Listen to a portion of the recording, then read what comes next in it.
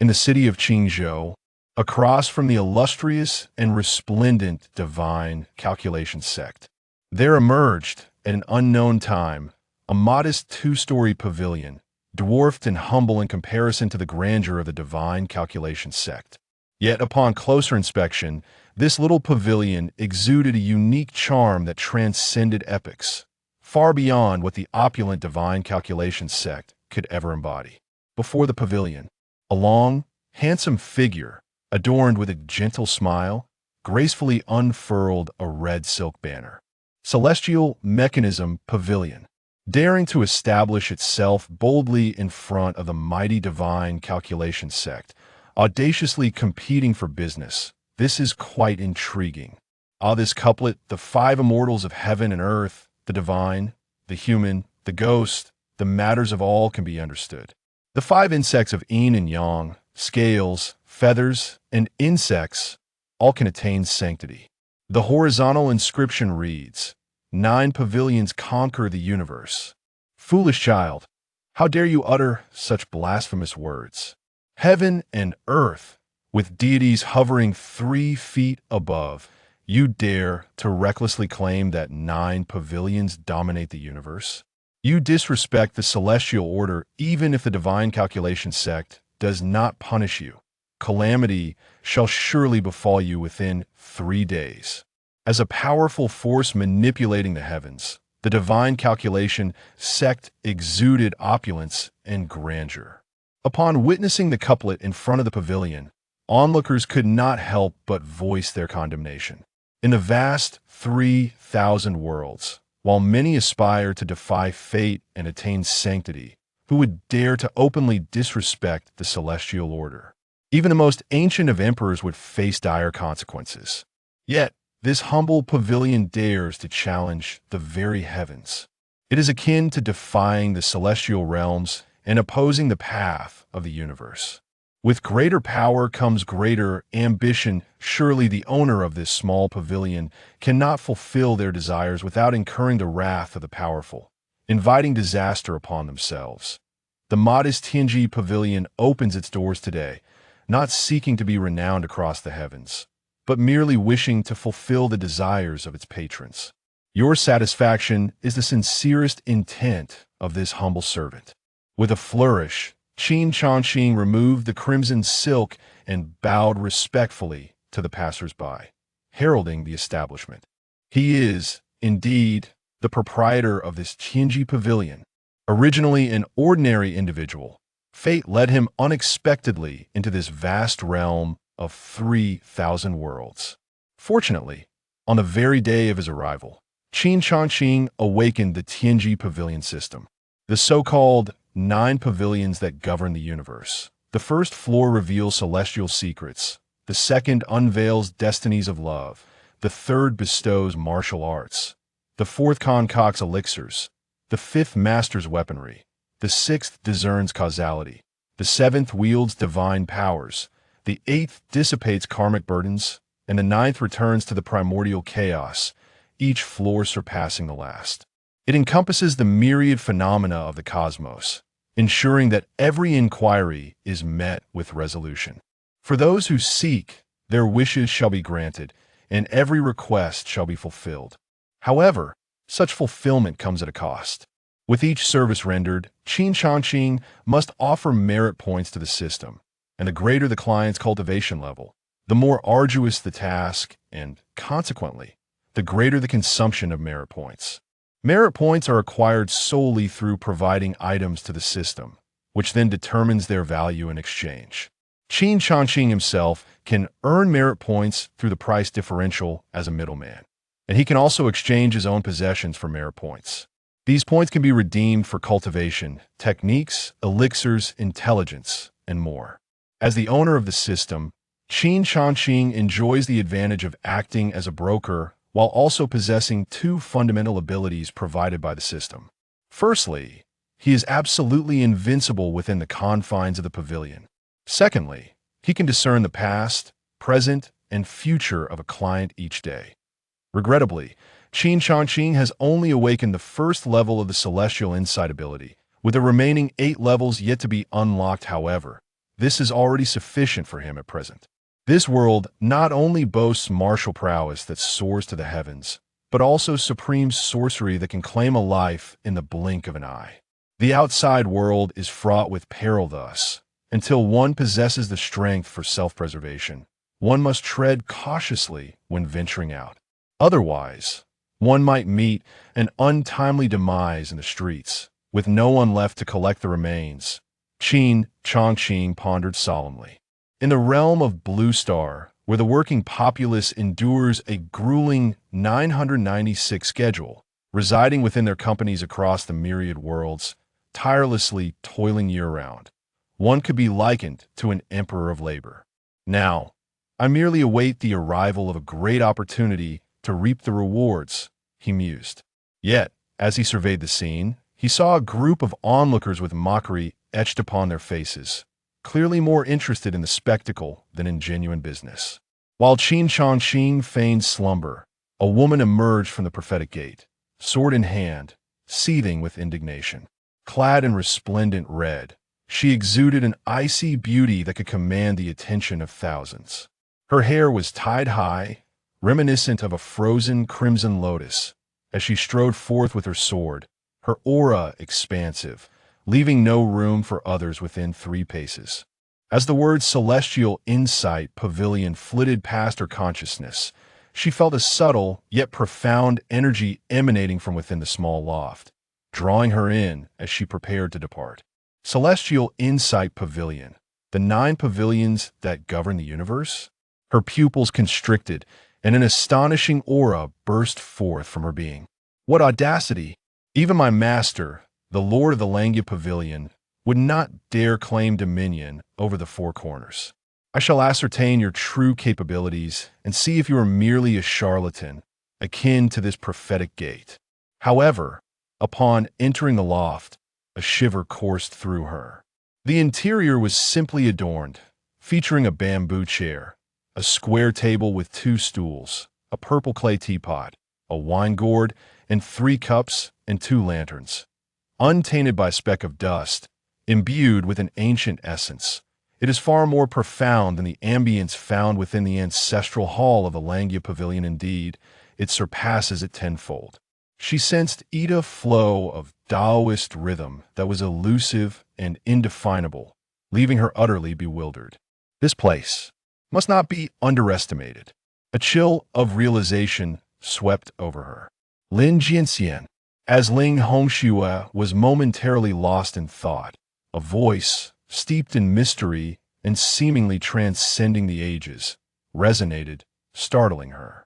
Before her, Qin Changqing rose gracefully from his seated position, his azure robes billowing as if stirred by an unseen wind. With a gentle smile, he spoke, after traversing mountains and rivers, enduring trials and tribulations, yet not having tasted a drop of water, you must feel quite weary. Why not have a seat and enjoy a cup of fine tea? Ling Hongxue's heart raced in astonishment. She had journeyed from Shuzhou, covering countless miles, and although the Langia Pavilion held a formidable reputation, it was not renowned across Qingzhou. Moreover, despite her previous fame within the Langia Pavilion, her reputation had faded into obscurity 3 years prior, following a grievous injury that severed her connection to her foundation. This was her first venture beyond the confines of the Langia Pavilion in 3 years. How could she be recognized at first glance? Furthermore, the other party had mentioned her arduous travels and her efforts to eradicate evil. How could he possibly know such details? Something is amiss. Having cultivated the Qingyuan sword arts of the Langia Pavilion, my true form is already concealed. How could he be aware that I have not even sipped a drop of water? Even if he had deduced her journey from her attire, how could he know of her thirst? The more she pondered, the more her astonishment deepened. The holy maiden of the Langia Pavilion, the celestial fairy of the surprising swan, renowned throughout Suzhou, does not know her name? Qin Changqing offered a respectful salute, inviting Ling Hongxue to take her seat. He observed the formidable presence of Ling Hongxue as she emerged from the fortune-teller's gate, pausing with a furrowed brow, convinced that she harbored a desire within. Thus, he decided to employ his once-a-day opportunity. Before him, the entirety of Ling Hongsu's information materialized in his mind. Potential client, Ling Hongxue. Strength, half-step soul realm. Physique, stunning phoenix body, yet to awaken. Faction, former saintess of Langya Pavilion, disciple of Pavilion Master Lu Zongyuan. Concealed influence, the holy land of the stunning phoenix sword sect, illegitimate daughter of the sect master. Past. 3 years prior, she broke through to the essence realm, disrupted by her peers, injuring her soul foundation, and was consequently forced to relinquish her position as the saintess of Langya Pavilion. Present. On one hand, she seeks opportunities to awaken her stunning phoenix sword body and heal her soul injuries on the other. She hunts the pig demon Zhu Ganglai, while the fortune teller's gate has failed to uncover Zhu Gangli's secrets. Future. Highly likely to awaken her stunning phoenix body, possessing unparalleled fortune and the potential for sainthood. Currently pursuing Zhu Ganglai, facing a perilous threat to her life. These fragments of information were all that he could ascertain. To delve deeper into the future, he would need to expend merit points. Clang. In her state of shock, Ling Hongxue drew her sword. Chapter 2. The primordial sacred body confronted with Qin Changqing, Ling Hongxue felt a profound sense of insecurity. Thus, she initiated her attack with the revered Qin Huang's sword technique of the Langya Pavilion. Miss Ling, I harbor no ill intentions. Please, take a seat. In response to the formidable sword strikes of Ling Hongxue, Qin Changqing merely waved his sleeve, and her attacks were effortlessly extinguished within the confines of the pavilion, akin to droplets merging into the vast ocean without causing the slightest ripple. Ling Hongxue, astonished and furrowing her brow, found herself unable to react in time, as her body involuntarily settled into the chair opposite Qin Changqing. Who exactly are you? Ling Hongxue yearned to channel her true essence to escape the perilous vicinity, only to discover that her internal reserves had been entirely depleted, rendering her a woman devoid of any cultivation. First, let us enjoy some tea. Qin Changqing raised his teacup, gesturing invitingly with his other hand. With a gentle wave, the teacup rose on its own, tilting slightly to allow a fragrant and flavorful tea to flow into Ling Hongxue's mouth, which was instantly absorbed. In that moment, a surge of vitality coursed through Ling Hongxue's being. Her internal organs rejoiced, her limbs brimmed with strength, and even the wounds to her spiritual foundation began to mend. Forgive me, esteemed senior. It was my folly to underestimate your noble intentions and misjudge your character. Realizing her misunderstanding, Ling Hongxue bowed in apology to Qin Changqing. Such a masterful individual was beyond the reach of even the Langya Pavilion. The ease with which he could have extinguished her was a chilling thought. No harm done. No harm done. The guest is of utmost importance, Qin Changqing replied with a light-hearted smile, dismissing any prior unpleasantness, eager to commence a prosperous endeavor. Might I inquire as to your esteemed origins? What message do you bear for me? Ling Hongxue respectfully stated, not daring to show even the slightest negligence. I am but a madman from Chu Fengge, laughing at Confucius. You may call me Chu Fengge, the master of this magnificent 9-tiered pavilion. Those who come to the Tianji Pavilion must have their desires, and I shall certainly respond to them.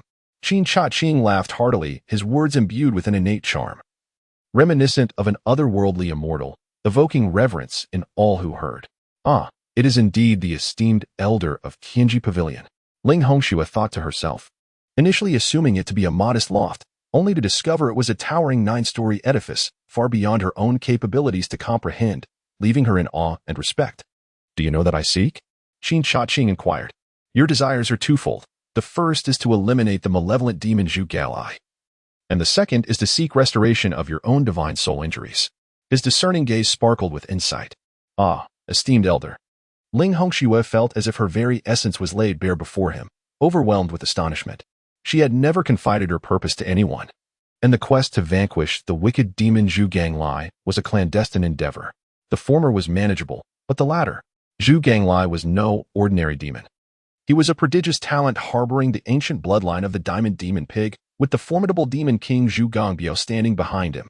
Should word slip out, the repercussions from the Demon King would be beyond her capacity to endure. Esteemed elder, the couplet at the entrance, is it truly genuine? Ling Hongxue. Suppressing her shock, ventured to inquire.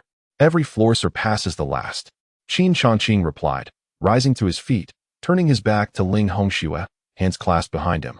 Gazing at the heavens at a 45-degree angle, a smile gracing his lips, as he contemplated the unfathomable mysteries of the divine and demonic realms. A surge of profound and soul-stirring charisma emanated, leaving Ling Hongxue once again astounded, as the enigmatic Qin Changqing appeared even more inscrutable, fully satisfying her aspirations for a sage.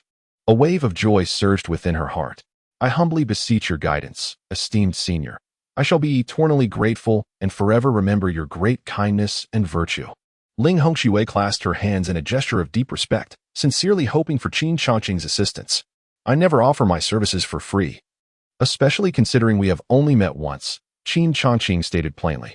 The crux of the matter was that he currently possessed no merit points, even if he wished to assist. His capabilities were limited. The heavenly Mechanism Pavilion responds to all requests from the 9 nether realms, yet peering into the threads of fate comes at a cost.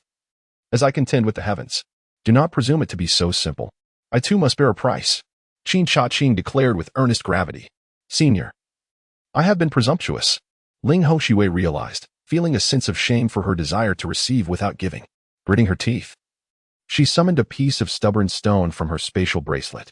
Esteemed senior, this is a piece of azure stone, incredibly hard and suitable for forging spiritual artifacts. I wonder if this suffices? With that, a wave of anxiety washed over her, as she was no longer the saintess of the Langya Pavilion, and her resources were dwindling. Fearing she might not meet Qin Changqing's expectations, Azure Stone, priced at 100 merit points, immediately, a system prompt surfaced in Qin Changqing's mind, and he communicated with the system. System, inquire about the merit points required for Zhu Ganglai and Ling Hongxue's fortuitous destiny.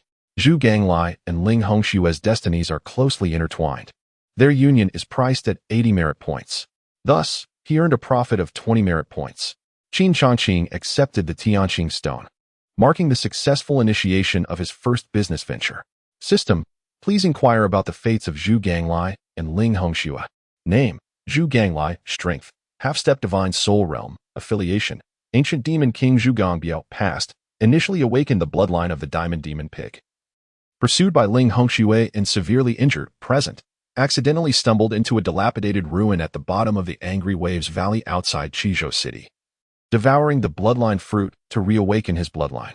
After 2 hours, the awakening will be complete, and once awakened, he will retaliate against Ling Hongxue.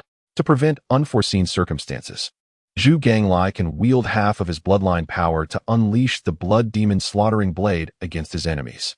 For more details, please click to expand. Future, simultaneously. The ancient demon king Zhu Gangbiao has received news and will arrive in 2 hours. If he survives this calamity, he will grow into a colossal demon. For more details, please click to expand. The intermediary profits exceeded my expectations. Qin Changqing was astonished. The joy of being a successful intermediary can only be truly appreciated by those who have prospered in this role.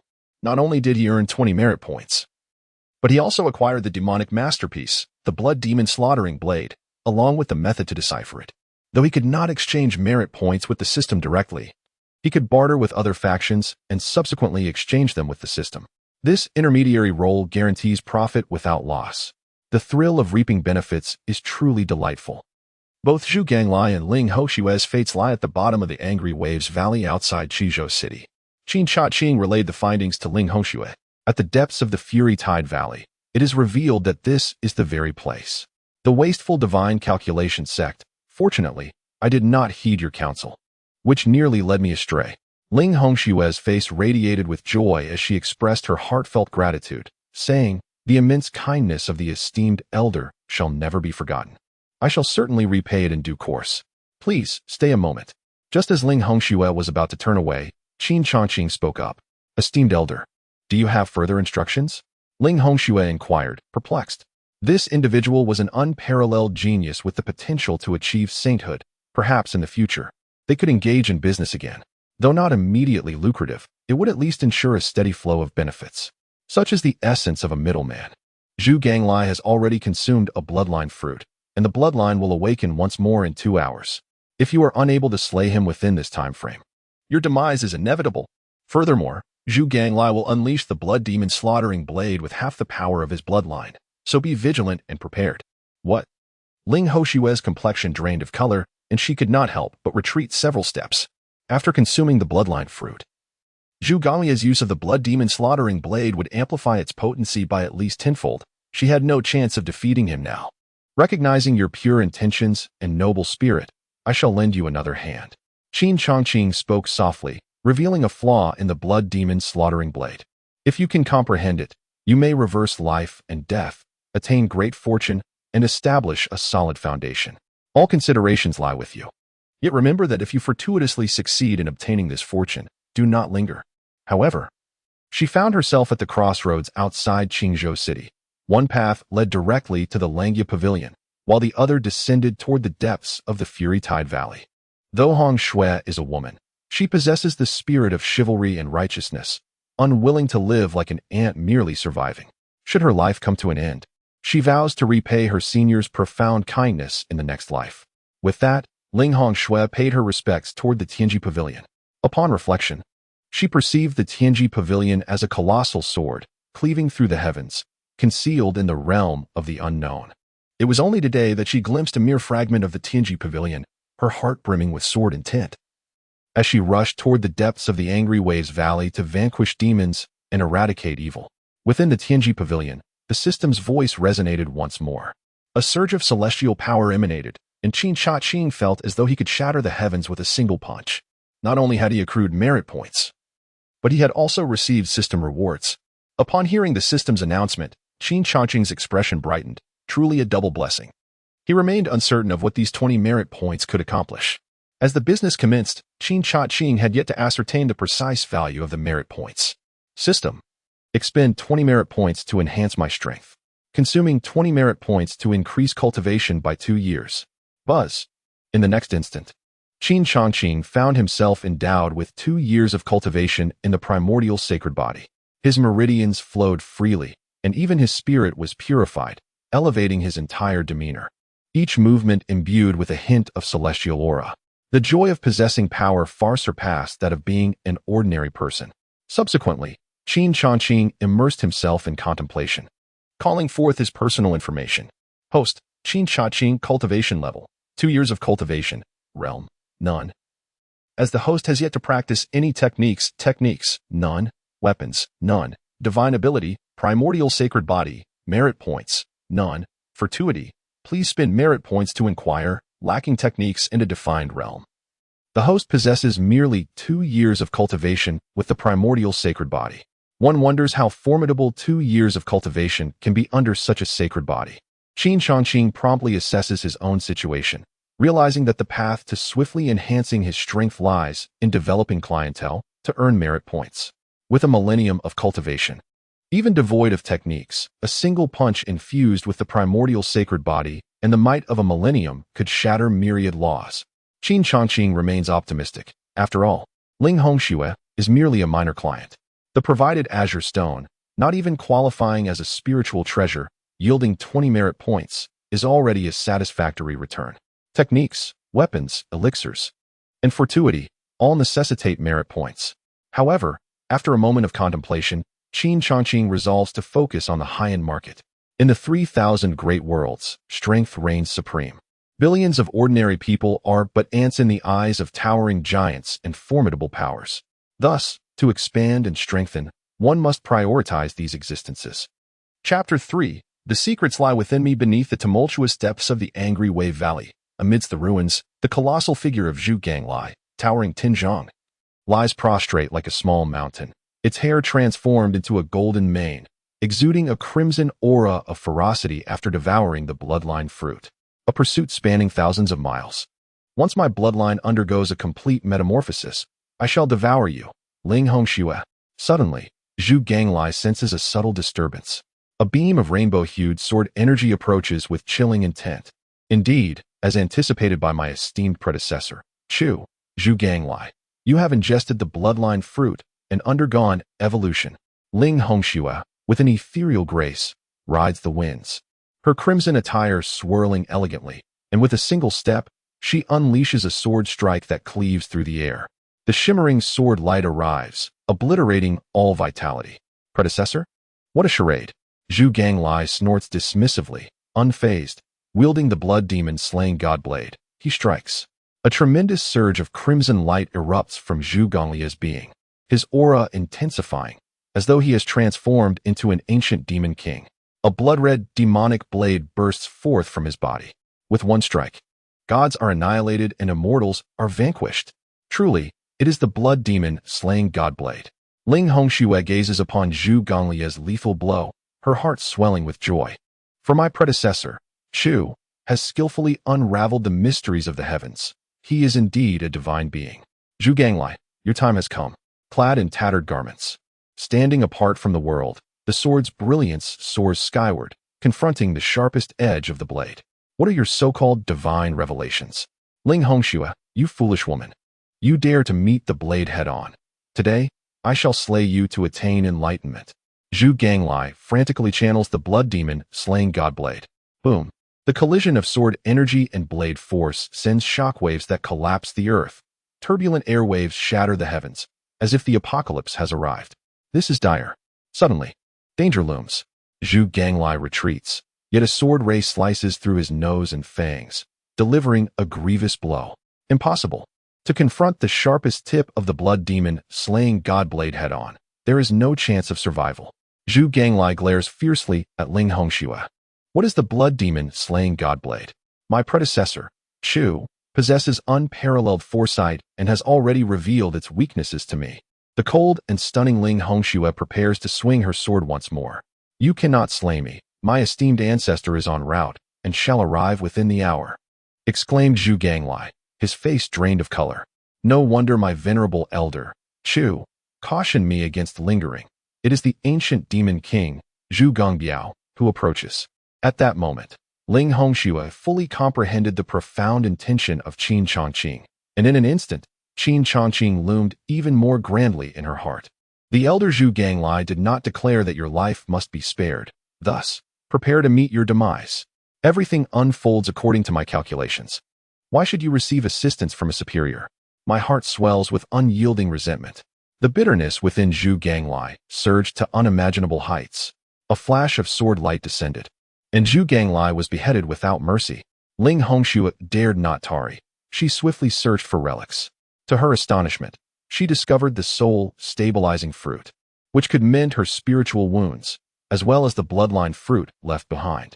Esteemed Elder Chu, your foresight is unparalleled. Such immense kindness will forever be etched in my memory. Yet, just as she prepared to depart, an overwhelming aura ensnared her from the void, leaving her mind in turmoil. This is dire. The ancient demon king Zhu Gongbiao has locked onto me. Ling Hongxue could hardly fathom the terrifying prowess of the ancient demon king, my venerable elder. If he can deftly grasp the schemes of Zhu Gongbiao, he will surely rescue me. With that thought, Ling Hongxue consumed one soul-stabilizing fruit and one bloodline fruit, channeling her full strength to flee towards Qizhou City. Thousands of miles away, an elder clad in pink soared through the clouds, his speed surging to 100 miles in an instant, racing towards Zhu Ganglia's location. Suddenly, behind him, a towering figure of a pig demon tore through the heavens.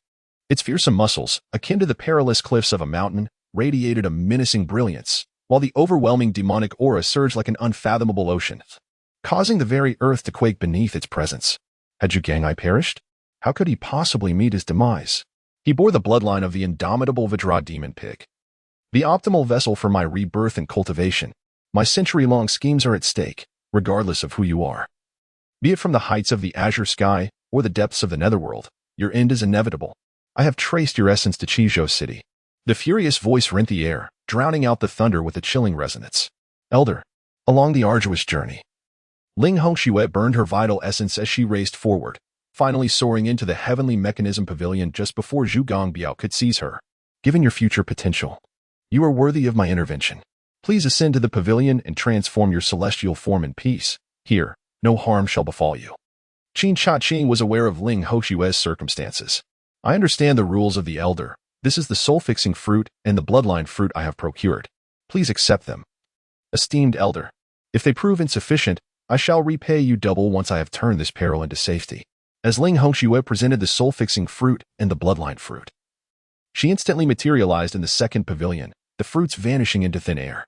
Subsequently, Qin Changqing exchanged the soul-fixing and bloodline fruits for 2,000 merit points within the system, a knowing smile finally gracing his face. At the very moment Ling Hongxue stepped into the heavenly Mechanism Pavilion, a dreadful pressure enveloped Qizhou City.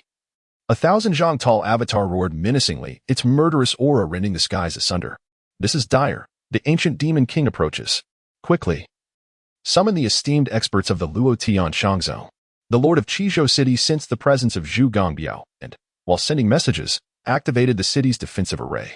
The ancient demon king could easily swallow the entire city whole. In the blink of an eye, Zhu Gongbiao's towering form shattered the defenses of Qizhou City. Appearing before the heavenly machine pavilion, tracing the last trace of Ling Hongxue's disappearance. With a cold snort in his heart, he thought, "Humph. I shall see who dares to harbor a murderer." While there was no murderer, he had indeed encountered a pig-slaying fiend. The moment Zhu Gongbiao stepped in, the voice of Qin Changqing resonated, ethereal and otherworldly. At the same time, he utilized 800 merit points to investigate Zhu Gongbiao. Name: Zhu Gongbiao. Strength: first level of transformation into a dragon. Ancient Demon King. Physique: Diamond Demon Pig. Affiliation: under the Ancient Giant's command. The celestial sculpture of the demon path. Past: excessive slaughter, entangled in karmic flames. Heart demons arisen. Fate exceedingly poor. Present: urgently needs to eliminate karmic flames, eradicate heart demons, and survive the millennial thunder tribulation. Future: life and death uncertain. The ancient demon king's intrinsic value is 12,000 merit points, possessing 3 Dao artifacts worth 16,000 merit points. In the incomplete sacred text of the ancient giant, the diamond demon body, valued at 24,000 merit points. This was no mere demon pig. It was truly a divine pig of merit. Qin Changqing was determined to secure this deal, lest he suffer a grievous loss. "Are you mocking me?" Zhu Gongbiao roared in fury, but suddenly, a strong instinct of the powerful surged within him. A tremendous sense of crisis enveloped him, rendering him momentarily hesitant to act recklessly. No, I am merely attempting to provoke you." Qin Changqing felt an overwhelming surge of excitement. This Zhu Gongbiao was indeed a plump pig, harboring countless merit points. By enraging him and subsequently slaying him, a bountiful reward would ensue. Qin Changqing's blood raced. His gaze fixated on Zhu Gongbiao, eager for action. At that moment, Zhu Gongbiao, inspired by a sudden whim, yearned to withdraw from this place. Ahem, merely jesting. Merely jesting. Business is paramount. My dear friend Zhu, please take a seat. Let us discuss matters at length. Seeing Zhu Gongbiao's intention to retreat, Qin Changqing felt an urge to strike himself in frustration, yet with a casual wave of his hand, the tables, chairs, and tea were instantly arranged. "Humph. I have no business to discuss with you. Surrender the murderer." Zhu Gongbiao's moment of inspiration dissipated, allowing him to regain his composure. "Friend Zhu, you request that I hand over a person. Is that not a business transaction?" Qin Changqing smiled gently, asserting that as long as the price was right, the heavenly Mechanism Pavilion would comply with any request. "Are you negotiating terms with me? You dare to." Zhu Gongbiao felt an urge to overturn the table, but a sudden clarity washed over him. Indeed, a person. This is the secret manual of the great handprint of vitality and soul, an unparalleled human technique. Is it sufficient? Upon receiving the secret manual from Zhu Gongbiao, Qin Changqing promptly exchanged it for 400 merit points, shaking his head in discontent. The murderer possesses extraordinary talent and boundless fortune. The great handprint of vitality and soul alone is inadequate. More funds are required. The calculations of the Divine Calculation Sect merely yielded a singular spiritual treasure. Whilst the great handprint of vitality and soul is an esteemed human technique comparable to an inferior grade treasure, how can you claim it is insufficient? Zhu Gongbiao, incensed, declared, "I shall not pursue this any longer. There is no need for a return, although it is insufficient for a transaction. I can reveal to you that the murderer is none other than Ling Hongxue from the Langyu Pavilion." Qin Changqing gestured for Zhu Gongbiao to remain calm. "The essence of the pinnacle of the bloodline Thunderbeast's demon core is ample compensation for you to deliver the individual." Zhu Ganglai tossed forth the scarlet demon core, crackling with arcs of electricity, accompanied by the looming phantom of a ferocious beast. Qin Changqing accepted the Thunderbeast demon core, exchanging it for 1,800 merit points within the system, a sum that far exceeded that obtained through the Tiangang hand, filling him with elation. The murderer possesses the potential for sanctity. Revealing the secrets of such a person demands more than the Thunder Beast demon core. This, within the realm of the Divine Calculation Sect, Such information could unearth the hidden truths of ancient demon kings. Zhu Ganglai furrowed his brow, feeling somewhat mentally impaired. Again with the Divine Calculation Sect? That wretched place, where 9 out of 10 messages are false, relies solely on luck. Do you truly believe in it?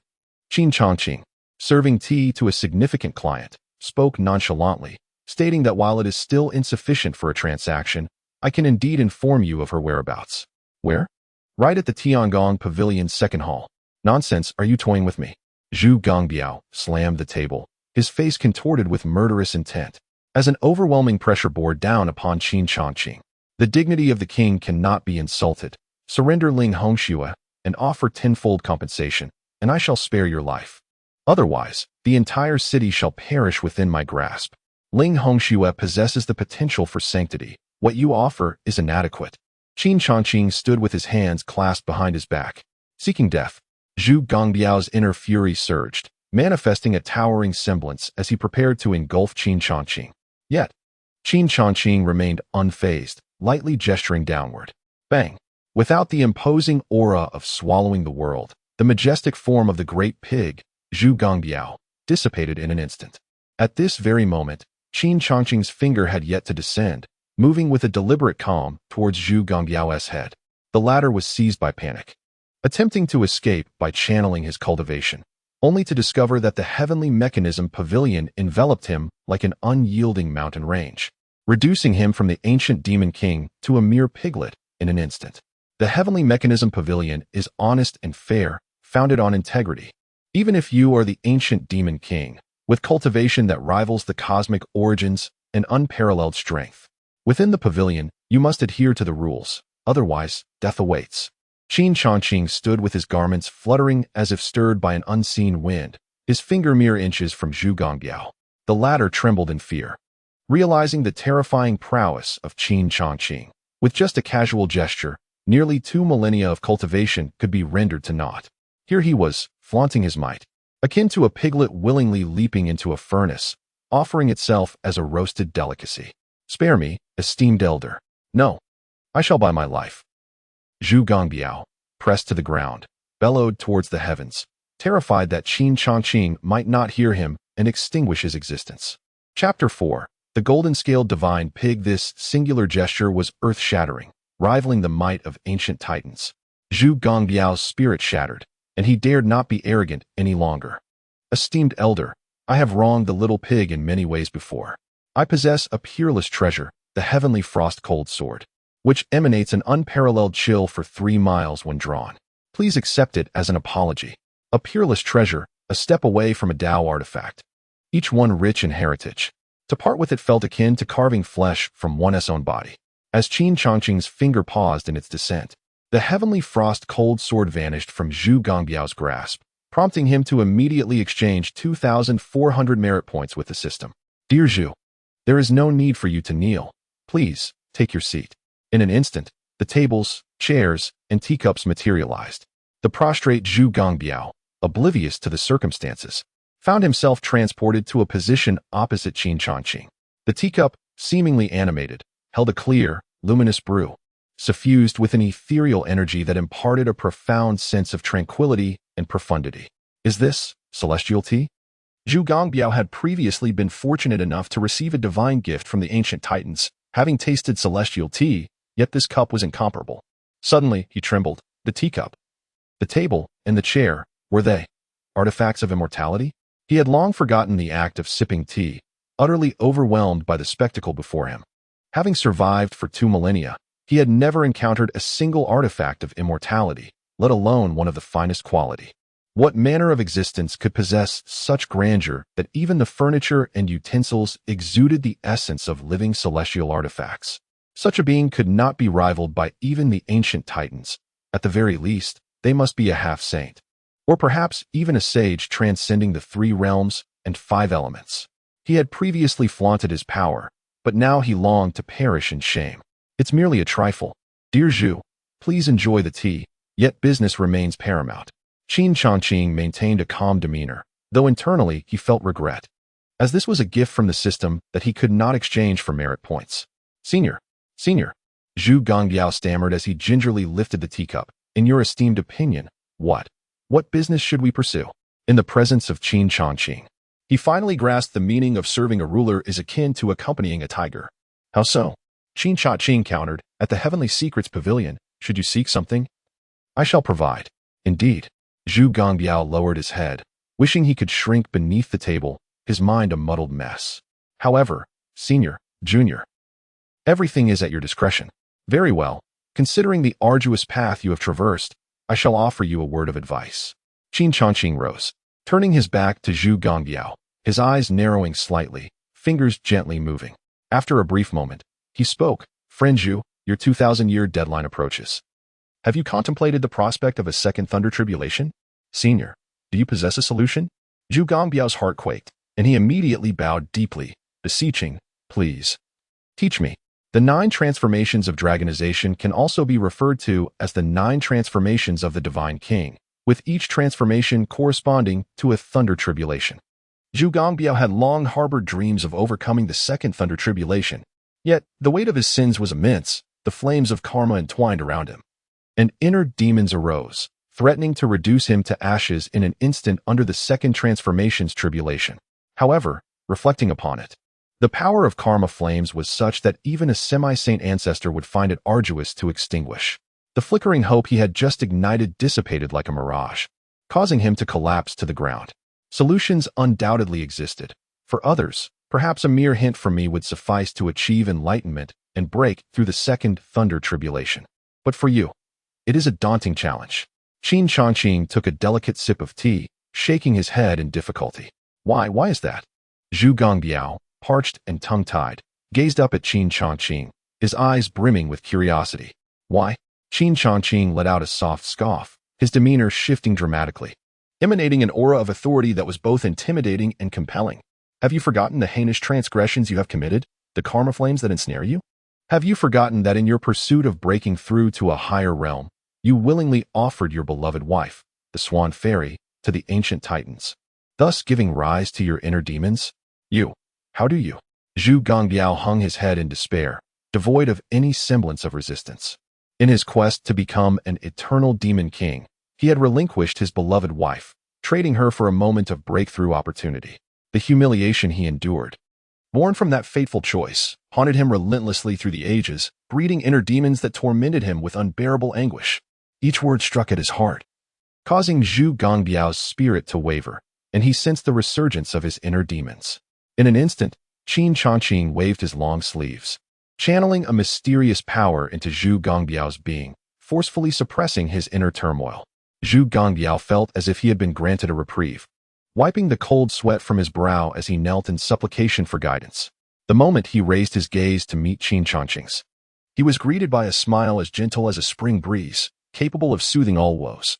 Whether it be the flames of karma or inner demons that others sought to evade, to him, they were but trifles, with an ethereal presence akin to a celestial being. Qin Changqing's aura entranced Zhu Gongbiao completely. Esteemed senior, I implore you to lend your hand. From this day forth, I shall be solely yours, whether to roast or braise. I will abide by your wishes. Zhu Gongbiao prostrated himself, utterly convinced and submissive. I require no trinkets, only your ability to pay the price. The first floor of the Heavenly Secrets Pavilion surpasses even the heights above, and all requests will be fulfilled to your satisfaction. Qin Changqing spoke candidly, then communicated with the system. System, what is the cost and merit points for Zhu Gongbiao to achieve his desires? Comprehensive enhancement, package price, 100,000 merit points. What a price for a mere pig. Qin Changqing's expression twitched involuntarily. In his past life, pork was costly, and now, raising pigs was even more so. He swallowed hard, fearing that any misstep might frighten Zhu Gongbiao to death. What if I merely wish to eliminate the flames of karma? Qin Changqing inquired once more. The karmic flames and obstacles are but a manifestation of the celestial cycle, an inevitable retribution.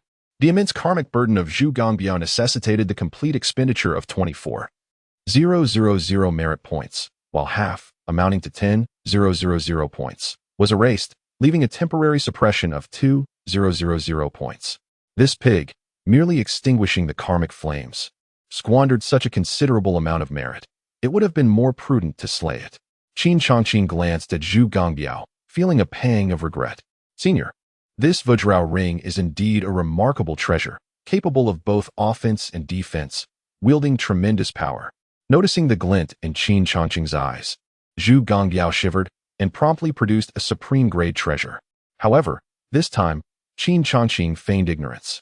With determination, Zhu Gongbiao bared his teeth and retrieved the lethal soul-biting spear.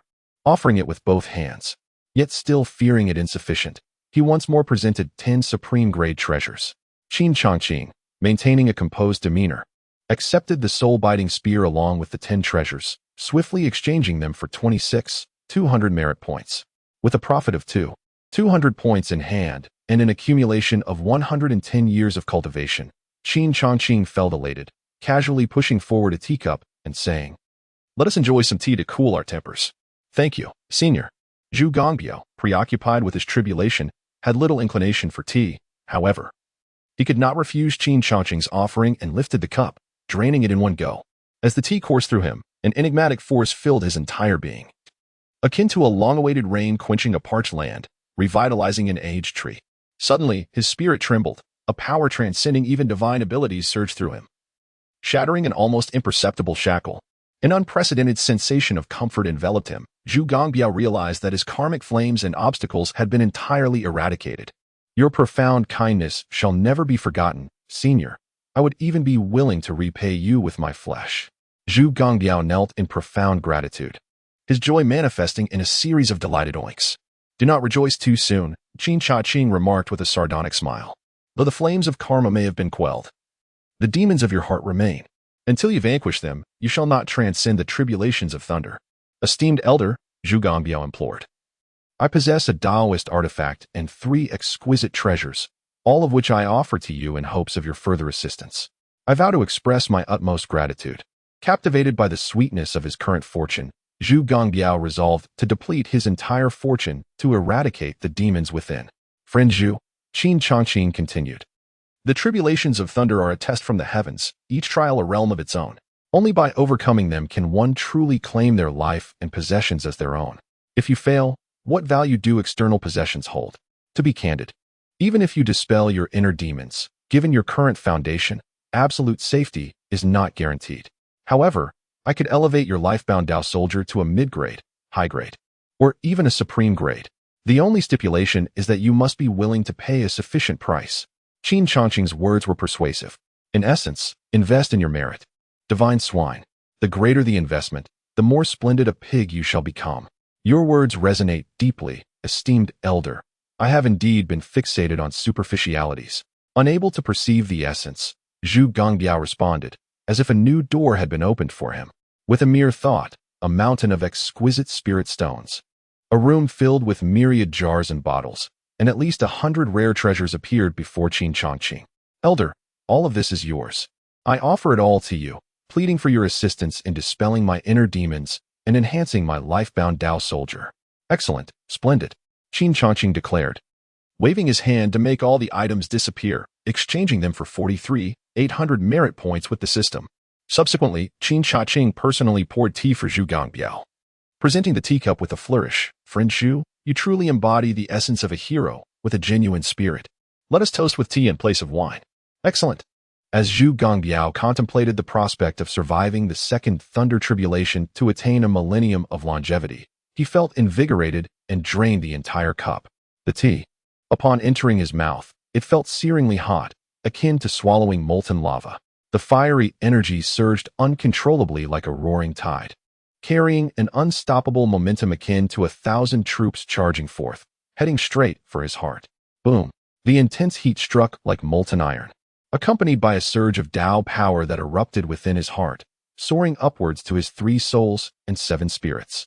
The Tao power overwhelmed him, causing the image of the swan fairy to shatter in Zhu Gongbiao's memory, not merely severing recollection, but fundamentally obliterating emotional attachment. The heart's demons dissipated, stemming from the essence of his soul, with thoughts flowing unobstructed, leaving Zhu Gongbiao in a state of euphoric tranquility, as if he were floating like an immortal. Before Zhu Gongbiao could fully recover from the shock, Qin Changqing extended a finger, summoning Zhu Gongbiao's innate Tao soldier, the twin blades forged from his fangs, which materialized in the air. He lifted the teacup, took a substantial sip, and then directed a spray towards the twin blades. Following this, he executed hand seals. And with each gesture, a force struck the blades. In mere moments, shards of impurities flaked off the twin swords, vanishing before they could touch the ground. The blade's sharpness retracted, their divine radiance swirling, elevating their quality to the pinnacle of mid-grade Dao artifacts, just a step away from becoming high-grade Dao artifacts. Thus, he eliminated 35,000 merit points from his heart demons, enhancing his innate Dao soldier by 6,200 merit points, culminating in a total of 41,200 merit points, yielding a profit of 2,600 merit points. A gentle resonance emanated from the dual blades, which subsequently fell into the hands of Zhu Gongbiao, endowing him with an overwhelming and formidable presence. With each movement, he extinguished the fires of his past transgressions and elevated the quality of his Taoist tools. Truly, the Elder is a remarkable being. There is no need for such reverence. The heavenly Mechanism Pavilion caters to all requests, fulfilling its duties as expected, Qin Changqing remarked. Thank you for your immense kindness, esteemed Elder. I, little pig, am deeply moved. The impending thunder tribulation draws near, and I must take my leave to prepare for it, Zhu Gongbiao earnestly expressed. You may depart, Qin Changqing gestured. But as Zhu Gongbiao was about to exit, he sighed. Zhu, my friend, tread carefully, your luck is not favorable, and you may encounter a calamity. Elder, is there a way to defy fate and alter destiny? Zhu Gongbiao halted, turning to inquire. Indeed, there is, though it comes at a considerable cost, far exceeding what has been previously mentioned. Before Qin Changqing could finish, Zhu Gongbiao stepped out of the heavenly Mechanism Pavilion and vanished into thin air. Chapter 5. The Unfilial Child of Heaven. Zhu, my friend, considering the substantial contribution points you have provided, I have an additional piece of information to offer you, which may improve your fortunes. Why are you so impatient? What a pity. Upon witnessing Zhu Gongbiao's disappearance without a trace, Qin Changqing clicked his tongue. Then, with a casual wave of his hand, Ling Hongxue appeared before him, though her condition was far from ideal. The Jinghong sword body is an exceptionally powerful entity, requiring an immense source to awaken. A single bloodline fruit is but a drop in the ocean. It seems you owe me increasingly more in the future, but that is of little concern. The greater your potential, the more you owe me, and the more I relish it. Having said this, Qin Changqing crushed the remaining bloodline fruit, transforming it into a magnificent torrent of energy that surged into Ling Hongxue's being. The bloodline fruit purifies the essence of one's lineage, facilitating a metamorphosis that can be described as an essential leap. With a thunderous roar, Ling Hongxue received this vast power, akin to a long-awaited rain after a parched drought. She formed a silver seal with her hands, commanding this force to fiercely assault the shackles of her physique. Subsequently, an overwhelming sword aura, reminiscent of a river bursting its banks, erupted forth, unstoppable in its momentum, grand in scale, and soaring like a startled dragon, boundless and infinite. Break through the essence realm for me, Ling Hongxue exclaimed, and with that, the barriers of her realm shattered, allowing her to ascend directly to the essence realm. The path of enlightenment and cultivation involves transcending the mundane to solidify one's origins in the first stage, the second stage where the Tao manifests within, nurturing the vital energies of the 5 elements, and the third stage where the essence of Qi converges, unifying the 7 spirits. Ling Hongxue's breakthrough to the essence realm could be likened to stepping into a new realm of mastery. Senior Chu, your benevolence and great virtue shall be repaid by me in full measure. She expressed her gratitude to Qin Changqing. Such notions of gratitude do not concern me, Qin Changqing replied with an elegant demeanor. Yet before Ling Hongxue could bask in her excitement, he swiftly addressed the matter at hand. So, let us convert it into reality. Ling Hongxue was momentarily taken aback, yet her admiration for Qin Changqing deepened. She recognized that he possessed an understanding of cause and effect. Indeed, a true senior, possessing such clarity and grace in comprehending the intricacies of fate. The debt of life-saving grace weighs heavier than the heavens, and the assistance granted for her awakening is akin to a rebirth. The senior's kindness surpasses even Mount Tai. However, she felt the weight of her current predicament and vowed to repay this kindness 100-fold in the future. Ahem. Upon observing that this woman intended to defer payment and take advantage of him, Qin Changqing found it hard to suppress his irritation. Miss Ling, may I inquire about the formidable influence of the Langya Pavilion? And what is the level of mastery possessed by your esteemed master? My master is the head of the Langyu Pavilion, a figure whose cultivation has reached the pinnacle of ancient titans. As she spoke, Ling Hongshue's lips curled into a smile, and her eyes sparkled with brilliance, exuding a profound sense of belonging to the Langyu Pavilion. This was indeed a much larger fish. However, Qin Changqing's heart raced with unease. He feared that Ling Hongxue, being straightforward, might not grasp his deeper intentions, and he was also concerned about the sincerity of the pavilion master. Thus, he candidly added, "Furthermore, please inform your master that you have awakened the stunning sword body, possessing the potential to attain sainthood." "Yes, Senior Chu." Rather than feeling disdain for Qin Changqing's mercantile demeanor, Ling Hongxue found herself even more in awe.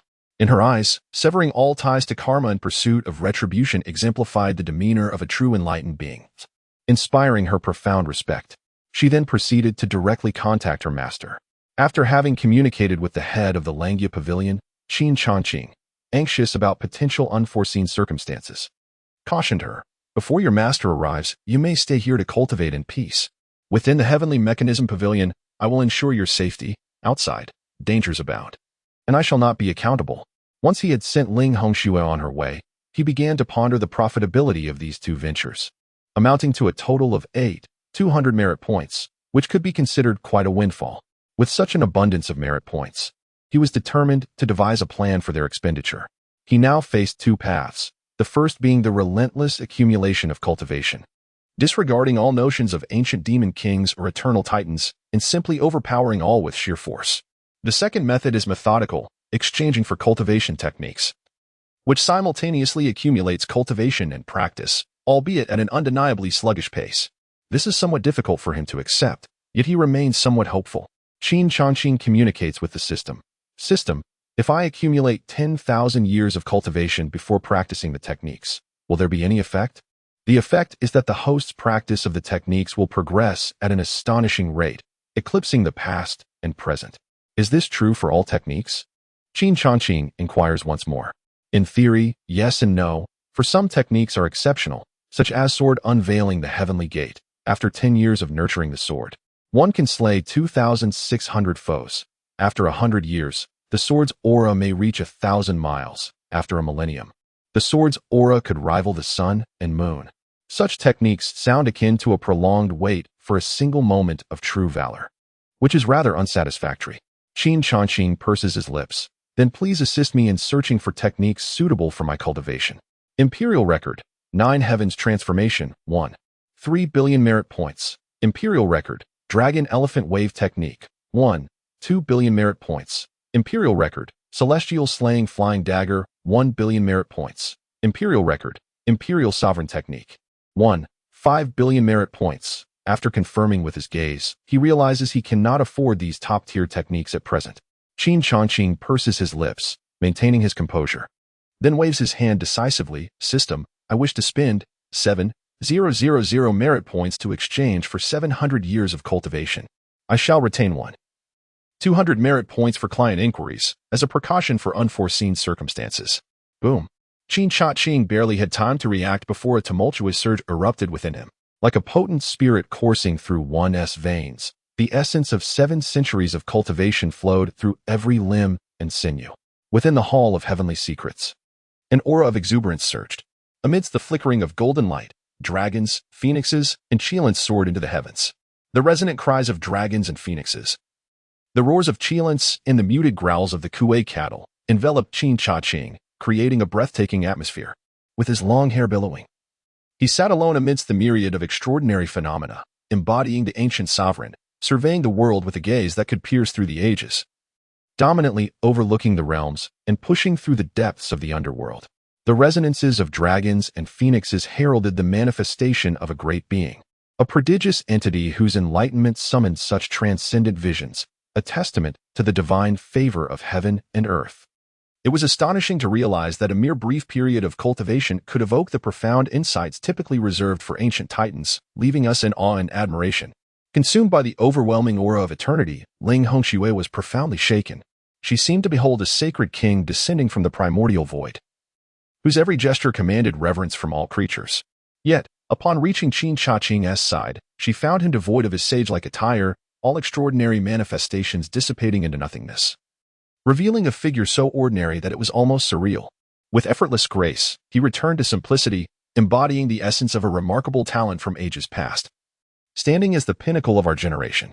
At that moment, Ling Hongxue could no longer perceive any anomaly in Qin Changqing. Her admiration reached its zenith, lingering in her heart. Did you see it all? Qin Changqing slowly opened his eyes, his spiritual gaze penetrating through the illusions of time. Yet, within, he felt a profound emptiness. For he did not cultivate through traditional methods. Rather, it was the automatic operation of his 7 centuries of cultivation, harmonizing with his primordial holy body. Ling Hongxue had long grown accustomed to the ancient giants and eternal titans of cultivation, feeling rather lowly in comparison. The mere thought of the lofty persona he had painstakingly crafted, now crumbling in an instant, caused him profound anguish. The most dreadful aspect was the potential impact on his future business endeavors. Yes, it was all apparent. How could Ling Hongxue dare to harbor any deception towards Qin Changqing? Even though eavesdropping on another's cultivation was a grave taboo, the prowess of a senior was unparalleled in the eyes of a junior, even if an eternal titan experienced enlightenment. It paled in comparison to that of a true predecessor. The junior audaciously speculated, could it be, esteemed senior, that you have already transcended the realm of eternal giants, comprehending the profound principles of a semi-saint? Or perhaps you have transcended the 3 realms and 5 elements, not entering the 9 nether and 10 categories, becoming a sage? Even more so, could you be a quasi-emperor, suppressing the ages and forging an indestructible imperial foundation? Ling Hongxue expressed everything he could conceive, his words tumbling forth. His body taut with the fear of belittling Qin Changqing. Cough. Qin Changqing nearly choked on his own saliva, then responded with composure. Remember this. The Tao encompasses 50, and the heavenly transformation is 49. You and I are but a grain within the cosmos, collectively pursuing that which eludes us. The pursuit of the Tao knows no hierarchy. Realms are mere illusions. The essence lies in the heart. The Tao encompasses 50, and the heavenly transformation is 49. Humanity eludes but one. There is no distinction in heights or depths. The essence resides in the heart. In that moment, Ling Hongxue repeated these 20 characters, each utterance invoking a surge of profound understanding, as if the grand Tao descended upon him. Esteemed senior, I have attained enlightenment. You are indeed correct. The seeker of truth is but a grain in the vast ocean, with everyone pursuing the elusive one. Only by steadfastly adhering to one's true nature and unwaveringly holding fast can one achieve greatness. Though this may not be a doctrine of cultivation, to the younger generation, each word resonates with the essence of the Tao, surpassing even the unparalleled imperial scriptures, rivaling the sacred texts. Observing Ling Hongxue's devout demeanor, Qin Changqing realized he had successfully navigated this trial. With composure, he departed without a trace of fatigue, leaving behind an enigmatic silhouette. Simultaneously, he recited the essence of the Tao Te Ching from his past life. The Tao that can be told is not the eternal Tao. The name that can be named is not the eternal name. The nameless is the beginning of heaven and earth. The named is the mother of all things. Therefore, always remain nameless to observe its wonders. Always embrace the name to witness its manifestations. These two emerge from the same source, but possess different names. Together they are called the profound. The profound within the profound is the gateway to all wonders. In summary, the Tao that can be articulated is not the eternal Tao. In an instant, the heavens trembled, and the emperor resonated. Purple energy surged from the east for miles, transforming into a river of violet light, illuminating 3,000 worlds. 30,000 golden lotuses erupted from the earth, creating a sea of golden radiance, perfuming 100,000 luminous platforms. The sacred land was engulfed in vibrant energy, and the restricted realm roared with tempestuous waves as the powerful from the 9 underworlds opened their eyes, collectively seeking the source of this Tao. Yet, in Qin Changqing's vicinity, great sounds were rare, and supreme forms were formless. In the vast expanse of 3,000 worlds, not a soul could trace even the slightest clue. The host recites the Tao, and the heavenly principles rectify his shortcomings, bestowing upon him blessings, making the comprehension of the Tao 100-fold easier. Is it possible that I am destined to become a child of the Tao? Qin Changqing nearly stumbled, but quickly regained his composure. His task was to excavate the corners of the Tao, and for now, the Tao remained unaware. Otherwise, it would undoubtedly not let him go. Even if one is the child of destiny, they may still be an unfilial offspring. The Tao that can be spoken of is not the eternal Tao. The abilities of my predecessors are beyond my reach for all eternity. Ling Hongxue once again performed a grand gesture, resolutely deciding to pursue the Tao with unwavering determination, vowing not to indulge in matters of family and affection until he achieves sanctity. Chapter 6. This king is no ordinary pig at this very moment.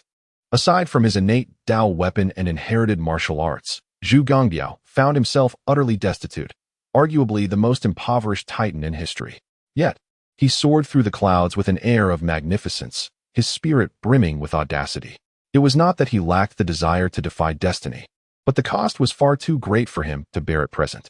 Moreover, he had always enjoyed good fortune and could not fathom the notion of misfortune befalling him. Now, having received a fortuitous encounter, he was certain to transcend the second lightning tribulation and soar to unparalleled heights, where the seas would be vast enough for fish to leap and the skies high enough for birds to fly freely. Everything was destined to improve. From that moment forth, he would transform into a dragon amidst the winds and clouds, ultimately achieving greatness and illuminating the heavens. Furthermore, even the sage is prone to occasional miscalculations. It is impossible for predecessors to achieve perfection in all endeavors. I am no ordinary pig. I am the ancient demon king. My fate is dictated by me, not by heaven. Zhu Gongbiao's countenance radiated ecstasy, his pink robe billowing in the wind as he traversed the skies, severing all ties. Suddenly, Zhu Gongbiao's smile froze. A surge of inspiration engulfed him. Whoosh! A piercing sword of light shattered the cosmos, silently piercing through the void. The Luo Tian Dao sword. Terror swept through him, and Zhu Gongbiao's heart trembled violently, recognizing the underlings of the Luo Tian sect. Blood demon slaying blade, cleave for me. In the next instant, a crimson ocean enveloped Zhu Gongbiao, blood waves surging mightily, as a tangible demon blade cleaved the heavens asunder. As the heavens and the earth trembled, an unstoppable force emerged, akin to the very creation of the world. Zhu Gongbiao, taken aback by his current prowess, was astonished to discover that his hastily executed blood demon slaughtering blade was, astonishingly, threefold stronger than during his prime, more magnificent than ever. Truly, the predecessors were beings of celestial caliber, effortlessly enabling him to undergo a profound transformation. This was indeed a lucrative venture. With a sense of satisfaction, Zhu Gongbiao felt that his investment had been well worth it. Suddenly, a terrifying clash erupted, accompanied by explosive forces that shattered the very fabric of the heavens and the earth. The blood demon slaughtering blade, now colossal, met the blade of the Luo Tian Dao in a direct confrontation, only to be instantly obliterated. This was not a matter of strength. It was purely a question of fortune. In disbelief, Zhu Gongbiao hastily manifested a 1,000-foot-tall avatar. Yet, he had completely lost the initiative. His avatar shattered. The sword's radiance pierced through him, and demonic blood rained down upon the heavens. Had it not been for Zhu Gongbiao's last-minute evasion, he would have met his demise. Reduced to a mere dead pig. Yang Changqing, how dare you, claiming to be of the righteous path, engage in such despicable ambushes unworthy of even the vilest of demons. Upon witnessing a man in white suddenly appear in midair, Zhu Gongbiao staunched his wounds and vehemently condemned the assailant. Old dog Zhu. What righteousness can be discussed with a heretic such as you? Yang Changqing strolled leisurely in the sky, a smile gracing his lips. It seems that by a stroke of fortune, I have shattered your blood demon slaughtering blade. Old dog Zhu, your luck has truly reached its nadir. Today, I shall slay demons and eradicate evil, avenging the innocent citizens of Qingzhou City. Yang Tianqing, enraged by the atrocities Zhu Gongbiao had committed, swore to vanquish the demons and cleanse the land. The words of the elder are not without merit. Indeed, it is the misfortune of this king. Were it not for this king, unfazed by the slander, Zhu Gongbiao's concern lies solely with Qin Changqing. As he glares fiercely at Yang Tianqing, his teeth clenched. Such trivial wounds are of no consequence to this king. Let them come forth. Meet your demise. Yang Tianqing scoffed. The two energies entwined, the heavens and earth shifting in hue. With each clash, the blade's aura shattered, its essence fading into nothingness. Zhu Gongbiao, fortified by his demon form as solid as adamantine, seized the moment as Yang Tianqing cast his spell, delivering a fist that drove him deep into the ground, injuring his bones grievously. My illusionary annihilation technique has reached fruition. With a single thought, creation and destruction intertwine, beckoning forth the heart's demons. Old dog Zhu, how can you remain unafraid of me? Breaking through the earth. Yang Tianqing's visage turned as pale as a sheet, blood pooling at the corner of his mouth. What astonished him further was Zhu Gongbiao's remarkable increase in strength, a transformation akin to an upheaval of the heavens and earth. Haha, all this is thanks to the Elder, who has liberated this king from karmic burdens and vanquished the heart's demons. Do you think this king is still the same, Zhu? Yang Tianqing, prepare to perish. I shall use your soul to refine my life as Tao artifact. Zhu Gongbiao's robe billowed without wind, revealing his life as Tao artifact, now elevated to a mid-grade. Its sharp edge aimed directly at Yang Tianqing. Feeling the piercing intensity of the mid-grade artifact, a chill coursed through Yang Tianqing's body. You old dog, Zhu. What serendipity have you stumbled upon, trading a pop gun for a cannon? Such folly, such folly. All of this is a divine gift from this king's elder. Prepare to meet your end. Zhu Gongbiao's fighting spirit surged, reminiscent of an ancient demon pig roaming the earth, trampling all formidable foes. With the purging of karmic flames and the annihilation of heart demons, Zhu Gongbiao's combat prowess sword, now wielding a mid-grade Tao artifact, his momentum reaching unprecedented heights. In reflection, Yang Tianqing felt increasingly constrained, pondering the identity of the divine being who assisted the wicked and why he was bereft of such fortune. Bang! Die, wretch. My life is forfeit. Yang Tianqing found himself unable to contend, a life-threatening crisis looming. Amitabha, kind benefactor, I implore you to embrace benevolence. With the might of the great Thunder Sound Temple, the formidable figure emerged amidst the radiant Buddhist light. The monk, clad in a purple robe, unleashed the temple's ultimate technique, the great Thunder Dragon. The heavens trembled, and the Buddha's radiance shone like golden sunlight, as if myriad Buddhas and Arhats bestowed their blessings, dispelling the malevolent aura. Bang! Confronted by the monk, Zhu Gongbiao found himself utterly powerless under this single strike. His demonic form shattered, akin to a porcelain vessel marred by cracks. Puff! Master Fa Hai, you have spent a century in a stupor, yet today you have awakened. To his astonishment, the king lamented his dire fate. I, the humble Zhu, deeply regret my past choices. Should the opportunity arise, I would gladly offer my flesh in exchange for a sliver of fortune.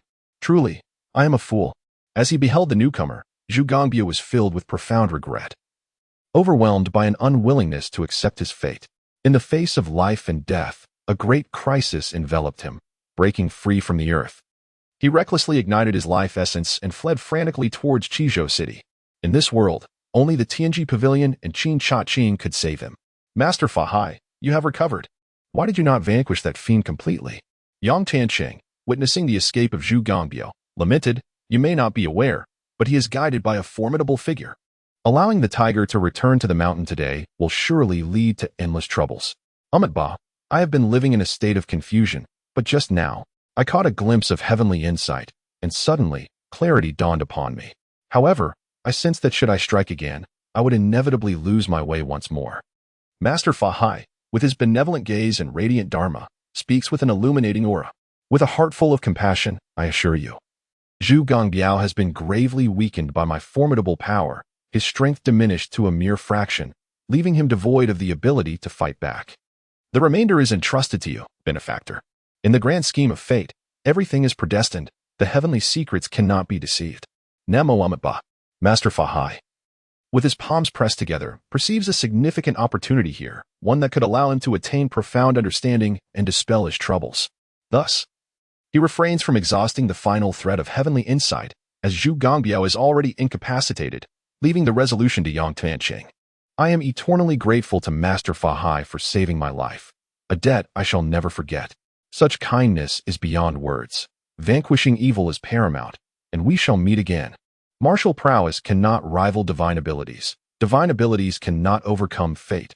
Fate is eclipsed by fortune. Zhu Gongbiao, your time has come. It is time for you to depart. Yang Tianqing ceased his words, soaring through the clouds in pursuit of Zhu Gongbiao. In Qingzhou City, feeling the ominous presence of the ancient demon king, the beleaguered city lord turned pale with fear. The demon king has returned. Quickly, summon the masters of the Luo Tian Shangzhou. This will spell doom for Qizhou City. At this moment, within the Hall of Heavenly Secrets, Zhu Gongbiao knelt down, tears streaming down his face, with a heart-wrenching sob that echoed through the air. He clutched Qin Changqing's thigh and lamented, Senior, I have erred. I am still too young. Friend Zhu, it has scarcely been a cup of tea's worth of time. How could it come to this? Qin Changqing withdrew his leg, a smile playing on his lips. sending a shiver of dread through Zhu Gongbiao. Ah, senior, you are unaware of my plight. I, a mere piglet, could defeat a Yang shower, yet unexpectedly. The formidable Master Fahai appeared, a master of Buddhist law, and I found myself outmatched. Master Fahai, one of the 18 disciples of the Great Thunder Sound Temple, is a figure of great renown. It is said that had he not been led astray by the unfortunate act of slaying a guardian, he would have long since ascended to become a titan, reigning supreme over the world. Oh, Qin Changqing's eyes sparkled with a brightness akin to a guiding light. The mention of Master Fahai, one of the 18 disciples of the sacred Great Thunder Sound Temple, hinted at an opportunity of significant magnitude. In that moment, Qin Changqing fell into deep contemplation, strategizing on how to seize this lucrative venture. His gaze then illuminated with determination as it settled upon the weeping Zhu Gongbiao. Indeed, this endeavor would rely upon him. Truly, he was worthy of the title, the divine pig of merit. All of this misfortune stemmed from Zhu Gongbiao's ill fate. It was indeed his failure to heed the wise counsel of his elders. Gritting his teeth, Zhu Gongbiao presented his incomplete sacred text, the Vajra demon body. Senior, I understand your principles. Although this scripture is flawed, it still points towards the path of the ancient titans. I beseech you to help me defy destiny. I do not wish to remain in darkness any longer. Receiving the incomplete sacred text, which could be exchanged for 24,000 merit points, Qin Changqing lamented. It was originally not difficult to defy fate on your behalf, but alas, now, what shall we do now? Senior, from this moment forth, you shall be the sole guardian of the little pig. I beseech you, in your boundless compassion, save me. Very well, Qin Changqing replied. Seeing Zhu Daoyou's earnest desperation, I shall endeavor to seize a glimmer of hope for you. With a grand gesture, Qin Changqing assisted Zhu Gongbiao to his feet and continued. However, your vital essence is greatly depleted, and your demonic form is on the brink of annihilation. It must first be restored. Consequently, your incomplete sacred text is insufficient to alter your fate. However, should you assist me in a task, I can alter your destiny for a year, which will be sufficient for you to withstand the second thunder tribulation. Afterward, as long as you can afford the price, I can continue to adjust your fate. I am willing. I am willing. Zhu Gongbiao nodded fervently. Excellent. Qin Changqing acknowledged, then communicated with the system. Exchange for the healing of Zhu Gongbiao and methods to alter his fate. 12,000 merit points for the middle grade Heavenly Mechanism Revival Pill. 8,000 merit points for the lower grade Heavenly Mechanism Talismans. The middle grade Heavenly Mechanism Revival Pill can enable a rebirth, restoring one to their peak state. The lower grade Heavenly Mechanism Talismans will ensure your fortune flourishes for a year. Qin Changqing presented the elixir and talismans to Zhu Gongbiao. Thank you, senior. Zhu Gongbiao promptly consumed the revival pill, its exquisite aroma enveloping him, visibly restoring his demonic form as his vital essence surged like a flame. The potency of the medicine was overwhelming, propelling him to his peak in an instant.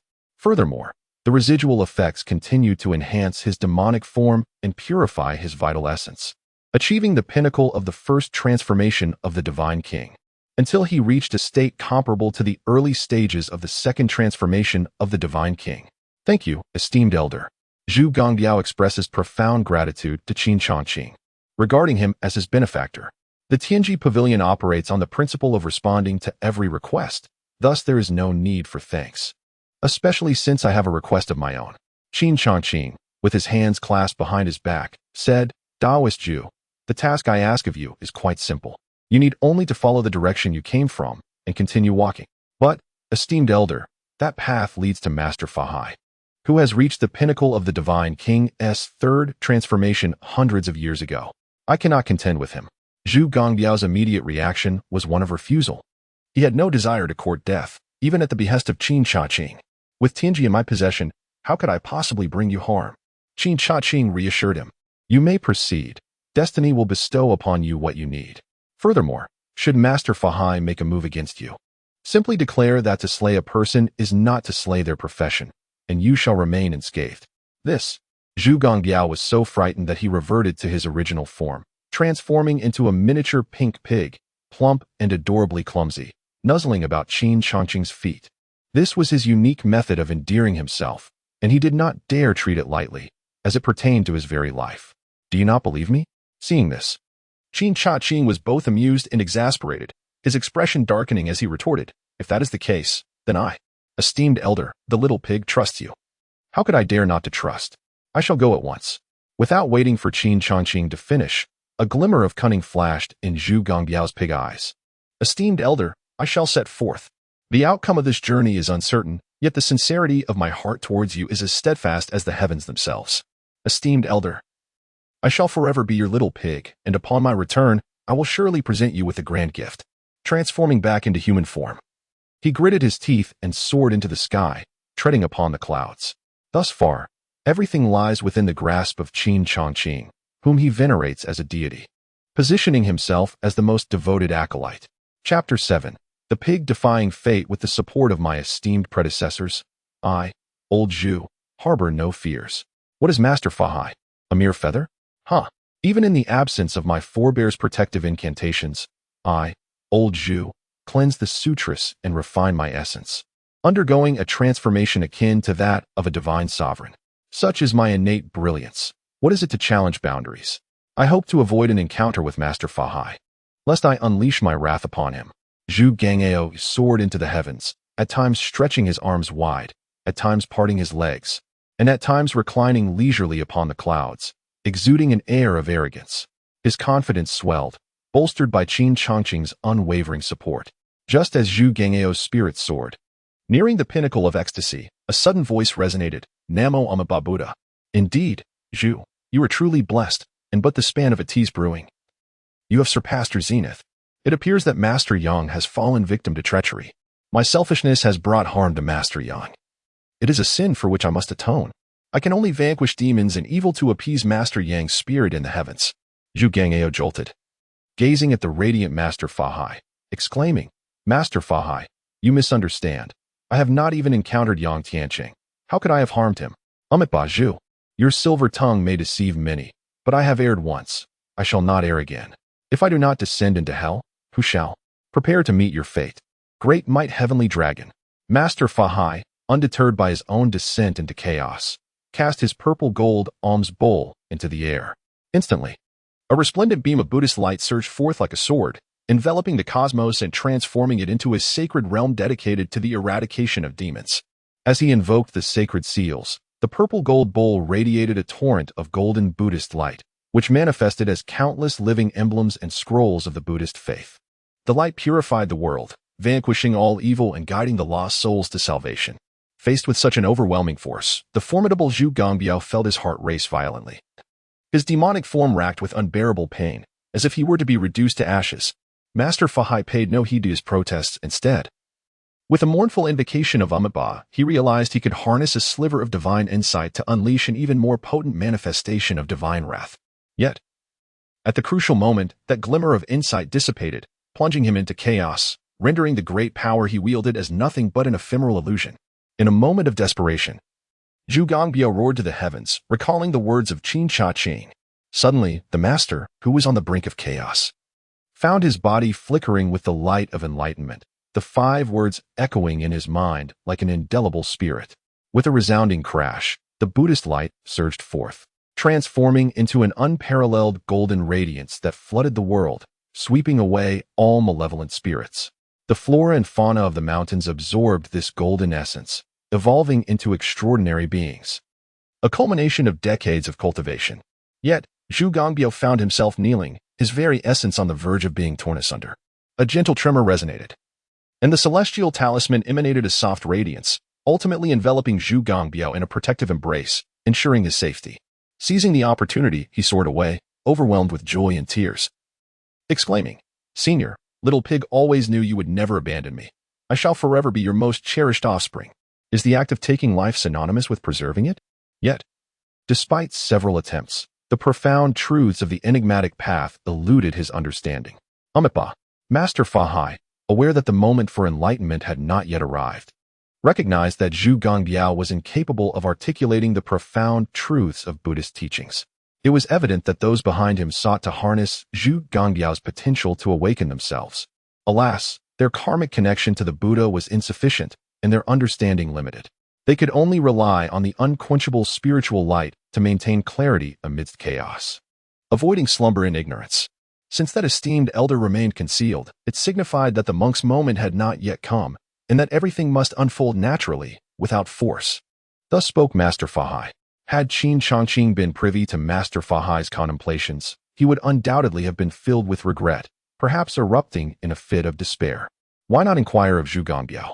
He lacks both integrity and boundaries. He would surely divulge the truth. Such profound compassion, to disregard the opportunity presented before him. Grasping the deeper meaning of the elder's intent, Master Fahai extended his palm towards the heavens, and a luminous aura of Buddha light surged forth from his hand, transforming into a realm resonating with sacred sounds.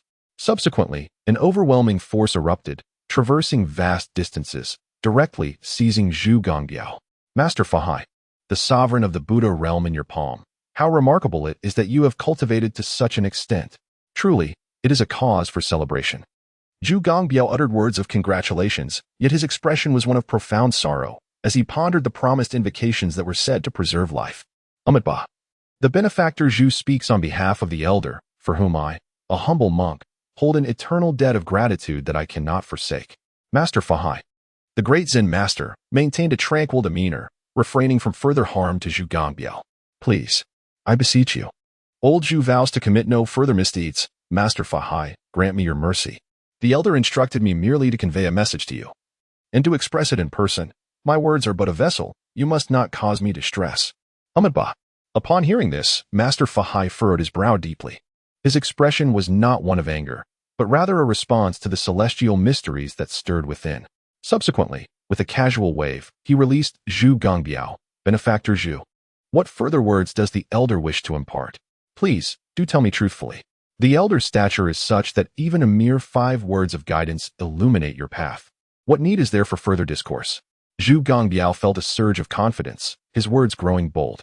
In the next moment, he witnessed Master Fahai, the Arhat, brimming with righteous indignation, his eyes wide with the essence of the Buddha, and stammered, "The elder resides at the Tianji Pavilion in Qingzhou. Prepare a grand offering and proceed to meet him. There are matters to discuss in person. The elder will surely grant your requests. But remember, Master Fahai, you must prepare a truly magnificent offering. It must be great.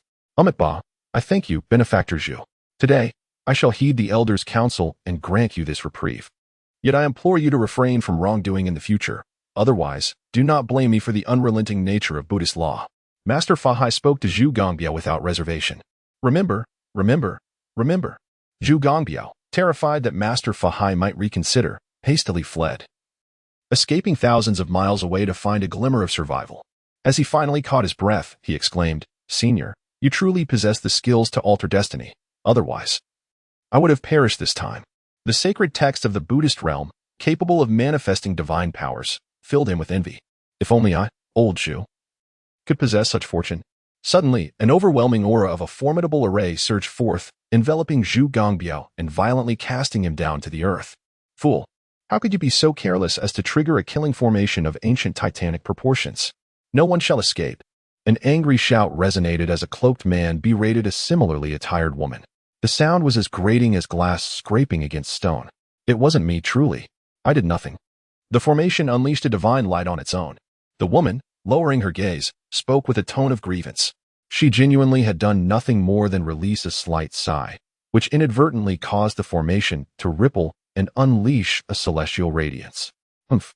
This relic affair is of utmost significance. Should any error occur, even if you are the favored concubine of the young master, he shall not spare you. The cloaked man revealed a set of sharp teeth, his visage contorted with malice. No sooner had he spoken than the ground beneath them began to collapse. Zhu Gongbiao roared, "Who dares to confront this king? How dare anyone insult me?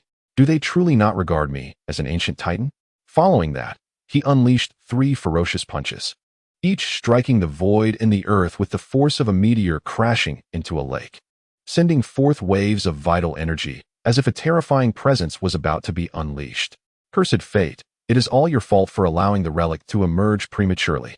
Quickly, send word to the young master, urging him to seize this opportunity for transformation, ensuring he firmly establishes the foundation of a half-saint and ascends as the Holy Sun. Sensing the upheaval, the man in black roared, swiftly retrieving a communication jade butterfly to inform his master. Just as his voice faded, the heavens and earth underwent a dramatic change, and the anomalies could no longer be concealed.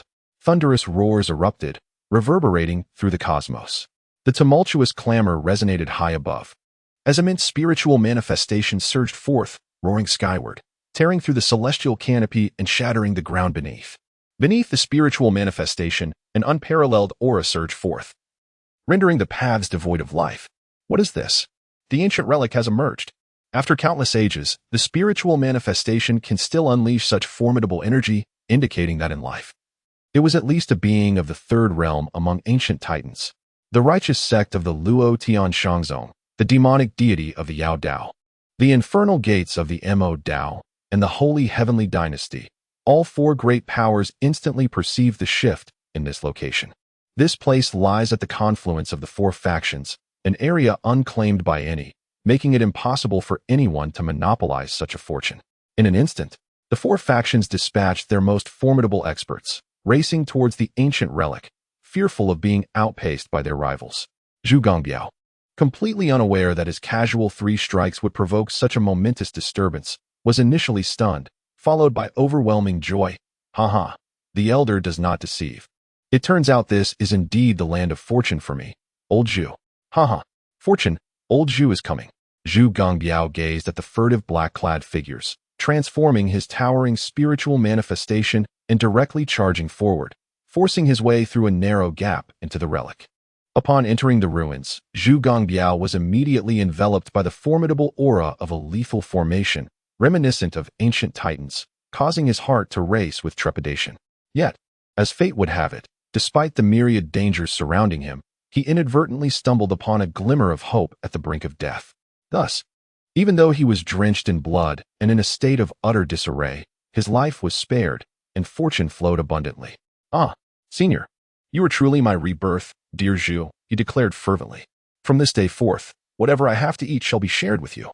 Zhu Gongbiao was taken aback by the perilous nature of this place, and could not help but confess his deep and fervent admiration for Qin Changqing. Were Qin Changqing present, he would undoubtedly be driven to violence.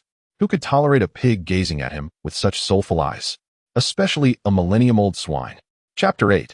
Ruinous Fortune. Yang Tianqing, arriving late and bearing severe wounds, reached Qizhou City, only to discover that Zhu Gongbiao had not laid waste to the city, which surprised him greatly.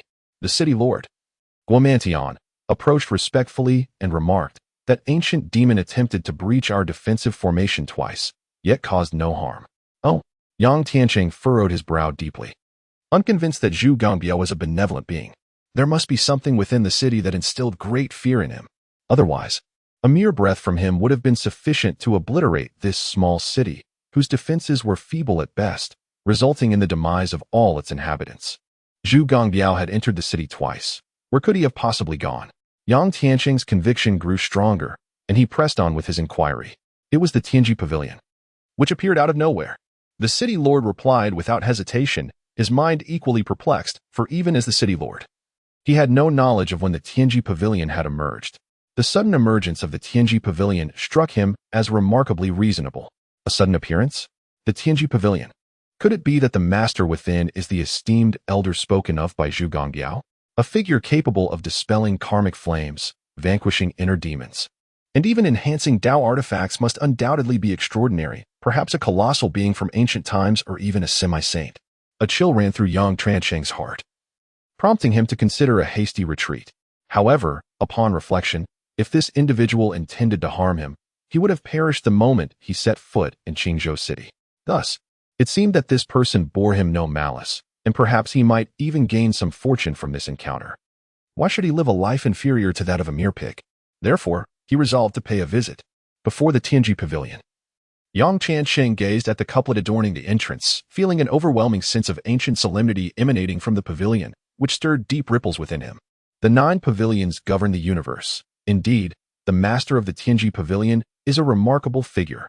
Without hesitation, he stepped into the Tianji Pavilion. In the next moment, a profound voice resonated. Those who achieve great deeds in antiquity possess not only extraordinary talent, but also unwavering determination. Only those who can foresee the inevitable, approach matters without fear, and proceed with careful planning can attain success. This statement struck a chord within Yang Tianqing, leaving him profoundly shaken, yet simultaneously feeling that he had found a kindred spirit. Suppressing his excitement, Yang Changqing respectfully declared, "I am Yang Changqing, a direct disciple of the Luo Tian Shangzong. I come uninvited and humbly seek your forgiveness for my intrusion. The Tianji Pavilion welcomes all who arrive. How can one speak of intrusion?" A gentle voice resonated throughout every corner of the Celestial Mechanism Pavilion as Qin Changqing suddenly appeared before Yang Changqing. "Senior, the Tao is formless and naturally manifests itself." This demeanor, this profound grasp of the Tao, was unparalleled even among the esteemed members of the Luo Tian Shangzong. Such a formidable presence. It was no wonder he could effortlessly bestow astonishing transformations upon Zhu Gangbiao. "I have truly come to the right place," Yang Changqing mused, his demeanor growing increasingly respectful. "Taoist friend Yang, after much contemplation, it seems you have genuine intentions in visiting the Celestial Mechanism Pavilion. Please, take a seat." Qin Changqing smiled, his countenance as warm as a spring breeze caressing the willow. "This." Yang Changqing trembled violently, his pupils constricting as they focused on Qin Changqing. To think, Qin Changqing could discern the innermost thoughts of his heart. Such power was simply earth-shattering. "Senior, who might you be?" Yang Tianqing asked, filled with awe. "One cannot call me a master. I am merely a mundane person with a singular desire to conduct business," Qin Changqing replied candidly. He then subtly turned his gaze once more to the panel displaying Yang Changqing's information, which he had accessed at the cost of 200 merit points. Name: Yang Changqing, faction, true inheritor of the Luo Tian Shangzong, strength, first transformation of the Divine King, cultivation technique, the ancient royal strategy of the Luo Tian Shangzong. Yet the technique is incomplete, and he has yet to acquire the subsequent methods. This journey aims to seek profound techniques, past, disregarded, as he relied solely on his own efforts for equipment, never offering tributes to the sect elders, and lacking social acumen. Present, injured by Zhu Gangbiao. Future, exceptional talent. Within a century of cultivation, he has already reached the first realm of the Divine King. Moreover, he possesses great perseverance. With immeasurable potential, in possession of a broken immortal artifact, the Immortal Tao Bell, valued at 48,000 merit points, along with 3 Tao artifacts worth 24,000 merit points, and pills, techniques, etc., valued at 5,000 merit points. Click to expand detailed information. Yang Tianqing diligently practices, yearning for a complete rise, yet faces suppression from the sect elders. To sustain his cultivation, he protects this small city in exchange for resources, but it remains a mere drop in the bucket. He can be deemed the most unfortunate true inheritor, currently without a master. Yang Changqing harbors resentment, enduring hardships with unwavering resolve. Embodying great perseverance and aspiring to become the leader of the Luo Tian Shangzong. At this moment, Qin Changqing smirks slightly, knowing this deal is bound to succeed. "Senior, please enlighten me." At this instant, Yang Tianqing bows deeply to Qin Changqing. Aware that Yang Tianqing is a seemingly worthless protagonist destined to undergo countless trials and tribulations. Facing life and death repeatedly before achieving growth and eventual triumph, Qin Changqing reflects on the unfortunate lack of fortuitous encounters, particularly the absence of a wise elder. Today, he is to make a guest appearance as the venerable old man with a white beard. Qin Changqing slightly purses his lips. The Tianji Pavilion is not a benevolent hall. As long as you can afford the price, the Tianji Pavilion will fulfill any request. "May I inquire, esteemed elder, did Zhu Gangbiao also strike a deal with you?" Yang Tianqing gulped nervously and asked. "Indeed, he is on the verge of transcending the second thunder tribulation and will soon acquire a tremendous fortune, leading to immeasurable achievements in the future," Qin Changqing replied. "But elder," Yang Tianqing hesitated, words caught in his throat. "You mean to imply that those not of your kin must harbor different intentions?" Qin Changqing smiled gently. "In the realms of Jiuyo and the 10 categories, I have my own teachings that transcend lineage. I engage solely in business, indifferent to one's origin." Yang Changqing suddenly comprehended. "Elder, your level of profundity is beyond my grasp. I humbly seek your forgiveness." "Not at all. Fellow Taoist Yang, you must be well aware that given your current circumstances, it is utterly impossible for you to inherit the position of the sect leader of the Luo Tian Shangzong and reclaim your dignity." Qin Changqing bluntly pierced through the final veil of misunderstanding. "Do you not feel that no matter how you practice the Russell Wong technique, you cannot penetrate its essence, leading you to question your very existence? Otherwise, how could you be outmatched by Zhu Gangbiao and unable to transcend the tribulation? Elder, how can you possibly know this?" Yang Changqing was astounded to an unimaginable degree. I not only comprehend the facts but also the reasons behind them, Qin Changqing, with an air of celestial grace, continued. This predicament arises because the elder responsible for imparting the teachings fears that you may surpass the true disciple he supports, thus obstructing your access to the complete heart method. To practice forcibly will only lead you astray. What? It is unimaginable that the elder of transmission would be so malevolent. Yang Tianqing gritted his teeth, seething with anger and frustration, yet simultaneously filled with a sense of helplessness. The sect's regulations forbade the practice of techniques from other schools. And turning to a different sect would only lead to humiliation. If I wish to rise above the rest, the only option appears to be succumbing to demonic practices. Qin Changqing clicked his tongue, stating, among the myriad paths of the heavenly way, countless avenues can lead to sanctity. Why must one resort to demonic practices? Moreover, the Russell Royal technique is ill-suited for you, merely capping your potential. Cultivating it would be detrimental rather than beneficial. Senior, please guide me and illuminate my path. I am willing to offer my entire fortune as a token of gratitude. With that, Yang Tianqing knelt and presented all he possessed. Within your sect lies a lost imperial scripture, the Royal Heaven Scripture, which directly addresses the path of Royal Heaven and holds the promise of achieving semi-sainthood. The Royal Heaven Scripture, in terms of rank, even surpasses the supreme legacy of the Royal Heaven Sect, the Royal Heaven Path Scripture. Yet it vanished from existence millennia ago when an ancestor transcended to another realm. Yang Tianqing sighed deeply, lamenting, I have dreamed of discovering this scripture, but alas, what a pity that the heavenly secrets are so elusive. Do not forget, this is the Heavenly Secrets Pavilion, where all wishes are granted. With a wave of his hand, Qin Changqing presented the first 7 layers of the Royal Heaven Scripture, valued at 24,000 merit points, to Yang Tianqing. The Royal Heaven Scripture, the Royal Heaven Scripture. It is indeed the Royal Heaven Scripture. Haha. As he perused the text, tears of joy streamed down his face. He felt as though he could truly soar to great heights. Senior, why are there only the first 7 layers? Yang Tianqing's expression slightly stiffened as he reached the conclusion. The initial 7 layers would only allow him to cultivate to the level of a historical titan, because what you have offered is only sufficient for these 7 layers. Qin Changqing spoke calmly. Yang Tianqing appeared utterly embarrassed. His equipment was entirely reliant on his own efforts with no external support.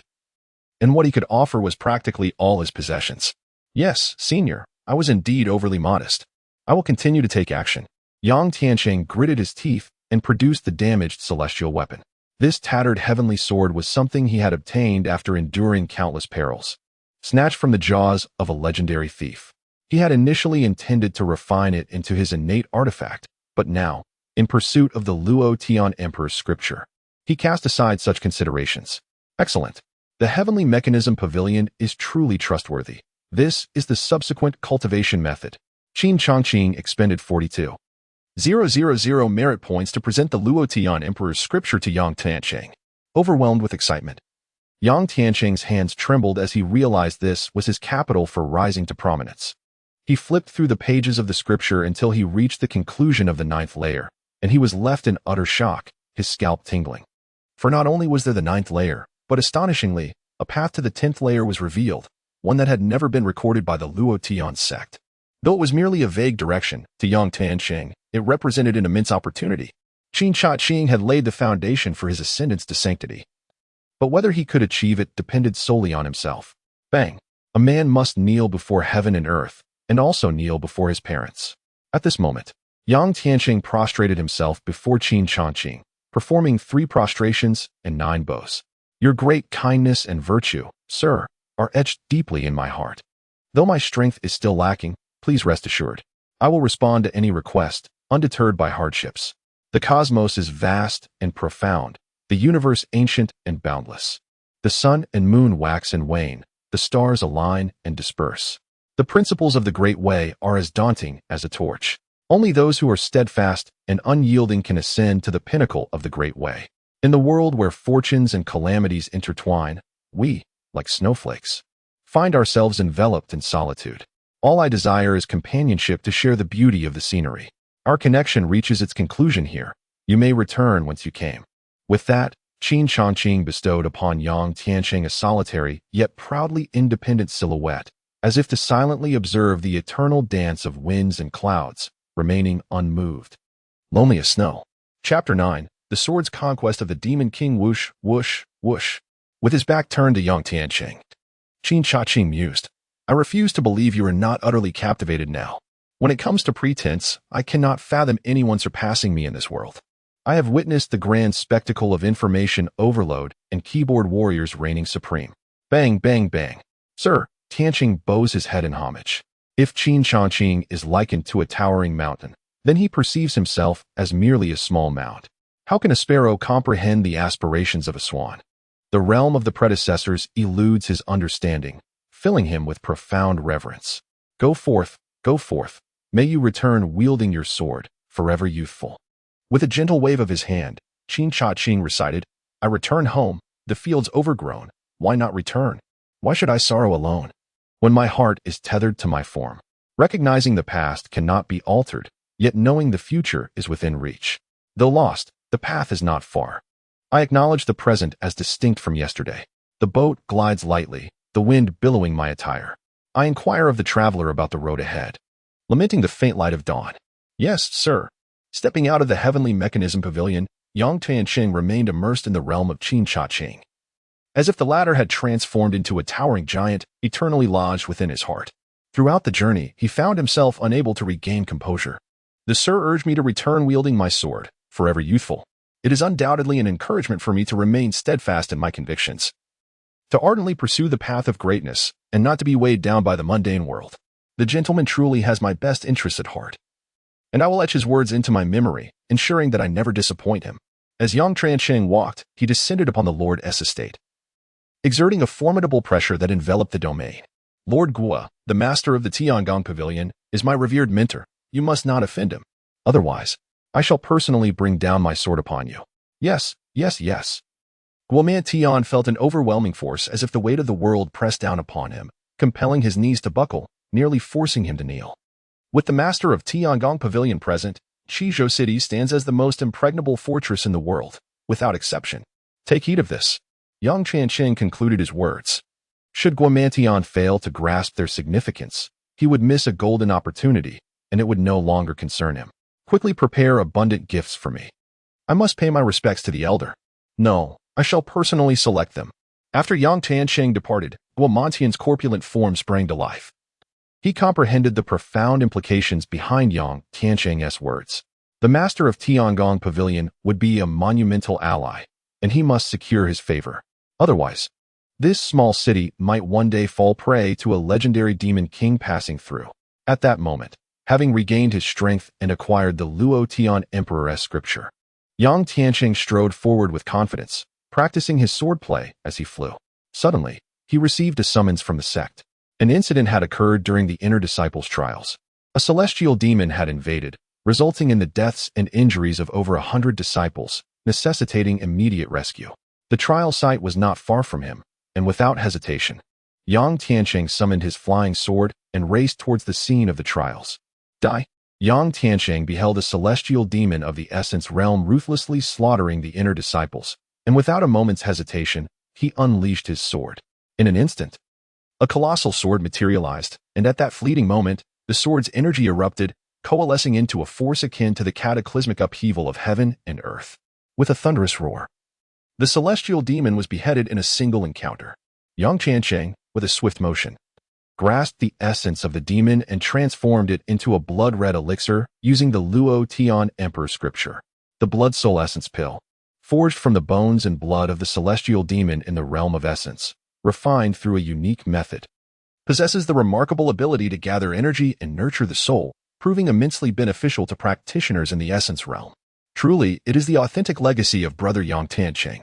Thank you, Brother Yang, for saving my life. Brother Yang is incredibly powerful, truly deserving of the title of a timeless giant. In a mere glance, he severed the celestial demon's head. I shall strive diligently in my cultivation, determined to one day attain a stature akin to that of Brother Yang.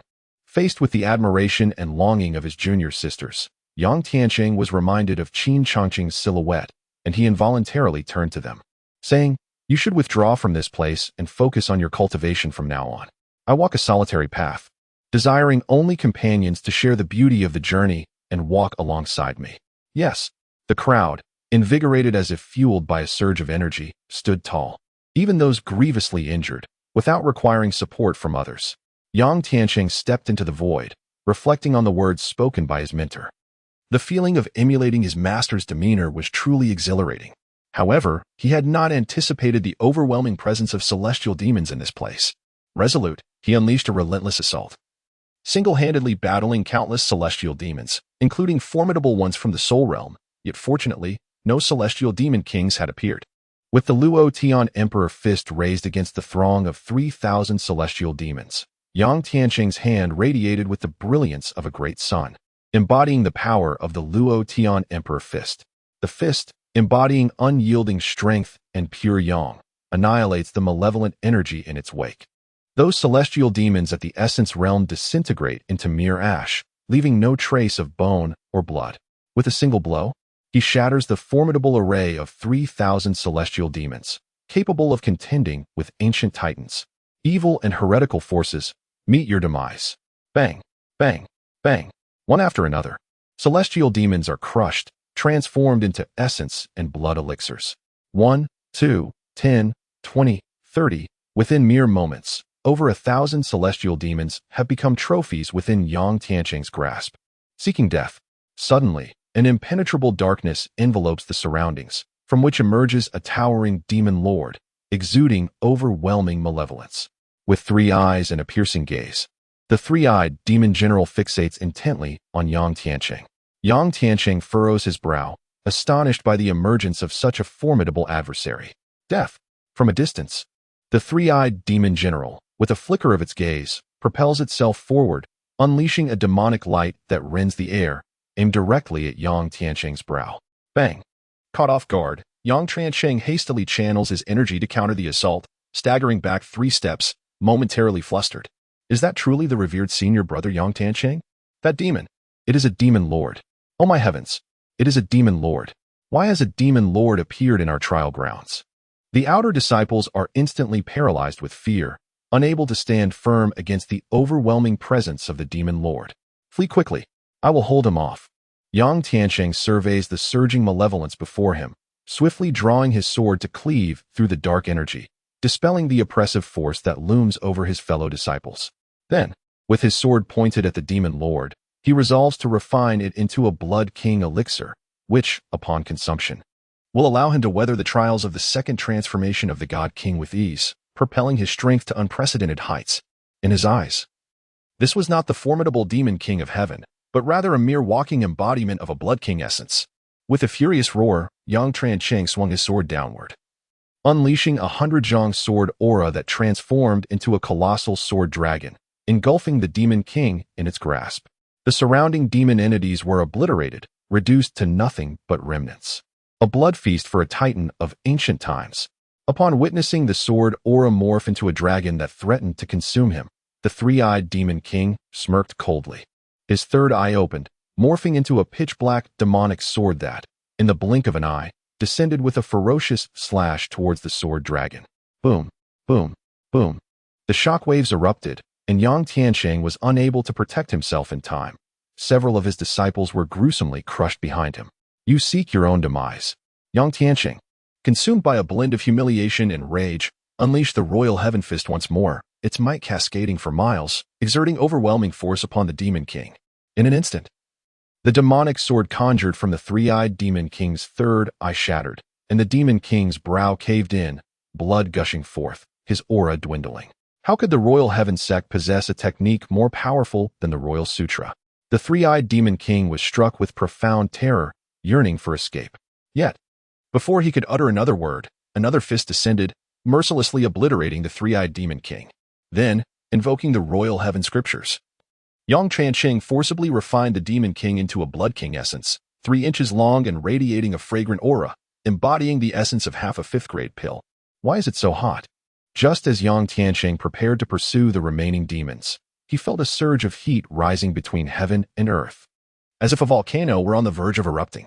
Instinctively lifting his gaze to the heavens, he was immediately enveloped by an intense wave of heat, akin to the scorching sun, cascading down and engulfing the entire trial ground. The response from the celestial demons was even more pronounced. Yang Tianqing seemed to witness the demonic aura dissipating at an astonishing pace. In a daze, he observed sparks igniting in the sky, bursting forth and raining down, transforming the entire trial ground into an inferno. The fiery deluge descended like a blazing sea. The sparks fell upon the bodies of the celestial demons, instantly reducing them to ashes. In that fleeting moment, no less than 3,000 demons were ignited by the sparks, leaving not a single one unscathed. Moreover, these sparks swiftly dispelled the demonic aura, protecting the outer disciples from its insidious influence. Most terrifying of all, these sparks appeared to possess a sentience of their own. When they touched the outer disciples, they transformed into miraculous elixirs, rapidly facilitating their metamorphosis. The Nine Sons Emperor Scripture. Yang Tianqing fervently chanted these grand words, his brow twitching in anger. Ha ha ha ha. Truly, the third senior brother is a naturally pure yang body. With a single strike of the crimson sun stretching 1,000 miles, 3,000 demons could not withstand it, and even the demonic aura was obliterated. We are ultimately unable to compete with our senior brother, but we can only pursue his footsteps diligently, hoping to glimpse his silhouette on the path of enlightenment. The third senior brother, endowed with a pure yang body and practicing the Nine Sons Emperor Scripture, radiates pure yang energy throughout the cosmos, showcasing exceptional combat prowess. Unmatched by few peers within the sect, such audacious demons, lacking self-awareness, dared to assault our Luotian Shangzong's inner trial ground, disrupting the sacred order of the trials. With a single strike from senior brother, the crimson sun stretching 1,000 miles, they were utterly annihilated, truly a cause for celebration. It goes without saying that several years ago, when foreign demons wreaked havoc, my senior brother intervened, causing the crimson sun to descend from the heavens, resembling a great sun overshadowing all. The three-headed, two-transformation demon king was reduced to mere ashes. In my view, my senior brother possesses the potential of a half-saint, destined to become the next master of our sect, leading the Luotian Shangzong towards glory. My fellow disciples jest, but let us descend and witness the scene below. Countless disciples have perished.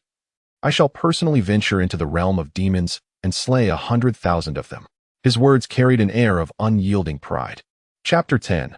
The Wheel of Life and Death. In 10 years the ethereal sound of music floated down from the heavens, akin to a drunken immortal engaged in jovial conversation. Then, one beheld the blazing pure yang energy manifesting in a hand, illuminating the sky with vibrant rays, resembling an ocean of dawn. Several men and women emerged from the celestial realm, their steps leaving trails of brilliance, exuding an aura of immortality. Clad in feathered garments and adorned with mysterious crowns, they were enveloped in swirling clouds of light, embodying the fantastical and the unpredictable, their presence echoing thunder and signifying ascension.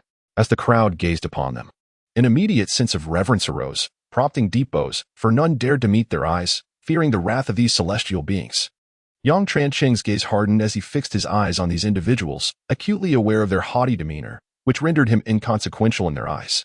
Li Tianong, the third true disciple of the Luotian Shangzong, known as Tianyangzi, was born with a pure yang body and exhibited extraordinary talents from a young age. Having been taken as an apprentice by the sect's master, legend has it that at the age of 9, Li Tianyang inadvertently entered the tomb of an ancient giant at the threshold of half-sainthood, acquiring its legacy, and since then, he has soared to remarkable heights, hinting at the potential to become the foremost disciple of the Luotian Shangzong. In recent years, his prowess has only grown more extraordinary. However, Yang Tianqing found it difficult to feel joy, for Li Tianong was the favored candidate for the position of sect leader, supported by the elder in charge of imparting teachings. Moreover, the team led by Li Tianyang often suppressed him. Upon the appearance of the true disciples, including his senior brother Tianyang and various other senior brothers and sisters, all the disciples bowed deeply in greeting, demonstrating profound respect. Indeed, your survival signifies a considerable fortune. Your future achievements are boundless.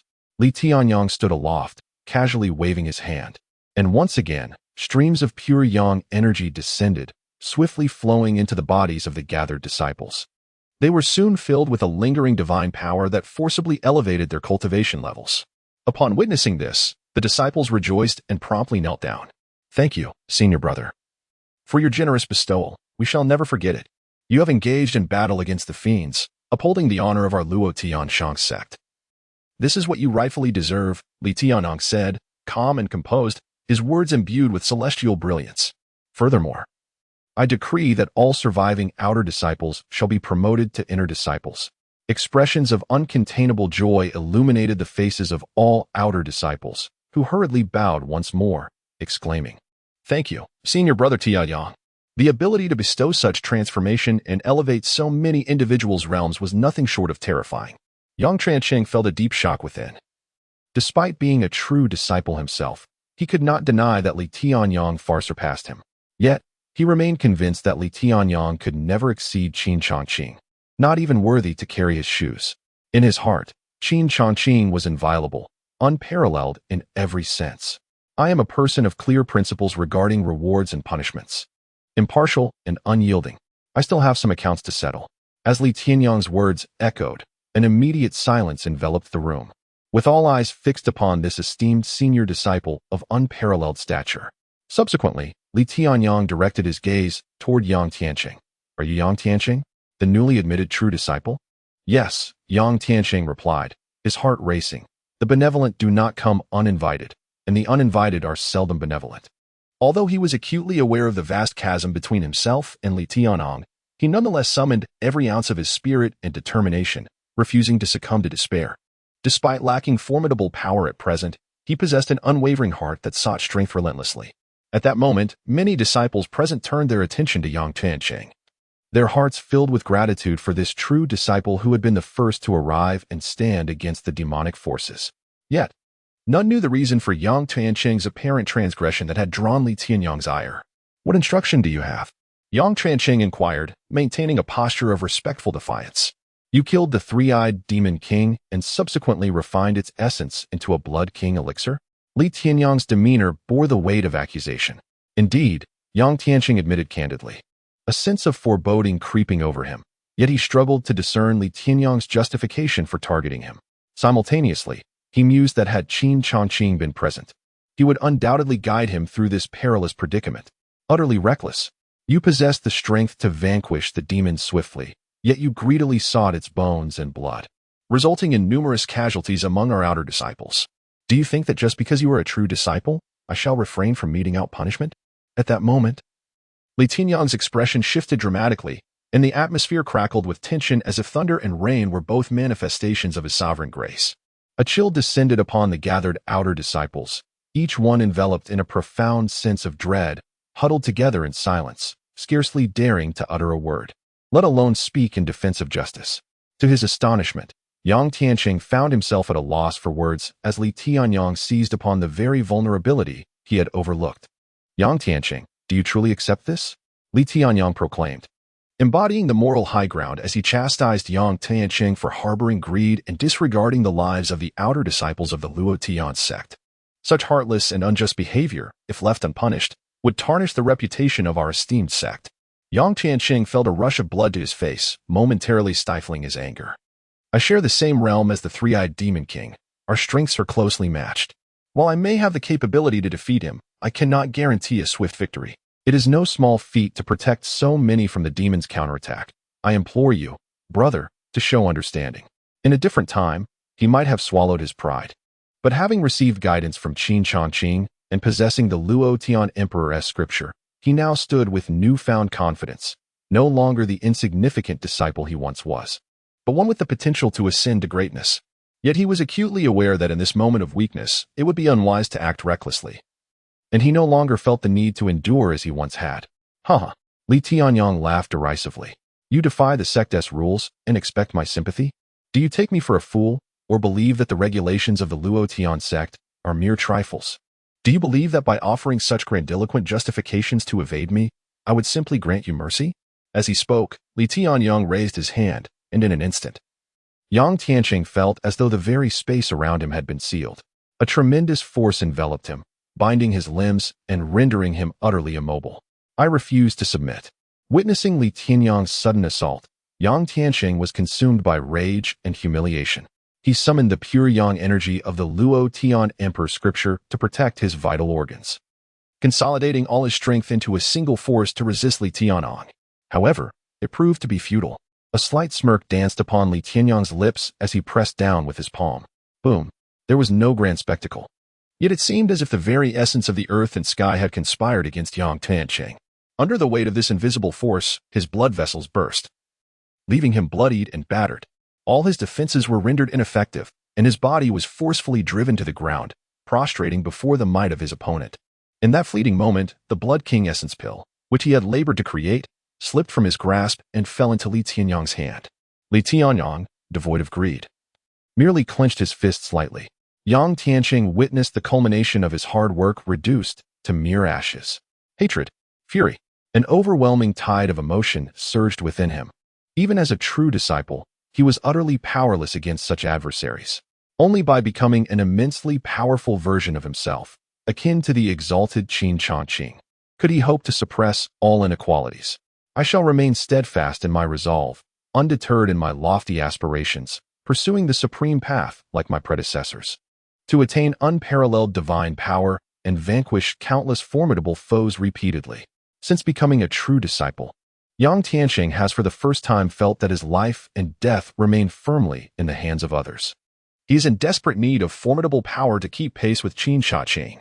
Observing Yang Tianqing's refusal to plead for mercy, one follower, trailing behind Li Tianyang, spoke up. Senior brother, our esteemed Luo Tianshangzong is a prestigious sect. The emergence of such a heartless and unjust true disciple, akin to a demon, truly brings disgrace to our reputation. If you do not take decisive action to deter such behavior, we may face a resurgence of sinister influences in the future. You make a valid point. Li Tianyang's gaze turned icy as he prepared to take action. The third senior brother, tasked with overseeing the propriety of the disciples, had indeed labored diligently. Although Yang Shidi was at fault, he had safeguarded countless outer disciples. To escalate matters against him might reflect poorly upon our judgment. Acknowledging his arduous path, as a true disciple he stands as a pillar of our sect. Might I request a favor from you in this instance? At that moment, a crisp voice echoed from the horizon, and a blue lotus cloud materialized before the crowd, forming a grand lotus platform. Upon this platform sat a woman with eyes that resembled dreams, shifting like the stars. Her words emanated a serene, ethereal quality. Sister, among the outer disciples, a strikingly beautiful girl revealed a look of joy and exclaimed, Tian Yushiji. The other outer disciples gazed in astonishment at this woman. And even the true disciples following Li Tianyang were visibly moved. This woman was none other than Kong Tianwei, known by her title Tian Yuzi, whose accomplishments rivaled those of Li Tianyang. The ethereal K Ingti Inu descended gracefully to the ground, her flowing gown cascading around her, and her raven hair resembling a waterfall. She gazed at Li Tianyang and spoke slowly. Yang Shidi has saved the life of my sister, as well as countless disciples. Even if there were past grievances, they can be reconciled. I wonder if third senior brother could spare him this once, since Sister Tianyue has personally interceded on his behalf. I shall grant him this reprieve, replied Yang Tianqing, his demeanor unperturbed, his actions imperceptible. Instantly, he felt an immense weight lift from his body, allowing him to stand upright. Li Tianyang, aspiring for the position of sect leader, could not afford to offend K. Ngdianyu over a mere foundational disciple. Begone. Should you continue to act with impropriety and tarnish the reputation of our Luotian Shangzong, I shall personally see to your demise. With a swift flick of his sleeve, a tremendous force surged from above, sending Yang Tianqing hurtling away, his appearance disheveled and dust-laden. Observing this, K. Ngdianyu flicked her finger, stabilizing Yang Tianqing. She sighed internally, sensing that Li Tianyang's heart was not as magnanimous as it should be. Entrusting the Luotian Shangzong to him did not seem a wise course. Thank you. Senior brother, please escort Yang Shidi back to Luotian Shangzong, she instructed. With her command, several agile and graceful young maidens descended delicately to assist Yang Tianqing. Wait, I have something to declare to Brother Li. Suddenly, Yang Tianqing pushed aside the maidens and proclaimed loudly, Brother Li, your strength is formidable and your reasoning is sound. I acknowledge your power and submit to it. Yet, I wonder if you possess the courage to grant me 10 years? The moment the words left his lips, they resonated with explosive intensity. Who instilled in you the confidence to mistakenly believe that within a decade, you could match the strides of Brother Li? Brother Li is a natural-born pure young body, endowed with immense fortune. How could a mere commoner like you ever be deemed his equal? Yang Tianqing, do you dare to engage in a life-and-death contest with me a decade hence? I shall not deceive you. I will suppress 70% of my strength. At that moment, The followers of Li Tianyang erupted in indignation, reproaching him for his audacity. Li Tianyang is the true pride of the Luotian Shangzong. How could a mere true disciple dare to insult him so brazenly? Chapter 11. 2,000 years of cultivation. Li Tianyang's gaze flickered with a mixture of brilliance and contemplation as he gently waved his hand to silence his junior disciples. For the first time, he regarded Yang Changqing directly. A decade? You wish to use a decade, a time meant for diligent cultivation, to seek vengeance upon me? Indeed. Yang Changqing envisioned the imposing figure of Qin Changqing, feeling his senses sharpen and resisting Li Tianyang's suppression. He declared loudly, "If Brother Li is unwilling to grant me this time, then please, feel free to incapacitate me at once, for you could easily find another pretext to do so afterward. After all, you wield great power. Who could rival you?" In an instant, Li Tianyang furrowed his brow, his eyes flashing with a fierce light as he exerted his overwhelming might to suppress him. Yang Changqing, having anticipated this, once again envisioned Qin Changqing's figure, contemplating his demeanor, reciting the words he had spoken on that day, and steadfastly withstanding the oppressive force, gritting his teeth to emit a defiant sound. "Do you dare?" Simultaneously, a profound joy surged within me, the invincible predecessor. I envisioned his silhouette, reciting his words as a mantra, and indeed, I managed to withstand Li Tianyang's oppressive force. What fuels my confidence? Of course, it is the unparalleled prowess of my esteemed predecessor. You, a bunch of self-righteous frogs in a well, can hardly fathom the capabilities of such a master. The surrounding disciples were rendered speechless by his audacity. A low-ranking true disciple daring to challenge the third senior brother of true inheritance. This world has truly turned upside down. It is as absurd as a mere farmer claiming he will usurp the emperor's throne. Haraha. Li Tianyang himself was taken aback, unable to predict that Yang Changqing, transformed by the divine king, would display such bravery, capable of resisting his oppressive aura. How dare an insignificant insect defy the heavens, presuming to be clever, uttering reckless words and challenging me? Let it be known, not even in 100 years would you stir any tempest in my palm. Mark my words. Today I shall grant him his wish. From now on, none shall trouble him. Let him cultivate in peace, and within 10 years, I shall observe how he dares to manipulate the clouds and rain. I, Li Tianyang, am far too exceptional to be provoked by a myriad. If I cannot even maintain such composure, what face do I have to discuss the conduct of the disciples of the Luotian Shangzong? Ha ha. Yang Changqing let out a long howl towards the heavens. He suddenly felt that only in the face of absolute adversity and humiliation could he grasp a glimpse of Qin Changqing's divine essence. But for him at this moment, it was already sufficient. He stepped forward with a commanding presence, embodying the grace of a dragon and the might of a tiger, each stride resonating with an ethereal charm that made him appear truly extraordinary.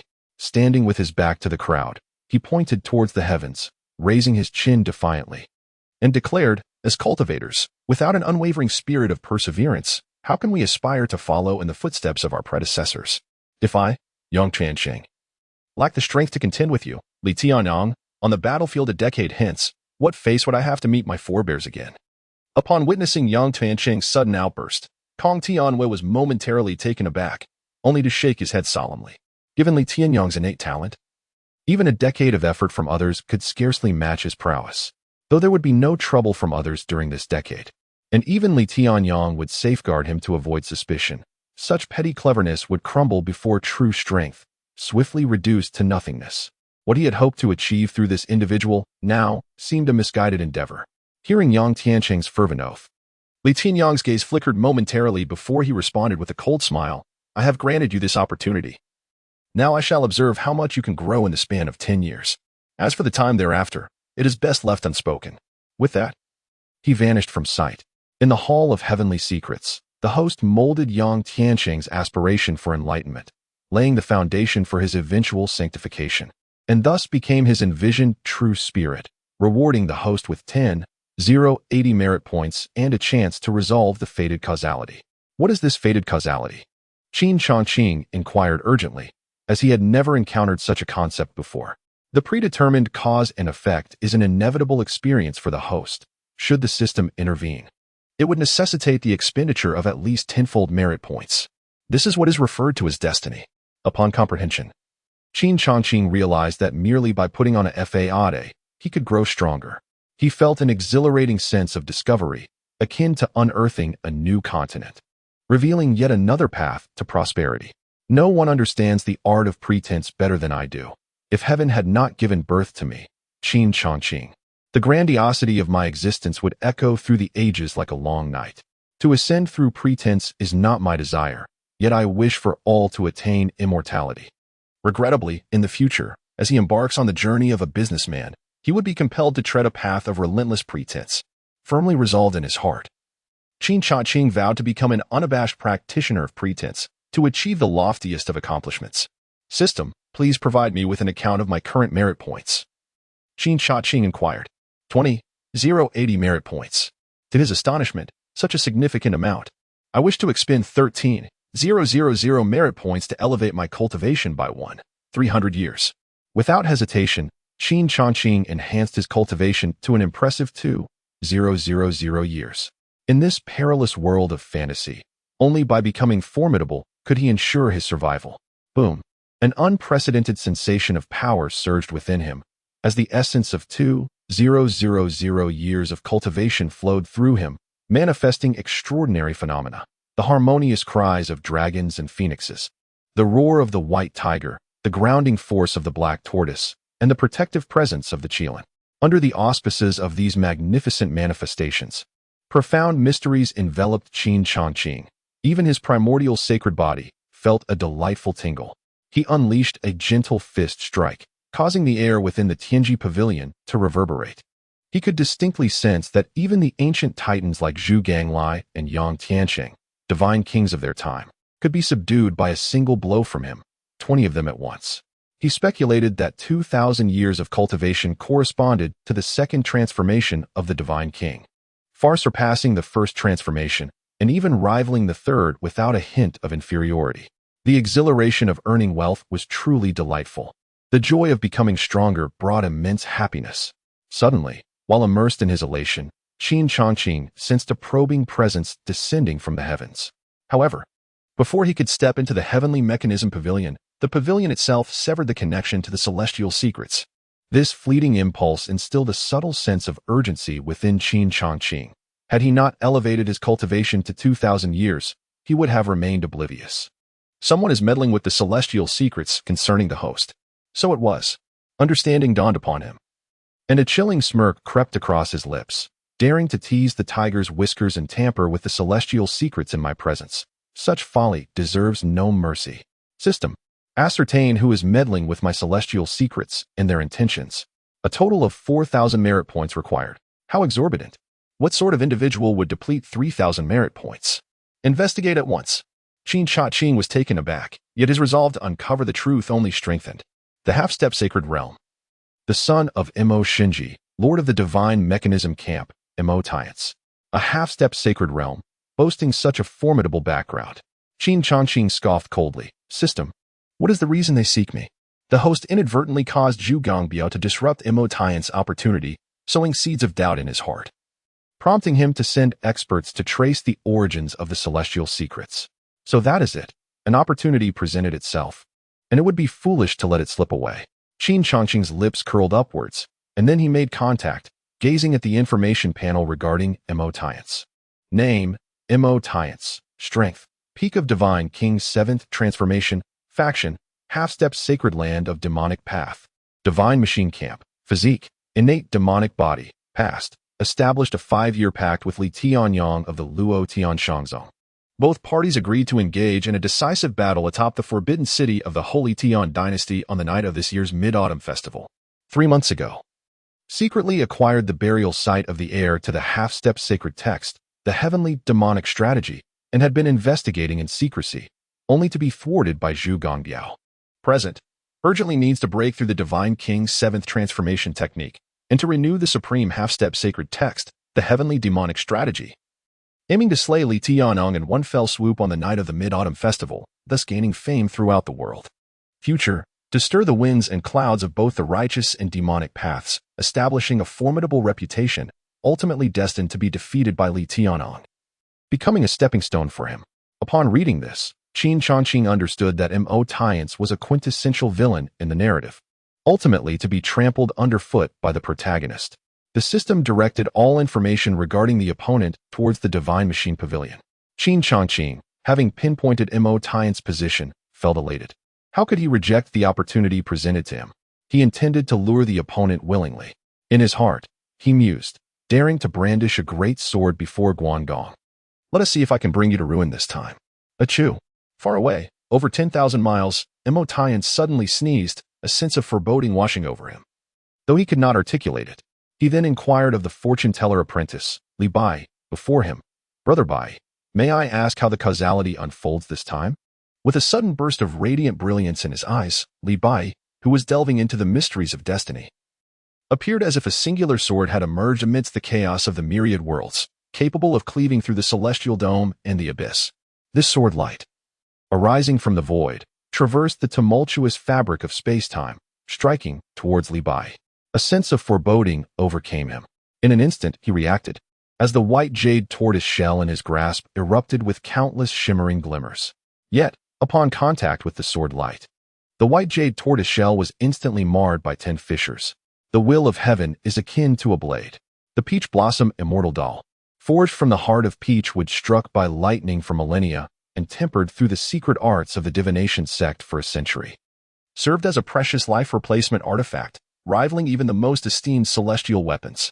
Rest assured, my brother Bide, I shall repay the price you pay this time tenfold. Mo Tian, unaware of the events transpiring, inquired with concern, what exactly is the outcome of your divination, brother Bai?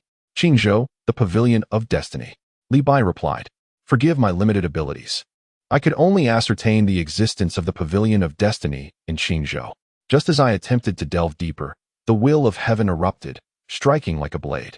Had it not been for the white jade tortoiseshell and the peach blossom immortal doll, I would have perished on the spot. With lingering trepidation, Li Bai resolved that after this incident, he would not accept any business for a decade unless he found a new life replacement artifact. Concurrently, he felt a blend of fear and immense curiosity regarding the previously unheard-of Pavilion of Destiny. May I inquire about the fortune or misfortune of this event? Mo Tian pressed further. Fortune and misfortune are interdependent. Calamity often gives rise to blessing, and the shifts of heaven lie between these two states, Li Bai replied. Very well then. Mo Tian, still devoid of answers, was left with a multitude of lingering doubts. As the Mid-Autumn Festival approaches, it bears significant implications for the forthcoming half-step sacred text, Celestial Demon Strategy, which serves as the foundation for his sanctification. Therefore, even though the heavenly Mechanism Pavilion is akin to a den of dragons and tigers, he must dare to venture within. Chapter 12. The Bug of Master Fahai. The following morning, at the entrance of the heavenly Mechanism Pavilion, Guomantian stood before the building, adorned with gifts and an expression of utmost respect, albeit with a slight furrow of concern directed at the ragged monk blocking his path. Behind him, the city's military commander, Guo observed the scene and immediately bellowed, who dares to speak so recklessly? Do you not recognize the significance of this place? This is the heavenly Mechanism Pavilion, where even the proud disciples of the Celestial Sect must approach with reverence. If you seek death, do so alone. But do not drag this lord down with you. Otherwise, I shall extinguish your entire lineage before I meet my end. Guomantian, dissuaded from causing a scene at the heavenly Mechanism Pavilion, chastised Guo before producing a high-grade essence stone. This lord has pressing matters to discuss with the pavilion master. You, ascetic monk, step aside and do not obstruct the path. This essence stone is a token of compensation for your troubles. Amidst the auspices of Amitabha, Master Fahai slowly turned, offering a gesture of respect. Since the city lord has pressing matters to converse with the pavilion master, please proceed. You are quite perceptive, ascetic monk. Today, this lord is in good spirits. Guomantian's cherubic face blossomed with delight, yet as he raised his gaze, he found himself utterly dumbfounded. Master Fahai, please. You go ahead. Guomantian felt a profound sense of embarrassment and trepidation. His face flushed crimson, as his countenance became a vivid reflection of his inner turmoil. Gazing at the two spirit pearls in his hand, he yearned to swallow them whole, as if doing so might obliterate his shame and allow him to redeem himself before Master Fahai of the Great Thunder Sound Temple. Master Fahai, please, forgive my sudden recollection. I have yet to partake in breakfast. Guomantian uttered a deceitful excuse, the taste of chives lingering on his tongue, before retreating with Guo.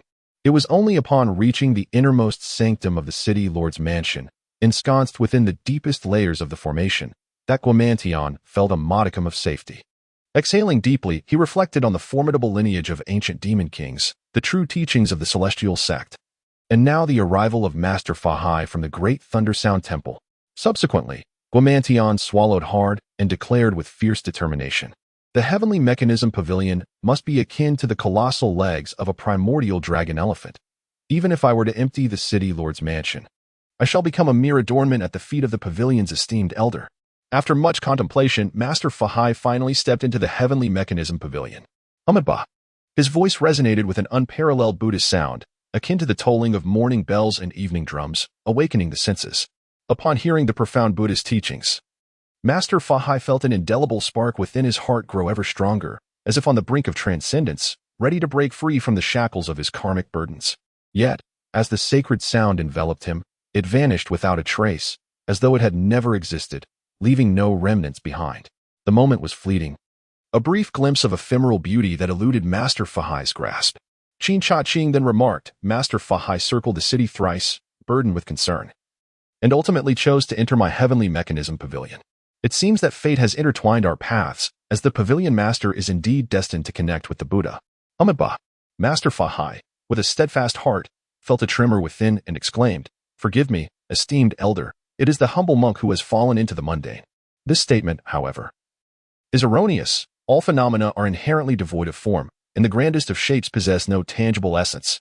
The notion of form is but emptiness, and emptiness is but form. Akin to dreams and illusions, like dew and lightning, all things arise from the mind. Every manifestation is born from thought. When the heart knows no form, it is empty. When the heart is free from ignorance, there are no dreams. Drawing upon the teachings of the Buddha from past lives, Qin Changqing spoke with eloquence, his words flowing smoothly and evenly, devoid of attachment and leaving no trace, as if he had transcended the cycle of birth and death. The profound wisdom of the Buddha's teachings seemed to pour into Master Fa, enlightening his spirit as if he were listening to the sacred monks of the Great Thunder Sound Temple for a decade. When he gazed upon Qin Changqing once more, he perceived the latter radiating an immense aura of enlightenment, resembling a living Buddha who would guide him across the turbulent sea of suffering to the other shore. Amitabha, the unfilial disciple of the Great Thunder Sound Temple, Fa bows before the living Buddha. Master Fa, filled with admiration, was compelled to prostrate himself before Qin Changqing. Yet, just as his knees were about to touch the ground, his body involuntarily regained its standing position. Master Fa, you have again fallen into attachment. I am but a madman from Chu, singing merrily beneath the sky, and I am Chu Funga, the master of the heavenly Mechanism Pavilion. Now gazing at the living Buddha from afar, suffering from birth, aging, illness, and death, the pain of separation from loved ones, the agony of encounters with those we despise, the torment of unfulfilled desires, the relentless suffering of the five aggregates. Suffering resides within the heart, leaving behind bitter fruit, and one finds solace in the midst of hardship. Qin Changqing smiled subtly, yet he appeared increasingly detached from the world. From the depths of suffering arises a profound atmosphere, one that leaves no trace of anguish. Once again, Master Fa is deeply astonished, humbled to the ground. Amitabha, the young monk has attained enlightenment. In an instant, Master Fa is enveloped in a radiant aura, his cultivation soaring to new heights, reaching the pinnacle of the third transformation of the Divine King, and with unwavering momentum, he breaks through to the fourth transformation, subsequently shattering the threshold of the fifth transformation. With a benevolent gaze and an ethereal presence, he resembles a celestial arhat descended to the mortal realm. Your words impart wisdom to the young monk. Suffering, the suffering of decay, the suffering of existence. Life is indeed fraught with suffering, and all beings endure it. Only the Four Noble Truths can offer liberation. First, the truth of suffering. Second, the truth of the cause of suffering. Third, the truth of the cessation of suffering. Fourth, the truth of the path leading to the cessation of suffering. When one embodies the Four Noble Truths, suffering is transcended, and one exists in an unparalleled state, attainable only by revered beings such as yourself. The light of Buddha nature radiates from Master Fa's eyes, his joy uncontainable as he comprehends the profound essence of Qin Changqing's message. How could this be? Such an inexplicable elevation and cultivation feels like an affront to both himself and the Celestial Mechanism Pavilion. Qin Changqing feels a pang of solitude, vowing to tread carefully in his endeavors. Simultaneously, he feels a sense of shame, wishing to convey that he is merely an ordinary person, far from a revered saint. Why is it so challenging for others to believe in him? Would it not be better to embrace sincerity? Is conducting business not a fulfilling pursuit? Most importantly, he resolutely refuses to allow anyone to unjustly benefit from his cultivation. Master Fa Hai, you have misunderstood. Observe how indulgent I am in worldly pleasures. Where is there any trace of reverence for the Buddha in my heart? Qin Changqing, weary in spirit, seeks to conclude this discourse and return to the path of commerce, reiterating his identity as a mere businessman. As the profound Master Fa Hai spoke, an overwhelming aura of enlightenment enveloped him. His eyes shimmered with the brilliance of the Buddha, radiating an essence of boundless enlightenment, capable of dispelling any karmic obstacles at any moment. In the presence of Qin Changqing, he felt as though he were immersed in a sacred realm, perpetually receiving the nurturing influence of Buddha's teachings, elevating his entire being. I have attained understanding. I have truly grasped it. The essence of indulgence may pass through the body, yet the heart of the Buddha remains within. The Buddha is formless. Why should one be confined by appearances? This is indeed the profound truth of Buddhist philosophy. Dare you claim you are not a saintly Buddha? If you were not, how could you so effortlessly impart the core tenets of enlightenment that I, a humble monk, have been unable to comprehend throughout my life? Subsequently, Master Fa Hai's eyes, filled with a thirst for knowledge, fixated upon Qin Changqing, gleaming with an undeniable brilliance that conveyed, "You cannot deceive me." Qin Changqing found himself ensnared in a web of blind admiration, gazing helplessly at the fervent devotees before him. "I possess evidence," he declared. Noticing Qin Changqing's reluctance to concede, Master Fa Hai, confident in his assertions, continued, "You bestowed upon Zhu Gongbiao the gift of transformation, using his voice to enlighten me. You guided me to seek you out, and once again, you enlightened me. Such a profound act of impartation. If you were not a saintly Buddha, would you bestow such grace upon me without reason? Your analysis is quite insightful." Qin Changqing nodded, nearly convinced he belonged to the Buddhist fold. "Is this not the profundity of Buddhist wisdom? I now comprehend. Your continual denial is merely the practice of the teachings. The Buddha states, it cannot be spoken of. It cannot be spoken of. To speak is to err. Like the vast ocean, he fervently absorbed the subtle revelations of Mahayana Buddhism that Qin Changqing inadvertently expressed, leading him to enlightenment time and again. In an instant, Master Fa Hai's aura expanded once more, propelling him to the pinnacle of divine mastery, akin to a rocket's ascent. It was truly astonishing. How unfortunate, how grievous. Qin Changqing felt an immense pang of anguish within, with each enlightenment that Master Fa Hai attained. He pondered how many merit points he had forfeited. This was a significant loss. Subsequently, Qin Changqing resolved to engage in a battle of wits and courage with Master Fa Hai. Reopening the dialogue, "Master Fa Hai, I have come across a remarkable tale. The humble monk is all ears." Master Fa Hai immediately focused intently, fearing he might miss even the slightest whisper of profound wisdom.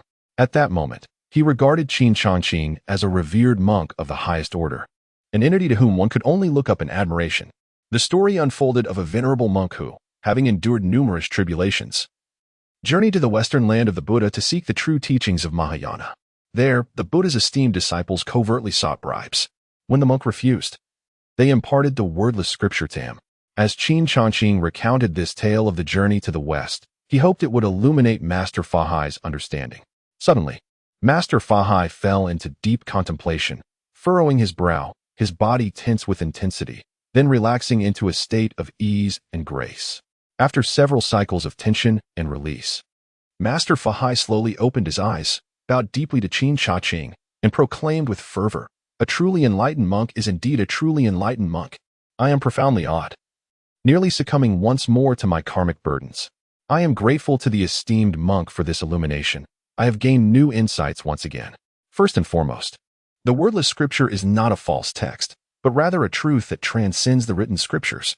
As the saying goes, without encountering an enlightened being who speaks the marvelous sound, mere empty words entangle the tongue. Only those who possess profound wisdom can bear the unscripted essence of the true teachings. Otherwise, they can only carry the scripted doctrines.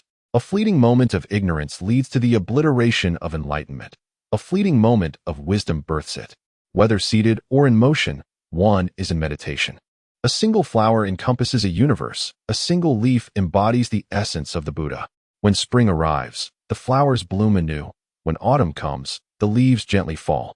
The boundless heart of wisdom dwells in tranquility, where silence and sound, movement and stillness exist in harmony. Amipa. As the discourse reached this juncture, Master Fahai's cultivation soared as if propelled by a rocket, elevating him to the zenith of divine transformation. Qin Changqing was taken aback. While he sought monetary tribute, Fahai was engaged in an epiphany, treating him as a mere instrument, exploiting him for his resources, and taking advantage of his efforts. Such audacity was utterly outrageous. The karmic ties had greatly intensified.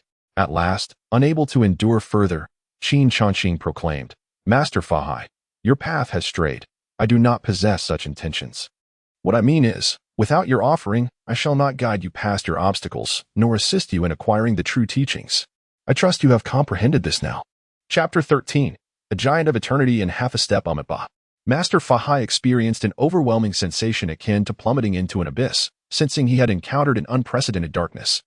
Clearly, he was a reclusive sage who had imparted enlightenment with casual words, his understanding of the Dharma profound, each utterance a reflection of the Mahayana teachings. Yet, in an instant, a spark of insight illuminated his mind, and he realized, the holy monk does not acknowledge his sanctity. For he has already attained a profound understanding that the Buddha is inherently formless. The holy monk consistently emphasizes his ordinariness while demanding human tributes, bribes, a means of testing his own discernment. To truly experience the myriad sufferings of life is to ultimately attain profound liberation and reach the other shore. In comparison, I, a humble monk, find myself woefully inadequate. The enlightened sage possesses such profound understanding. How could I dare to disappoint? Amitabha, Master Fahai, with palms pressed together, incessantly reminds himself to align. In light of this, I shall embrace the customs of the land. This is a heartbeat from a 1,000-year-old Bodhi tree. Blessed by the revered monks of the Great Thunder Sound Temple, already attuned to the spiritual realm, a rare and invaluable artifact. I beseech you, esteemed elder, to graciously accept. Well said, well said. Witnessing Master Fahai's profound wisdom, Qin Changqing felt the storm within him dissipate in an instant.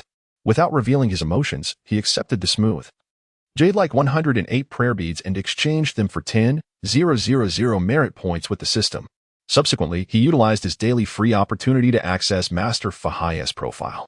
Name, Master Fahai. Strength, pinnacle of the 7th transformation of the Divine King. Affiliation, Sacred Great Thunder Sound Temple. Physique, reincarnation of an ancient Buddha, innately enlightened, yet voluntarily sealed due to deep karmic burdens. Possesses a Buddha heart valued at 800,000 merit points. A natal celestial artifact, a purple gold alms bowl valued at 200,000 merit points. A superior Tao artifact, a Buddha treasure known as the 1,000-ton Bodhi tree valued at 10,000 merit points. And a medium-grade Tao artifact, a golden Kasaya valued at 6,000 merit points. Past, he once vowed to protect the family of a benefactor at the behest of a fox spirit, but the laws of the fox spirit's dynasty were harsh. Upon confessing, both the fox spirit and the benefactor's family were executed publicly. The great Zen master Fahai harbored resentment towards an innocent family that perished due to his actions. Since that fateful day, his thoughts grew sluggish, and his karmic obstructions multiplied. Presently, he has acquired a fragment of truth that enables him to maintain clarity, yet he remains unable to completely unravel his karmic burdens, hindering the fluidity and profundity of his thoughts. Devoted to the Buddha, he seeks to comprehend the lofty Mahayana teachings, aspiring to liberate sentient beings from their suffering and guide them into the realm of enlightenment.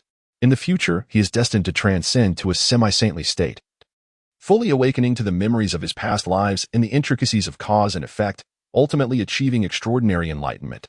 However, this path is fraught with predestined entanglements, leading to romantic encounters with beings of otherworldly nature. In ancient times, the Buddha was reincarnated, possessing a wealth of Buddhist treasures and embodying the heart of a Buddha.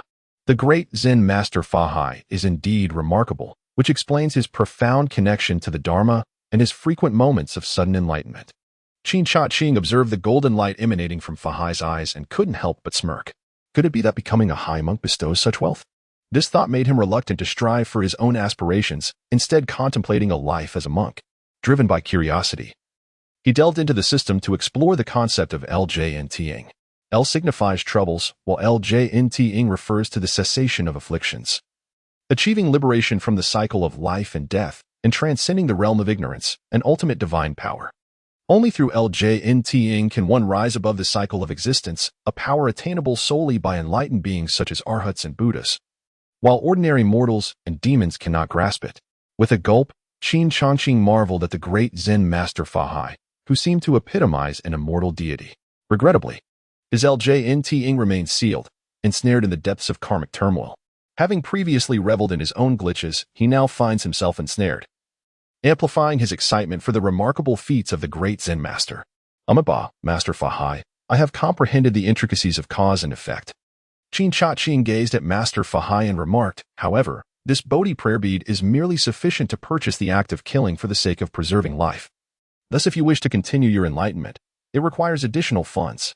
Truly, the holy monk is indeed a sage, contemplating matters with such meticulousness.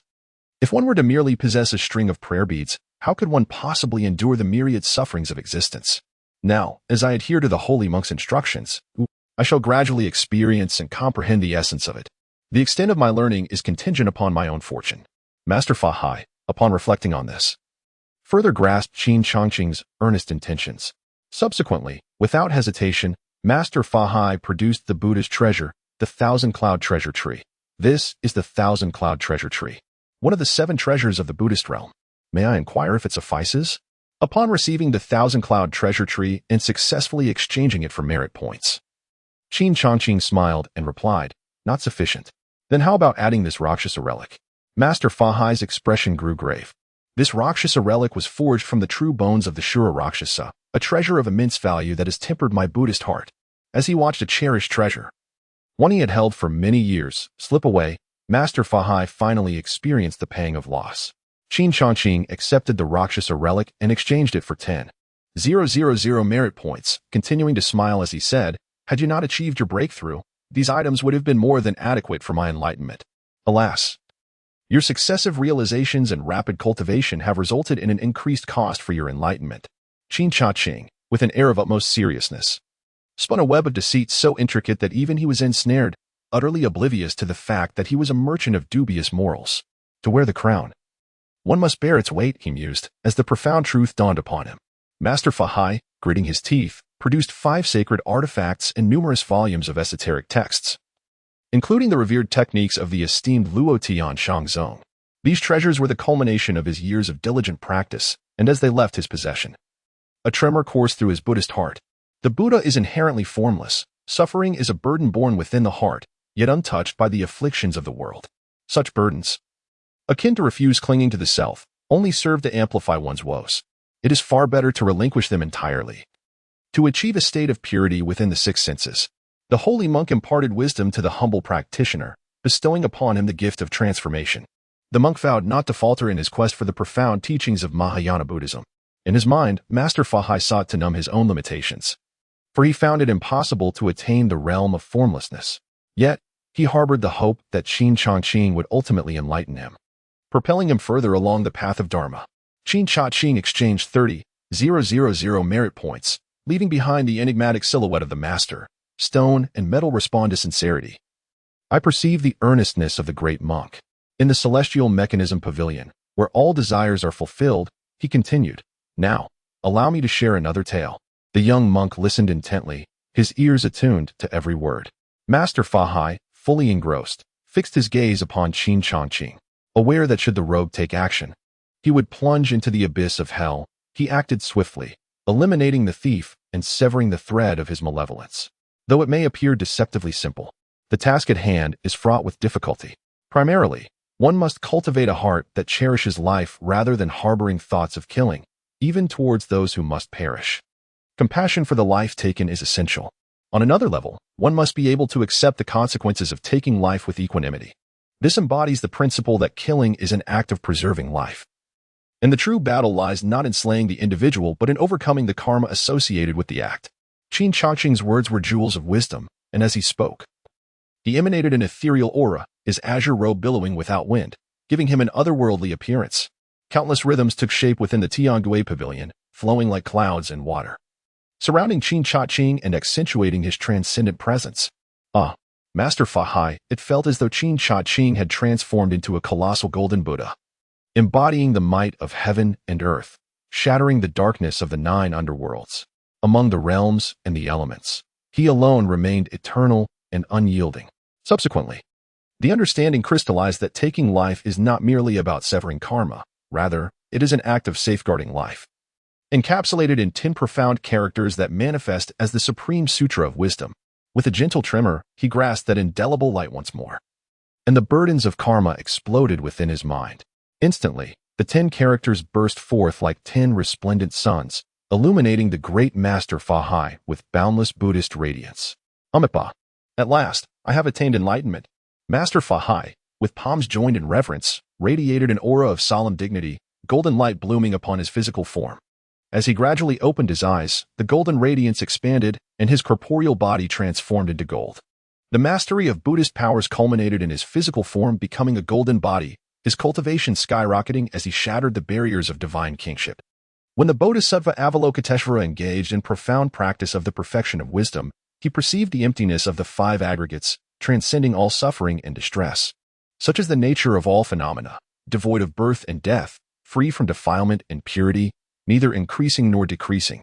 The Buddhas of the 3 times attained Anuttara Samyak Sambodhi through the perfection of wisdom. Master Fa, with profound insight, recited the Heart Sutra, his golden eyes piercing through the void. Decades of accumulation converged in an instant, leading to a magnificent eruption. He moved his hands in intricate mudras, unleashing unparalleled power that resonated from within, uttering sacred incantations. Great spell, dispel all suffering.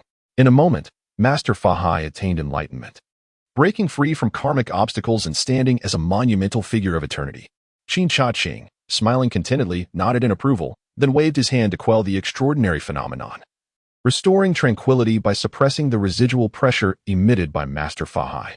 He then congratulated, "Congratulations, Master Fa, for overcoming your karmic obstacles and achieving the physical golden body of the Buddha, standing as a monumental figure of eternity. Amitabha. All is granted by the esteemed Lord. I, a humble monk."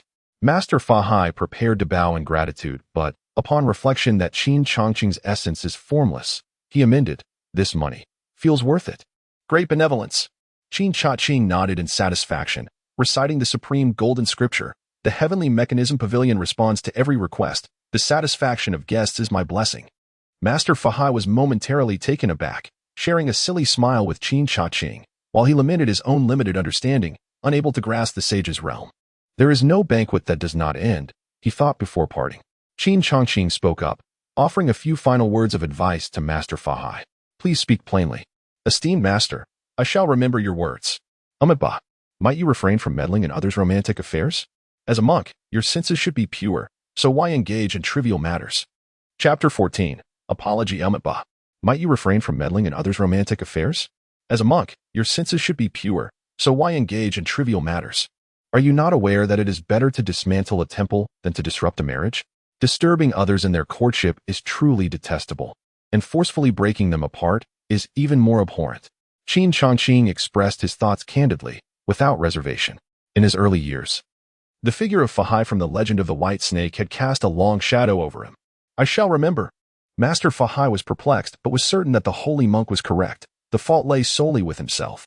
Thus, he resolved to follow the guidance of the holy monk, confident that such a course would lead to no error. "Very well, Master Fa, please take your leave." Qin Changqing pursed his lips and with a grand gesture sent Master Fa directly outside. "Esteemed Master, Master Fa felt a lingering desire, yearning to seek further wisdom from Qin Changqing regarding the profound teachings of Buddhism. He believed that as long as he could remain by Qin Changqing's side, the simplicity of the truths he unintentionally revealed would be sufficient to elevate his own understanding of the Dharma. Within the heavenly machine pavilion, Qin Changqing spoke plainly. If one wishes to continue to benefit without due cause, how could that be possible? Even accessing Wi-Fi requires consideration of timing. Master Fa felt a deep pang of sorrow at the thought of depleting his accumulated wisdom. Yet, upon reflection, he understood that Qin Changqing was aware of his current inability to grasp the essence of the formless Buddha. Thus, remaining in close proximity would yield no benefit. It would be more prudent to gather further experience before returning to the Hall of Destiny, for only then might one attain enlightenment. This must be the case. I, as a humble monk, shall not disappoint the profound intentions of my esteemed predecessor. The Buddha proclaimed, "Great enlightenment comes from profound understanding. A poor monk must endure great suffering to achieve spiritual fulfillment and true enlightenment. However, relying solely on my meager resources, it is impossible to accumulate wisdom swiftly. Thus, I must seek external assistance and strive diligently to earn wealth. At that moment, Master Fahai gazed at the Hall of Destiny, a benevolent smile gracing his features. As he turned away, he sensed a mysterious aura descending upon him. Who dares to observe this humble monk? Humph.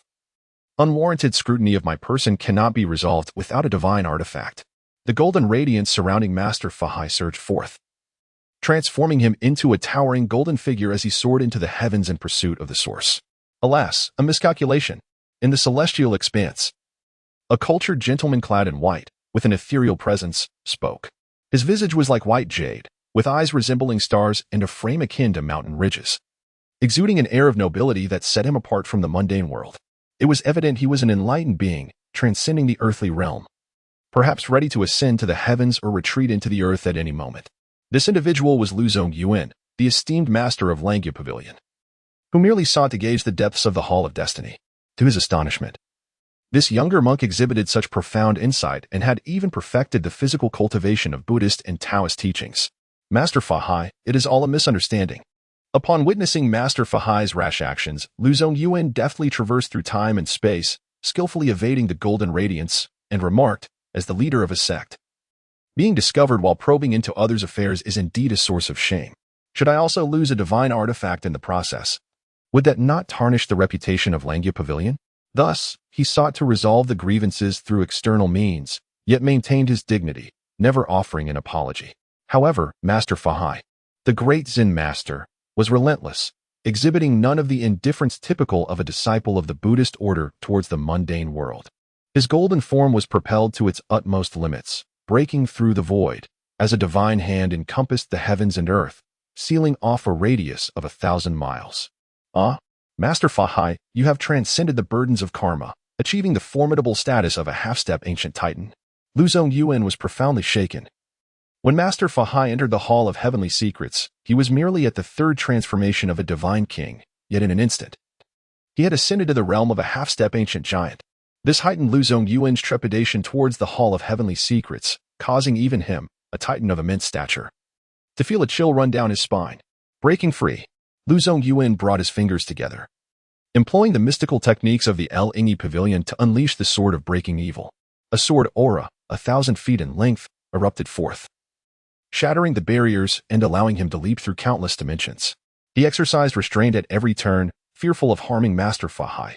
Otherwise, considering the protective nature of the enlightened monks of the Great Thunder Sound Monastery, this matter would not be easily resolved. Moreover, facing a terrifying disciple like Master Fahai, who had attained enlightenment and achieved the status of a half-step ancient titan, he was acutely aware of his own prior transgressions. Yet, Master Fahai remained silent and unyielding. Unleashing a palm that summoned the Buddhist realm, a colossal hand ascended towards the heavens as the essence of the Buddhist kingdom descended, with countless arhats and Buddhas reciting sacred scriptures, emanating a transcendent radiance akin to a sword, suppressing the cosmos.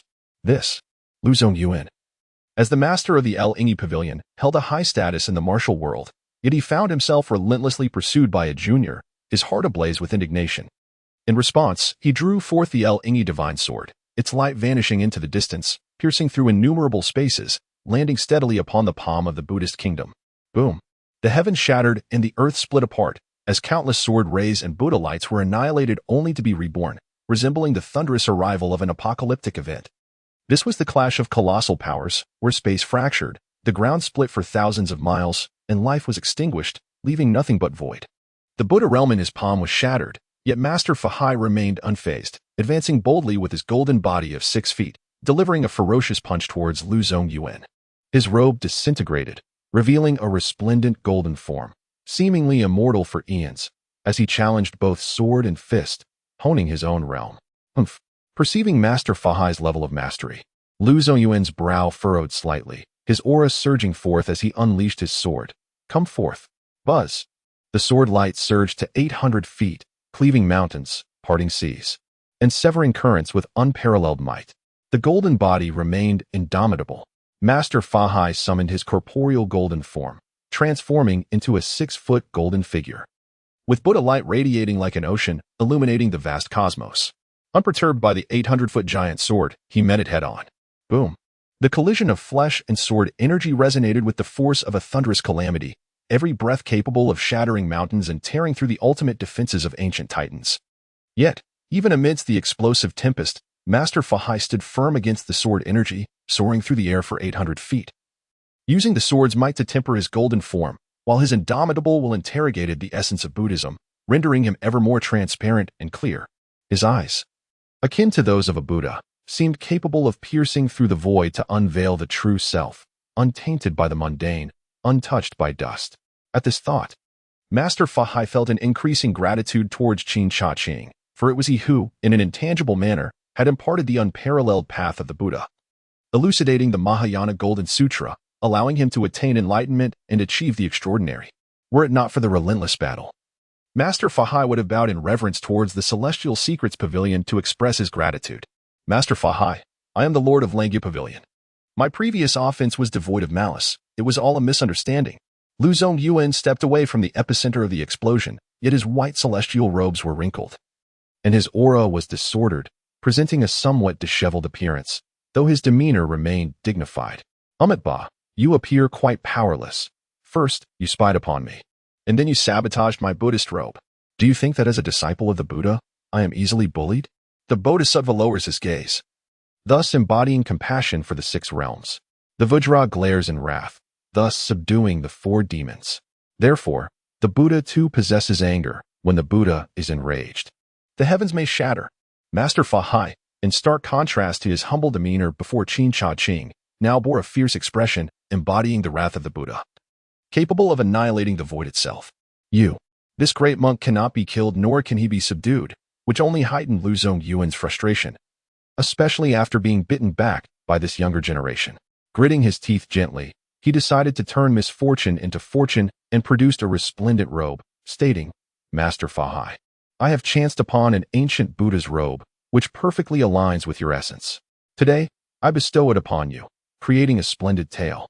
Upon receiving the robe, Master Fahai's demeanor softened once more, and he spoke with a gentle smile. It is the esteemed Lord of Langya Pavilion. Please forgive this humble monk for my lack of discernment. Lu Zongyuan furrowed his brow lightly. Was it not said that those who have renounced the worldly life maintain purity? Regarding wealth as mere refuse? Why then did this enlightened monk display such avarice? Since it is merely a misunderstanding, let us move past it. The monk still wishes to experience the profound sufferings of life, so he shall first pursue his fortune. Furthermore, should the Lord of Langya Pavilion wish to pry into the affairs of others, he may as well seek out this humble monk, for I only accept one artifact. Having spoken, without regard for the frenzied expressions of Lu Zongyuan, Master Fahai turned and vanished. In that moment, he comprehended the profound significance of Qin Changqing's words, recognizing it as an exquisite method for resolving the intricacies of cause and effect. The sage indeed exemplified the teachings through both word and deed, a lesson the young monk etched into his memory. Henceforth, he resolved to temporarily adhere to a singular Taoist artifact, diligently exploring the nuances of causality. Master Fahai paused his steps, bowed deeply towards the direction of the Tianji Pavilion, and then completely disappeared, setting forth towards the ancient remnants of the Titans. Too much arrogance. Lu Zongyuan roared at the heavens, his terrifying sword intent shrouding the world in dread, rendering the universe pale and the sun and moon devoid of light. Only the relentless, obliterating sword intent lingered in the cosmos. Yet, Lu Zongyuan was acutely aware that the orchestrator of these events was none other than the Tianji Pavilion, which only deepened his trepidation and curiosity. He resolved to observe further, refusing to lower his guard. At that moment, Guomantian, who had nearly emptied the city lord's mansion, approached the Tianji Pavilion once more, his steps indifferent to familial ties. The thought that even the Buddhist scion of the Great Thunder Sound Temple held the Tianji Pavilion in high regard only heightened his anticipation of entering its hallowed halls. Guomantian, do not seek to be invincible in this world. I merely implore the esteemed elder for mercy, to safeguard Qingzhou City from becoming mere fodder overnight. Should I secure such protection, I would willingly relinquish the city lord's mansion without a hint of regret. At this juncture, within the branch of the Divine Calculation Sect, a doorkeeper, having caught sight of the scene from afar, promptly reported Guomantian's arrival to the branch leader, Li Lingswan. Esteemed leader, the corpulent lord of Qizhou City, Guomantian, approaches laden with countless packages. In my humble opinion, it is undoubtedly due to the ancient demon king's obliteration of the city as protective array, leaving Guomantian with no route of escape. Thus, one must prepare ample treasures to seek assistance from our esteemed fortune-telling sect. This time, the forum master has boldly opened his mouth wide. Surely, that rotund Gua shall become the pork upon the chopping block, ready for our slaughter. Li Lingswan gently twirled his mustache, a glint of cunning flickering in his eyes, his face beaming with a smile. Yet, he struck the doorkeeper's head heavily, straightening his posture and admonishing, "Our fortune-telling sect is a formidable force among the celestial powers, unmatched in deciphering the heavenly secrets. We are wholly devoted to aiding all beings in their quest for survival amidst annihilation, seeking a glimmer of hope. How can we tolerate the tarnishing of our reputation? Today, I shall assign you the task of cleaning the entire fortune-telling sect. Fail to complete it, and you shall not dine again." Yes, the doorkeeper, flattering with false praise, hung his head. Lord Gua is a major client of the fortune-telling sect branch in Qingzhou City, a man exceedingly concerned with his image. Thus, he must not be neglected. Immediately, gather everyone to accompany the master in welcoming him from 100 meters away. The speed at which Li Lingswan twirled his mustache increased, and he resolutely decided, "Yes, I shall summon everyone at once." The doorkeeper promptly exited. Moments later, Li Lingswan donned an opulent robe woven from ice silkworm silk, wielding an exquisite treasure known as floating dust, adorned with golden-threaded cloud boots. His attire was nothing short of magnificent. However, his physique resembled that of a slender bamboo pole. His complexion pallid as clay, resembling a monkey adorned in a crown, an incongruous sight. The onlookers struggled to stifle their laughter. Yet out of fear for the might of the fortune-telling sect and Li Lingswan's prowess, they averted their gazes, casting sidelong glances at him. Conversely, Li Lingswan felt his own imposing presence too overwhelming, the weight of celestial secrets pressing heavily upon him, causing the crowd to shy away in trepidation. Thus, as he walked, he appeared even more aloof than Guamantian. With a chuckle, the forum master gazed at the celestial bodies, discerning the auspicious arrival of Lord Gua today. Hence, the master of the divine calculation sect, along with his disciples, came forth to extend their warmest welcome. "Please, do enter. I have prepared the finest spiritual tea, eager to share its fragrance with you, esteemed Lord Gua." Li Lingswan greeted, bowing respectfully. Chapter 15. The celestial treasure body had it been before, he would have undoubtedly treated Li Lingswan with the utmost reverence. Yet now, his contempt for this establishment was palpable. They had deceived him into spending a fortune on the construction of an indomitable protective formation for the city, claiming it could imprison ancient demon kings. Yet, in reality, it was as fragile as paper, unable to withstand even the aura of a mere ancient demon king before crumbling to dust. The divine calculation sect, indifferent to the lives of the city's populace, seemed to profit from their misfortunes, a disreputable entity he longed to expel.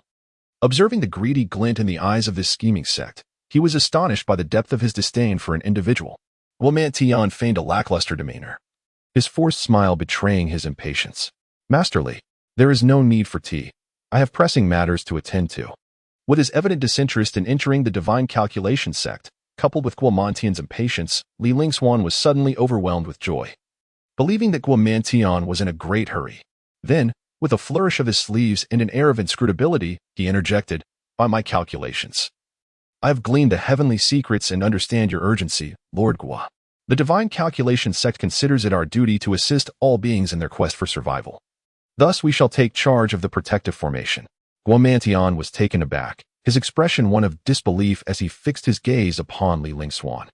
This fellow is quite the pretender, showing off as if he were a master of divination while having no intention of seeking out the divine calculation sect. Not wishing to waste breath on such a charlatan, Guamantian prepared to speak plainly. "Masterly, you are mistaken." However, before Guamantian could finish his statement, Li Lingshian interjected, "Since the esteemed city Lord Gua has extended such courtesy, I shall graciously accept this mere trinket. But let it be known that my purpose is to seek the welfare of the citizens of Qizhou City, and I am certainly not one to be swayed by greed. Henceforth, I shall leave." Guamantian, seeing that Li Lingshian was overly immersed in his role, chose not to linger and instructed his guards to head towards the heavenly Mechanism Pavilion. That was of utmost importance. Master, the city Lord Gua has departed." The attendant, noticing the depth of his master's performance, quickly alerted him. Li Lingshian paused, pressing on, "City Lord Gua, what does this mean?" "Masterly, I have pressing matters to attend to, so I shall take my leave. Until we meet again." Guamantian entered the heavenly Mechanism Pavilion with his entourage. Infuriating. Utterly infuriating. Li Lingxian felt as though he had been made a fool of, his heart seething with indignation. He then gazed up at the heavenly Mechanism Pavilion, exclaiming sharply, "What is the meaning of this unsightly structure before the Divine Calculation Sect? With the forces of the universe and the 5 celestial beings, everything is within reach. The yin-yang and the myriad creatures, all transformed into the sacred. Does this not pose a challenge to my Divine Calculation Sect? Bold and audacious, it is utterly laughable. The Divine Calculation Sect is a formidable presence that transcends the sacred realms, feared and respected across the myriad worlds, where no one dares to offend lightly. Even the celestial beings must show deference. However, now an obscure establishment, the Tianji Pavilion, has audaciously encroached upon our territory, brazenly snatching away clients that rightfully belong to the Shinsuan sect. This act of seizing wealth is akin to murdering one's own parents. It is an irreconcilable enmity. Humph. Regardless of their stature, offending the Shinsuan sect will lead to their utter annihilation." Li Ling, with a countenance filled with rage and an unmistakable aura of killing intent, whispered into the ear of the doorman, "Tonight, you shall." At this moment, within the Tianji Pavilion, the young lord of Qingzhou City, Guomantian, approached the revered elder with utmost reverence, pleading for the elder to accept his submission. Upon entering the pavilion, he was met with the astonishing silhouette of Qin Changqing, which left him utterly awestruck.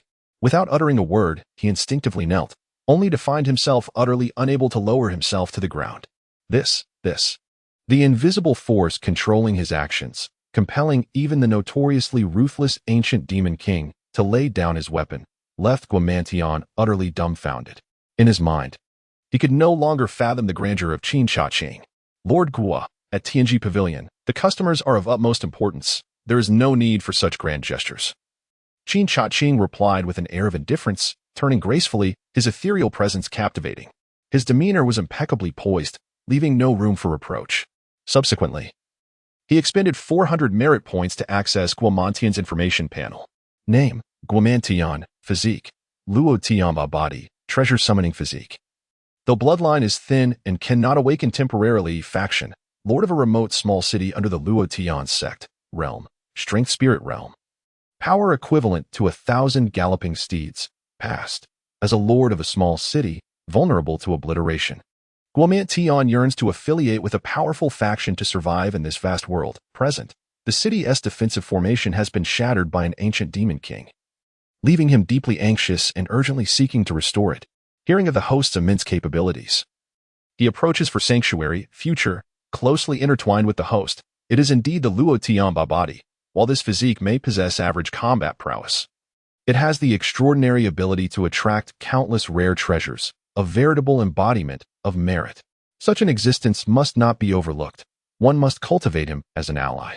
Furthermore, residing in Qingzhou City, its flourishing will attract more clientele, proving beneficial rather than detrimental to my interests. After perusing the details, Qin Changqing devised a plan. "Your intentions are clear to me." Qin Changqing gestured for seats, granting hospitality, and remarked, "Your desires amount to merely seeking to secure a modest existence." Guomantian was taken aback, for no one had ever so keenly perceived his innermost thoughts. Elation surged within him. "Senior, you perceive rightly. Countless cities, akin to Qizhou, vanish daily, and as a minor lord, I live in constant trepidation, merely hoping for a corner to survive. But what if I could offer you more?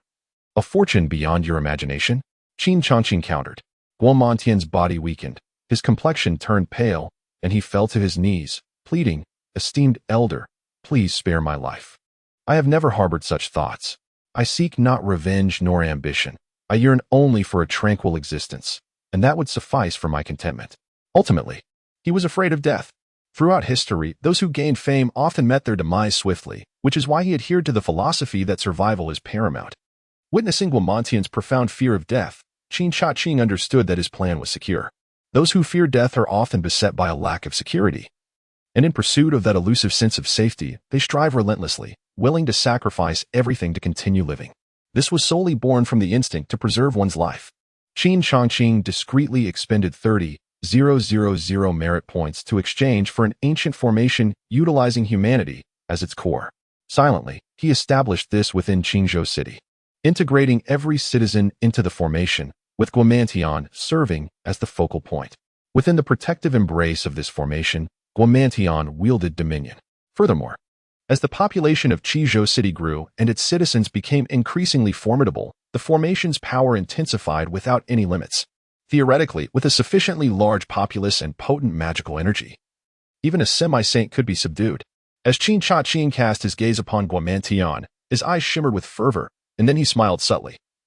A cup of tea pouring itself into Guomantian's hands without a sound. Yes, Guomantian responded with a simple smile, yet internally. He resisted the immense fortune that Qin Changqing wished to bestow upon him. Such a gift would be unbearable, leading him inevitably to his own destruction. Thus, he firmly rejected the notion of fortune. All he desired was that damned sense of security. As a cup of tea graced his lips, a profound interconnectedness surged within Guomantian's body. He felt as though he had consumed an ethereal elixir, awakening his spiritual senses. His consciousness radiated outward, extending far beyond his imagination, reaching thousands of miles. Moreover, he sensed that with a mere gesture, he could command the vastness of the world around him, wielding its might to subdue formidable foes. Senior, is this a formation? Upon opening his eyes, he discovered that his awareness had indeed expanded to encompass the entire city, every movement and action falling under his unwavering control, akin to an all-seeing radar. Even the mere thought could summon the formidable power of the formation. If his strength were sufficient, even the mightiest of ancient titans ensnared within it would find little respite. With such an unparalleled formation at his disposal, what fear could he possibly harbor? He could finally rest easy, poised to become a sovereign of prosperity and freedom. Yet, in an instant, an overwhelming sense of insecurity enveloped him. Guomantian yearned for escape. No one could fathom the torment of one who, having experienced profound insecurity, then found an unparalleled sense of safety, only to have it shattered. The anguish of such precariousness was a torment beyond compare. Though Guomantian feared death, he was not foolish. He comprehended that having attained these gifts, he had boarded the great vessel of Qin Changqing. I am grateful for the senior's bestowal. I vow not to disappoint you. I shall pledge my unwavering loyalty and fulfill your every request, for if I were to betray this vow, may I perish instantly and be denied eternal life. At that moment, Guomantian felt he had uttered the most malevolent oath imaginable. However, after taking the oath, he found himself enveloped in a profound sense of security, a sensation so exhilarating that it eclipsed even the most thrilling experiences. Subsequently, Qin Changqing once again communicated with the system, expending 2,000 merit points to exchange for the awakening elixir of the Luo Tianbao tea. He continued to sip his tea, discreetly infusing it with the awakening potion. Thank you, senior. Guomantian gazed at the cup before him, acutely aware that this tea contained opportunities that others could only dream of throughout their lifetimes. Yet for him, it felt akin to consuming poison. How he longed to remain in the safety of his small town, living a tranquil life. Why was it so difficult to attain? Resolutely, Guomantian downed the tea in one gulp. Boom. In an instant, Guomantian's complexion changed drastically.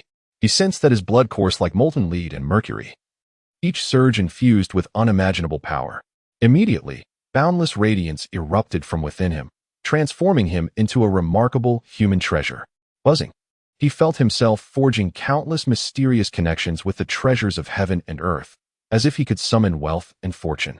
Inside the Tiangong Pavilion, the celestial artifacts trembled, and even the tables, chairs, teapots, and cups seemed to gravitate towards Guomantian. Had it not been for Qin Changqing's casual suppression, they would have flown to him, eager to absorb the divine aura emanating from the Luo Tianbao tea. Senior, how did you know? Guomantian understood all too well that he had awakened the bloodline that his ancestors had desperately sought to forsake, the Luo Tianbao tea. His ancestor, Guomantian, was once a formidable force of unparalleled significance, but due to the cursed Luo Tian treasure body, they became the target of fierce adversaries, ultimately relegated to a humble small town. For countless generations, they laid down their lives in pursuit of a stable existence. Yet now, this extraordinary physique has awakened once more. The secrets of the heavens are within my grasp. Qin Changqing remarked nonchalantly, Lord Guo. Only by elevating your own realm and fortifying your formations can you enhance your chances of survival. Thus, strengthen yourself, and the secluded corner you desire, where you can merely exist, is within reach. Chapter 16. The Misfortunate Pavilion. Master Guomantian felt as though he might burst into tears. He resolved never to sip tea at the Ninefold Tower again. He feared that any remarkable fortune might attract catastrophic peril, rendering his gains utterly worthless. It was wiser to continue living cautiously. I am grateful for your benevolence, esteemed elder. This humble gift, accumulated by my ancestors, is a token of my appreciation for your care. I implore you to accept it. The brilliance of the treasures dazzled the eye, their grandeur resonating deeply. Unique and exquisite artifacts floated behind him, each fine to be chosen, fearful of being overlooked. Truly, the Luotian treasure body is deserving of its reputation, inherently bestowing a fortune-attracting aura. Qin Changqing once again sensed the awe-inspiring nature of the Luotian treasure body, his heart soaring with elation. I, Guomantion, adhere to the maxim of tranquility leading to far-reaching aspirations and simplicity illuminating one's ambitions. I maintain my integrity with utmost purity. You vulgar entities shall not tarnish my virtue. Upon awakening, Guomantion realized that the 10 extraordinary treasures at the helm were, in fact, not beneath the realm of Tao artifacts. Rather than succumbing to regret, an overwhelming sense of insecurity surged within him. An innocent man bearing the weight of precious jewels finds himself ensnared by peril. His modest capabilities rendered him unworthy of possessing such rare treasures. Thus, he felt compelled to relinquish them, for he could not allow them to become a source of his own downfall. The notion of becoming the target of scorn was a fanciful delusion. As for the sense of security, Guomantion clutched it tightly within his grasp. Ultimately, upon witnessing Qin Changqing accept his heartfelt intentions, Guomantion exhaled a profound sigh of relief, feeling as though he had transformed calamity into safety. I take my leave, farewell. Guomantion refrained from prolonging the conversation, wary that a mere disagreement could lead Qin Changqing to bestow upon him some earth-shattering fortune, rendering his efforts futile. Wait! Qin Changqing suddenly called out to Guomantion, raising his head and proclaiming, given your filial piety, I, the master of this pavilion, shall agree to protect Qingzhou City. With that, Guomantion immediately knelt down, his face awash with gratitude, tears of joy streaming down his cheeks. Thank you, esteemed senior. Your words bring me great solace. His feelings of appreciation for you, esteemed senior, flowed like an unceasing river. Qin Changqing smiled slightly, casually waving his hand, causing 5 banners to materialize in midair. Each banner emanated the aura of Tao artifacts, corresponding to the 5 elements of the post-heaven: metal, wood, water, fire, and earth. These elements intertwined, evolving the cycles of creation and destruction. Qin Changqing explained, these are the 5-element Tao artifacts, the post-heaven 5-element banners. When placed within the city, they will generate a post-heaven array that complements the formations you command. Esteemed senior, how could I possibly refuse? With your protection. The younger generation feels that even divine artifacts pale in comparison. Guomantion hesitated to accept the postnatal 5 elements flag, for it was far more precious than the rare treasures he had previously offered. If placed within the city, it would undoubtedly attract the covetous eyes of others, leaving him to ponder his future safety. Go. While others implore for the bestowal of fortune, this timid Guomantion dares to refuse thrice. Qin Changqing, weary of futile discourse, dismissed him with a mere wave of his hand, casting him out of the Heavenly Machine Pavilion. Outside the Heavenly Machine Pavilion, Guomantion clutched the postnatal 5 elements flag as if it were a scorching hot potato, his spirits plummeting. With his head hung low, he was engulfed by profound sorrow. The elder was not at fault. The blame lay solely with him. Since the elder urged him to awaken the Luotian treasure body and bestowed upon him the 5 elements flag, it indicated a belief in his potential. He resolved to cultivate diligently, aspiring to become a figure of immense renown worthy of the fortune granted to him, one that would deter others from coveting it.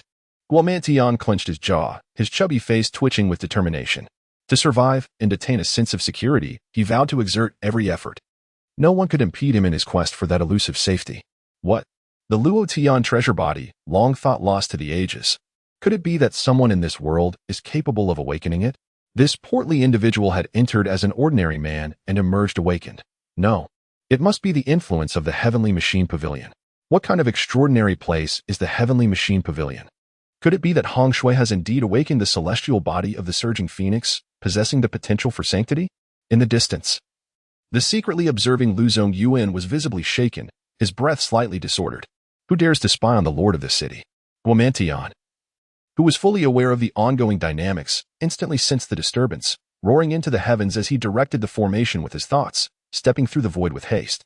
One must ask, how could a person plagued by profound insecurity tolerate being clandestinely observed, especially one who has recently found solace in powerful alliances? Thus, this transgression struck at the very core of Guomantian's limits. This matter is far from over. Who are you to dare intrude upon the privacy of the Lord of Qizhou City? Do you comprehend the gravity of your offense? Guomantian descended before Lu Zongyuan with an air of flamboyance, his every gesture deliberately mimicking that of Qin Changqing. The exhilaration of pretense is truly delightful. One can only appreciate the joy of ostentation once they embody it. As a titan among giants, Lu Zongyuan quickly perceived Guomantian's anomalies, his surprise palpable. Are you employing a human formation? Such an ancient and extraordinary array has resurfaced. Yet, despite possessing some understanding, the consequences of prying into my affairs cannot be so easily dismissed. Guomantian, restrained until now, was determined to ensure stability with his next move. In an instant, he summoned the power of formations throughout Qingzhou City, positioning himself as the focal point. He became the very formation itself. The overwhelming force of the array surged forth, transforming into a celestial prison that sealed off the surrounding space from Lu Zongyuan. Unfazed, Lu Zongyuan calmly contemplated the ancient and remarkable array, seeking to glean insights that might elevate his own prowess, reaching the level of a timeless giant.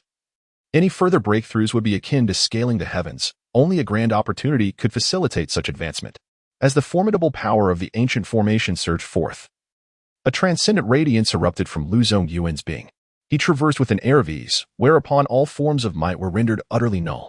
Yet, despite being a venerable titan of the ages, endowed with the profound heritage of the Langya Pavilion, he still found himself incapable of grasping even a fraction of its mysteries. Each time he approached a moment of enlightenment, an unsettling force would disrupt the celestial secrets, leaving him empty-handed. This remarkable ancient array in your hands could be likened to the force of nature itself, yet you were unable to unleash even half of its potential. Were you a titan of antiquity? I might harbor some trepidation. Alas, Langya Divine Sword Technique. Break. After attempting this, Lu Zongyuan came to the realization that he was fated to be estranged from this ancient marvel. He initiated the Langya Divine Sword Technique, unleashing a torrent of sword chi that shattered the very fabric of the heavens and the earth, elegantly manifesting before Guomantian. You were overstepping. Being publicly admonished for his insufficient cultivation, despite its truth, ignited a sense of indignation within Guomantian. His thoughts surged, and in an instant, he distanced himself from Lu Zongyuan, summoning the postnatal 5 elements flag behind him, which he activated with the power of the formation. In a heartbeat, the 5 elements intertwined, with earth, water, wind, and fire in a cycle of creation and destruction, emanating a chaotic aura as if the formation had returned to primordial chaos. How is this possible? What kind of existence is the Celestial Mechanism Pavilion that allows one to undergo such a transformation and master such a remarkable array? Witnessing the amplification of the formation's power, Guomantian's heart was once again shaken. At this moment, this force of the formation was sufficient to subdue an ancient demon king. With a heavy sigh, Lu Zongyuan sought to sever his entanglement with Guomantian. His singular focus was to enter the Heavenly Secrets Pavilion to behold its mysteries. With a flick of his finger, a blade of energy sliced through the heavens, tearing apart the post-heaven 5 elements formation of the 5 elements flag. The overwhelming pressure of ancient titans surged forth, casting an imposing shadow over Guomantian. I am the esteemed master of the Langya Pavilion, Lu Zongyuan. Do you wish to engage me in combat still? You are the master of Langya Pavilion? Guomantian's heart raced, paralyzed with fear, nearly plummeting from the sky. The disparity between his Qingzhou City and the Langya Pavilion felt insurmountable. Regret coursed through him. Had he known the burden of such fate, he would have shunned the pursuit of fortune. He had unwittingly offended an ancient titan, sealing his own doom, a prophecy fulfilled. Senior, please save me. Just as Guomantian prepared to plead further, Lu Zongyuan's voice resonated once more. You may depart. Depart? You permit me to leave? You truly grant me such mercy? Surviving by a stroke of luck, Guomantian felt an unexpected joy. Yet, as he readied to flee, a realization dawned upon him. This reprieve was solely due to the senior's intervention. Otherwise, with the might of an ancient titan, he would have been crushed long ago. To escape in such a disheveled state would be a disgrace to the esteemed figure behind him. Master Lu, as a titan and the master of Langya Pavilion, do you believe you can freely intrude upon my Qingzhou City? Guomantian halted, summoning every ounce of courage he could muster, confronting Lu Zongyuan with his query.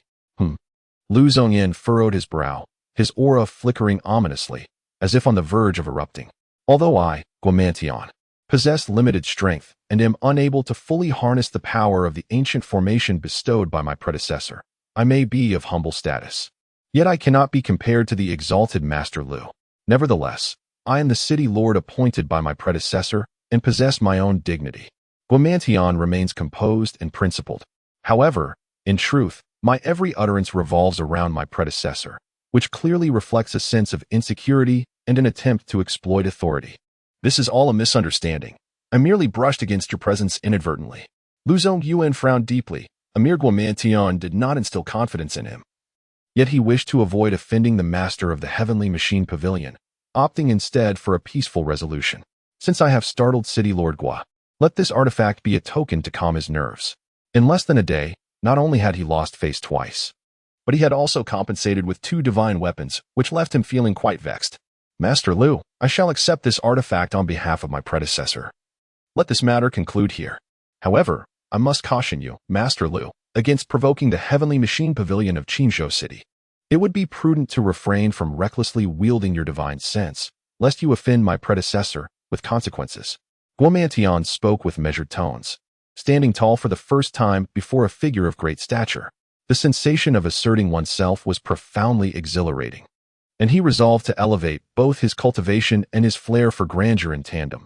Otherwise, he would miss the joy it brought. Lu Zongyuan wore a dark expression, yet remained speechless.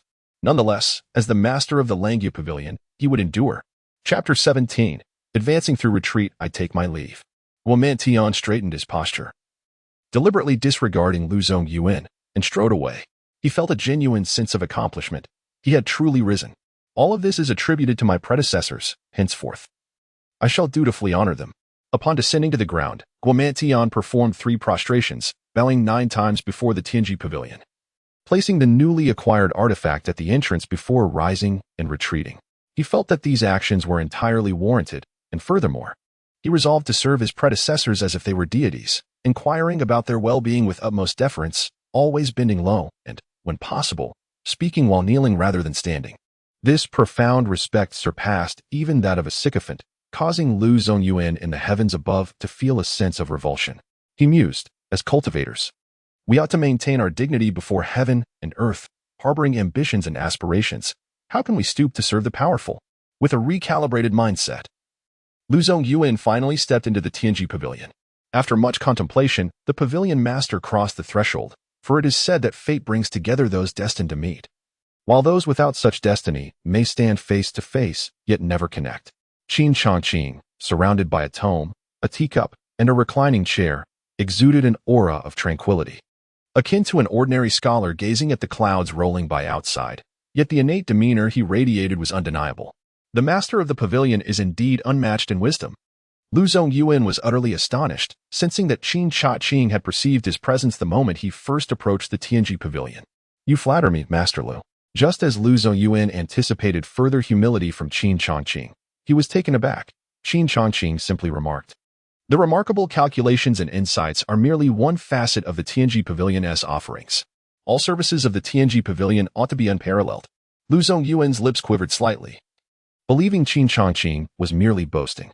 Indeed, the master is quite formidable. Although Lu Zongyuan had mentally prepared himself for Qin Changqing's aloof demeanor, he still felt a sense of discomfort. The pride of a solitary titan, as a leader of myriad factions, surged within him. He had never heard of any force daring to act so decisively. Qin Changqing, however, paid no heed to Lu Zongyuan's haughtiness, meticulously scrutinizing the information panel before him. Name, Lu Zongyuan. Faction, Master of the Langya Pavilion. Strength, Eternal Titan of the Divine Emperor Realm. Past, endowed with extraordinary talent. Designated as the Master of Langya Pavilion by its venerable ancestors, in a bid to swiftly seize control of the pavilion and quell dissent, he forcibly ascended to the status of an Eternal Titan, leveraging the profound resources of Langya Pavilion. Without significant fortune, further breakthroughs in the near future appear implausible. Future, initially poised for great achievements and enlightenment, he fell victim to the machinations of the Taoist lord of the Luotian sect during a period of intense strife, resulting in his demise and the subsequent decline of Langya Pavilion strength. Character, extremely cautious, composed, and ruthlessly efficient, he ensures that any threat is dealt with lethally, leaving no trace behind. However, following 2 consecutive setbacks resulting in the loss of 2 treasured artifacts, he has become even more meticulous and wary. Possessions, 8 personal celestial artifacts, over 10 treasured relics, an abundance of rare and exotic treasures, no less than 100,000 elixirs, a wealth of profound techniques, and a total merit point valuation exceeding 2 million. Truly, as the master of a great sect, his mere possessions alone exceed 1 million, signifying immense wealth. Yet, his cautious nature aligns him with the archetype of a shadowy figure, elusive and slippery as an eel. The slightest hint of trouble renders him nearly impossible to apprehend. It is imperative to proceed with utmost caution and devise a meticulous strategy to gain the upper hand over him. In his heart, Qin Changqing devised a plan, then gradually set aside the scroll, each movement exuding an effortless grace that captivated those around him. A subtle smile graced his lips, leaving a profound impression. Master Lu, belief is a matter of perception. It exists for those who choose to embrace it and vanishes for those who do not. The Tianji Pavilion never coerces anyone. Moments later, Ling Hongxue appeared before Qin Changqing and Lu Zongyuan. She first bowed to Qin Changqing, addressing him as senior. Then she turned to Lu Zongyuan, saying, Master, had it not been for the esteemed senior's assistance, I would never have had the chance to see you again. Hongxue, my foolish disciple, upon receiving your message, I hastened here. Lu Zongyuan remarked with an insightful glance at Ling Hongxue, maintaining a composed demeanor. Why did you leave the sect in such haste?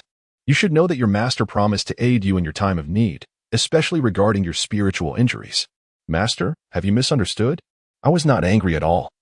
My departure from the sect was meant to be discreet. Moreover, within our sect, strength is paramount, and as the sect leader, you must uphold righteousness. I do not wish for you to feel burdened by my personal matters, Ling Hongxue explained. Fully aware of her master's character and recognizing that he was assessing whether she had been possessed. Sighing softly, Lu Zongyuan felt a sense of relief wash over him. He had found no signs of possession in Ling Hongxue, confirming her identity as his true disciple. Nevertheless, he felt a tinge of disappointment towards the Tianji Pavilion, as he had not observed any notable changes in her cultivation or injuries. There is no need for my master to sigh, she reassured him. Ling Hongxue's gaze turned tenderly towards Qin Changqing, an authentic admiration evident in her expression. Under the guidance of her senior, she had discovered her own fortune, not only healing her injuries and breaking through to the essence realm, but even awakening her innate potential. Excellent, truly excellent, beyond measure. Lu Zongyuan appeared to applaud outwardly.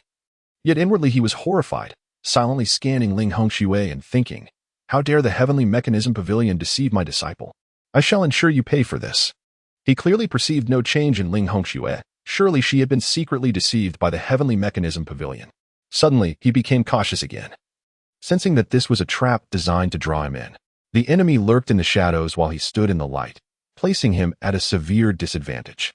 He needed to swiftly extricate himself and his disciple to avoid unforeseen calamity. The grievances of today would be settled in the future. Yes, master. Ling Hongxue nodded earnestly. Her exquisitely beautiful face tinged with a hint of shyness as she said, all of this is thanks to the guidance of my senior. Your grace outweighs everything for me. At this moment, a normal person, upon hearing their disciple express such profound admiration and gratitude towards an outsider, even surpassing their feelings for their own master, would likely feel quite envious. Your great kindness, the Langyu Pavilion. Lu Zongyuan feigned jealousy, yet as the lord of Langyu Pavilion, he maintained a certain composure. However, he was soon interrupted by Qin Changqing. No matter, it's clearly priced, payment is all that is required. First, to ensnare his naive disciple, drawing her into the fray, and then to ensnare himself, all the while demanding endless benefits. He even envisioned that once he declined, a signal would be given, and the 500 hidden assassins would recklessly charge forth. This immense favor, my gratitude from the Langyu Pavilion, is boundless. Here are 5 Dao artifacts and 3,000 elixirs. They are but a trifling token of respect.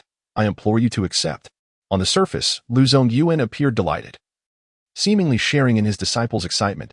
Yet after careful consideration, he presented a portion of the benefits, testing Qin Changqing's limits. 5 Dao artifacts and 3,000 elixirs equate to 40,000 merit points. Qin Changqing received them and replied nonchalantly, these items merely suffice to cover my rent. Therefore, I require an increase in compensation. Beside them, Ling Hongxue remained silent. Her time at the Tianji Pavilion felt akin to a celestial realm. The great fortune she had received and the offerings from her master indeed seemed somewhat meager. However, as her master had not ascended to the second floor, he was unaware of the different circumstances so it was not entirely unreasonable for him to be stingy. An increase in compensation would suffice. What? Lu Zongyuan slightly furrowed his brow, as if provoked, though internally he was seething. 5 Dao artifacts and 3,000 elixirs were more than sufficient even for residing in the Taizu sacred land. Such audacity. Yet he maintained a facade of composure and presented 10 more Dao artifacts, saying, "Indeed, this great favor surpasses all else. Please accept these 10 Dao artifacts. In the future, the entirety of Langya Pavilion shall remember the immense grace and virtue of Tianji Pavilion. Miss Ling, our fate together has come to a pause. Please take your leave."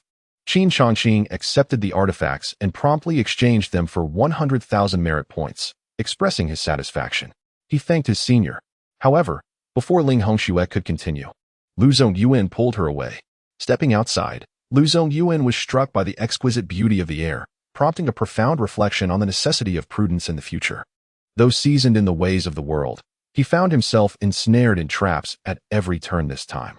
While it was true that his own negligence contributed to the predicament, the more pressing concern lay with his disciple. She believed she had transcended her former limitations.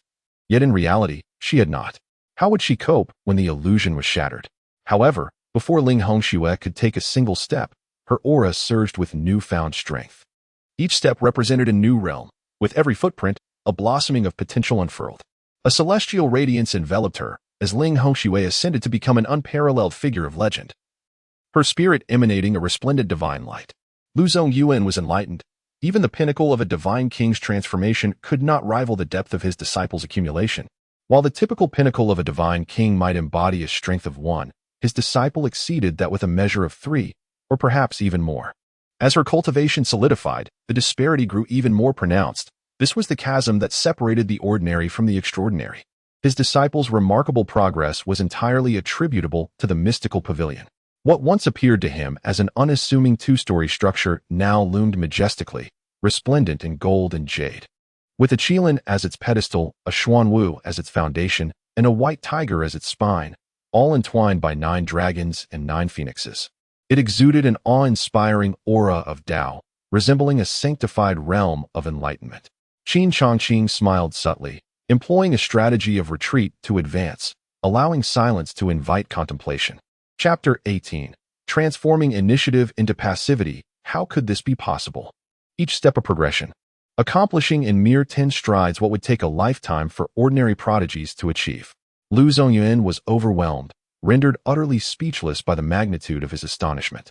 Master, nothing is impossible, is it? I can strive for progress step by step, although it may require extraordinary fortune akin to climbing to the heavens. Yet, for the senior, it is merely a matter of willingness or unwillingness. Ling Hongxue, with her brows dancing in delight, chirped animatedly to Lu Zongyuan. Why was I oblivious to all this within the Celestial Mechanism Pavilion? Surely, it must be that he has clouded my perception of you. The astonishing celestial form. Advancing step by step, not to mention 15 divine artifacts. Even 20 would be worthy. It appears I have been narrow-minded.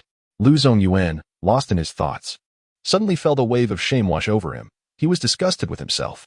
How could he harbor such base thoughts and tarnish the reputation of the Celestial Mechanism Pavilion? His conscience was dreadfully corrupted. Master, are you all right? Ling Hongxue chuckled, believing Lu Zongyuan's expression to be completely natural, finding it odd otherwise. I am well. Ling Hongxue was taken aback by Lu Zongyuan's sudden change, yet she was aware of Qin Changqing's extraordinary presence, gently reminding him, Master, the senior has already mentioned that our fates are temporarily at an end.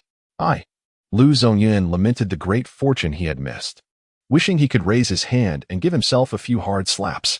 Just the thought that a world-altering opportunity slipped through his fingers. And even the chance for the ancestor's life extension was lost, leading to the decline of the Langya Pavilion and the looming threat of annihilation. Then he became a thorough sinner of the Langya Pavilion, utterly irredeemable, a lifetime shrouded in guilt, his senses sealed, languishing in the shadows of existence. No. Lu Zongyuan suddenly shouted, startling Ling Hongxue. Master, what is wrong? Ling Hongxue noticed that ever since stepping out of the Heavenly Mechanism Pavilion, Lu Zongyuan seemed to be in disarray, as if confronted with something intolerable. Could it be that he had discovered the existence of an extraordinary figure like Senior Chu, whose profound skills transcended the ordinary, leaving him feeling insignificant and unable to accept this reality? Regardless, we must meet the senior. Even if it means kneeling before the heavenly Mechanism Pavilion for 10 years, we must seek an audience with him, Lu Zongyuan declared resolutely. For this pertained to the prosperity and survival of their sect. His own pride was of no consequence. As long as the senior could assist him, he was willing to endure anything. Anger. However, Ling Hongxue found herself in a dilemma. There is no however. Hongxue, do you not understand what meeting the senior signifies for the Langya Pavilion? Lu Zongyuan gritted his teeth, articulating each word with painstaking effort. Very well. Ling Hongxue felt a shiver run down her spine, yet she recognized the gravity of the situation. Step by step, they approached the heavenly Mechanism Pavilion. But for Lu Zongyuan, it felt as though he bore the weight of 1,000 miles of earth and water, the burden pressing heavily upon his ancient, colossal frame, creaking under the strain. Moreover, with each step he took, the pressure magnified tenfold. After 6 steps, Lu Zongyuan's body instantly hunched over, as if he stumbled, nearly collapsing to the ground. Yet he gritted his teeth, steadfastly holding his ground. Lu Zongyuan was acutely aware that this was Qin Changqing venting his inner displeasure, while simultaneously testing his resolve.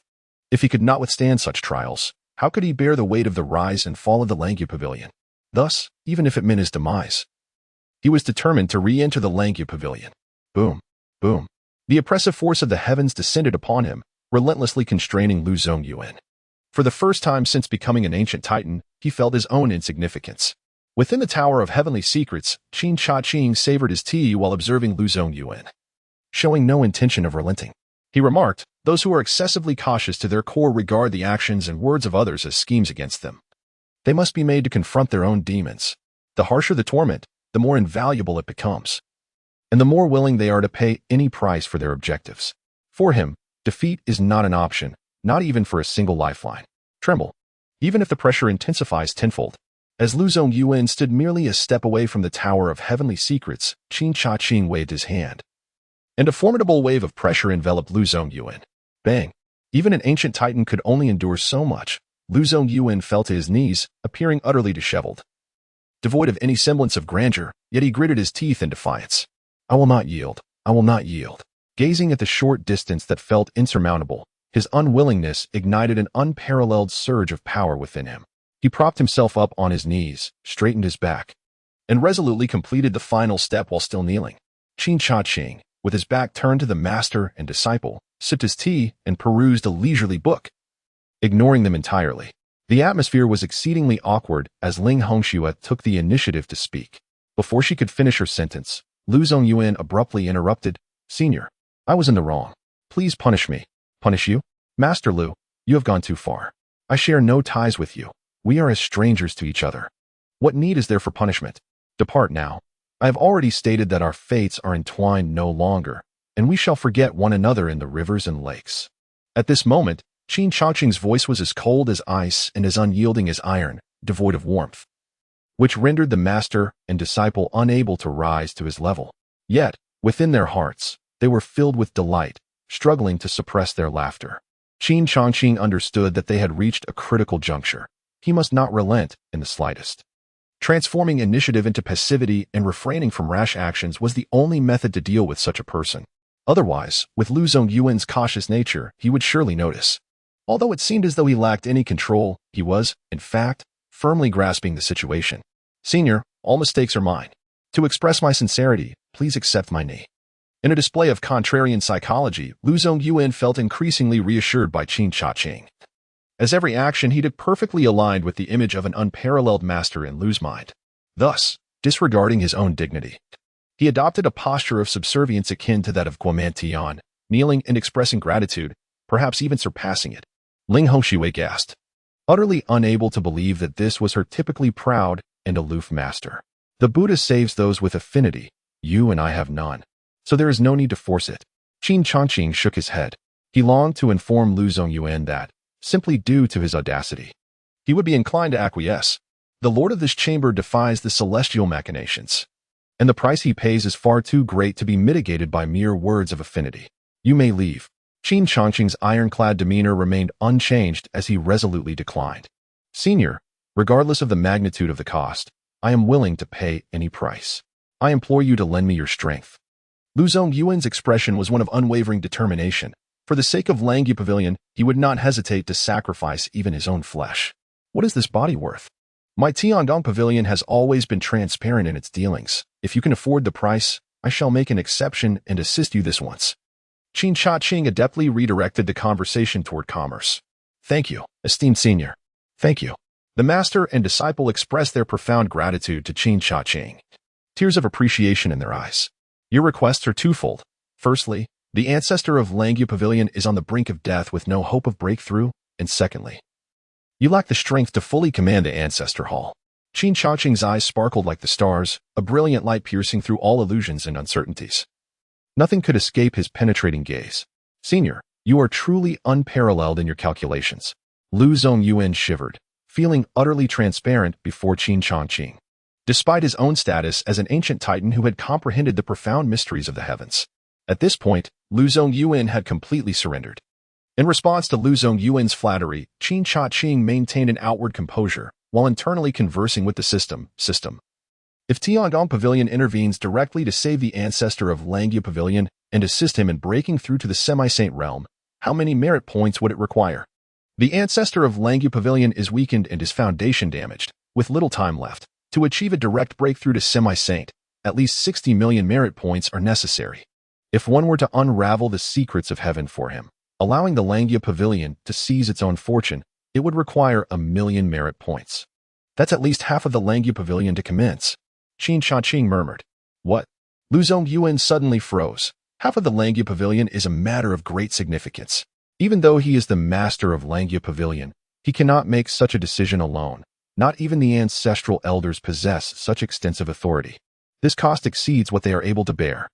The master of this pavilion can directly intervene to assist the ancestral elder of Langya Pavilion in breaking through to the semi-saint level. But the price is half of the Langya Pavilion, Qin Changqing stated plainly. If you find this unacceptable, I can offer you another option. But whether it succeeds will depend on the will of heaven. Please enlighten me, esteemed elder. Lu Zongyuan bowed respectfully, eager to listen. 5 pieces of immortal artifacts. I can decipher the secrets of heaven for you and reveal where the opportunity for the master of Langya Pavilion to attain sainthood lies. However, I do not guarantee that you will be able to seize this fortune. Therefore, whether to engage in this transaction is a matter for Master Lu to deliberate carefully. Once the deal is struck, there are no returns. Qin Changqing elucidated the risks and rewards, leaving all decisions to Lu Zongyuan. Lu Zongyuan's eyes gradually turned crimson, his body trembling, his forehead contorted with ferocity, thoughts swirling in his mind like the 8 immortals crossing the sea, nearly causing a split in his persona. I agree. Esteemed elder, here are 5 inferior-grade immortal artifacts, accumulated over 3,000 years. I am willing to exchange them for the ancestral elder's opportunity to attain sainthood. I beseech you to guide me. Chapter 19. The Land of Saintly Annihilation. Qin Changqing exchanged 1,100,000 merit points, and then communicated with the system. Consume 1 million merit points to inquire about the ancestral opportunities for ascension within the Langya Pavilion. The Imperial Burial Valley, renowned as the resting place of the unparalleled Emperor of Annihilation, possesses supreme mysteries. Its path is scattered, concealing astonishing fortunes that could enable the ancestors of Langya Pavilion to defy fate and ascend to semi-sainthood. The Pursuit Soul Mountain. Known as the slumbering ground of the most formidable entity of the previous era, the Pursuit Soul Emperor.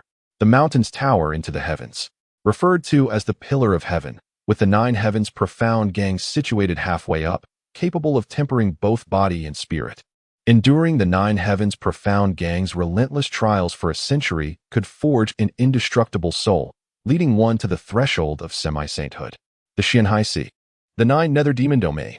The land of saintly annihilation, a sacred ground where a saint once meditated. The saint's blood ignites the heavens, and the saint's bones connect to the earth's fire.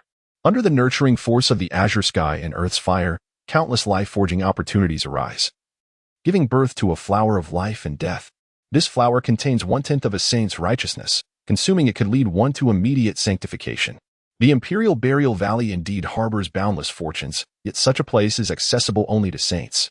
Subsequently, the Pursuit Soul Mountain and the Xianhai Sea. Qin Changqing meticulously filtered through these options, ultimately focusing on the land of saintly annihilation. System. Please deduce the location of the land of saintly annihilation and any potential crises that may arise. After a brief moment, the system's voice resonated. Host. The deduction is complete. Please receive the information. Then, within Qin Changqing's mind appeared a map and a jade slip, indicating the location of the land of saintly annihilation, situated approximately 80,000 miles to the southeast. Within the jade tablet lies a detailed exposition of the geographical formations and intricate mechanisms of the mountains and rivers, capable of traversing the perils of the sacred annihilation realm. Master Lu, the opportunity for the ancestor of the Langya Pavilion to attain sanctity resides within this very place. This locale is the sacred ground where the sages have attained their final rest, its terrain imbued with profound mysteries, nurturing a flower of life and death that embodies a fragment of the sage's principles. Consuming it would grant immediate elevation to the status of semi-saint, albeit at the cost of any future advancement. Qin Changqing remarked that the cyclical nature of the heavenly path is unmistakable, and thus the sacred annihilation flower does not come without its price. He requested the elder to reveal the exact location of the sacred annihilation realm. Lu Zongyuan was overwhelmed with joy. This outcome was akin to an immense blessing for him. The ancestor, nearing the end of his lifespan and devoid of the means to become a semi-saint, could achieve such a status instantly, which would undoubtedly propel the Langya Pavilion to unprecedented heights, perhaps even surpassing the Luotian Shangzong.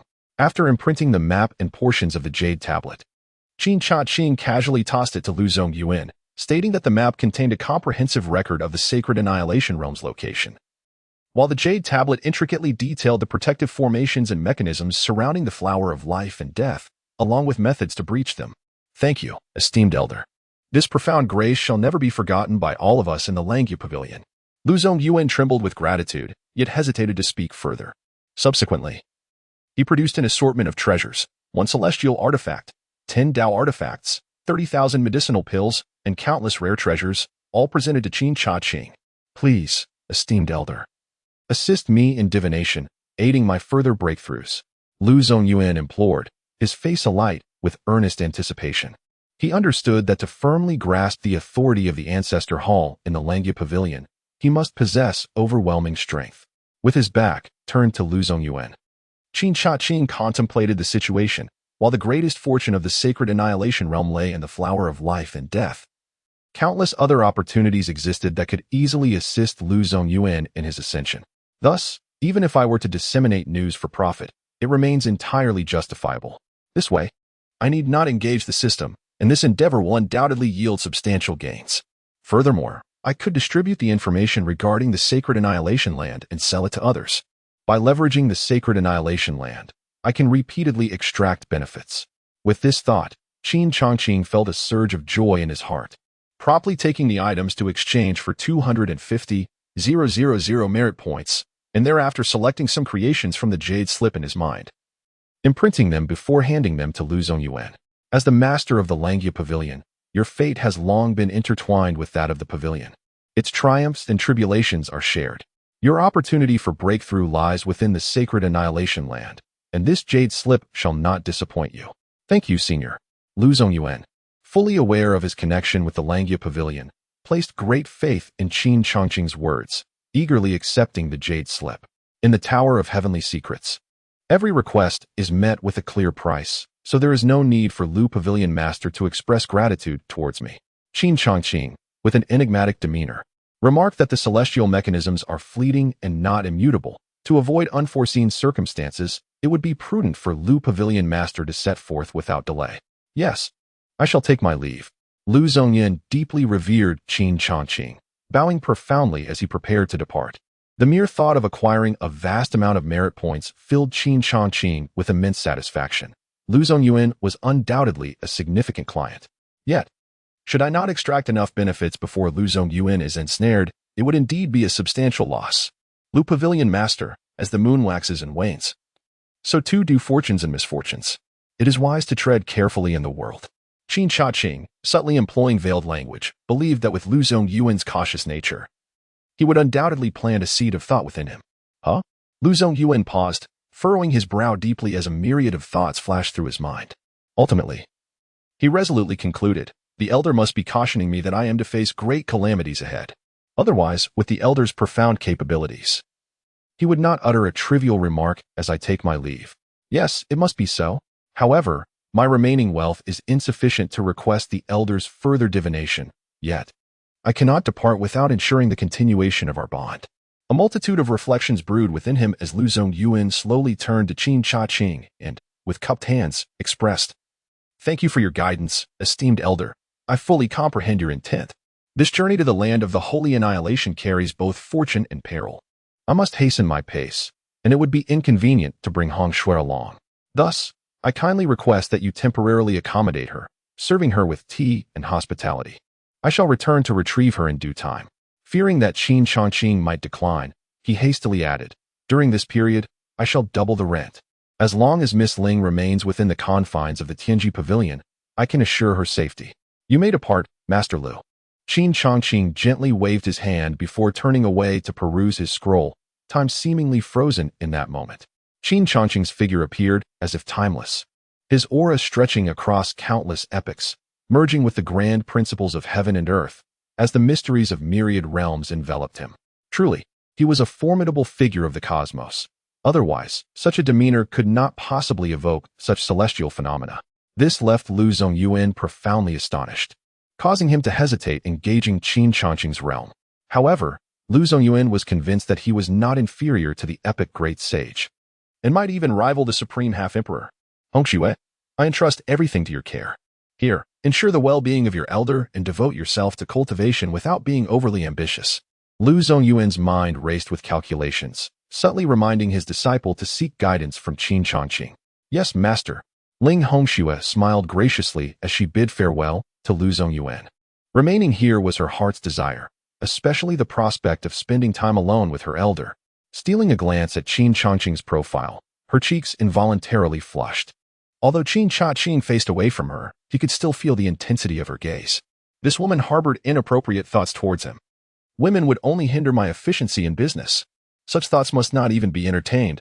I must quell this infatuation at once.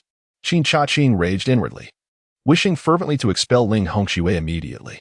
Yet, considering the benefits she could provide in the long run, he restrained himself. In his heart, he fervently reminded himself, one must never be lenient simply because she harbors affection. When it comes to reaping benefits, one must be resolute. For that is the mark of a true man. Senior Chu, if you have any needs, please speak freely. Hongshui will surely. After Lu Zongyuan departed, Ling Hongshui began to express her willingness to assist Qin Changqing in any way she could. However, before she could finish her sentence, Qin Changqing interrupted her, saying, "Miss Ling, focus on your cultivation on the second floor. This world is perilous. Before achieving invincibility, refrain from concerning yourself with trivial matters."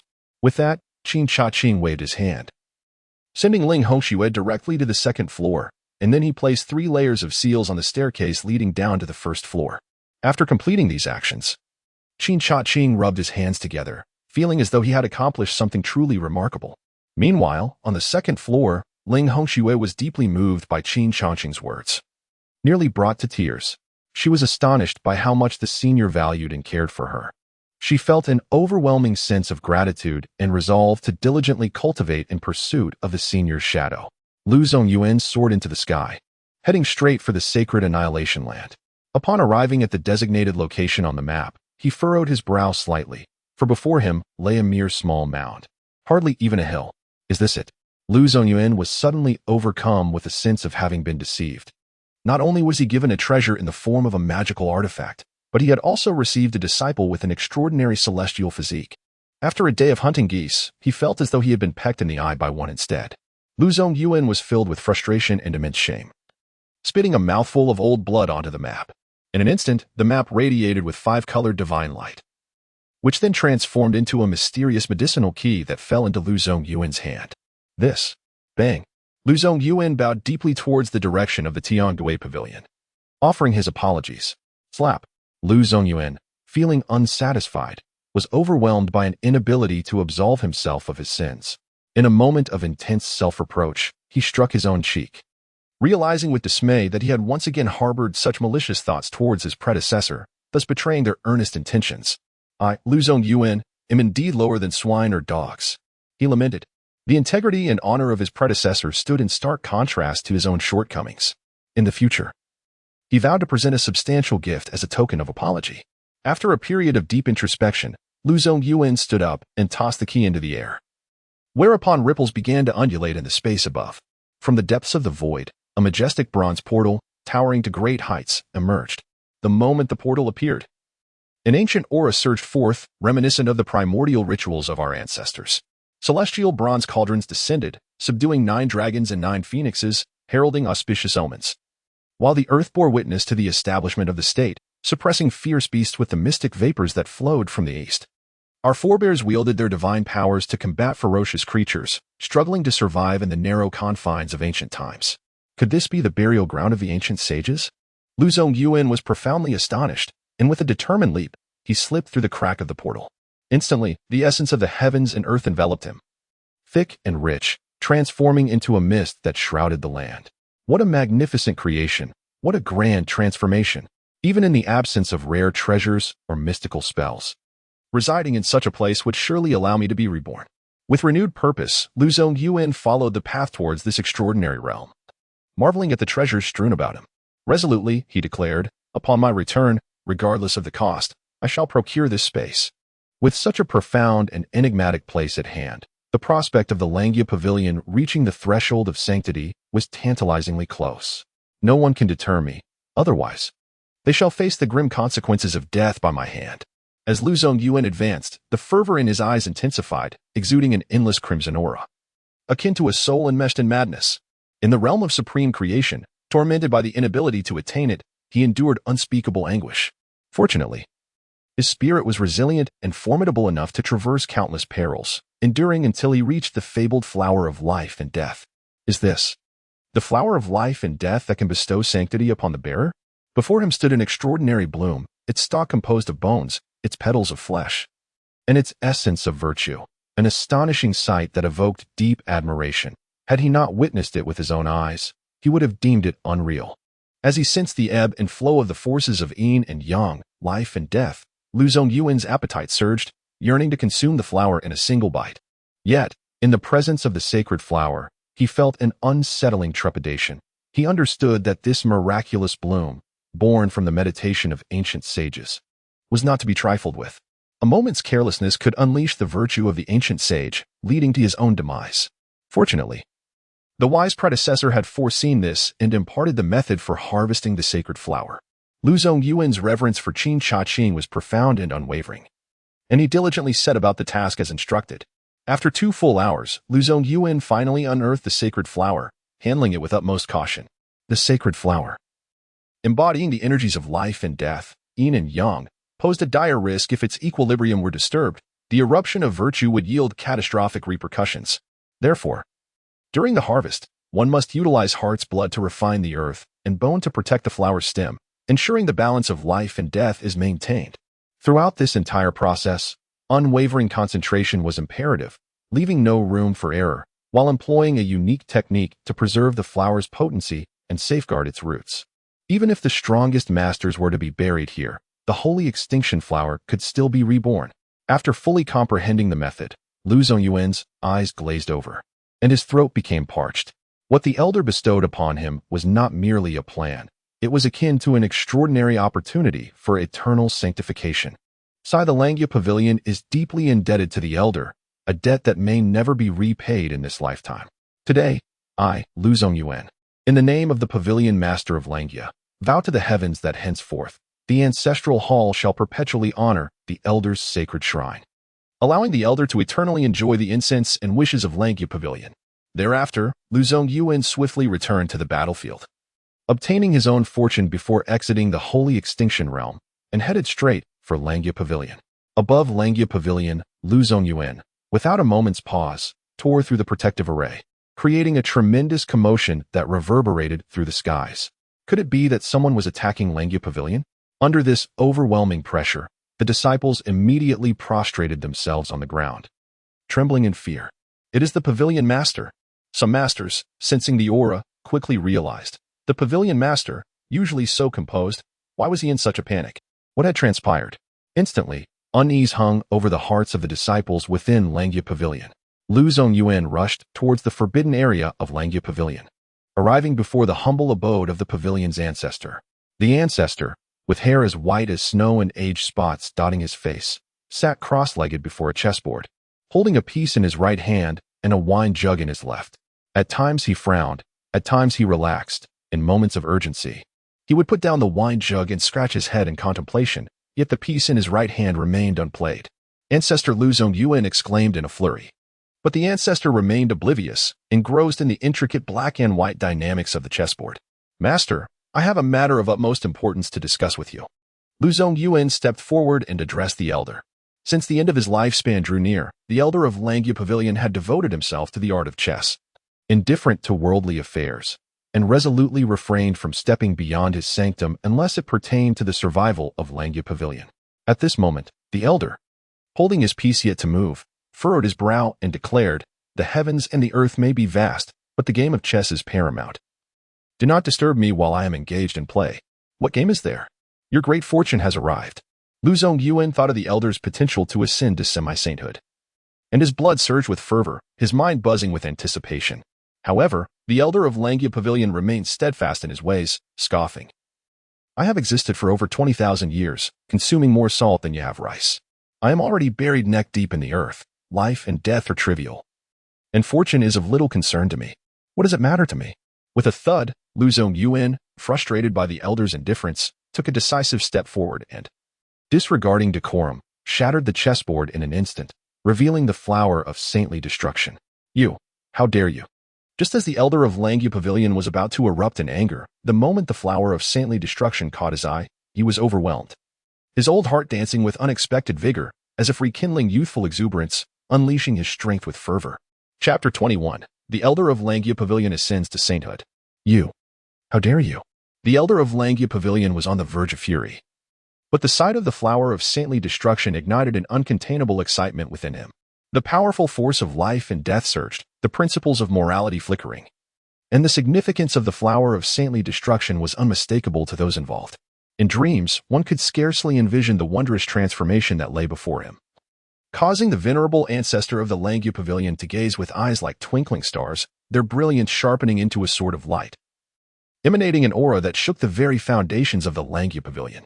How dare a mere child delay such a fate?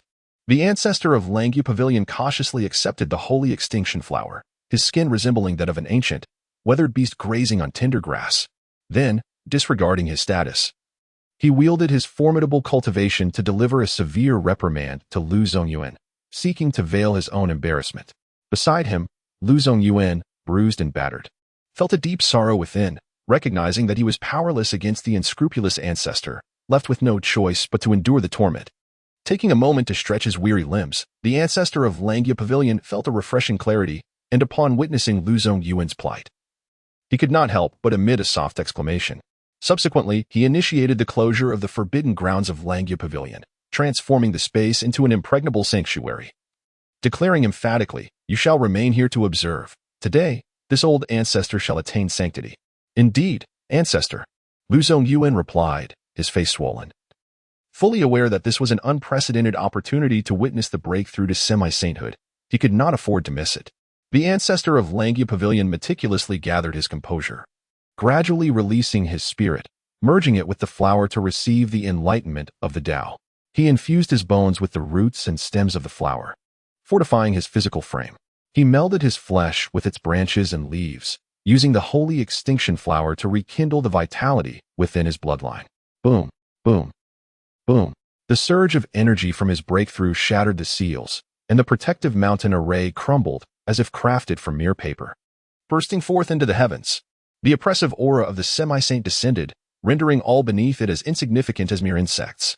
As the saying goes, beneath the sage, all are but ants. Although a semi-saint is not a true saint, in comparison to a genuine saint, it merely lacks the authoritative power of a saint. Indeed, some extraordinary semi-saints possess the ability to defy the decrees of great saints. This is the might of the saints.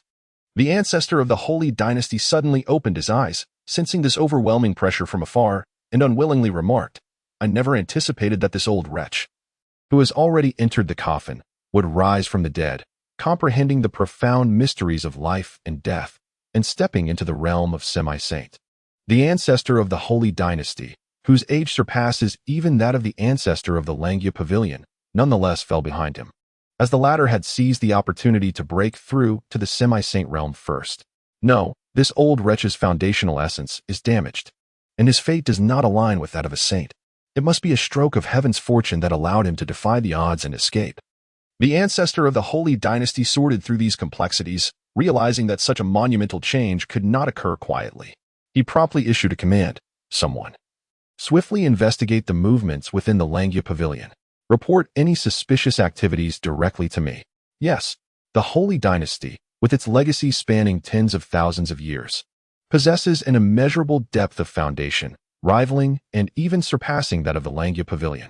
This colossal entity immediately set into motion, tracking the whereabouts of every individual associated with the Langia Pavilion, seeking to uncover any clues.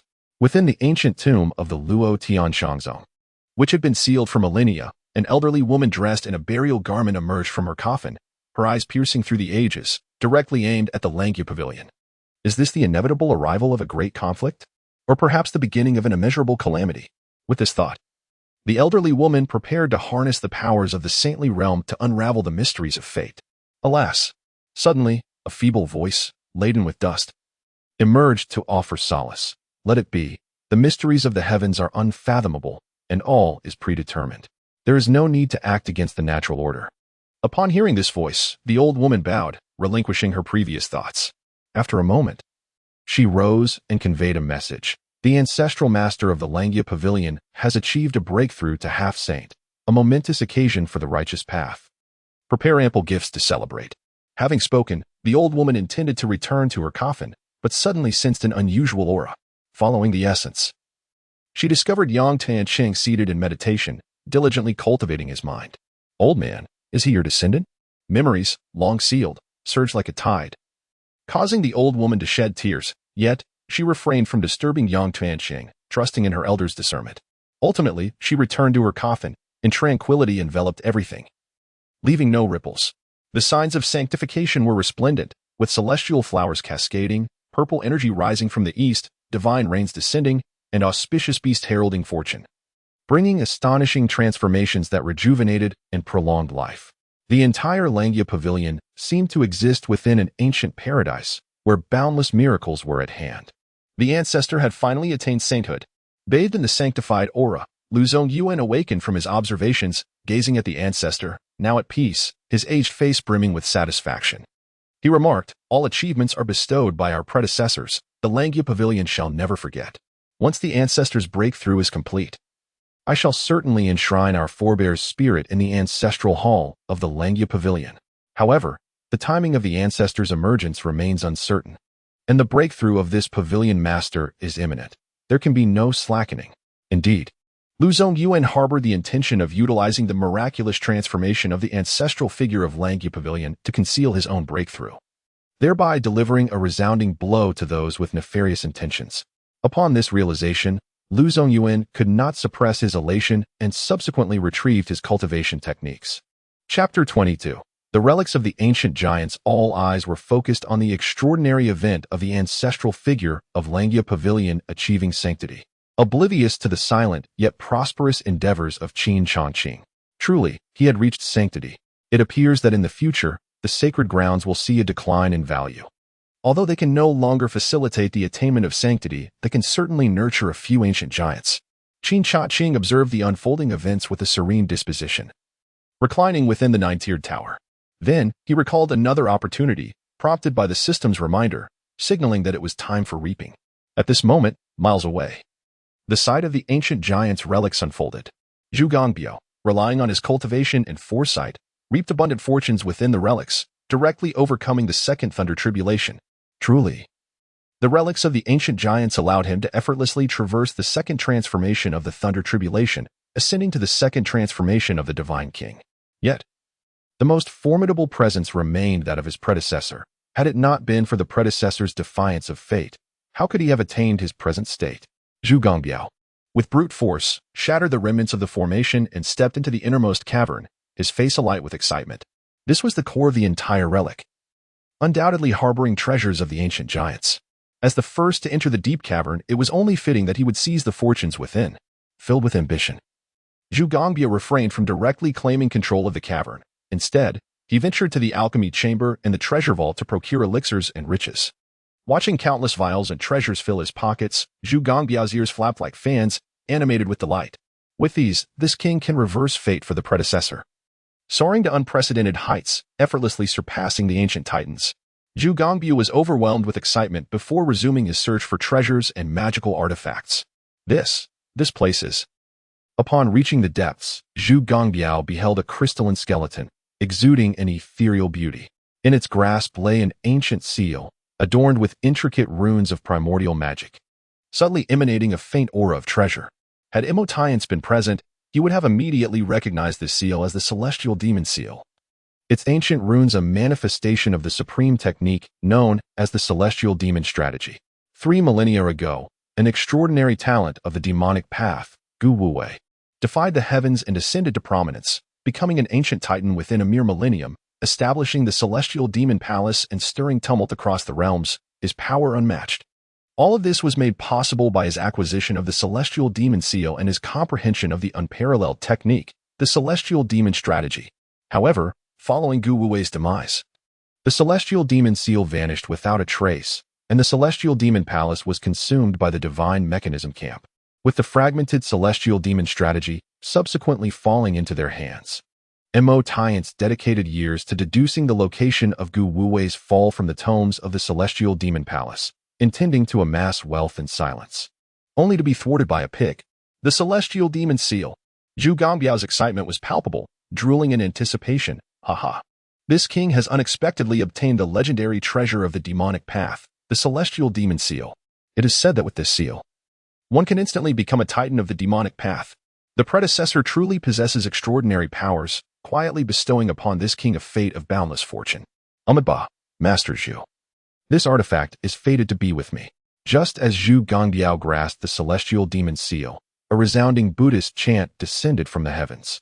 Clad in a regal purple and gold robe, the venerable Master Fahai approached with a benevolent countenance, his compassionate eyes seemingly intent on enlightening the swine, Zhu Gongbiao. With a gulp, Zhu sensed an overwhelming sense of peril emanating from the master, his throat dry as he stammered. Are you well now? Amidst the grace of Amitabha, it is solely due to Zhu's introduction that this humble monk has the fortune to meet the esteemed elder. It is your guidance that has enabled me to transcend my karmic obstacles, Master Fahai responded, yet an inexplicable animosity towards Zhu simmered within him. For he believed himself to be the favored one of Qin Changqing and would not permit anyone to threaten his esteemed position, even if that entity were merely a pig. Quickly reject this humble monk, and I shall disregard the bonds of incense, guiding you towards enlightenment and leading you to take refuge in the Buddha. The master's heart brimmed with eagerness, his gaze fixed upon Zhu as though he were a plump pig ready for slaughter, the scent of currency wafting through the air. Since this creature is entwined with the path of Buddhism, how could I shy away from such beauty? Zhu Gongbiao retorted, Master, I must take my leave. In a surge of impulse akin to a tsunami, Zhu was utterly oblivious to the gravity of the situation. A mere glance revealed the monk's ill intentions. While the Celestial Demon Seal was indeed a rare treasure, it could not compare to his own corporeal form. Amitabha, Master Fahai, deprived of the opportunity to unleash his fury, felt a twinge of resentment. Esteemed Master, under the guidance of the elder, I too have attained ultimate enlightenment, and I hereby resolve to lay down the butcher's knife, remaining ever by your side, vowing never to commit malevolence again.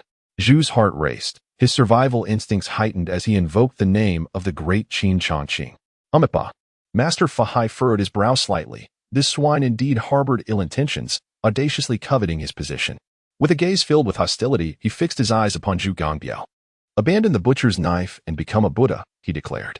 Indeed, you, Zhu, are destined to be entwined with the Buddha. Come with this humble monk to the great Thunder Sound Temple and serve as a messenger of the pure altar. Once you enter the great Thunder Sound Temple, you shall not emerge again, thus allowing you to exclusively enjoy Qin Changqing. Coughing softly, Zhu Gongbiao felt a lump rise in his throat. The great master, too, yearned to enter the temple to partake in vegetarian meals and chant the sutras, yet alas, his predecessor proclaimed that his 6 senses were impure and that he must diligently cultivate his spirit in close proximity to him. How could I, in deference to the elder, act otherwise? To do so would be a grave disrespect. I would rather perish. Zhu Gongbiao asserted with righteous fervor, each word dripping with a sense of impending doom, momentarily stirring a response within Master Fahai. This creature dares to leverage the Elder against me. How despicable. Yet, do not think to sway the esteemed position I hold in the Elder's heart. I am the one he cherishes most. Inwardly, Master Fahai fervently supported himself, and then, with a radiant aura, he addressed Zhu. The name of the Elder must remain untarnished.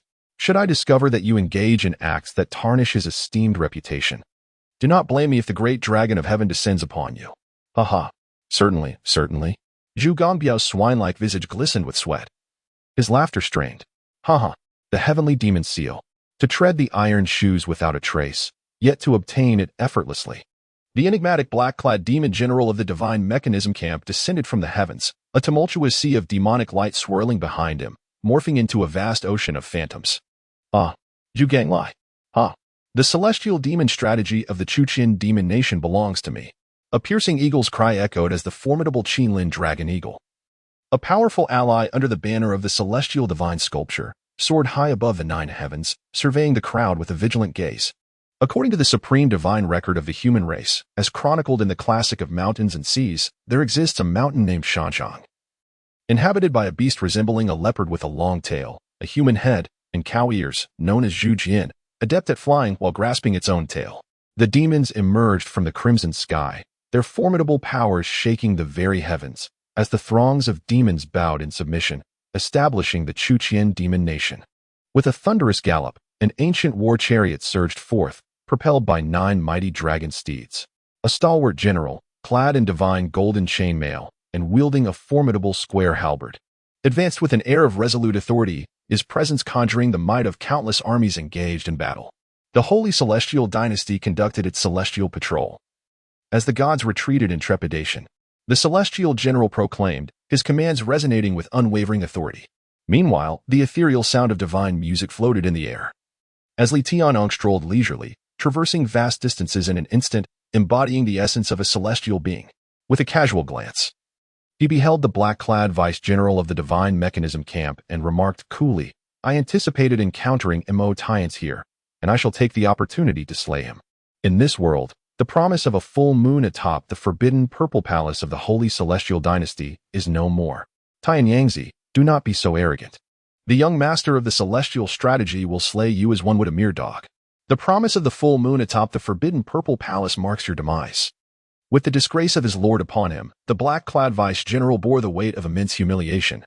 His countenance hardened with lethal intent as he pointed his sword at Li Tianong, while the demonic sea behind him seethed with anticipation. Humph! The celestial general Lungzha declared. The Forbidden City is the sacred capital of our holy heavenly dynasty. How dare you trample upon it? You shall be executed. In an instant. The 3 factions were poised for confrontation, yet none took the initiative to strike first, unwilling to become the pawn for others. Zhu Gongbiao remained silent, distancing himself from the eye of the storm where the demon seal resided, transforming into an innocuous little pig, no longer daring to covet the demon seal. He inwardly cursed himself for not rushing directly to the grand hall to seize the demon seal and depart. Suddenly, amidst the tense standoff, the piercing cry of an eagle resonated through the air, its talons slicing through the void, aiming directly for the demon seal. The onlookers were jolted into awareness. Yet it was too late. The azure-scaled dragon eagle was not only swift as lightning, but had awakened spatial abilities, making it nearly impossible for anyone to intervene in that fleeting moment. In that ephemeral instant, a seemingly ordinary hand, reminiscent of a Buddha's palm, reached out and pressed against the dragon's claw, which was as resilient as divine metal and wielded the power to shatter space. Under the force of this hand, it crumbled as if made of clay, blood spilling forth. The consciousness of the onlookers became entangled, creating a chaotic web of fate. And no one noticed that the shattered bones and dragon blood that had fallen upon the demon seal had completely vanished. Amitba, this object is fated to be with my Buddha. The great Zen master Fahai's voice echoed through the ages. Only he, with his innate enlightenment, could halt the azure-scaled dragon eagle in such a brief span of time. You bald donkey, dare you thwart my ambitions? I shall not rest until you are vanquished. The azure-scaled dragon eagle gripped its severed limb, its expression cold and unyielding, astonished by Fahai's formidable prowess. A shroud of demonic light enveloped the surroundings, heralding the arrival of a vast sea of darkness, disorienting several formidable beings within mere moments. Amidst the chaos, the black-clad deputy commander of the divine mechanism camp seized the opportunity to unleash his powers, aiming to claim the celestial demon seal. Concurrently, each individual harbored ulterior motives. The mighty general, emboldened by an invincible force, wielded his halberd with fervor, targeting the azure-scaled dragon eagle, intent on seizing the moment of vulnerability. Meanwhile, Li Tianyong unleashed the power of the Nine Suns, sweeping through the demonic sea and effortlessly tearing it into fragments within the blink of an eye. The great master Fahai furrowed his brow, sensing an ominous premonition as the accumulated spiritual energy of the relics was abruptly devoured, reducing the treasures of heaven and earth to mere ash. The grand hall erupted with overwhelming demonic light, as countless esoteric talismans of the demonic path were obliterated, consuming millennia of spiritual essence. The array within the hall surged forth, transforming into an unparalleled killing formation. Unbeknownst to all, a strikingly handsome man clad in white had silently appeared at one side, the celestial demon seal shimmering enticingly in his gaze. His eyes reflected a profound compassion, mingled with a sorrowful despair and the essence of mystical transformations. A vertical eye manifested on his forehead, and as the three eyes converged in brilliance, the central divine eye opened, radiating a white light that extended a foot in distance. As the battle raged on, both Master Fahai and Li Tianyong experienced an unsettling realization. Their gazes fixated on the enigmatic figure, evoking a sense of bewilderment. As the saying goes, upon first sight of the wondrous rivers and seas, one recalls the pride of ancient bells and cauldrons. The mountain guest marvels at the grand discourse, while the wood guest engages in a spirited whistle. The distant deer gate awaits, as the eastern sea beckons. With a laugh, one inquires of the worldly sage, who awakens first from the grand dream. Master Fahai, having fully tapped into his insight, sensed the formidable nature of this individual, yet found it difficult to discern friend from foe, leaving him in a state of profound unease. Involuntarily, one thought of Qin Changqing. If only the elder were present, guidance would surely be bestowed. Upon hearing the great Zen master Fahai reciting the Buddhist chant as a warning, the crowd ceased their battle, all turning to face the man in white. What year is it? The man in white, with his three radiant eyes, seemed like a timeless sage who had long remained silent, now hoarsely speaking as if he had forgotten how to utter words. In the 38,000th year of the Holy Heavenly Dynasty, the celestial generals declared, their bodies taut with anticipation. The Holy Heavenly Dynasty? The man in white fell into contemplation, then let out a laugh that echoed across the sea. In the mountains, there are no sun or moon. The world has endured for millennia. After 2,000 years of absence, I have come from the realm of dreams to fulfill a promise. Are you all well? Upon hearing this, the crowd was unable to suppress their astonishment. To come from the realm of dreams? Such words, when spoken by others, might be deemed fanciful. However, from the lips of the man in white, they carried an enigmatic essence, embodying the profound mysteries of the universe to their utmost extent. Before the crowd could recover, the man in white continued, I shall inquire of you, how fares the holy maiden Qingyao of the Taizu Sword Sect? The Taizu Sword Sect? Li Tianyong furrowed his brow and asked, is she not the revered leader of the Taizu Sacred Land, who, 2,000 years ago, single-handedly elevated the Taizu Sword Sect to its current status? If it is she has since married, uniting with the supreme leader of the Qiong Dao sect, Hua Tianxiong, and together they bore a holy child a millennium ago, whose power now reverberates through the world. Splendid, truly splendid. Upon hearing these words, anger surged within the man in white, his three radiant eyes manifesting the extraordinary phenomena of dual celestial demons arising and vanishing, as his demonic thoughts transformed into piercing blades. With a mere glance, the black-clad vice-commander of the Divine Machine Camp and the azure-scaled dragon eagle succumbed to their inner demons, igniting their infernal flames, transforming a formidable god-king of 9 transformations into mere ashes. Master Fahai, immersed in the essence of the Heart Sutra, and Li Tianyong, reciting Taoist incantations, found themselves in a fierce clash with celestial generals wielding the awakened powers of the breaking army. At the precipice of life and death, Zhu Gongbiao, wielding the talisman bestowed by Qin Changqing, recited, with the guidance of my esteemed predecessors, one attains eternal life. With their unwavering support, faith solidifies into a diamond-like resolve, thus managing to stave off the malevolent thoughts within. Then, a white-clad man casually grasped the supreme array of the celestial weapon, the Taisu Hall. Holding it effortlessly in his hand, gazing upon the hall, he murmured, to earn my trust, you have sacrificed the Taisu Sword Sect's treasured Taisu Hall. Our enmity shall remain eternal, yet I acknowledge your protection for 2 millennia. Henceforth, let our ties sever, and you may depart." In that fleeting moment, the memories of the Tai Su Hall disintegrated, its spirit, reborn anew, drifted away instinctively. Over 20,000 years ago, a formidable demon lord ascended against the heavens, unifying the fractured demonic sects, suppressing an entire generation, unparalleled in might, leaving the righteous unable to raise their heads, merely surviving in misery. He encountered gods and slayed them, met Buddhas and vanquished them, basking in glory until he crossed paths with her.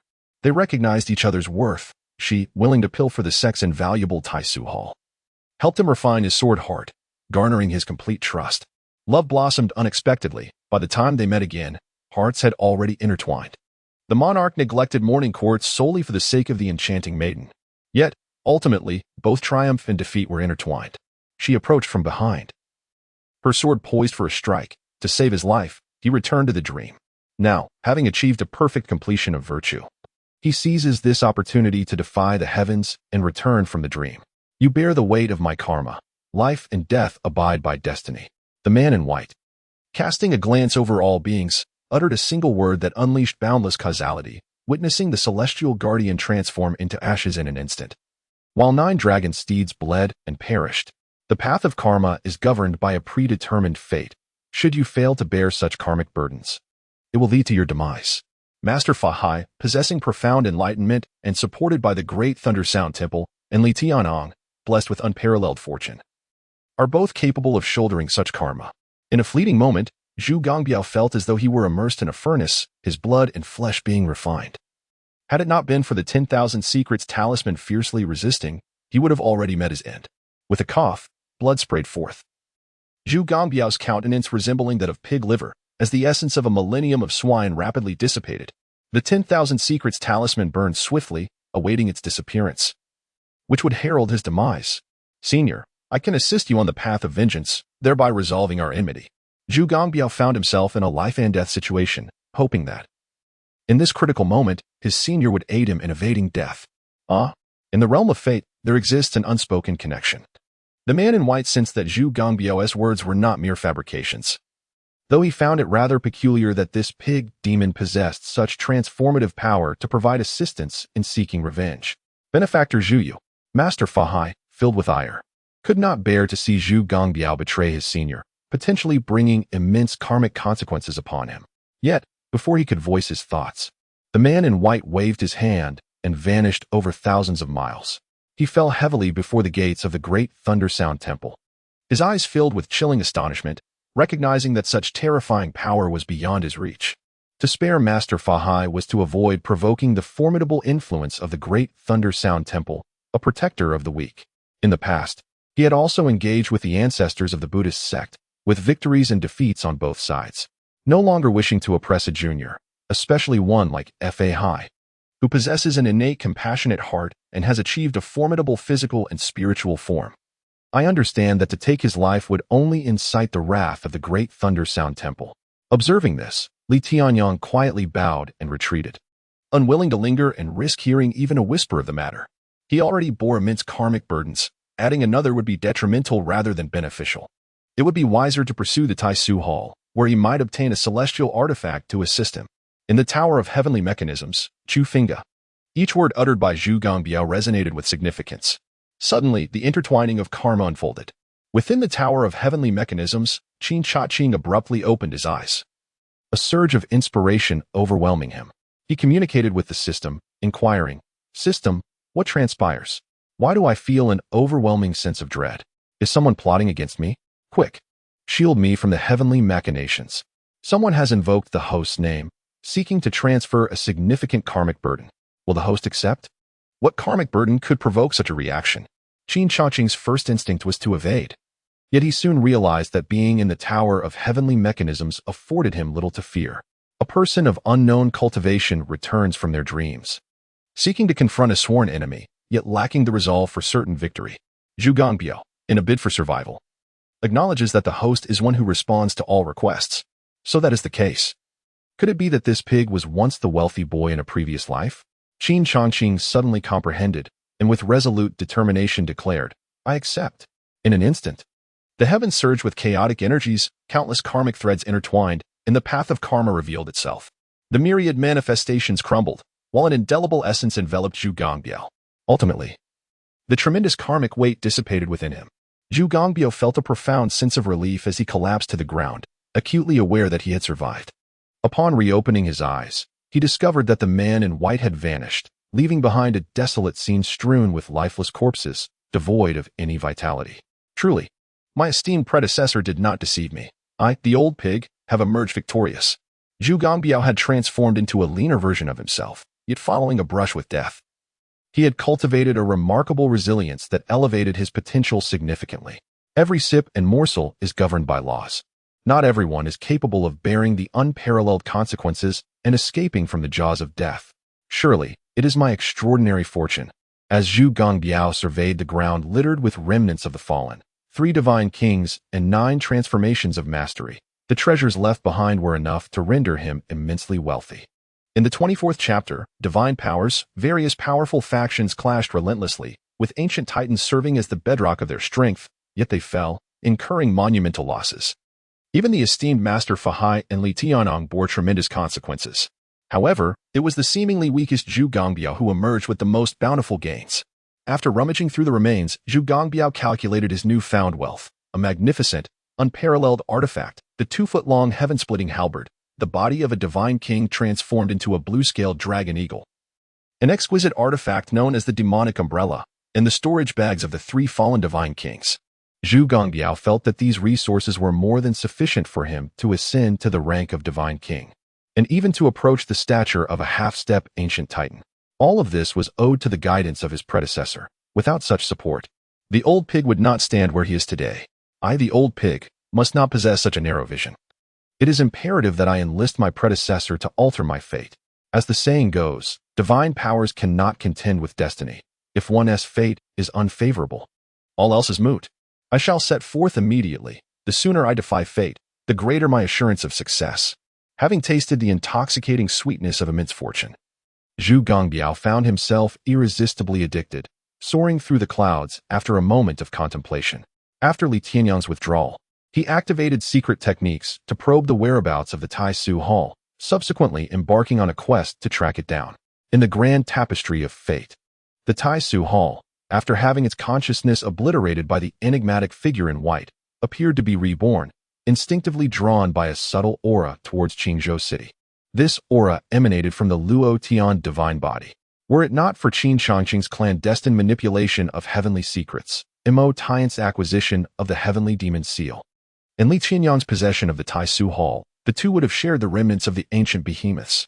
However, Zhu Gongbiao inadvertently disrupted Mo Tian's fortune. While the white-clad men gleaned a glimmer of hope by returning from the abyss of dreams, the Tai Su Hall, further attracted by Guomantian's Luo Tian divine body, caused Li Tianyang to lose his advantage. Now, leveraging the causal connection between Zhu Gongbiao and the mysterious figure in white, the heavenly secrets converged within the Tower of Heavenly Secrets. Qin Changqing, however, gave little thought to these unfolding events.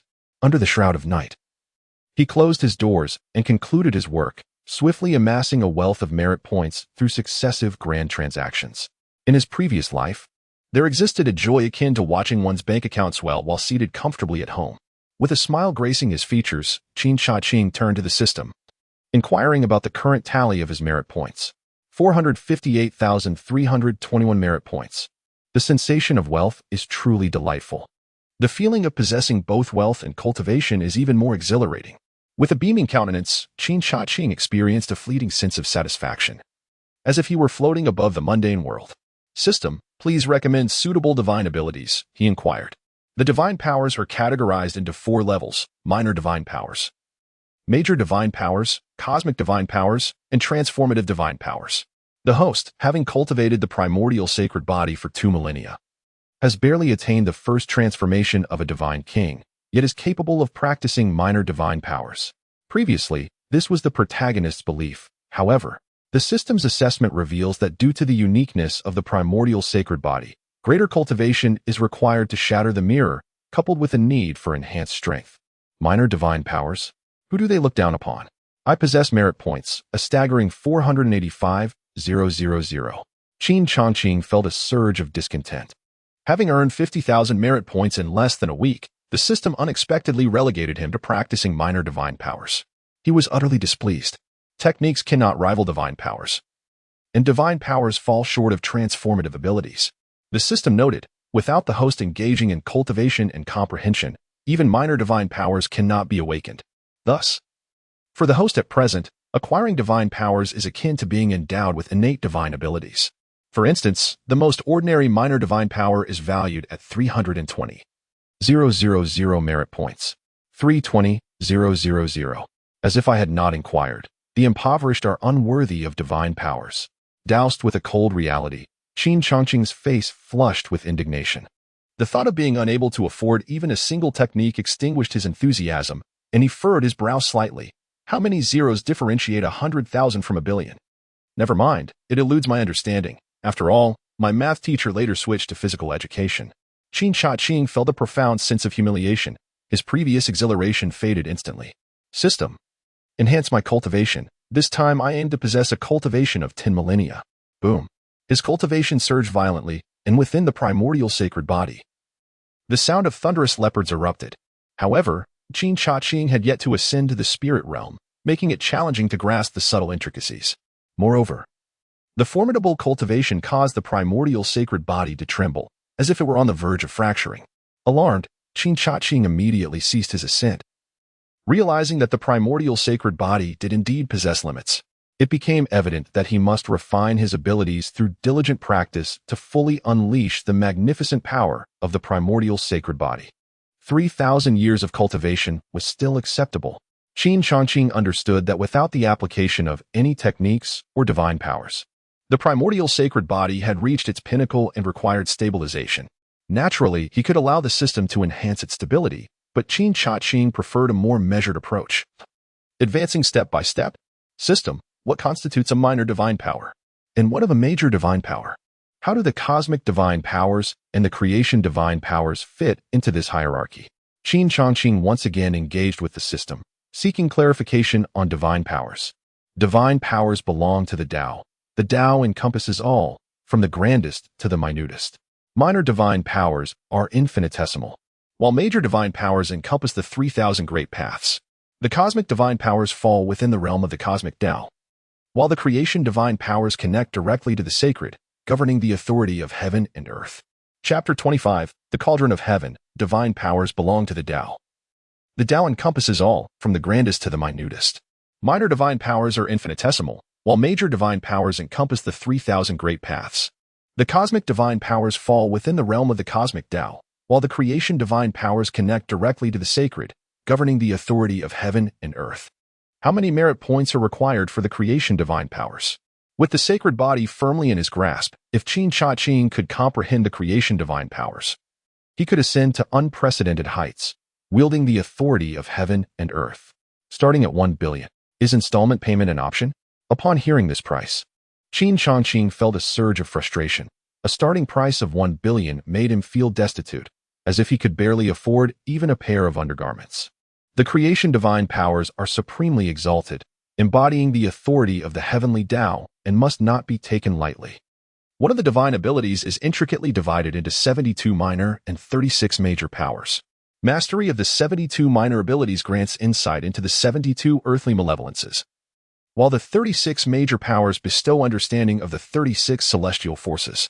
The host may acquire these powers individually. 1 denotes solitude, 2 indicates pairs, and 3 signifies the multitude. Thus, there exists a total of 108 divine abilities. Mastery of a single power leads to the mastery of 100, as creation unfolds spontaneously. I suspect the system is enticing me to spend money. Qin Changqing remained steadfast, clutching his wallet tightly. However, a sudden epiphany struck him. If divine powers could be purchased in stages, could the cultivation techniques also be acquired tier by tier? Indeed, came the response. He decided to first acquire an earthly malevolence ability. Qin Changqing expended 320,000 merit points to exchange for this power, and in that instant, he felt an enigmatic force envelop him. A hidden aperture within him opened, and he experienced an extraordinary sensation, as if awakening an innate capability that resonated with the essence of spatial principles, requiring no further cultivation. With a mere wave of his hand, a realm of existence manifested before him. The tables and chairs that had been present vanished, only to reappear at his mental command. Pot of Heaven, Qin Changqing murmured. It is said that in a previous life, the ancient Palai Island was a solitary isle that had yet to become a force of celestial authority. An old man sold medicine there, hanging a pot in the street. Each evening, as the golden sun set, he would leap into the pot. The first island master, observing this from an upper floor, recognized the old man's extraordinary nature. The following day, he earned the old man's favor and entered the pot. Witnessing the coexistence of sun and moon, a jade hall of splendor, and fine wine and delicacies burgeoning within. After they shared a drink, he emerged, having mastered the pot of heaven divine ability, thus establishing Palai Island. The immortal, Shurtsuan, possesses a vessel within which the heavens and the earth, the sun and the moon reside, thus it is known as the celestial vessel, Qin Changqing murmured. As if he were inherently endowed with the divine powers of the celestial vessel, effortlessly grasping the most minute details without the need for contemplation. Moreover, it is said that within the vessel, the sun and moon endure eternally, and the cosmos expands within one's sleeves. The divine powers of the celestial vessel inherently harmonize with the vastness concealed within one's sleeves. In Journey to the West, the Earth Immortal, Patriarch Shen Yuan, wielded the power of the cosmos within his sleeves, rendering even the formidable Buddha of victorious fighting, who transcends the realms of existence, powerless to resist. Not to mention the likes of Marshal Tianping and the curtain-lifting general. This demonstrates the formidable strength of the celestial vessel and the cosmic grasp of one's sleeves, capturing and controlling others effortlessly. The offer of buy one, get two free felt like a significant bargain to Qin Changqing. Through the auspices of the heavenly machine pavilion, Qin Changqing sensed a presence. Yet Li Tianyang closely followed behind the Taizu Hall. Upon witnessing the traces of the Taizu Hall, Li Tianyang unleashed the radiance of the crimson sun from 1,000 miles away, altering the day into night, sealing all that the crimson sun touched, including the Taizu Hall itself. A surge of sword energy erupted from within the Taizu Hall, akin to an ancient celestial maiden. Her delicate hands dancing with the sword, shattering the crimson sun with the brilliance of her blade. The aura intensified, causing the Taizu Hall to tremble as it surged towards Qingzhou City. The Golden Sunlock. Fearing unforeseen circumstances, Li Tianyang conjured a resplendent chain of golden light in his hand, its aura stabilizing the very fabric of space, sealing the heavens and the earth. Inherently possessing the power of confinement, the Golden Sunlock, a treasured artifact bestowed by the elders of the Luo Tianshangzong, was forged over a millennium from the essence of the celestial crimson sun, amalgamated with the blood of 100,000 golden-crowned chickens, and refined for a century to achieve its form. Upon its emergence, it was deemed an extraordinary Tao artifact. And under the nurturing of Li Tianyang's 9 sons Emperor Canon over the years, it had metamorphosed into a semi-immortal artifact. When fully activated, golden light surged across the heavens as if the golden sun were rising in the east, illuminating the ages with an indelible brilliance. In an instant, the Golden Sunlock encircled the Taizu Hall, sealing it away. For 2 millennia, the Taizu Hall had not received any nourishment, and now, having its memories erased by a mysterious figure in white, it lacked any source of spiritual power, rendering its combat prowess utterly diminished. Thus, it was hardly surprising that it fell prey to the Golden Sunlock. The Taizu Hall is now mine. Li Tianyang intoned his incantation, attempting to draw the Taizu Hall toward him. Yet, from the depths of silence, a sleeve, seemingly encompassing the universe, tore through the void. With a tremor of the cuff, a force capable of devouring heaven and earth erupted forth, consuming both the Golden Sunlock and the Taizu Hall in an instant. Then, the sleeve vanished as if it had never existed. This was the essence of the sun and moon within a pot, the vast cosmos within a sleeve. Having effortlessly seized the Taizu Hall and the Golden Sunlock, Qin Changqing was taken aback. 3,000 years of cultivation, coupled with the divine art of the pot, had summoned such unfathomable might, able to suppress both half-step immortal artifacts and supreme immortal artifacts together. Qin Changqing, with a benevolent facade but a heart devoid of remorse, felt no guilt for seizing another's fortune. The treasures of heaven and earth belong to those who possess virtue. In Chapter 26, titled Imperial Burial, he swiftly exchanged 50,000 merit points with the system, replenishing what had been entirely exhausted, filling Qin Changqing with a profound sense of security. No longer did he need to probe the depths of the enigmatic figure in white while being devoid of merit points. I am Li Tianyang, the true heir of the Luo Tianshangzong. May I inquire which esteemed elder is playfully jesting with this junior? Li Tianyang sensed a resonance.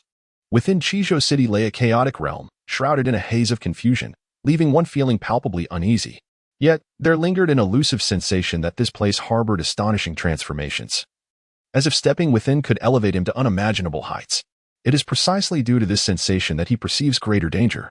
For only by attaining a strength beyond his imagination can one freely manipulate the threads of fate, ensnaring him in their web. Thus, Li Tianyong pushed back 1,000 miles, unwilling to delve deeper, fearful of inadvertently becoming a stepping stone for others. Qin Changqing remained silent. Seizing the Golden Sun lock was, in fact, his attempt to forge a bond of karma with Li Tianyong, to draw him into the Hall of Celestial Mechanisms. Yet, he did not anticipate that this young man would retreat so wildly, viewing him as a fearsome flood to be avoided at all costs. This truly confounded him. As he had miscalculated. Was this maneuver a reflection of his own cunning, or Li Tianyong's audacity? Since the senior holds an affinity for the Hall of Taizu. Let it be so. However, the Golden Sun Lock is a gift from the elder of our sect, and one does not dare to lose what the elder has bestowed. The junior is willing to offer an equivalent price for an exchange with the senior. Li Tianyong appeared earnest, yet he sought to uncover the true nature of Qin Changqing. Even invoking the name of the elder to exert pressure. Qin Changqing, maintaining his composure, sipped delicately, exuding an air of ethereal grace, aiming to render Li Tianyong abashed upon their meeting. Yet, what Qin Changqing did not foresee was that Li Tianyong ultimately lacked the opportunity to step into Qingzhou City. Seeing that his efforts bore no fruit, Li Tianyong decisively abandoned the Golden Sun Lock, prioritizing his survival and departing. Is that all? Qin Changqing pursed his lips. Having expected that the true teachings of the Luotian sect would be as endearing as Yang Tuancheng, some individuals are destined never to succeed in business. As fate plays its tricks, Qin Changqing no longer felt disheartened by the loss of a significant transaction. Rather, he gained a clearer understanding of the profound meaning behind the Hall of Celestial Mechanisms, leaving him with a slight sense of enlightenment. The system. Please select an appropriate imperial scripture for my cultivation. I am ready to embark on my journey. Qin Changqing felt that when it came to spending money, he needed to be extravagantly bold, investing a single merit point with the grandeur of 10,000. Thereby experiencing a sense of wealth akin to possessing 1,000,000 with his expenditure of 19,000. The imperial burial scripture begins at a staggering 1 billion merit points. 1 billion merit points as a starting point. Just how formidable is this imperial burial scripture? Qin Changqing was profoundly astonished by the system's tone. As the name suggests, it has the power to bury the great emperors. Hiss. In just 9 brief words, Qin Changqing felt a chill run down his spine, while simultaneously, a surge of fiery passion ignited within him. Unable to restrain his curiosity, he tentatively inquired, how many merit points are required to attain the realm of a colossal figure from antiquity? 140,000 merit points. Qin Changqing clicked his tongue in astonishment, muttering that cultivation requires a step-by-step approach, breaking through limits gradually, achieving ever greater heights. One must not act with undue haste or aspire to lofty goals without a solid foundation. Thus, system, grant me 100,000 merit points. This rationale successfully lulled him into complacency. Ultimately, it was his own impoverishment that hindered his full support for his cultivation. The revolution has yet to succeed. Comrades must continue to strive. 100,000 merit points correspond to the 5 realms of transcending the mundane and the 5 realms of the Tao canon. Please accept, host. The path of cultivation begins with shedding the mortal coil, reversing the innate, and achieving a primordial body. The second step involves refining the 5 internal organs, awakening their mysteries, and allowing the cycles of metal, wood, water, fire, and earth to harmonize within. The third step is to manifest the secret realms of the 4 polarities, cultivating inner energy amidst the cycles of the 5 elements, and gathering it within the sacred caverns. Boom. In an instant. An expansive and profound method surged into Qin Changqing's mind, a collection of sublime and mysterious characters encompassing myriad phenomena. Each character immense and majestic like the towering peaks of the Ninefold mountains. With mere breath, one could move mountains and fill seas. With each inhalation and exhalation, extraordinary manifestations surrounded Qin Changqing, accompanied by the roar of bears and the chants of dragons. The primordial sacred body was no ordinary flesh. Now, having mastered the imperial burial scripture, his cultivation had transformed, surpassing a mere 10th or 12th of his 3,000 years of practice, ascending to the Tao realm, a natural progression.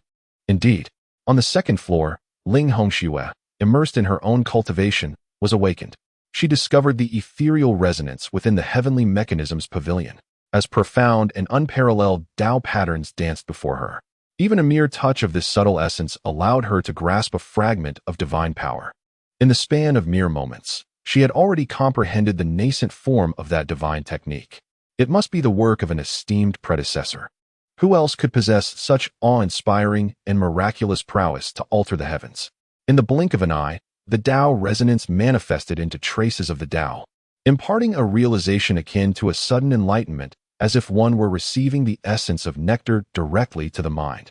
Even a swine could transcend its mundane existence and attain sanctity. Yet, such boundless and inscrutable transformations surely required an unimaginable sacrifice from the predecessor. I, Ling Hongxue, shall not fail to honor the profound grace of my elder. I am determined to strive in my cultivation. With this resolve, Ling Hongxue immersed herself in her thoughts, recommencing her practice, fearful of disappointing Qin Changqing's lofty expectations. Should Qin Changqing awaken to this scene, he would surely regret it, for he intended to raise the rent, yet now found himself unable to collect. At the very heart of the city lord's residence lay a secret chamber fortified with an 8-layered formation inscribed with runes. Not only that, but the chamber was forged from divine gold, a rare material capable of crafting eternal artifacts of the Tao. Each piece in existence could summon titanic figures from antiquity to reshape heaven and earth. At this moment, Guomantian lay languidly on his bed, utterly bored. Yet within the secret chamber, a resplendent light illuminated the space, invigorating his very breath. Bang! Even though Guomantian had not engaged in any cultivation, the accumulated energy had reached a critical threshold, shattering barriers in an instant, achieving a formidable presence. How could this be? How could this be? How could this be? It was terrifying. Even my breath has become stronger. If this continues, I might one day perish in the streets. The lack of security is unbearable. Perhaps I should cease breathing altogether, so my strength will not continue to grow. Suddenly, Guomantian sprang from his bed, his ample flesh quivering in fright, and he tightly covered his mouth, resolutely refusing to breathe, despite his face turning crimson from the effort. Suddenly, Guomantian sensed something amiss. Gazing outward, his eyes pierced through layers of formations, revealing 8 or 9 individuals emerging from the Divine Calculation Sect, brandishing weapons and making their way towards the Mechanism Pavilion. Are they planning to set the Mechanism Pavilion ablaze? Guomantian's eyes narrowed into slits, an unprecedented killing intent surging forth. How audacious of the Divine Calculation Sect to dare launch a night raid on the Mechanism Pavilion, as if I, the lord of this city, do not exist. Die. A furious rebuke resounded from the heavens. A rotund figure descended, appearing before the group, his cold and lethal aura transforming into a chilling wind, enveloping a 100-meter radius. Bang! A fistful wind shattered the air, igniting into a blazing flame that reduced the 8 or 9 members of the Divine Calculation Sect to mere ashes. The Divine Calculation Sect has overstepped its bounds, daring to commit unlawful acts in my Qizhou city. I, the lord of the city, hereby declare to the entire city, the Divine Calculation Sect is hereby expelled, and from this day forth, Qingzhou City shall be a forbidden ground for all members of the Divine Calculation Sect. Come forth and be expelled. The imposing figure of Gua, exuding an aura of authority that reverberated throughout the entirety of Qingzhou City, dramatically shifted from his previous timid demeanor towards the Divine Calculation Sect. Who bestowed upon you such audacity, Gua, to slay my disciples? Today, I shall make it abundantly clear who reigns supreme in Qingzhou City. Since you have failed to recognize your place, I shall not hesitate to appoint a new lord of the city.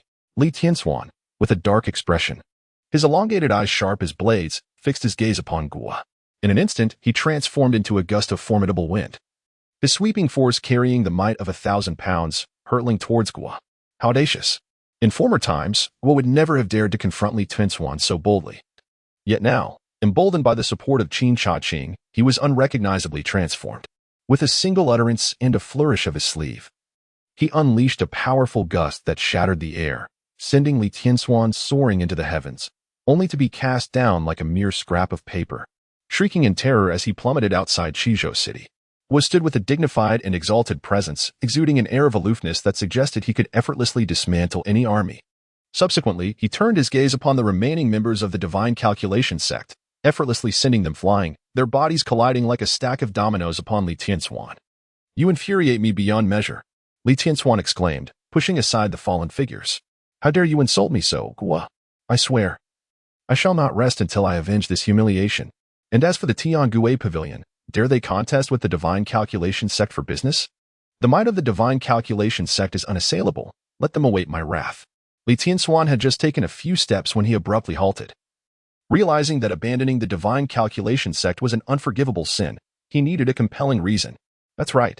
Ever since the corpulent god entered the Celestial Mechanism Pavilion, his cultivation had soared to unprecedented heights. The modest Celestial Mechanism Pavilion must surely harbor great fortune. As the current leader of the Divine Calculation Sect, I have unearthed astonishing opportunities, yet I have been ensnared by the Celestial Mechanism Pavilion in the city of Qizhou, leading to the downfall of the sect. I fought fiercely to survive. As he spoke, a scarlet bloodsword erupted from Li Tianxuan's hand, multiplying into hundreds of sword shadows that pierced through the bodies of those present. In the blink of an eye, they were reduced to lifeless husks, their bones disintegrating into powder carried away by the wind. Chapter 27. Justice is me within Qizhou City, where the corpulent remained suspended in the air. His back turned to the citizens, his silhouette exuding an aura of immense grandeur. He declared with unwavering resolve, "Rest assured, everyone, as long as I, your city lord, am here, I shall not permit any criminal activity to transpire within Qizhou City. Those who commit crimes shall be apprehended, and every case shall be resolved. I shall not betray your trust. With my frail body, I will safeguard your peaceful land. I would gladly sacrifice my life for it." In an instant, the blood of every citizen surged, their eyes shimmering with admiration for Gua, worshipping him to the highest degree. The city lord, willing to offend the Divine Calculation Sect for the sake of righteousness, is a true gentleman like Gua. With the city lord at the helm of Qingzhou City, we are truly blessed under a clear sky, and our gratitude is boundless, etched deep within our hearts. Faced with the citizens' adulation, Gua the corpulent felt elated within. Yet he outwardly strove to maintain a composed demeanor, breathing steadily, as if he had merely accomplished a trivial task. Every gesture he made was in alignment with Qin Changqing. Subsequently, dispersing the common folk, the corpulent Gua faced the Tianji Pavilion, his chubby visage adorned with obsequiousness, as he respectfully declared, "Esteemed elder, the nefarious scoundrels have been eradicated by your junior. Rest assured, with me present, no one shall disturb your tranquility." Yet, no sooner had he spoken than he sensed an imposing presence soaring through the air, a formidable spiritual aura indiscriminately sweeping across the city, rendering Qizhou City inconsequential, ultimately settling upon the Tianji Pavilion. In that instant, Gua could hardly restrain himself from delivering a few sharp slaps to his own face for his braggadocio.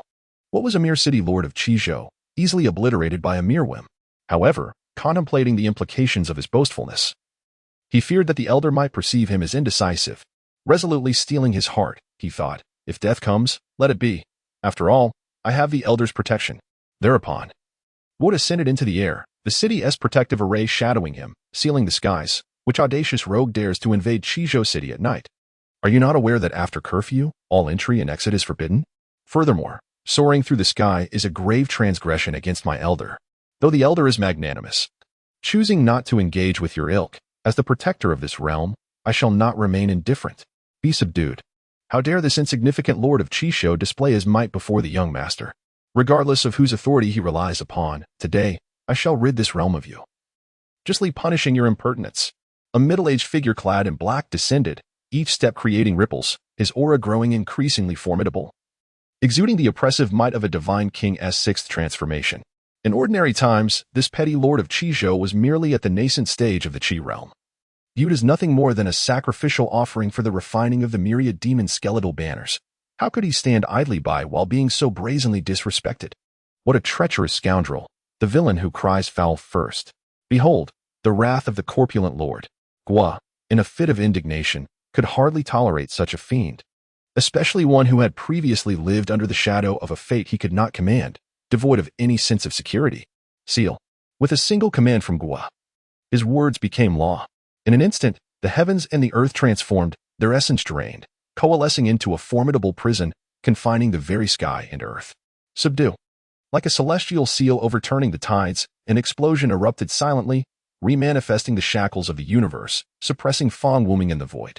Fong Wuming's countenance turned pale with terror as he felt the overwhelming pressure of the cosmos descend upon him, as though he bore the weight of 1,000 mountains, rendering any thought of flight a distant dream. Humph! Gua snorted disdainfully, rolling his eyes. What of his own realm of might? What did it matter if Fong had achieved the sixth transformation of the divine monarch? Was he not easily subdued by Guo's mere gesture? As the guardian of his predecessor, entrusted with the sacred duty of maintaining peace, his status was undeniably superior to that of these ancient titans. Even the most venerable of giants would still come to him, seeking pardon for their transgressions. Fong Wuming was rendered speechless, his astonishment palpable as he gazed at Guo. Was this truly the realm of might he had once perceived? When did it become possible for such a realm to wield power potent enough to suppress him effortlessly, even with divine artifacts? One could never hope to bridge such a gap in cultivation. He must be feigning weakness, yet the thought left him despondent and hopeless. Meanwhile, the usually inscrutable Emotiance displayed a flicker of intrigue on his otherwise impassive face. Such an exquisite formation, harnessing the power of the cosmos into a grand array, was a feat even most ancient giants could not achieve. Yet now, it lies within the grasp of a mere cultivator of modest stature. It appears that all of this is attributed to the illustrious Qin Pavilion. Otherwise, how could such a humble practitioner defy the heavens? Contemplating this, Emotiance's curiosity deepened. What divine entity is this Qin Pavilion, endowed with such formidable power? He yearned to assess the might of this formation. In his eyes, strength reigns supreme. Even if the Qin Pavilion is unparalleled, it must present formidable prowess that earns his respect.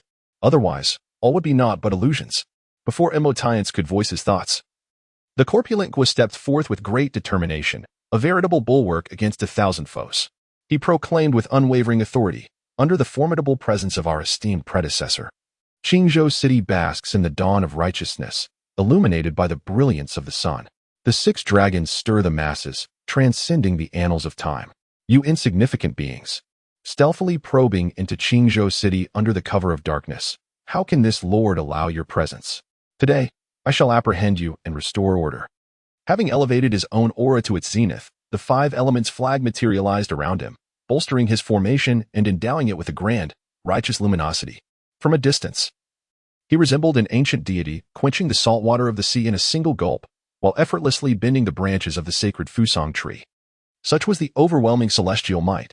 Indeed, the Qin Pavilion sought to guide itself through the hand of this rotund figure, imparting the wisdom of humility. Previously, Li Bai's calculations regarding Qizhou City were chaotic and muddled, yet now, clarity dawned upon his heart as he comprehended the profound meaning of the Qin Pavilion. Instead of anger, he felt relief. Fortunately, he had avoided a grave misstep, lest his endeavors come to naught. My lord of the city, this is all a misunderstanding.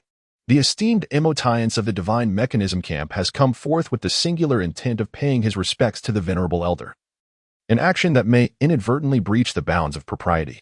This here is the city god seal, an ancient artifact of remarkable authority, seldom seen in the realm of divine implements. Though somewhat damaged, it remains a treasure of superior quality. I perceive a fateful connection between this object and the city lord, and thus, I beseech you to graciously accept it. Li Bai hurriedly introduced Emotiance, placing a firm hand upon him to prevent his entrance into the formation, wary of incurring the ire of the eminent figures from the Celestial Mechanism Pavilion behind them. Guomingtian's eyelids twitched violently.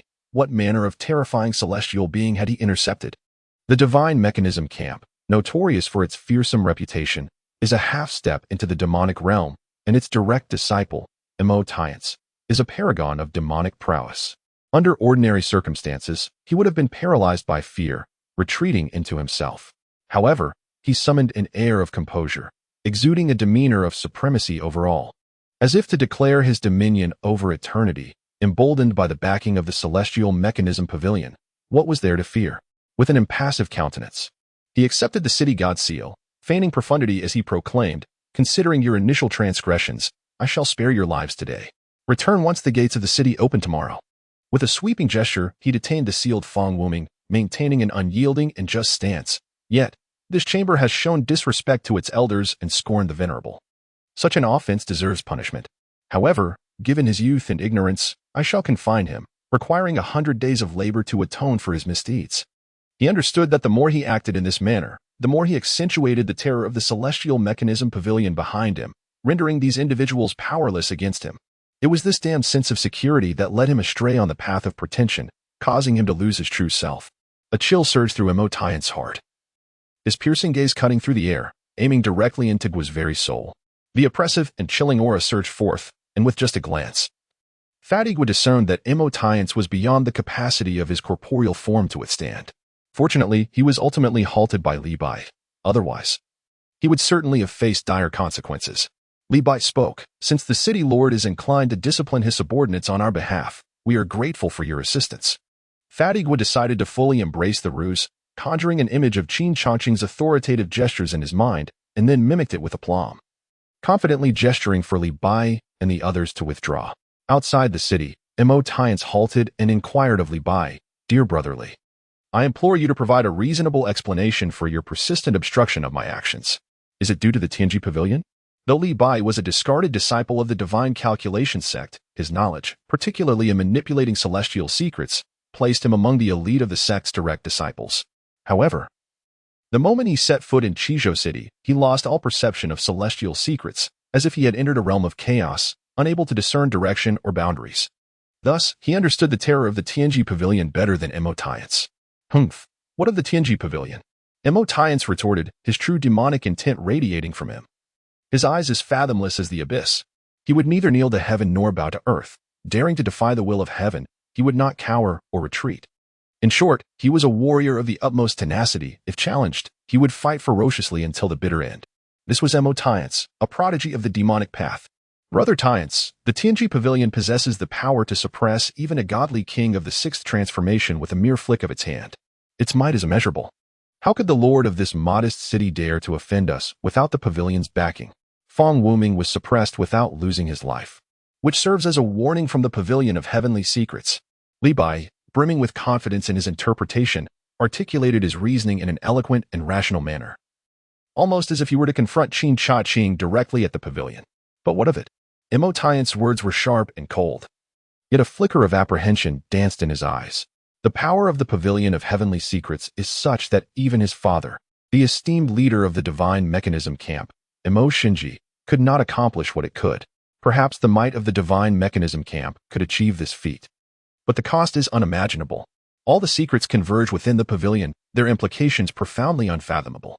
Li Bai spoke slowly, asserting that fortune and misfortune hinge entirely upon our thoughts. Thus, in a situation where friend and foe are not clearly defined, exercising caution is not excessive. I shall heed your words and temporarily keep this account in mind. Should the pavilion of heavenly secrets prove to be merely superficial, do not blame me for my ruthless heart. Emotiance, a man of few words yet fierce disposition, preferred to resolve matters through action rather than speech. Excessive dialogue is often a troublesome affair. Understanding Emotiance's temperament, Li Bai refrained from further conversation, sitting cross-legged on the mountain peak outside the city, quietly awaiting dawn. Chapter 28. The Sin of the Pig at the Break of Dawn. The late-arriving Zhu Gongbiao soared through the skies toward Qizhou City. This time, blessed with extraordinary fortune, he possessed the power to alter his destiny, causing him to act with reckless abandon. "It is this pig." Emotiance's eyes snapped open, a fierce glint igniting within them. The fortune that rightfully belonged to him had been inadvertently disrupted by this pig, and vengeance, which he never postponed, could not be ignored. Li Bai rose to restrain Emotiance. "Humph, what are the uncertainties of fortune and misfortune? It is only just that debts be repaid. How could Emotiance, a being beyond the law, concern himself with such matters? Not at all, not at all." Li Bai, with hands clasped behind his back and head slightly raised, spoke in a measured tone. "I observe that this unfortunate pig has encountered continuous misfortunes. That he has survived to this day is nothing short of miraculous. Even if you refrain from intervening, in my view, he will hardly manage to exit Qizhou City." "You mean?" Emotiance suppressed his emotions. "Indeed," Li Bai replied enigmatically. "Let us seize this opportunity to follow him and take a closer look." "That is acceptable." Emotiance too wished to ascertain the depths of Qizhou City, and thus he resolved to cease his actions. Subsequently, the two moved along, utilizing this pig, Gongbiao, as their means. Once again, this pig has startled me repeatedly. Even a clay figurine possesses a modicum of spirit. Does he truly believe this city lord is so easily trifled with? The circumstances have changed. Guoman Tian, stepping forth from the lord's residence, confronted pig Gongbiao with incredulity. "Qingzhou City is under a flight ban. Those who violate it shall be apprehended and brought to justice." "Are you speaking to this king?" Pig Gongbiao, a proud titan of the ages, could hardly tolerate those of lesser power displaying arrogance before him. "Is it not permissible?" Guoman Tian responded with a serene smile, unruffled by the overwhelming presence of Pig Gongbiao, the ancient giant. "You seek your own demise. Pig Gongbiao erupted in fury as a formidable aura descended from behind him, attempting to crush all beneath its weight. Ceiling. A subtle smile graced Guomantian's lips as he chose to act in the most ostentatious manner possible. In an instant, the celestial force of 1,000 miles converged around him, and the aura exuding from Guomantian far surpassed that of Pig Gongbiao. With a single word, the cosmos transformed into a cage, shattering the towering visage of Zhu Gongbiao in an instant, leaving only a massive pig's head exposed, his true form sealed away. This is impossible. Zhu Gongbiao, who could casually crush insignificant insects just 3 days prior, was now suppressed by a mere word. What could be deemed impossible? As the lord of this city, I have made multiple attempts to seek peace, yet your arrogance knows no bounds, treating me with utter disdain. I wield merely a fraction of my strength, and this is the result. Guomantian regarded the situation with an air of nonchalance, as if subduing Zhu Gongbiao were an inconsequential task. The circumstances are beyond my control, and Zhu Gongbiao wore a smug grin, contemplating surrender, yet suddenly resolved. His expression radiated unparalleled pride. It is merely the might of the Tianji Pavilion that emboldens you. Without my master, you are nothing. Humph. Let me not hesitate to inform you. I hail from the pigpen of the Tianji Pavilion. You are of the Tianji Pavilion? Guomantian inquired, skepticism lacing his tone. Do you think any random pig can ascend to become a legendary figure? You think my visits to Qizhou City were mere coincidences? Zhu Gongbiao proclaimed, his head lifted, exuding a haughty aura, as if being a pig within the Tianji Pavilion's pen were the highest honor. Brother Zhu, the flood has washed away the Dragon King's temple. We are no longer family. Guomantian found himself at a loss for a retort, and with a grand gesture, he immediately lifted the seal. Smiling as he spoke, Brother Zhu, when you departed your home, my lord embraced me as part of the Tianji Pavilion, appointing me as a humble guardian. As we both serve the same master, let us unite our efforts henceforth. Today, I shall take charge, and we shall indulge in feasting for 3 consecutive days. A sense of unease gripped Zhu Gongbiao as he realized that his senior had taken in a guardian. Observing the gleam of joy in the newcomer's eyes, he felt a surge of vigilance, fearing that this individual might usurp his position. I am the favored one of my senior. No one shall threaten my standing. Zhu Gongbiao encouraged himself inwardly and, eager to solidify his place, hurried to pay his respects to Qin Changqing. After exchanging pleasantries with Guomantian, he seized the opportunity to say, Brother Guo, having been away from home for several days, I find myself yearning for my lord. Once I have paid my respects, I shall return to share countless cups with you. Haha, splendid. Guomantian chuckled, bidding farewell to Zhu Gongbiao, whose presence instilled an overwhelming sense of insecurity in him. To fortify his own position, he felt compelled to curry favor with his senior. After Zhu Gongbiao departed, he returned to offer gifts and express gratitude to his senior, primarily to enhance his standing. At the Tower of Heavenly Secrets, upon entering, Zhu Gongbiao found that the figure in the azure robe was still present, exuding an ethereal aura akin to his celestial being. He immediately knelt and wept, exclaiming, Woo-woo. My senior, had it not been for you, little pig would have become a roasted delicacy in someone else's grasp. Friend Zhu, please rise, Qin Changqing said, setting aside his scroll and, with a casual wave, helped Zhu Gongbiao to his feet. The more he looked at this pig, the more pleasing it became. Humph. Zhu Gongbiao transformed into a miniature adorable piglet, playfully nuzzling Qin Changqing's legs. Senior, I have come to express my profound gratitude for your life-saving grace. Secondly, I implore you to alter my fate, for without your intervention, I, the little pig, cannot endure. I understand the traditions of my esteemed predecessors. What I offer is derived from the ancient relics of bygone eras, wholly dedicated to you. I beseech you for your unparalleled kindness and virtue to reverse my destiny. With a casual wave of his hand, Qin Changqing accepted all the treasures offered by Zhu Gongbiao and exchanged them for 200,000 merit points. He then communicated with the system. System, how can I reverse Zhu Gongbiao's fate? Zhu Gongbiao possesses the ancient and powerful bloodline of the Diamond Demon Pig. Once awakened, he could become a celestial being of immense strength. However, due to the passage of time, his bloodline is weakened and cannot be awakened. To reverse his fate, one option is to awaken his true ancient bloodline, which requires 10 million merit points.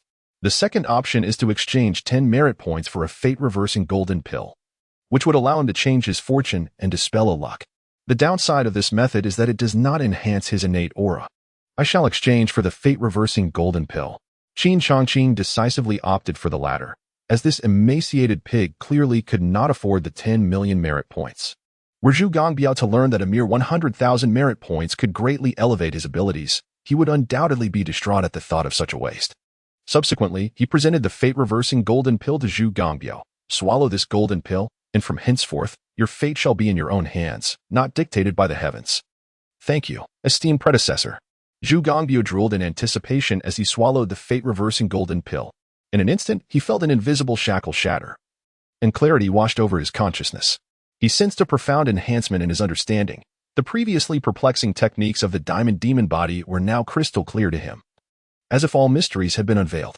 Thank you, esteemed senior. Zhu Gongbiao lay prostrate at Qin Changqing's feet, filled with gratitude and reverence.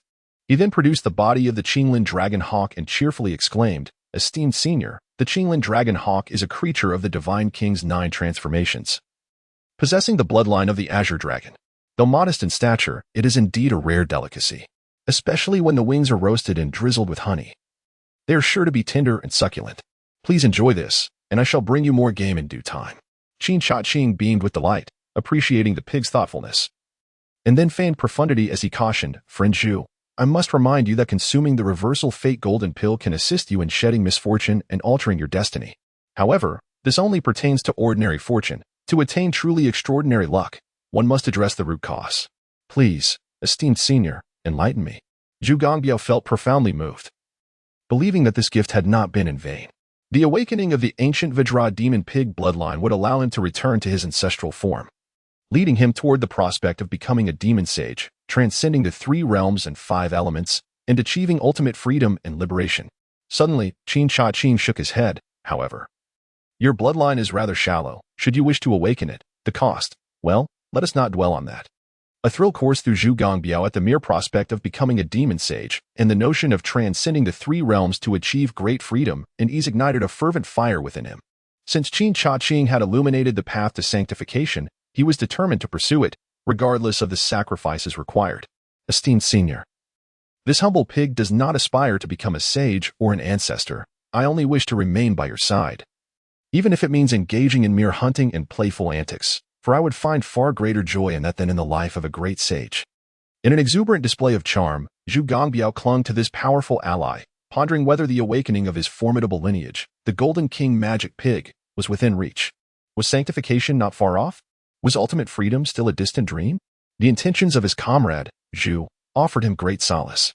However, the Celestial Mechanism Pavilion, governing myriad realms and responding to all requests without entangling itself in karmic consequences, would naturally extend a measure of favor and benefits to loyal patrons.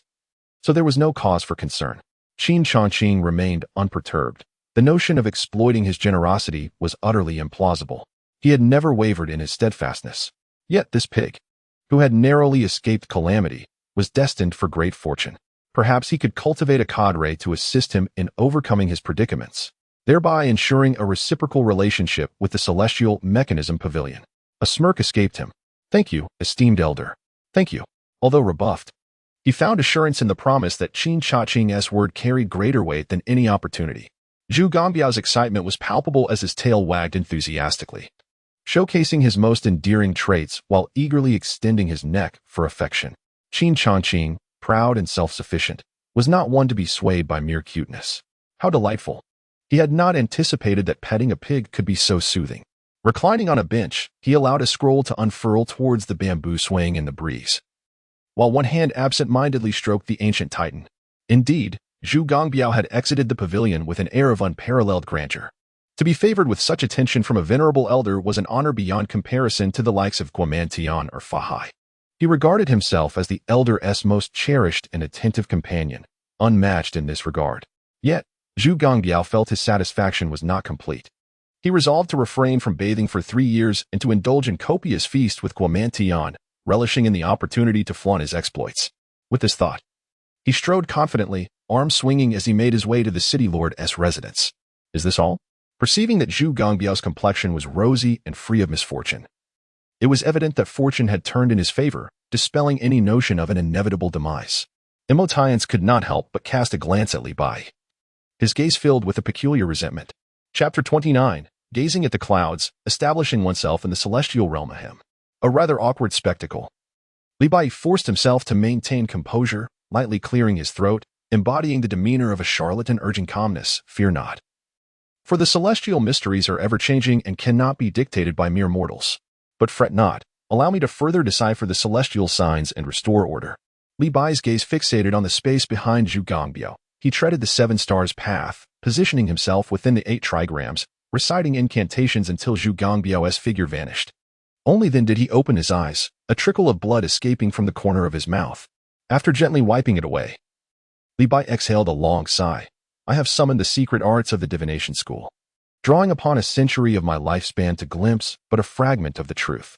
The Celestial Pavilion, with its power to alter fate, is more than capable of aiding Zhu Gongbyo in changing his destiny. Imhotai's gaze turned frigid as he regarded Li Bai, his expression laden with distrust. Did he truly believe himself a fool? Without needing a century of life, he could ascertain with his own eyes that it was indeed the Celestial Pavilion facilitating Zhu Gongbyo's reversal of fortune. Entering the Celestial Pavilion, this journey would undoubtedly yield results. Li Bai remained undeterred by Imhotai's demeanor, exuding an air of unwavering confidence as if success were inevitable. He stepped towards the Celestial Pavilion, convinced that as long as he could deceive himself, the beliefs of others mattered little. Within the Celestial Pavilion, Qin Changqing spoke with an air of indifference. Taoist friend, I gather you have come seeking justice. My failure to extend a warm welcome is regrettable. Yet, he remained turned away from the two, exuding a casual demeanor, as if the matter were of no concern to him. In the depths of his heart, a communication system activated, allowing for the display of Li Bai's information panel. Name, Li Bai. Affiliation, traitor of the Divine Calculation Sect. Past, due to the favoritism of the sect's elders towards adversaries. He suffered the loss of more than half of his life star's essence, barely managing to survive. Seizing the opportunity during the turmoil within the Divine Calculation Sect, he defected but fell victim to its curse, rendering his life star forever dormant. Future, originally destined to be ensnared by the machinations of the Divine Calculation Sect. His life star would be seized by his foes, leading to a tragic demise. Specialty, master of imagination. It turns out he was a master of creating elaborate scenarios. To deal with such a person, one must cultivate an atmosphere that allows ample space for the master of imagination to fill in the gaps. A gentle nudge in the right direction is all that is required, without revealing any signs of impatience. Qin Changqing maintained his demeanor while subtly revealing his true level of mastery, unabashedly displaying it before the two. HM? Just the pinnacle of Taoist lore?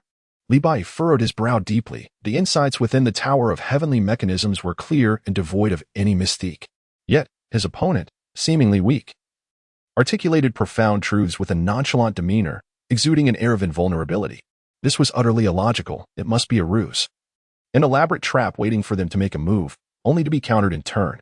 Li Bai swallowed cautiously, becoming increasingly vigilant, and conveyed a warning to Imhotai's not to provoke any incidents that might draw the attention of the Tower of Heavenly Mechanisms. Despite his utmost caution, Qin Changqing observed the unusual behavior with keen insight, recognizing Li Bai had indeed fallen into a snare. Who would dare to seek retribution? Let us not incite the ire of the master.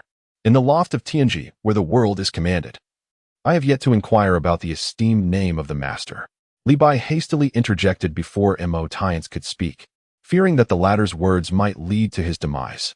I am but a leisurely soul, observing the winds and clouds, traversing the heavens with an air of indifference. Qin Changqing, in his carefree manner, revels in the freedom of existence, treating life as a mere game. Yet in Li Bai's heart, he is akin to a transcendent being, possessing profound wisdom and self-awareness.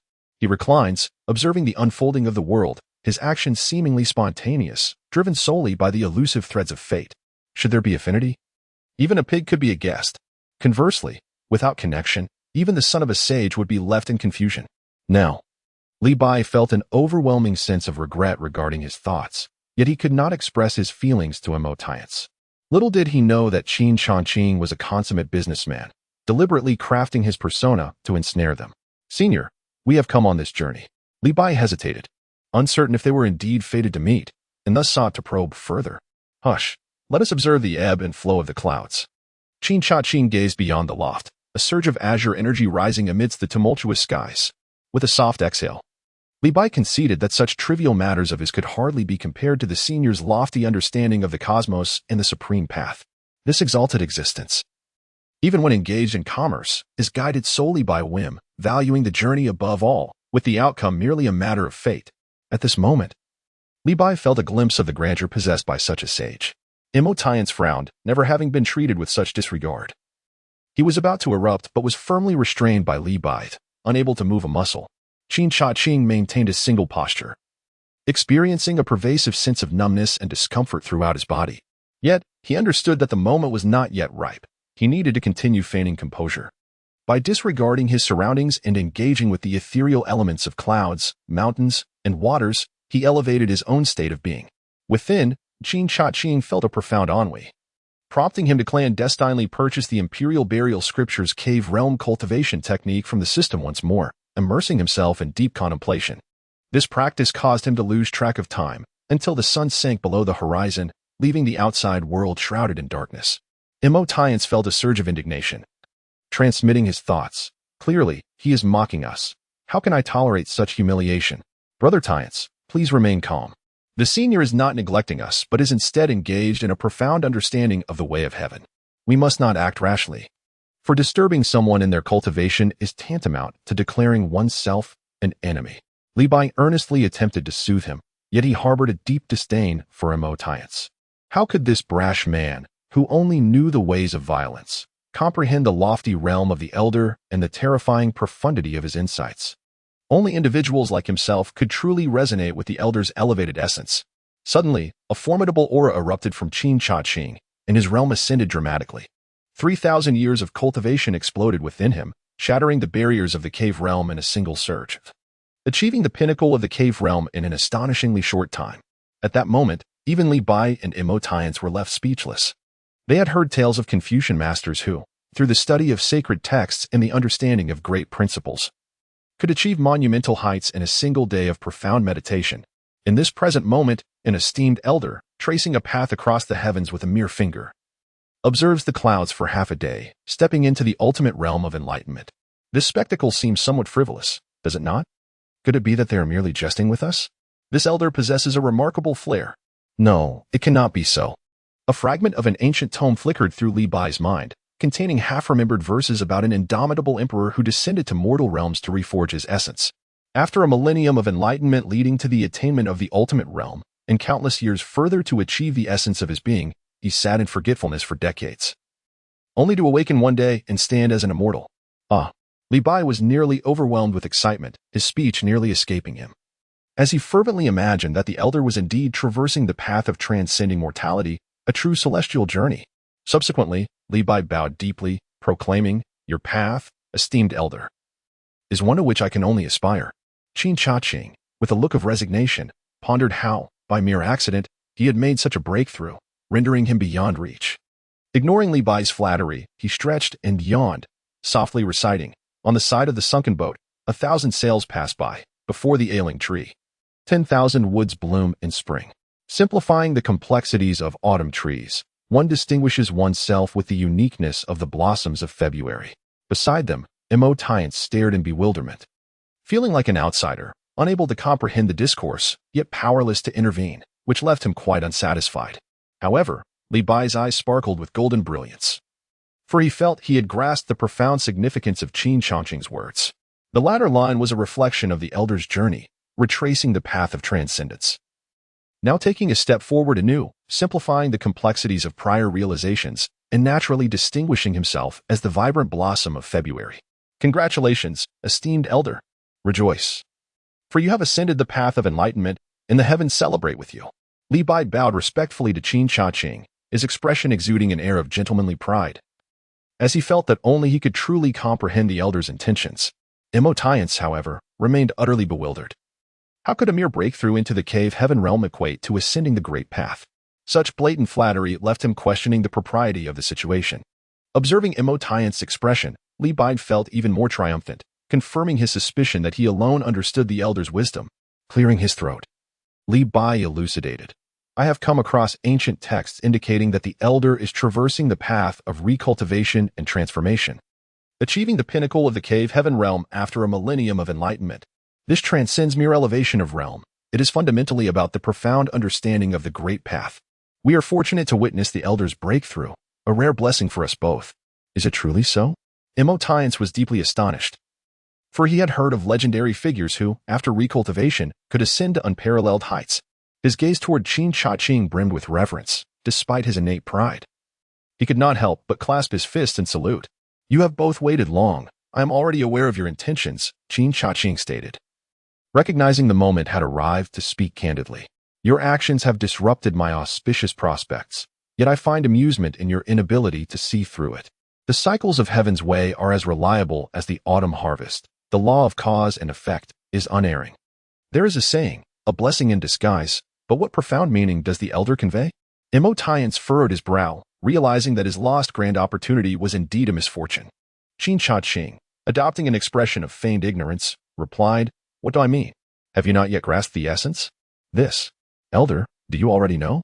Emotiance's heart trembled violently as he faintly sensed that his path of the heavenly demon technique had come to an abrupt end. Yet, the reason behind this bewildering turn of events eluded him entirely. Born with an innate demonic body, he was in perfect harmony with the heavenly demon technique. Under its guidance, he had transcended the mortal realm in a day, concealed his path in 3 days, and achieved a profound understanding in 10 days, culminating in the refinement of his essence within a month. Such a pace of cultivation was rarely seen in ancient times. Why then? Had the road of the heavenly demon technique been severed in an instant? This was utterly incomprehensible to him. "Heavenly secrets lie within me." Qin Changqing turned his back, gazing at the moon, and spoke of their solitude akin to snow. "Please, venerable one, teach me." Emotiance knelt, his sincerity akin to that of a child yearning for knowledge. The Tower of Heavenly Secrets was known to respond to every plea. Before Qin Changqing could finish his words, an enraged voice reverberated from outside the city, shaking the heavens. "Master of Heavenly Secrets, Lord of Qizhou, come forth to meet your demise within 3 breaths. Chapter 30. I possess 3,000 paths to greatness. I am Lu Tieji, an elder of the Divination Sect's branch. You audaciously conspired against my sect. You were given 3 breaths to bind yourselves and exit the city to face your fate." The aura of the God King unfurled, as Lu Tieji's voice echoed throughout Qizhou, unleashing pressure akin to a collapsing sky, instilling fear among the citizens. Prior to this, Lu Tieji had meticulously read the heavens, foreseeing great fortune in this venture, which gave him the confidence to proceed. "How dare you show disrespect to a venerable one, regardless of who you are? I shall not spare you." At that moment, the drunken Zhu Gongbiao slammed the table, preparing to charge at Lu Tieji, only to discover that the rotund figure before him had vanished.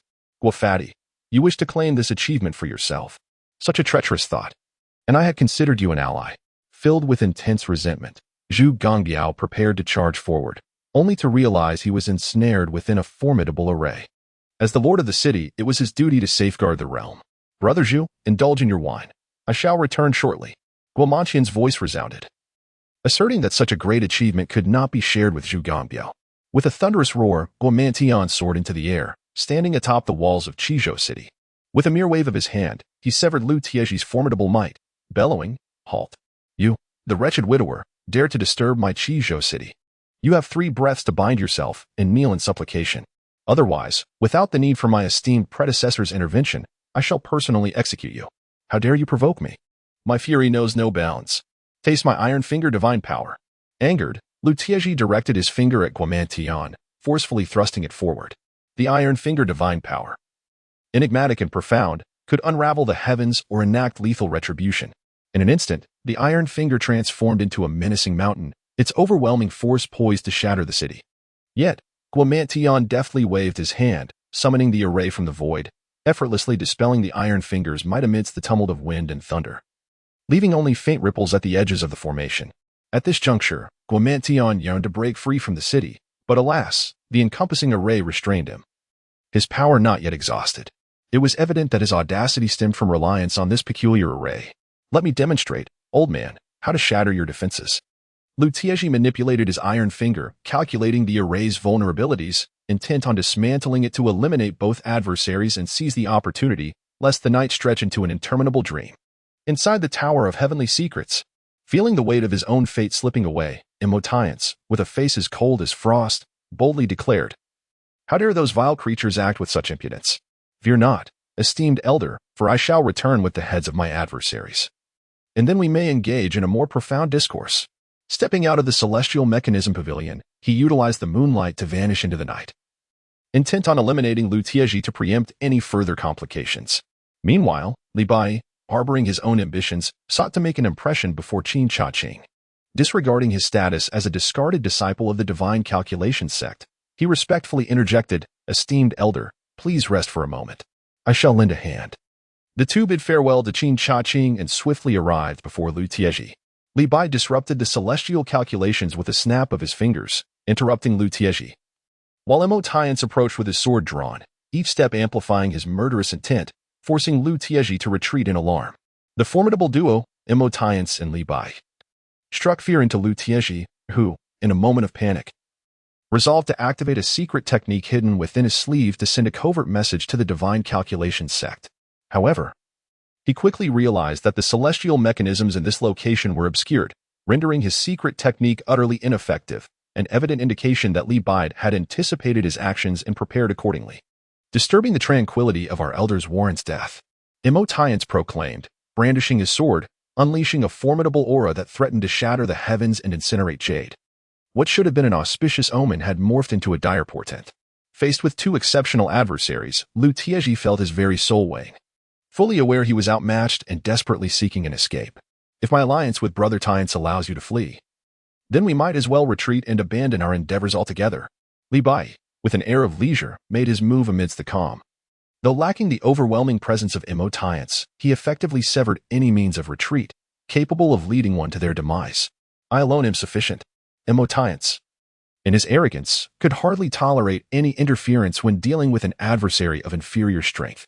Seizing the opportunity, Lu Tieji utilized his life essence as a medium to enact a forbidden secret technique, frantically transmitting messages to the fortune teller sect while retreating hastily. Alas, it was a pity that his previous efforts were squandered by Tiance. However, it was too late. He was acutely aware of the formidable power of the forbidden secret technique. Tiance, unfazed, stepped forward as if sprouting wings, his movements stirring the winds and thunder. Traversing vast distances in an instant, with a swift thrust of his sword, he extinguished all vitality in the vicinity. In a panic, Lu Tieji unleashed the full extent of his iron finger technique, cultivated over 2 millennia, in a desperate bid for survival. Yet, tragically, Tiance's divine abilities swiftly shattered Lu's technique, severing his iron hands with a single stroke. The connection of heart and fingers led Lu Tieji to scream in excruciating pain, chilling the hearts of those who heard him, leaving listeners with a sense of dread. What a splendid city of Qizhou, what a magnificent tower of destiny. Harboring traitors of the fortune teller sect, colluding with practitioners of dark arts. In the eyes of this elder, both the Tower of Destiny and Qizhou City have succumbed to darkness. The elder knew he was no match for them. Yet there exists a righteous path to eradicate evil and uphold justice. Lu Tieji understood that his fate was sealed. The path of the ancients is profound as the sea and lofty as the heavens, yet you dare to speak of vanquishing evil and upholding righteousness. It is indeed laughable. Li Bai scoffed, a hint of disdain gracing his lips. Enough of this noise. Tiance, uninterested in further discourse, raised his hand to produce a severed head, then turned and strode towards the Tower of Destiny. Li Bai, shaking his head in resignation, had no choice but to follow. Upon returning to the Tower of Destiny, Tiance presented the severed head. Alas, alas. With a head devoid of a body, Qin Changqing sighed. However, in Li Bai's mind, he imagined that Qin Changqing was already aware of their failure in the task at hand, having inadvertently exposed the secrets of the heavens, thus bringing significant consequences to the Celestial Secrets Pavilion. He hastily offered his apologies, saying, "Please forgive me, esteemed senior, it is our incompetence that has drawn trouble upon you." Qin Changqing was momentarily taken aback, genuinely not anticipating such a reaction. In truth, the absence of a body rendered the situation less tangible, and he silently lamented that the two were oblivious to the mundane burdens of life. Yet, he would never voice such thoughts. Instead, he seized the moment and remarked, "The 9th floor of the Celestial Secrets Pavilion governs the universe. Such trivial consequences are hardly of concern to us." Upon hearing this, the duo was eager to express their admiration, only to be caught off guard as Qin Changqing continued. "However, money can indeed move mountains, should the consequences be too great. A generous payment would suffice." Li Bai was utterly astonished, having never expected the enigmatic senior to possess such an endearing and genuine side. Conversely, the straightforward Tiance took his words at face value, fearing that Qin Changqing's profound techniques were only imparted to those fated to receive them. Now, with Qin Changqing openly requesting compensation, a method of assessment was established. As the son of the leader of the Divine Mechanism Camp, he was undoubtedly a privileged second-generation heir. "Esteemed senior, I possess a sword, the fabled flying sword of an ancient swordsmith, known as Qin Changqing. This sword was crafted by the renowned master, Oyezi, who collected the copper from Shouyang and the essence of celestial stars, infusing it with profound magic to seal the sharpness of its mysterious metal, taking a century to forge. Though its mysteries have faded, it remains an exquisite celestial artifact. Having spoken, Emotians drew forth an ancient, verdant longsword, its unblemished form radiating an astonishing aura of sword energy, even while sheathed. Brother Tiance, surely you jest. Such trivialities cannot be taken seriously. To present such a vulgar object is a profound insult to our esteemed predecessors. Li Bai's ire surged from within. His complexion mottled with fury as the veins on his temples throbbed, casting a furious glare at Emotians. He felt compelled to challenge the very notion of a revered master, yearning to engage in a duel to the death. In that moment, Emotians stood aghast, his visage marred by regret, lamenting his youth and his failure to grasp the profound meaning behind the elder's words. Meanwhile, Qin Changqing, unfazed amidst the scrutiny of the onlookers, discreetly accepted the Qinggang sword, swiftly exchanging it for 600,000 merit points through the system. He almost wished to proclaim, "I am indeed so base. Insult me with your wealth." Li Bai rubbed his eyes, verifying the scene multiple times, unable to suppress his astonishment. Qin Changqing, with a heart as steely as his demeanor, calmly inquired, "Pray tell, what is it that you seek?" "A singular path, a soaring ascent that shatters the constraints before me, to triumph in the mid-autumn challenge." Emotians replied without hesitation, his words laced with a fierce intensity, akin to a formidable demonic figure, untamed and obstinate.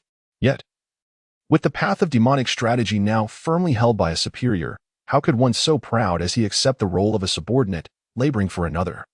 Even if that other were a being of unparalleled might? For him, the road ahead seemed bleak. To conquer Li Tianong, he required a new avenue, a path distinctly his own in the realm of the demonic. With those thoughts, his gaze flickered towards Qin Changqing, a hint of self-satisfaction blossoming within him. "You are limited. Your vision is too narrow." Unexpectedly, Qin Changqing shook his head and remarked, "The path of greatness is one of solitude. We shall ascend to the pinnacle. Yet we remain as lonely as snow. We, the cultivators, traverse the world with our swords, finding joy in the pursuit of vengeance and benevolence. However, to regard the defeat of a single opponent as an ultimate goal is to fall into a lesser ambition. Have you considered that one day, upon achieving your desires, you may find yourself utterly content, yet the path ahead will be severed? To cultivate the mind is to clarify the heart. Without clarity, how can one discuss the Tao? And how can one aspire to soar to great heights?" Emotians, struck by these words, staggered back 3 paces, as if struck by lightning. It dawned upon him that what he had pursued was but the most trivial and superficial aspect of the path, vastly distant from the profound teachings of his predecessor. Akin to comparing the light of a firefly to the brilliance of the full moon, the elder's words awakened him from his reverie. He realized his vision had been too narrow and implored, "Please, esteemed elder, teach me." With eyes as radiant as the sun, Emotians felt an expansive clarity, as if he could now survey all existence from a grand perspective. "I have the path of Abhij, my heart plunging into the depths of the abyss, harnessing the wrathful energy of that realm to cultivate the art of slaughter.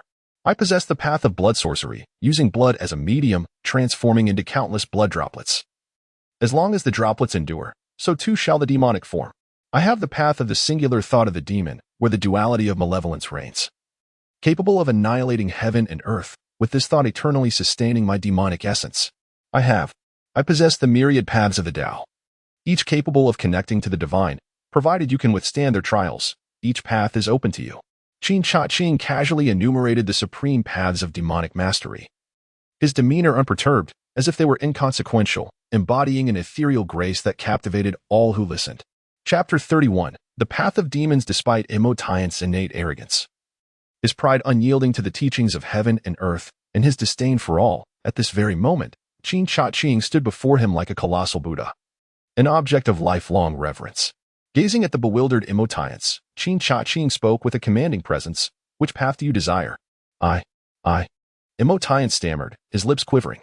Each path seemed an unattainable summit, and faced with the choice, he found himself at a loss for words, his previous haughtiness evaporating. He swallowed hard, unable to make a decision, for he had lost his grasp on his own path. "I implore you, senior, to guide me." Emotians could only place his hopes upon Qin Changqing. The way that can be articulated is not the eternal way, yet the essence resides within the heart, elusive to direct pointing. A wry smile creased Qin Changqing's lips as he shook his head once more. In that instant, enlightenment dawned upon Emotians. The profundity of the path was unparalleled and notoriously elusive. Do you not see? A once-in-a-generation talent struggles throughout their life to glimpse the true visage of the way. Do you not see? A venerable scholar, gray-haired from endless study, fails to unearth the sacred path. Little did he know, Qin Changqing was merely putting on airs. Could it be? Emotians felt an overwhelming sense of despair. The path may be difficult, yet it is not beyond reach. The cosmos yields a sliver of hope amidst the 50 transformations of fate. Observing Emotians' plight, Qin Changqing adopted the demeanor of a sage, declaring, "In the Tower of Heavenly Secrets, myriad wonders abound. Should you be willing to pay the price, all things can attain sanctity. I perceive you possess a demonic physique, destined to wield unparalleled might and become the supreme demon. A true demon, with a heart unbound by myriad laws, a thought that transcends the heavens. With an undying demonic intent, cannot fall. The path to becoming a true demon is intricately aligned with your innate demonic physique, requiring both internal and external cultivation to achieve genuine mastery. I express my gratitude for your guidance, esteemed elder. As Emotians dispels the clouds and gazes upon the azure sky, I humbly beseech you to impart to me the path to becoming a true demon. I shall listen with utmost reverence. This path is the supreme demonic way, where a single thought can traverse the cosmos, and the demon's will, indestructible and eternal, leads to the sanctity of becoming an ancestor. Therefore, the tuition you have provided is insufficient." Qin Changqing articulated slowly, while Emotians, filled with longing and admiration, offered no further indications, which left Qin Changqing somewhat displeased. The elder's words ring true. The supreme demonic way is not something to be imparted lightly. Emotians, gritting his teeth in pain, produced a black relic, a half-saintly Buddhist demon relic, a treasure of unparalleled value, merging the essence of both demon and Buddha, where the boundless teachings of Buddhism intertwine with unmatched demonic power. Though it may not equate to the stature of a half-saint, its rarity is beyond compare. Please graciously accept this offering and guide me.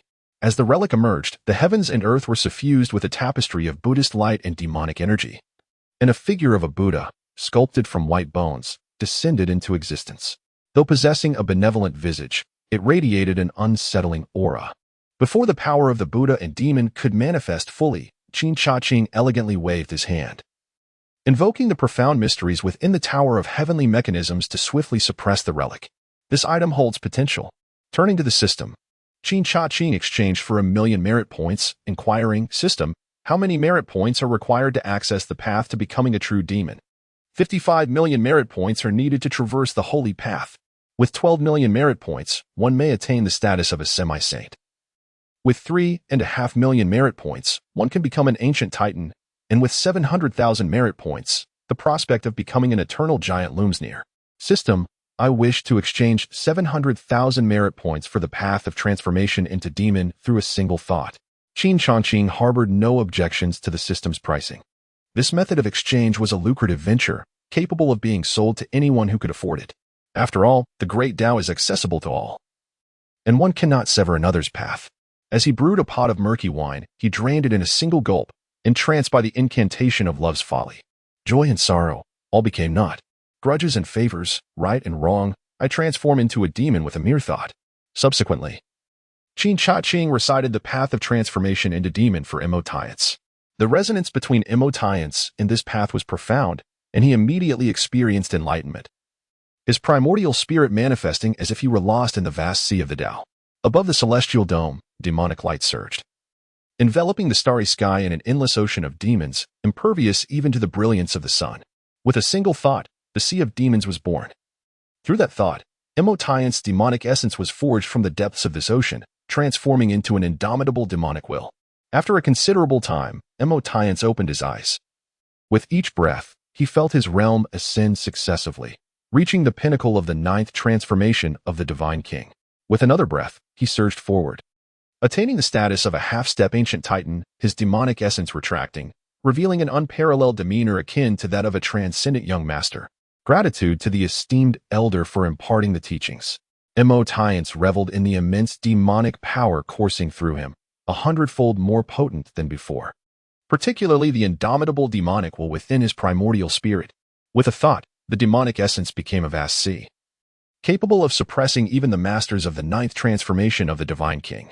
This is merely the initial step towards becoming a supreme being of antiquity. As one's realm ascends, the profound power of the path of transformation shall gradually manifest. Qin Changqing spoke, the Tao is boundless. We, as practitioners, should dedicate our lives to its pursuit. Should you find yourself perplexed or encounter obstacles ahead, you may visit the Tianji Pavilion, where all requests are met. Thank you for your guidance, esteemed senior. Imotians thought to himself, overjoyed that Qin Changqing had brought this up before him. This was an unparalleled opportunity that must be seized. He felt a deep resonance with the notion that the path of transformation was vast and infinite. He had merely taken the first steps and was far from mastering it. Everything depended on the wisdom of his predecessors. However, there exists a principle within the Tao. The essence of the demon is not one of relentless slaughter. Once a demon is born, the ages become void. The demon is but one aspect of the great Tao. When the thoughts of the demon reach clarity, they encounter no hindrances, untainted by the filth of the world, diverging from the mundane flow of existence. Qin Changqing imparted to Imotians that he did not wish to craft a tyrant devoid of restraint, lest the burden of freedom and karma weigh heavily. The essence of the demon is not one of relentless slaughter. When the thoughts of the demon are unclouded, there are no barriers. This discourse completely opened the door to a new realm for Imotians. The demon is not the impurity of the world. It is the culmination of the grand Tao across the 3,000 realms. With 3,000 realms, there exists the demon. The demon must not conform to the filth of the world, nor should it be submissive. It must embody its own true essence. Chapter 32. The senior did not abandon me. The essence of the demon is not one of relentless slaughter. When the thoughts of the demon are clear, there are no barriers. This discourse completely opened the door to a new realm for Imotians. The demon is not the impurity of the world. It is the culmination of the grand Tao across the 3,000 realms. With 3,000 realms, there exists the demon. The devil does not merely condescend to mingle with the unworthy, nor does it acquiesce without thought. It embodies its own authentic essence. Aha! Thus is the nature of the devil, the path I cherish within my heart. Imotians' laughter resounded through the heavens, his spirit soaring. As he finally grasped the road ahead, I possess a divine ability known as the God-Demon Earth-Breaking Shuttle, which, upon mastery, allows one to traverse the 9 heavens and 10 earths with ease, reaching any destination, and it harbors other unparalleled wonders, most fittingly aligned with your aspiration to embrace the path of darkness. Enough, enough. Qin Changqing hesitated, choosing not to engage further with Imotianza. If the elder faces any dilemma, I urge you to speak candidly. It was precisely at this moment that Imotianza felt a surge of anticipation, merely hearing the name. He grasped its significance. This divine ability was tailor-made for him, and no matter the cost, he was determined to acquire it. The only obstacle was its exorbitant price. Qin Changqing, with an unperturbed demeanor, replied. Meanwhile, Li Bai stood utterly astounded. When did such an unparalleled divine ability become a commodity with a price tag?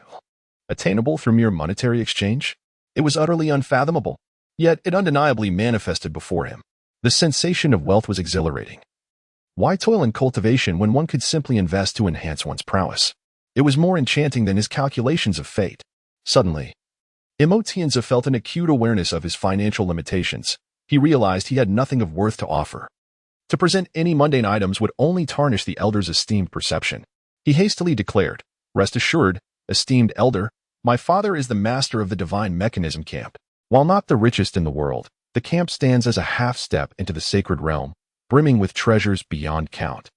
And I assure you it will not disappoint you. Kindly grant me a few days, and I shall return promptly." A man of great wealth. Beside him, Li Bai could hardly contain his frustration. He felt a pang of sorrow for the meager remuneration he received. Thinking he ought to extort a substantial sum from this wealthy individual, or at the very least, procure a scroll of supreme scriptures. Yet, alas, he was impoverished, unable to produce even a single exquisite celestial artifact. Enough. Qin Changqing's gaze narrowed as he waved his sleeve lightly. Senior, junior. Li Bai sensed that he had remained inconspicuous throughout, and his attempt to fathom the senior's intentions was nothing short of laughable. For the first time, he felt a profound sense of sorrow for himself. Knock, knock, knock. Qin Changqing was disinclined to converse with the impoverished, particularly those who indulged in fanciful thoughts yet could not contribute financially. Thus, he tapped 3 times above Li Bai's head, signaling him to be silent and, in turn, to rouse his senses. Yes, senior. In a moment of clarity, a beam of light pierced through the veils of confusion in Li Bai's mind, revealing Qin Changqing's profound intent. Everything was implied rather than spoken. The senior had not abandoned him. Rather, he was teaching according to one's aptitude, casting a sidelong glance at emotiance. A hint of disdain played upon his lips as he was confident in his uniqueness. To purchase the Tao with money was an affront to the great path, something he could never endorse. What he sought was a discourse on the Tao, leading to an epiphany that would astonish the world. Junior takes his leave. Emotiance, upon witnessing this, promptly stood to bid farewell. Junior also takes his leave. Li Bai, feeling a surge of pride, bowed deeply to Qin Changqing, envisioning the indescribable yet exhilarating scenes that awaited him in the future. The two exited the Tower of Heavenly Mechanisms, one after the other. Emotiance paused, turning to address. Today, I have pierced the veil, standing half a step away from the ancient titans. I must now retreat for a time to refine my foundation in preparation for the mid-autumn rendezvous. Brother Bui, I am grateful for your escort on this journey. All gatherings must eventually disperse. Farewell. As Emotiance prepared to depart, Li Bui appeared somewhat embarrassed. Please, Brother Tiance, stay a moment. With the great fortune that follows you and the divine skills of the Nine Sons Emperor's scripture, let me consult the fates for you once more to ensure all is secure. There's no need. Emotiance replied candidly, exuding an air of unparalleled pride. I have the assistance of my forebears. I can traverse the vast plains unimpeded, and there is no need for you to expend your efforts. After a moment of contemplation, Li Bui felt a deep sense of disdain welling within him, abandoning his previous disdain for wealth. Brother Tiance, you have yet to compensate me. Li Bui had come to realize the rarity and value of money, especially given that Emotiance, a man of great means, could casually acquire divine abilities while he merely observed. If he possessed boundless riches, would he still need to hide away, unseen by the light of day? Emotiance hesitated slightly and clasped his fists. In 3 days, your reward shall be delivered. Farewell. He then turned and stepped into the void. Though enveloped in demonic energy, his mind remained untouched by any worldly grime, his thoughts pure and untainted, each movement imbued with celestial significance. Yet, he remained exceedingly proud and aloof, regarding the world as inconsequential, save for Qin Changqing. I haven't even mentioned a price increase yet. Li Bai initially intended to exploit the affluent Emotiance, but upon failing, he was left seething with indignation, lamenting the swift escape of his target. Subsequently, Li Bai remained in Qizhou City, biding his time for the opportune moment to revisit and seize his destiny. Meanwhile, 2 vice leaders of the divination sect, driven by fury, journeyed from 1,000 miles away. These 2 were blood brothers. One was a half-step eternal giant, while the other had reached the pinnacle of the Divine King's 9th transformation. Both enveloped in a tempest of wrath that threatened to rend the heavens and earth. Chapter 33. This place is not to be provoked at a distance of 1,000 miles. The brothers arrived at the outskirts of Qingzhou City in the time it takes to brew a cup of tea. This ancient town bore no extraordinary features, raising questions as to why the rebellious Li Bai and the cunning Emotiance would converge here. The elder brother, Wu Tianzhao, slender as a bamboo pole, turned to his shorter, rotund sibling, Wu Tianxi, and remarked with puzzlement, curious, indeed. The heaven signs here are as tangled as a ball of yarn, devoid of clarity. My plum blossom heavenly calculation has yielded nothing. I too sense nothing. The unusual occurrences must surely conceal some malevolent force. Wu Tianzhao, with legs long and stature short, replied gravely. The simultaneous appearance of Li Bai and Emotiance indicated that this locale harbored an extraordinary fortune. The 2 brothers exchanged knowing glances, a peculiar smile gracing their faces. It seems our fates are intertwined with boundless fortune. This treasure is undoubtedly meant for us. They proceeded with utmost caution, employing secret techniques to obscure their celestial signs and alter their appearances, infiltrating Qizhou City. In a place where the heaven's secrets were muddied and inaccessible, they probed the soul of a beggar, the Tower of Celestial Secrets. The brothers were fully cognizant of all that transpired under the sun. Upon arriving at the Celestial Pavilion, Wu Tianxi furrowed his brows, his face creased with concern. This pavilion appeared exceedingly ordinary, yet its audacity was remarkably grand. However, the treasures within boasted capabilities to manipulate the secrets of the heavens, rendering them extraordinary. The 2 brothers had long understood each other's intentions at this moment. They shared a silent accord. Wu Tianzhao shifted his long legs and stepped towards the Celestial Pavilion, while Wu Tianxi remained outside to provide support. Upon seeing Wu Tianzhao's arrival, Qin Changqing's thoughts stirred, prompting him to connect with the system to investigate the latter's background. Wu Tianzhao, a half-step eternal giant, possesses the secret art of concealing heavenly secrets, having expended 18,000 merit points. Alas, Qin Changqing felt a pang of regret. This was, to date, the most costly individual he had encountered. And he must exploit this opportunity for a significant transaction.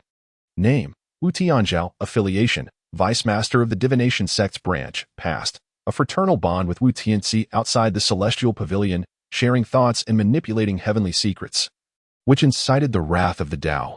Fortunately, with the assistance of the Divination Sect, he survived, albeit in a state of significant disadvantage.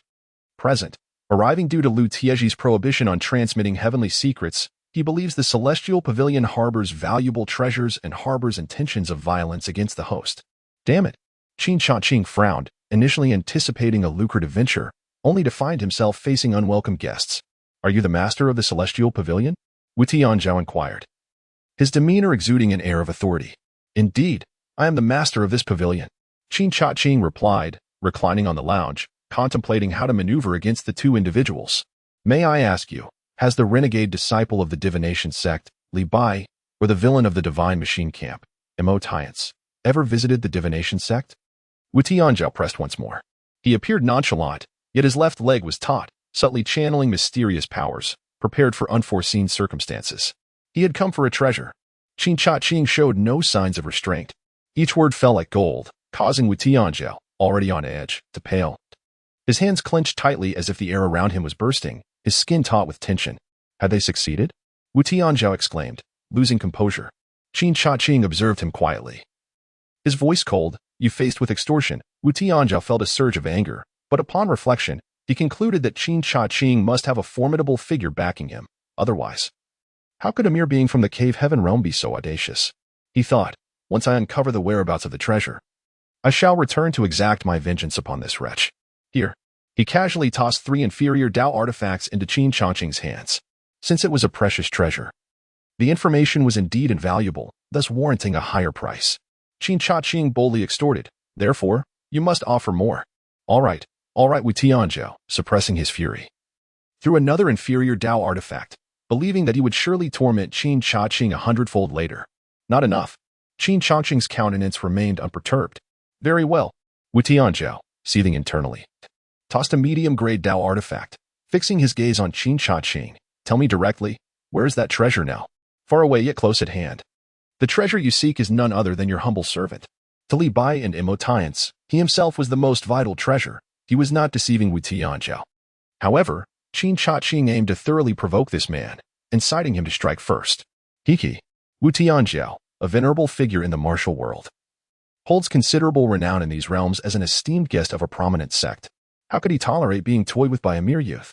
You have succeeded in inciting my wrath.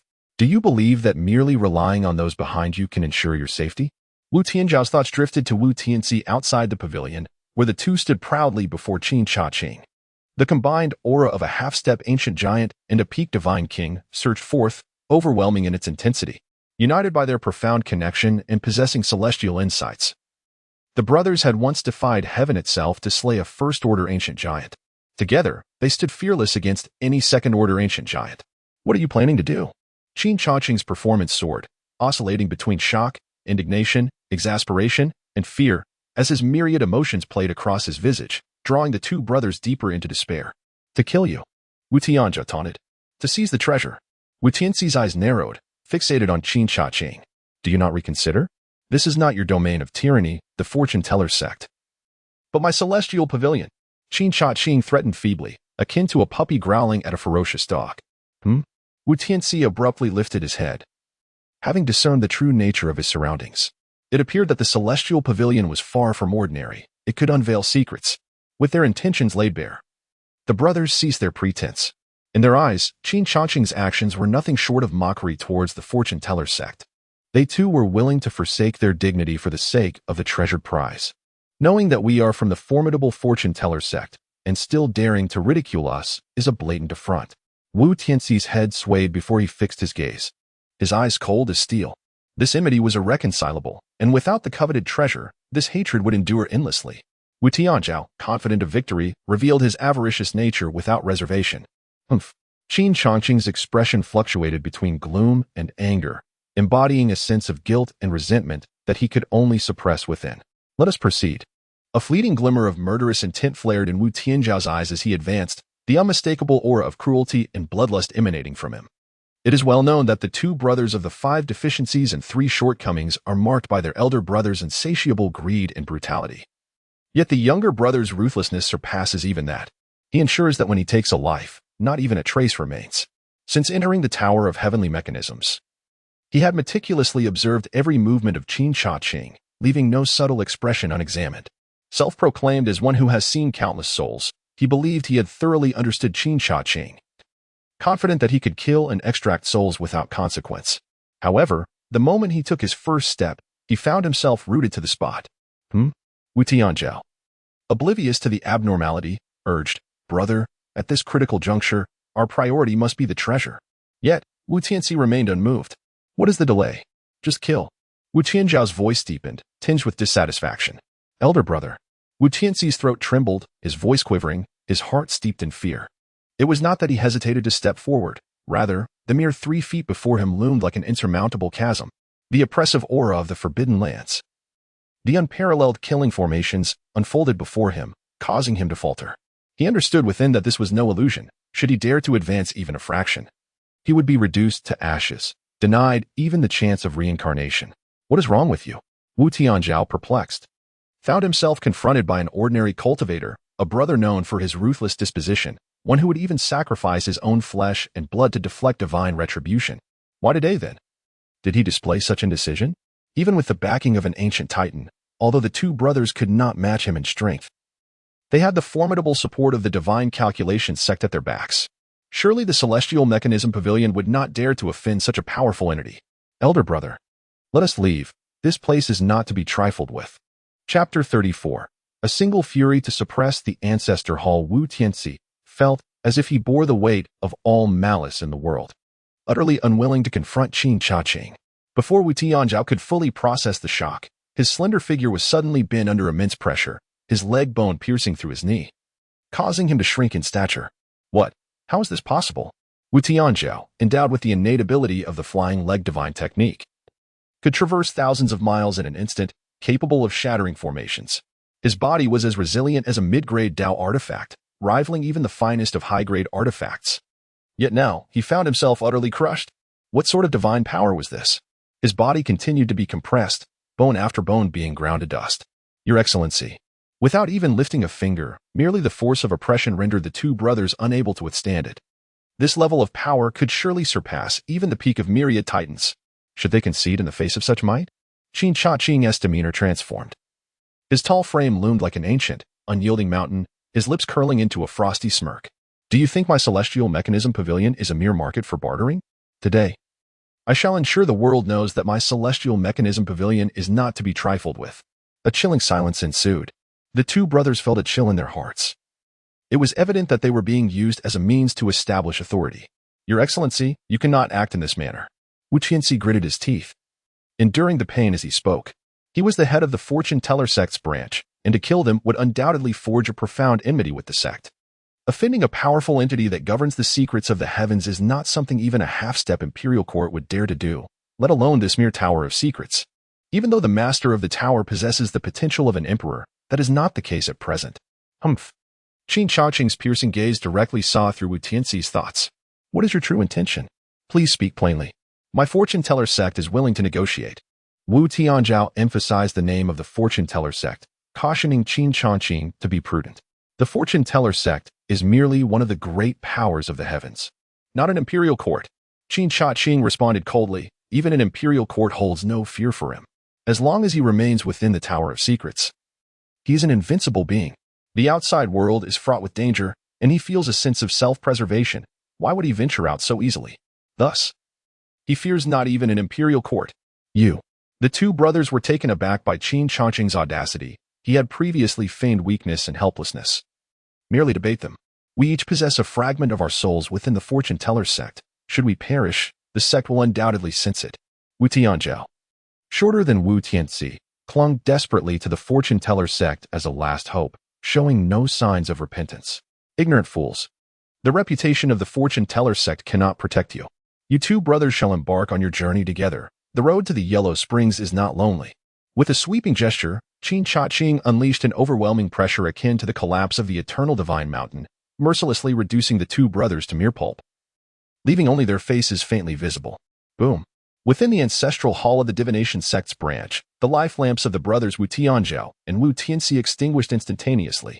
In that moment, a wave of array fluctuations reverberated through the ancestral hall as the essence of fate enveloped their residual souls. The peak of the Divine King's 9 transformations and the half-step ancient titan could suppress the fortunes of any faction. Thus, the Wu brothers were regarded as the backbone of the divination sect's branch. Their untimely demise naturally sent shockwaves through the ancestral hall. In an instant, astonishing auras surged forth, swiftly intervening to safeguard the remnants of their souls, preparing for the eventual reconstruction of their physical forms, allowing them to live anew. What transpired? A middle-aged man clad in white, exuding an air of profound authority, spoke with a voice that resonated like a decree, imbued with unparalleled pressure. It was the heavens. Just as Wu Tianzhao opened his mouth, an unparalleled aura emerged from the void, piercing through the ancestral hall that had suppressed the fortunes for 3 millennia. Carrying a majestic force that soared to the heavens and traversed the seas, unmatched in its might. Boom. Before anyone could react, this transcendent aura disregarded all celestial calculations, incinerating the Supreme Array's power, turning the remnants of the 2 brothers into mere ashes before the eyes of all present. In a heartbeat, the entire ancestral hall was shrouded in an eerie silence. An indescribable terror coursed through the hearts of everyone present, rendering them breathless with fear, lest the next moment that very aura sweep them into oblivion. Fortunately, after the breath extinguished the lingering souls of the 2 brothers, it vanished without a trace. The formidable man, whose presence loomed heavily, was the first to regain his composure, his brow furrowed as he declared, "The Divine Calculation Sect has never endured such a profound humiliation, whether at the ends of the earth or in the presence of the Supreme Sage. This grudge is as weighty as a mountain and as deep as the ocean. Retribution is imperative. Allow me to harness the power of the celestial strategy to capture the heavenly secrets." With that, he produced an extraordinarily hefty tome bound in black leather, and an aura as dense as the abyss immediately enveloped the entire hall, as he inscribed the 3 characters for celestial strategy with an elegant flourish. This artifact possessed the projection power of a supreme divine weapon, enabling each sect leader of the Divine Calculation Sect to manipulate the heavenly mysteries. However, as the middle-aged man activated the celestial strategy, his expression darkened with increasing concern, for this aura revealed nothing. How could this be possible? Refusing to yield, the man summoned his utmost strength, channeling the power of an ancient titan, and ultimately resorted to his own life essence as a medium. Yet he gleaned nothing in the end. Surely, any action taken would leave traces behind. Undeterred, the middle-aged man dispatched notices to various branch halls, urging them to collectively uncover the whereabouts of the 2 brothers, Wu Tianzhao and Wu Tianxi, leaving no stone unturned. "Yes, sect leader," the members responded, bowing deeply before hastily departing from the ancestral hall. A faint smile graced Qin Changqing's lips. In matters of rigor, he had never been bested. Even if it were but a fragment of the soul, what of it? If he wished to kill, he could certainly do so. Though the cost of 200,000 merit points stung his heart, for the sake of establishing the authority of the Celestial Strategy Pavilion, he resolved to display an impressive fade, lest others underestimate its might. The first kill must be a grand spectacle, no matter how brutal the scene may be. Next time, the business will surely become more proficient. Qin Changqing gazed at the 2 figures, yet he did not forget his good habit of searching the deceased. With a swift motion of his hand, the belongings of the 2 were laid bare before him. Behold, the mountain-like pile of spiritual stones and rare treasures left the 2 brothers awestruck. The superior spiritual stones alone were worth millions, though their appearances were unremarkable. They were undeniably affluent. Qin Changqing's eyes sparkled with excitement, and he couldn't help but exclaim, "Indeed, the quickest way to wealth is through plunder. Perhaps it would be wise to expand into a new line of business involving assassination after all." The Tianji Pavilion could guarantee that one would meet their demise before the 3rd watch, leaving no chance for survival. Qin Changqing pondered the feasibility of this venture. Provided that he ensured the spoils of his deeds remained his own, this condition must be clearly stipulated with the client's system. Convert all these items into merit points. Qin Changqing communicated with the system and directly exchanged for 1,000,000 merit points, acquiring 3 types of supernatural abilities. Chapter 35. Involution. Qin Changqing scrutinized the 2 faces before him, and with a mere thought, he connected with the Tianji Pavilion and embedded it into the city wall. A half-step to the eternal giant and a peak divine king of the 9th transformation became the materials for the wall's corner. Most significantly, these 2 were the hall masters of the illustrious divination sect from the myriad realms. This was tantamount to declaring war on the divination sect. A relatively unknown Tianji Pavilion had the audacity to disregard the divination sect, essentially courting disaster. In an instant, news spread rapidly, reaching the Holy Heavenly Dynasty first. The monarch, Qi Daoxian, sat atop the royal throne. His brow furrowed. Are you telling me that the Tianji Pavilion has ground the Wu Tianzhao brothers into mere faces and embedded them within the city wall? The Celestial Pavilion is indeed a realm of profound mystery, capable of transforming one's very essence. King Qi lightly drummed his fingers upon the throne, pondering why such a place of remarkable power had remained obscure until now. Why, at this moment, was it beginning to reveal its significance? What secrets lie within this development? King Qi fell into deep contemplation. To openly provoke the divine calculation sect suggests that the Celestial Pavilion must possess substantial backing. The Emperor's intentions flow through every gesture. And King Qi slowly spoke. Disseminate the news discreetly to the branches of the divine calculation sect, and then we shall observe the unfolding events. Your Majesty, do you wish to? Eunuch Chu understood the unspoken intent of the Emperor, who aimed to watch the struggle unfold from a safe distance. Qingzhou City, situated near the border stronghold of the Holy Heavenly Dynasty, raises the question, how could I allow others to slumber upon my own bed? The sudden emergence of such an enigmatic place unsettled King Qi, as the situation seemed to be slipping from his grasp. With the capabilities of the divine calculation sect, even if our holy dynasty refrains from intervening, it is merely a matter of time before action is taken. With a heavy heart, King Qi felt an underlying unease and spoke again, commanding the 13th prince to remain stationed at the Tiger's Lair border to investigate the demise of the celestial general. Your Majesty is astute. Eunuch Chu's voice rang clear and bright, expressing profound admiration for King Qi's strategic maneuvering. The 13th prince of the Holy Heavenly Dynasty, who had devoted himself solely to scholarly pursuits and neglected martial arts, sought to uphold the ancient teachings of the sages and provide for the people. This was nothing short of absurdity. He was an unequivocal failure, a disgrace tarnishing the royal lineage of the Holy Heavenly Dynasty. By dispatching such an ineffectual individual, not only would a troublesome issue be resolved, but it would also convey a statement to the Celestial Pavilion, a perfect dual purpose. The impoverished residence of the 13th prince is situated on the outskirts of the market district. Were it not for the weathered sign proclaiming it as the abode of the 13th prince, one would scarcely believe it to be a royal dwelling. The sound of scholarly recitation echoes throughout the courtyard. A decree has arrived. By the mandate of heaven, the 13th prince has been promoted to the position of governor of Hulao Pass, tasked with inquiring into the border affairs and investigating the truth behind the death of the celestial general. Your Highness, please accept the edict. A young eunuch, having recited the imperial decree, carelessly thrust it into the 13th prince's hands before departing with an expression of disdain. How audacious! A mere attendant dares to show such disrespect to His Highness the 13th prince. The prince, Qi Wenqin, directed a fierce glare at his attendant, who also served as his bodyguard and servant, his tattered sleeves flailing as he demanded an explanation. Ting Shang, enough. The 13th prince dismissed the matter with a wave of his hand and began to gather his scrolls, muttering, Ting Shang, let us carry only the essentials. Quickly assist me in packing the books I have yet to finish reading. The journey to Hulao Pass is long and arduous, and I intend to complete my studies. Your Highness, Ting Shang replied with a tone of dissatisfaction, this minor official position of governor at Hulao Pass is hardly a commendable appointment. The Emperor is clearly exiling you to the frontier. He lamented, look at how the other princes and princesses travel, accompanied by thousands of guards and splendid carriages. This is utterly humiliating. Ting Shang, the prince replied, as Confucius said, a gentleman does not speak ill of his father. Regardless of the circumstances, he is my father. Were it not for this bond of kinship, I would have long since traversed the world, immersing myself in the vast libraries of the realm. A gentleman does not stand beneath a perilous wall. The forbidden city is in turmoil, yet this journey may not be without merit. The 13th prince halted Yi Tingsheng, a fleeting yet formidable aura flashing across his brows and eyes. He then deeply bowed towards the royal court, every gesture and word emanating from the depths of his heart.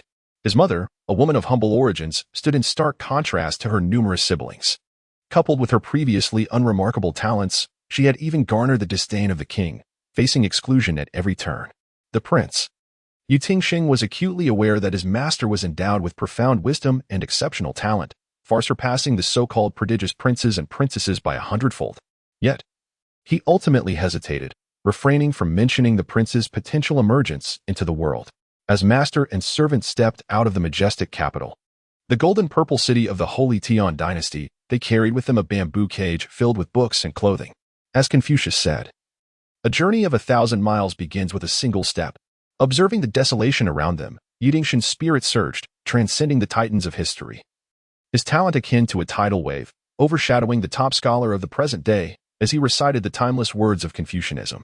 In an instant, the duo seemed divinely inspired, covering 1,000 miles in a single stride, leaping across the long mountain and soaring over the vast lake, reveling in their freedom like celestial beings.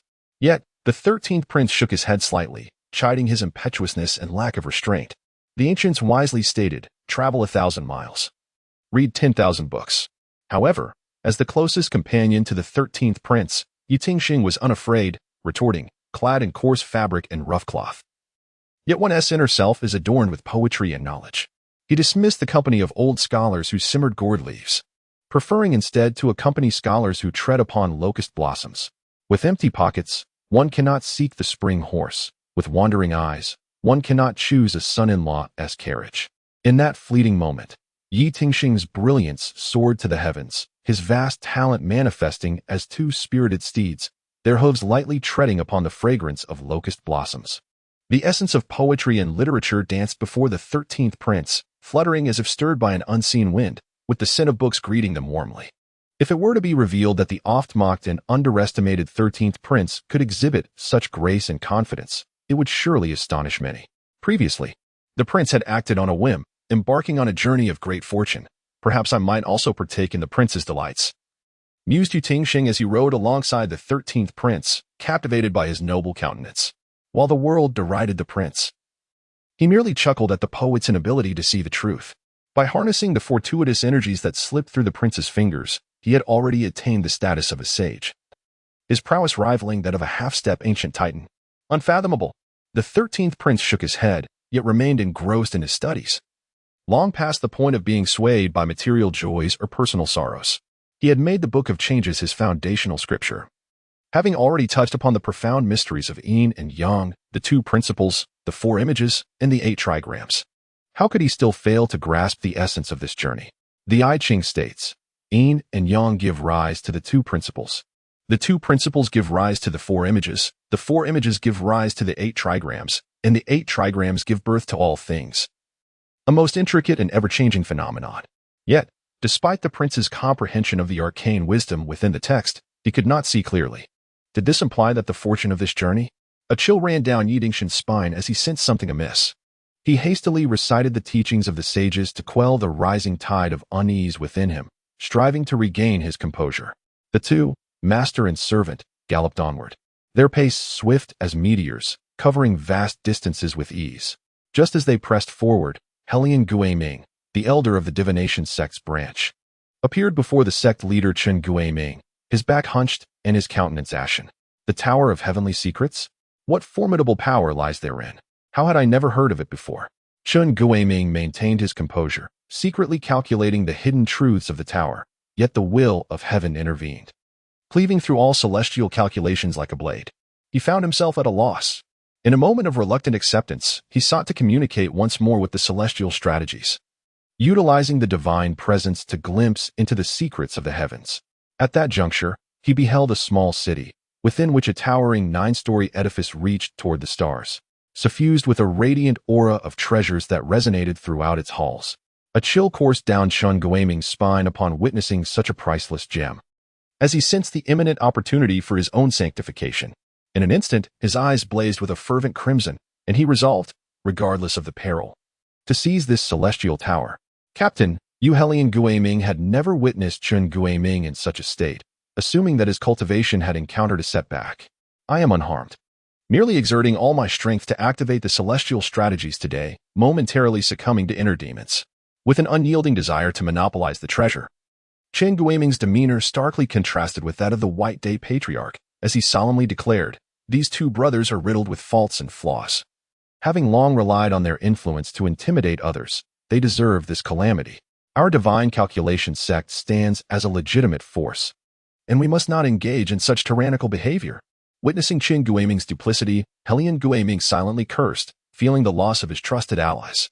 He then proclaimed with an air of authority, "Qin Guiming is resolute in his pursuit of the celestial tower, now closing his eyes to contemplate, refraining from further discourse. This cunning old fox, who once exhibited the unassailable might of the divine calculation sect, now appeared to be all bluster without substance. With the evaluation of the sect's sub-branch imminent, it ultimately boiled down to the preservation of their reputation. Helian Guiming foresaw the impending disgrace that would befall the Wu brothers, which Qin Guiming would unveil, leading to a thorough rectification from the top down, transforming a grave matter into one of triviality. Moreover, Helian Guiming ultimately submerged himself in the depths for the sake of dragging Qin Guiming into the fray, reluctantly divulging the secrets of destiny. This tower of heavenly mechanisms possesses extraordinary qualities. Qinzhou City, merely a diminutive town, now finds its lord effortlessly suppressing formidable masters of the Divine King's sixth transformation. Such earth-shattering changes stem from the admiration of the master of the Tower of Heavenly Mechanisms.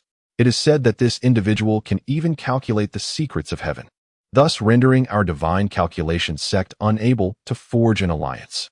Such is the situation. Qin Guiming felt a surge of murderous intent, yet he could no longer remain indifferent. Otherwise, it would undoubtedly arouse the suspicions of that cunning old fox, Helian Guiming. He feigned composure, recognizing the necessity to extinguish the crisis in its infancy. Even a lion exerts its full strength when hunting a rabbit. This action is taken to ensure absolute safety, and thus we shall personally proceed. However, for the sake of the reputation of the Divine Calculation Sect, not a whisper of our plans must escape. Excellent. Helian Guiming, witnessing Qin Guiming's agreement, applauded in delight. Subsequently, the two engaged in a fierce dispute over the distribution of benefits for half the day before reaching a conclusion. As he gazed at the receding figure of Helian Guiming, Qin Guiming's murderous intent surged. This old dog had repeatedly hindered him. This expedition was essential to eliminate him. Seize the treasures for himself, and then frame the master of the Tower of Heavenly Mechanisms. In the dead of night, under the shroud of darkness and howling winds, two figures stealthily departed from the branch of the Divine Calculation Sect. As per their agreement, they avoided any unnecessary noise, quietly entering the village. Chapter 36. Bearing treasures before the ancestor within the confines of the Langia Pavilion and the sanctum, an overwhelming sacred might surge forth. As if the very heavens and earth were uprooted. It is the ancestor. The ancestor has attained sanctity. At last, our Langia Pavilion possesses a saint. The golden-scaled creature, is it merely a being of the pond? From this moment forth, our Langia Pavilion possesses the essence of a sacred land. Within the Langia Pavilion, every individual trembles with anticipation, their fists clenched in fervor. This day has been long awaited. As they chant before their watchful eyes, the once dwindling fortune of the pavilion rises like a soaring dragon, its roar resonating with vigor, its scales shimmering with an unparalleled golden brilliance. The chant, three thunderous roars shatter the heavens, as the dragon coils and its form expands tenfold, its four claws transforming into five, and its horns sharpening like divine blades. The dragon's majesty spreads wide, awaiting the final stroke to complete its transformation into a golden dragon. From this moment on, the dragon of fortune shall protect the Langia Pavilion, nurturing a multitude of talents and heroes. The metamorphosis of the fortune serpent into a golden dragon heralds a glorious era. Witnessing this, the members of the Langia Pavilion are enveloped in sheer ecstasy. Beneath the golden radiance, every individual feels their cultivation surge, visibly healing their unseen wounds. And some prodigious disciples even break through to new realms. Yet, amidst the jubilation, several disciples suddenly spit blood, their vitality waning in an instant. Is this a sign of failed transformation? Despair grips the crowd. Should the transformation fail, the fortune of the Langia Pavilion would surely decline, destined to fade among the multitude unless a miraculous change occurs. Is fate truly turning against the Langia Pavilion? The elders, their hair as white as snow, are caught in a tumult of joy and sorrow, tears streaming down their faces in profound grief. The golden dragon falters, and it seems destined to revert to its original form. As the golden dragon's eyes gleamed with newfound brilliance, rays of light surged into the heavens, its form swelling with an even greater might than before. Above the clouds, an ancient portal transcended the vast expanse of the cosmos, casting its projection downward. The auspicious golden dragon became increasingly exhilarated at the sight, its tail swishing as it plunged into the celestial gateway. The Dragon Gate.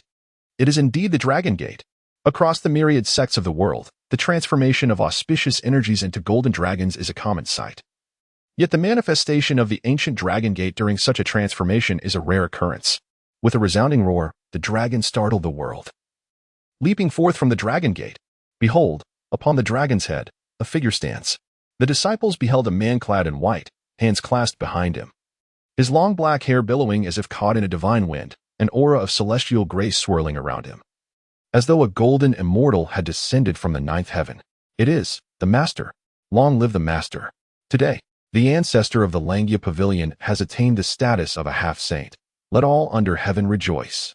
The elders, heeding the command, recognized that the Langia Pavilion would soar to unparalleled heights, aligning with the heavens, with spiritual rain cascading for 3 days, filling the air with the essence of creation. Atop the dragon's head, the master of Langia Pavilion, Lu Zongyuan, opened his mouth, proclaiming that he wished for the Langia Pavilion to be filled with creation. That every individual within its walls be as mighty as dragons, their physiques rivaling those of the ancient progenitors. Had it been any other day, Lu Zongyuan's audacious declarations would have invited scorn and rebuke from his adversaries among the elders. Yet today, the oppressive force of a fifth-tier ancient giant loomed like an abyss. In the face of such overwhelming power, all dissent was rendered futile. We shall faithfully obey the master's command. The crowd bowed in submission, not daring to voice a single protest.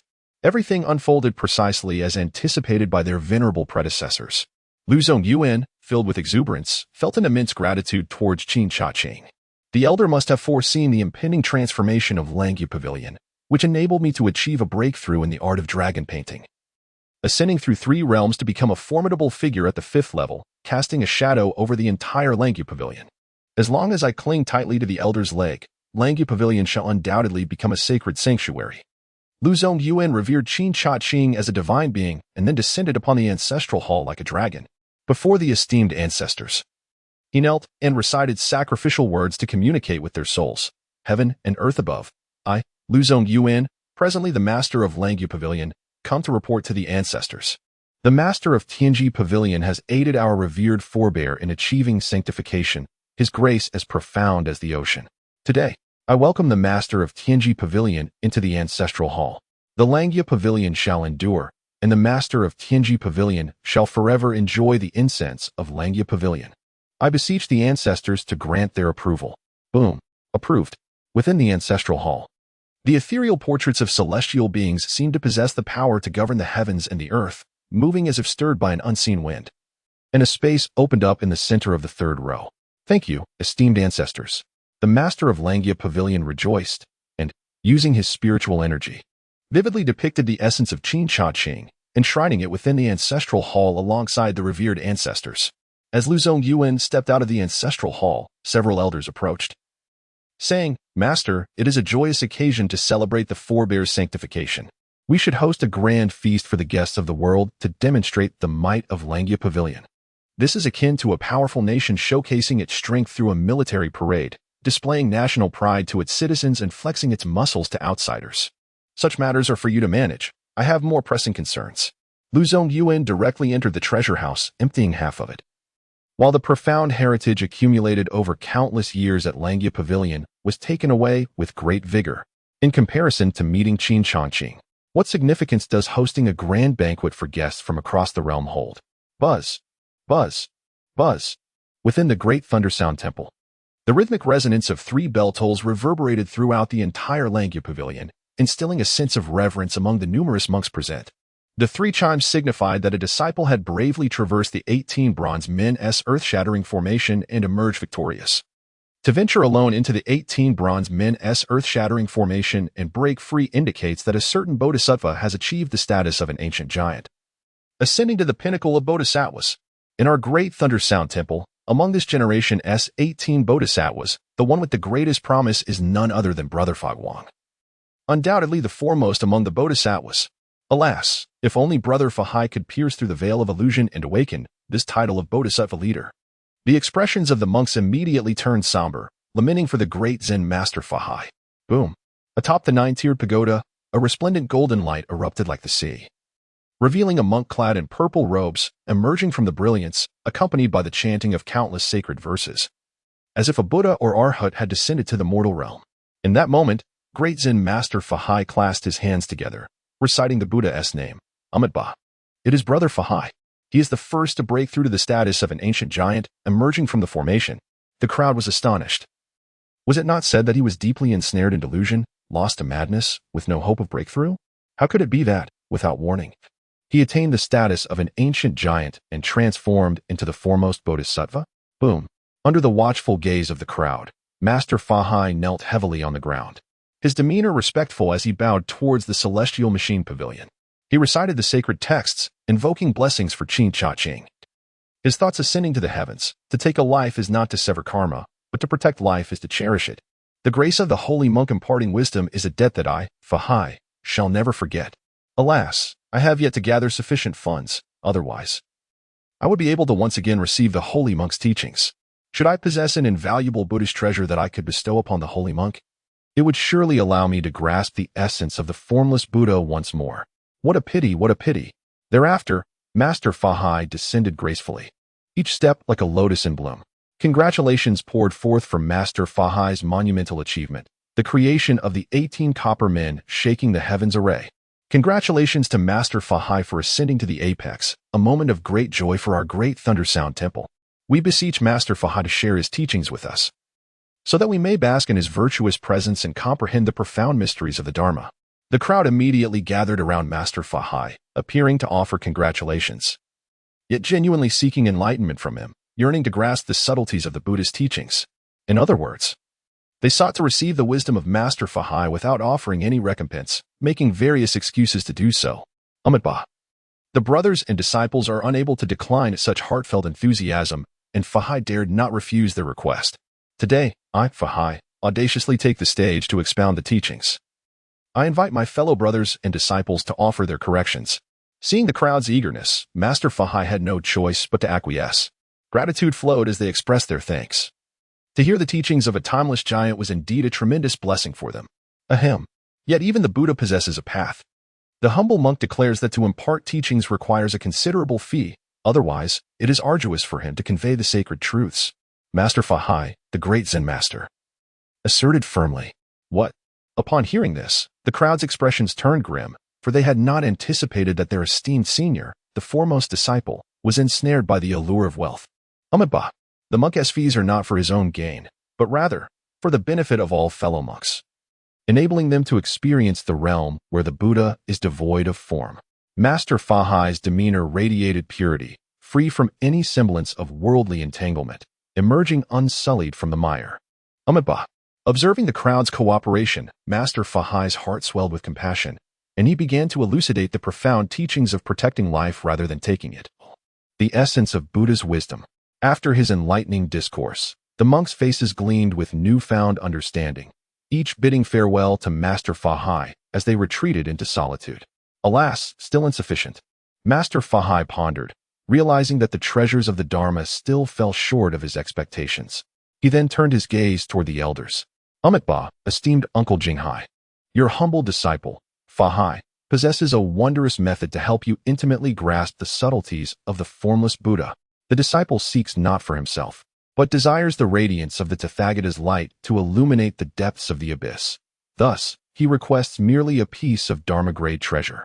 Subsequently, Master Fahai sought loans from the influential figures within the Great Thunder Sound Temple, all under the pretense of hastening the understanding of the formless Buddha as profound path.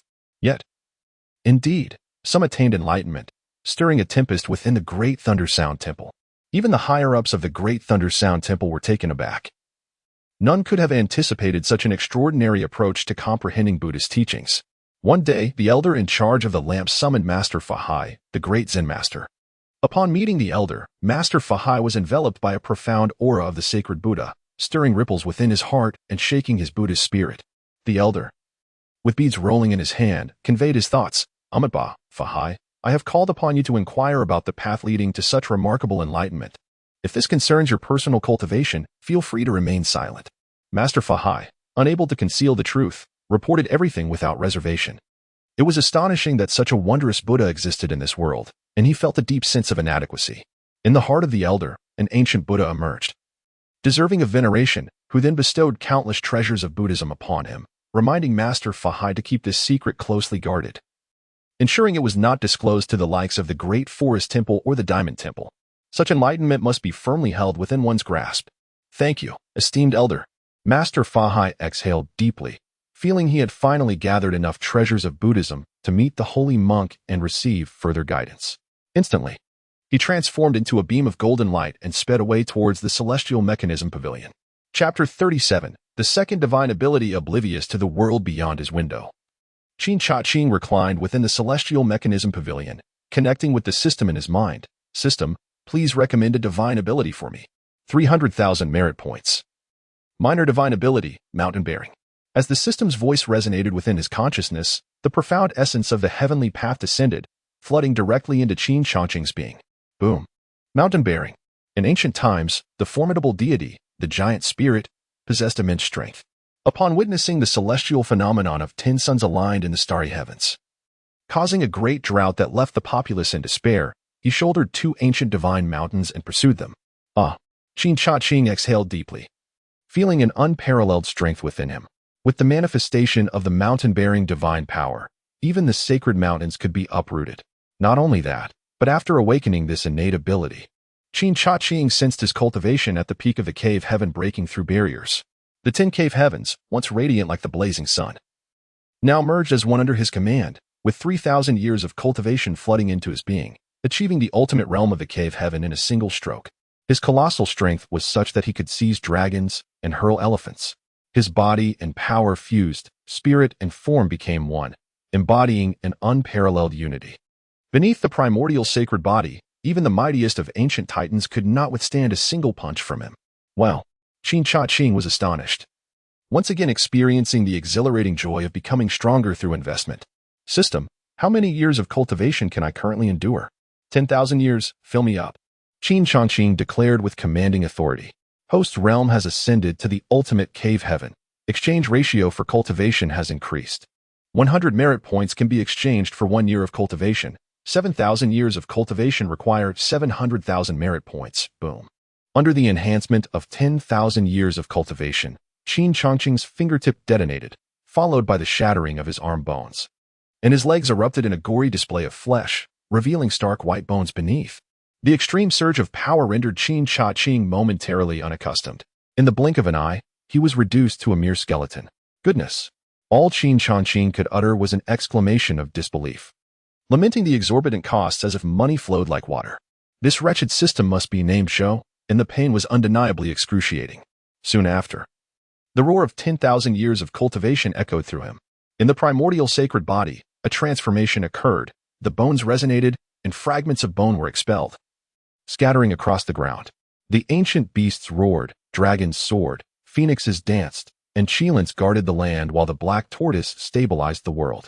Various manifestations of saints converged upon Qin Changqing, surpassing the ancient great saints and overshadowing the epics.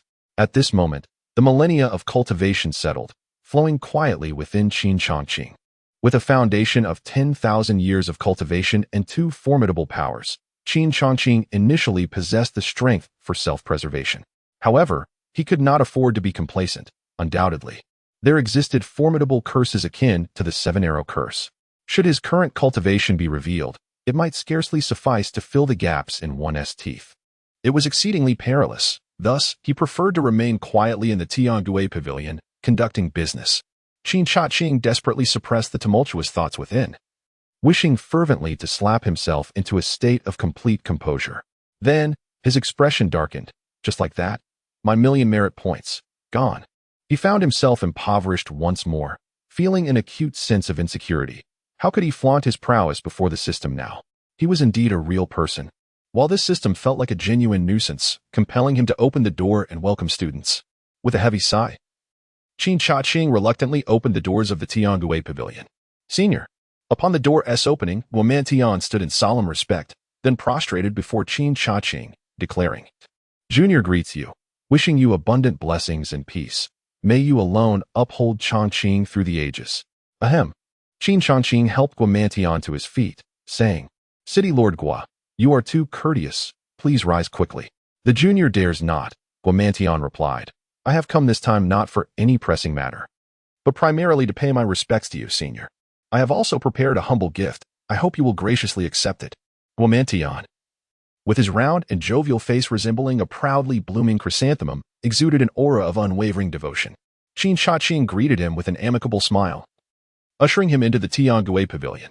Respected senior, he began, I have been quite troubled of late, as treasures have been inexplicably descending from the heavens. My humble abilities render me particularly vulnerable. Hence I wish to present all I have recently acquired to you. Womantion expressed with a hint of grievance. However, Qin Changqing regarded his demeanor with skepticism, feeling somewhat provoked. The Luotian divine body is indeed extraordinary, had I known. I would have exchanged for such a physique with the system long ago. Maintaining his composure, Qin Changqing accepted Guomantian's offering and converted it into 150,000 merit points, yielding a modest profit. Alas, Guomantian sighed deeply, his voice tinged with despair. Respected senior, this Luotian divine body is quite a burden. If it were to be discovered one day, I fear I would no longer be able to serve you. My life is of little consequence. Yet I dread the thought of a replacement who may not align with your wishes. What you say is indeed true, Guo City Lord. First, let us have a cup of tea to ease your worries. Qin Changqing, fully aware of Guomantian's concerns, discreetly pushed a cup of tea towards him. Thank you. Respected senior, Guomantian replied, becoming stronger is simply a matter of drinking, eating, and resting. It's that straightforward. Subsequently, Guomantian personally presented an array of exquisite delicacies. Attending to Qin Changqing's needs impeccably before taking his leave.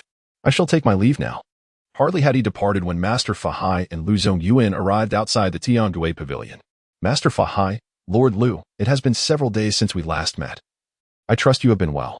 Upon encountering the two individuals, Guomantian effortlessly traversed the expanse, summoning the very essence of the surrounding landscape and waterways.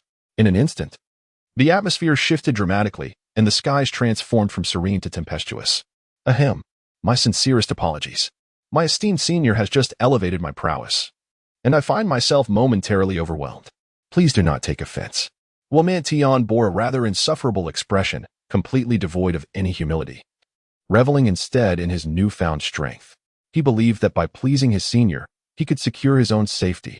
In this fleeting moment, he could subdue ancient titans. Indeed, he intended to flaunt his abilities before others.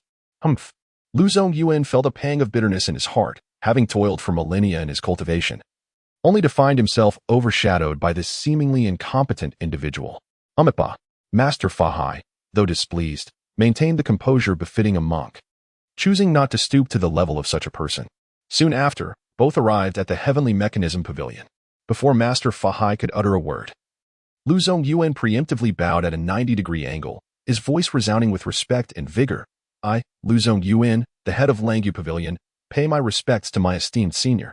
May you endure through the ages, unaging and ever steadfast in the celestial path. Master Fahai's expression turned to one of astonishment. He had anticipated disdain for sycophants, a shared journey into old age. Yet here was this person, aligning himself with the likes of the young city lord, bringing shame upon the venerable titans. A day without seeing you feels like 3 autumns apart. The senior remains as handsome and charming as ever, dashing and poised, youthful and affluent, mighty and valiant. Unparalleled in the world, the foremost of the universe, a solitary master of solitude, unrivaled in glory, a gentleman of exquisite bearing, invincible in benevolence, unafraid in courage, indestructible, wise and formidable, extraordinary in chivalry, bound by righteousness that reaches the heavens, unmatched throughout history. Master Fahai speaks with ease, his face flushed with embarrassment. A notion that does not exist. Lu Zongyuan feels a sense of loss, secretly cursing Fahai, the bald thief, for his audacity. You two are too polite. Qin Changqing maintains a calm demeanor, yet inwardly revels, sensing that today is a joyful day. Subsequently, Lu Zongyuan and Fahai exchange glances, each appearing to disdain the other. Suddenly, within Qingzhou City, a force of celestial sealing descends, shrouding the black sun as if doomsday has arrived, rendering the entire city insignificant under this overwhelming aura. Let the city be erased from existence. Helian Guiming's lips twitch. For the honor of the Fortune Teller Sect, what is the life of these insignificant ants worth? Let it begin, lest the night prolongs with dreams. Chen Guiming wears a cold expression, his gaze piercing Helian Guiming, concealing his murderous intent. Master of the Heavenly Secrets Pavilion, come forth to meet your demise. Helian Guiming harbors disdain for the hypocrite Chen Guiming, directing his fury towards the Heavenly Secrets Pavilion. The murderous intent surges, enveloping all of Qingzhou in a shroud of violence, as if the city itself trembles. This is the Fortune Teller Sect. Lu Zongyuan's expression darkens. He glances at Qin Changqing, surprised that Qin Changqing has provoked the Fortune Teller Sect. It is evident that Qin Changqing's demeanor remained as tranquil as a still pond. and an inexplicable sense of assurance surged within him. He addressed his senior, esteemed elder, "Allow me to take on this trouble. Amenba, it is my solemn duty." With that, he transformed into a golden light and swiftly made his way towards Qin Guiming and Lian Giming. Chapter 38. The nine-turn Yellow River killing formation like a prison or an abyss. The overwhelming pressure of the ancient titans bore down upon the ordinary citizens of Qizhou City. Akin to a calamity of cataclysmic proportions. Bold scoundrels, dare you incite chaos within my Qingzhou City and disturb the safety of its people? Such heinous crimes deserve to be met with the most excruciating punishments. To toil for 500 years. Surrender at once. Guomantian harnessed the collective strength of the vast mountains and the citizens of Qizhou City, his aura soaring to a level comparable to that of the ancient titans. As he forcefully tore through the formation and soared into the air. It was indeed an ancient and forgotten formation, crafted by human hands. Upon seeing Guomantian, Lian Giming's pupils constricted instantaneously, and he remarked to Qin Guiming, "To encounter such a formidable formation is a journey well worth taking. Such greatness." The existence of this formation ignited Qin Guiming's anticipation for the Tianji Pavilion even further. "I am Lian Giming of the Divine Calculation Sect. Those who are nameless and immortal, present your names." Lian Giming's cold gaze pierced through Guomantian, his murderous intent palpable. "The Divine Calculation Sect? Once again. You people from the Divine Calculation Sect have returned, bringing the old with the young. How impressive you are." Guomantian exclaimed in indignation, raising his voice to the heavens. "Prisoner beneath the stage, listen well. I am Guomantian, the lord of Qizhou City and the head guardian of the Tianji Pavilion." In an instant, the winds and clouds surged, and the vast landscape reflected behind Guomantian, with mountains, rivers, and seas all within his grasp. The grandeur was unparalleled. "Insignificant wretch." Lian Guiming sneered, then coldly declared, "Offer up the secrets of the formation, and I may spare your life." Audacious. Guomantian, infuriated, pointed directly at Lian Guiming and Qin Guiming, daring to covet what was bestowed by his predecessor. "Today, whether in heaven or on earth, you shall not escape the clutches of prison." Ignorant.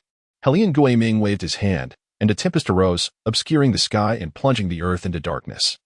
With a murderous intent sweeping through like a blade, enveloping the universe. "Dare you?" Guomantian summoned the power of heaven and earth, striving to resist. Any leak of his energy could spell disaster for the citizens of the city. Meanwhile, a sense of unease crept into his heart, realizing he was outmatched by these two. He could not falter now. His predecessor was surely watching over him, and thus he rallied himself, growing bolder with each confrontation. "You are still woefully inadequate. Summon the master of the Heavenly Secrets Pavilion." Lian Guiming extended a finger forward. Crack. The heavens shattered, and a colossal finger surged toward him. The overwhelming might could obliterate Guomantian in an instant. Scoundrel. Faced with the immense pressure, Guomantian felt a surge of urgency. Suddenly, the weight lessened, and two figures appeared before him, standing resolutely against Lian Guiming and Qin Guiming.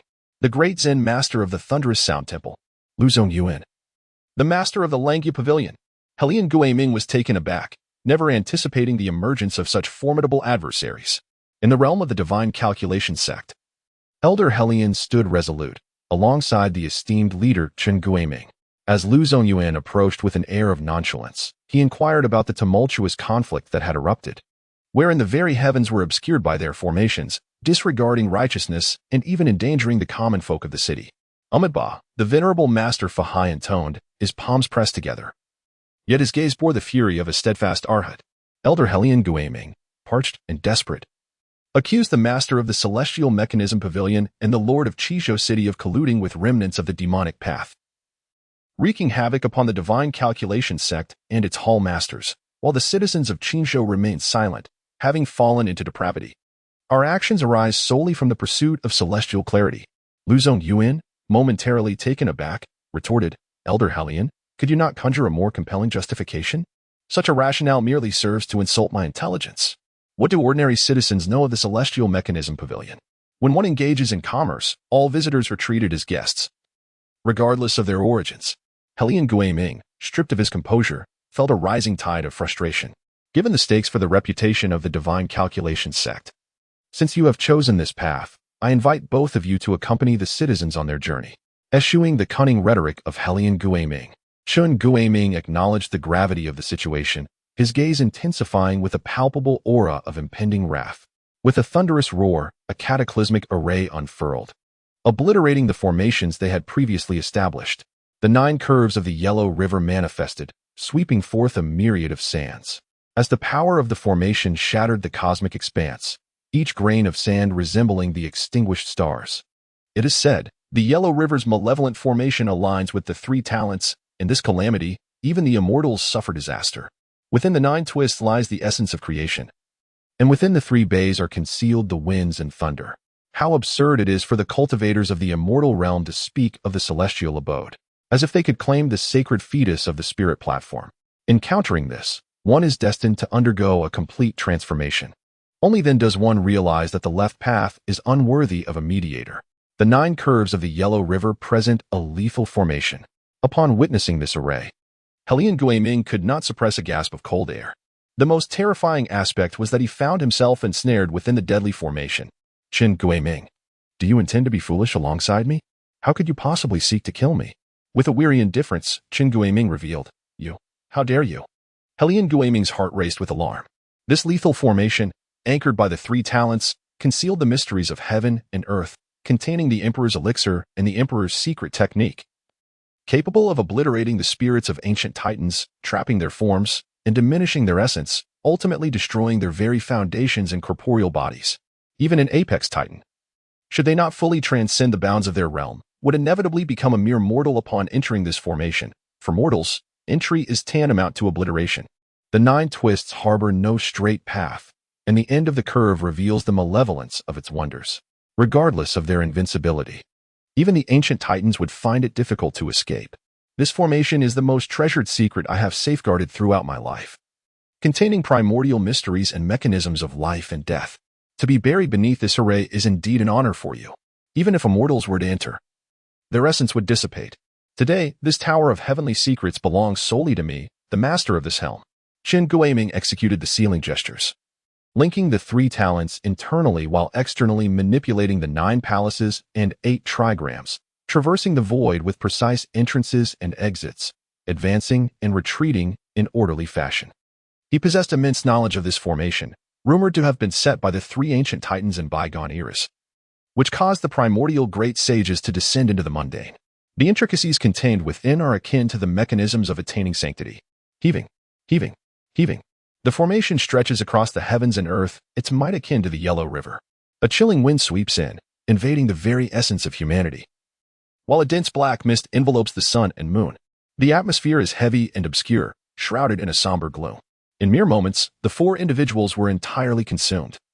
As they entered the formation, a tempest of yellow sand whirled around them, obscuring the sun and moon, disorienting their sense of direction, and plunging their consciousness into chaos. The art of formations is profoundly enigmatic, especially one that has gained notoriety since ancient times. I shall not await my demise passively. Helian Guiming concentrated all his spiritual prowess, transforming it into a gateway of divine mechanism, seeking to connect with the cosmos and extricate himself. Bang! The winding Yellow River surged violently, and the tempestuous sands raged. The fabric of space shattered into emptiness, and the divine gateway disintegrated into nothingness. Helian Guiming was engulfed by the yellow sands, his physical form annihilated, his soul shattered, and his essence devoured, leaving not a trace behind. From that moment forth, the world knew him no more. Now, it is your turn. Qin Guiming manipulated the formation as the swirling sands descended, intent on enveloping the 3 remaining individuals. Chapter 39. The mountain calls forth the chi of the 9 heavens as night fell. Qin Changqing gazed through the window. Witnessing the tumultuous scene outside where sand and stones flew, the heavens spun, and a chilling wind howled, permeating the air with an aura of death. Then, Qin Changqing communicated with the system. System, what kind of formation is this outside? Even through the screen, I feel an overwhelming sense of crisis. Ancient Great Formation. The killing array of the winding Yellow River. Soul Devourer, rendering your millennia of cultivation into mere illusions, spirit and vitality lost. Even if you escape the tribulations, you find no footing. As the saying goes, even the immortals cannot arrive, as the 3 flowers atop the head are extinguished, even if the Buddha himself comes. The 5 energies within will dissipate. Encountering this formation, escaping calamity is impossible. How can a true being evade it in such times?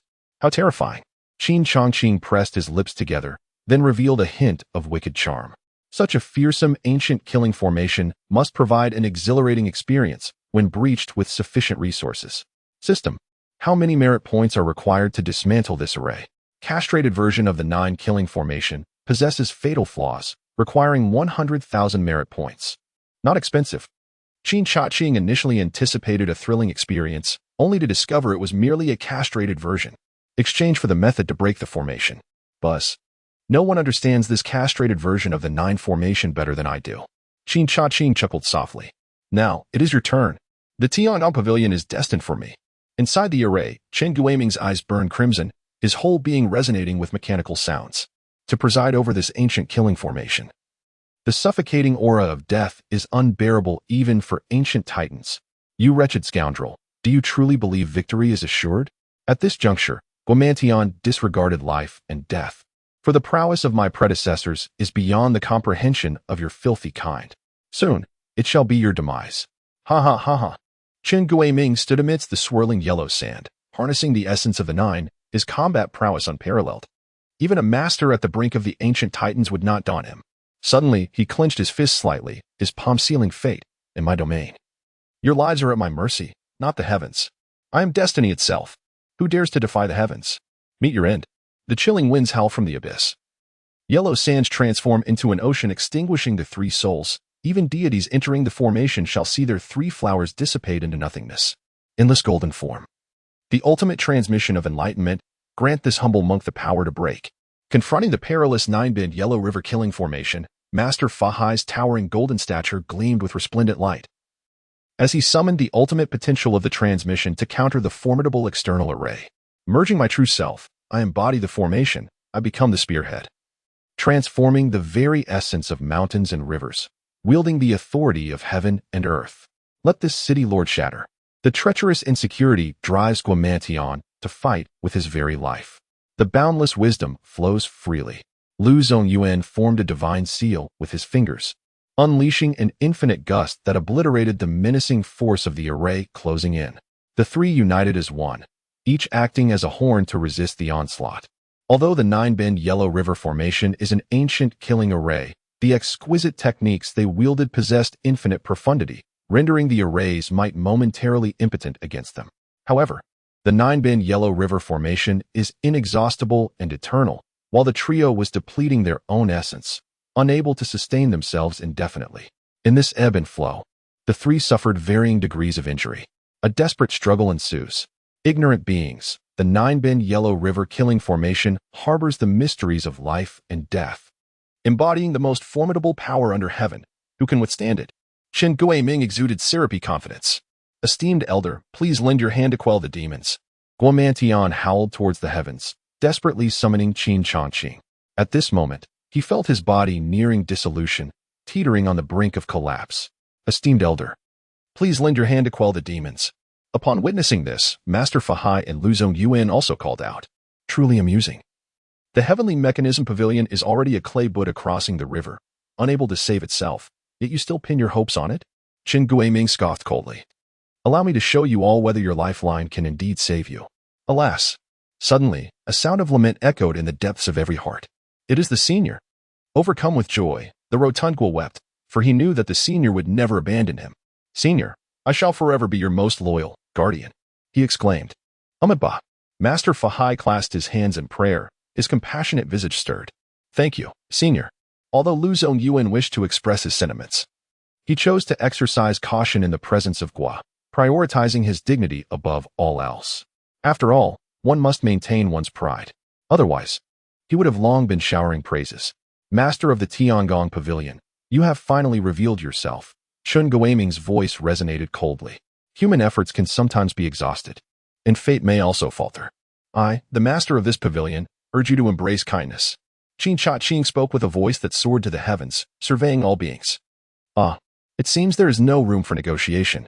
This pavilion has always upheld peace above all, prioritizing commerce. Why, then, do you persistently press forward? He sighed. Killing is but a means to protect life. Slaying is not an act of severing karma. Let us see how this pavilion shall summon the essence of the 9 heavens to shatter the firmament. As Qin Changqing's words fell, he turned within the Tiangong Pavilion, assuming an exceedingly simple fighting stance. Gathering his strength, he raised one hand towards the heavens and then forcefully grasped at the boundless void. His divine power surged forth, bearing unparalleled might. Subsequently, the firmament shattered, revealing an endless black hole, from which a profound essence of the nine heavens was drawn forth. Though merely a hint of this essence, it caused the yellow river to stir, swirling the still sands, as time and space shifted. A radiant aura descended from above, light as a feather, slowly cascading downwards. Before this breath, the chaotic battlefield appeared as fragile as paper. The mighty flow of the yellow river was utterly diminished, the swirling sands dissipating into nothingness. The vast cosmos embraced the essence of yin and yang, while the sun hung hesitantly in the firmament. I subdued it with the power of the nine heavens. Boom. The heavens and earth parted, the great sun descended, and the townsfolk were once again graced with daylight. Tranquility was restored. Bang. In an instant, Qin Changqing seemed to bear the weight of the ancient Tianjia mountain, his kneecap shattered as he fell to the ground. Flesh torn and blood spilled. What was once a lofty destiny, commanding life and death, was abruptly stripped away, casting him into the mortal realm. This formidable force, worth 100,000 merit points, indeed, could be more flamboyant next time. Then, Qin Changqing's voice resonated. Whether it be destiny or human effort, they are but fleeting illusions. Chun, you have yet to grasp the profound truth. Lord Gua, I trust you will guide Chun in his transformation, awaiting the day he comprehends the great path to restore his freedom. Yes, esteemed elder. Guomantian seized Qin Changqing by the neck, lifting him effortlessly as one would a chick. Dog thief, do you now comprehend the elder's prowess? The power of the nine heavens has shattered your flimsy formation. Kill me. Kill me. What a foolish notion. The elder possesses great benevolence, granting you the opportunity to understand the great path.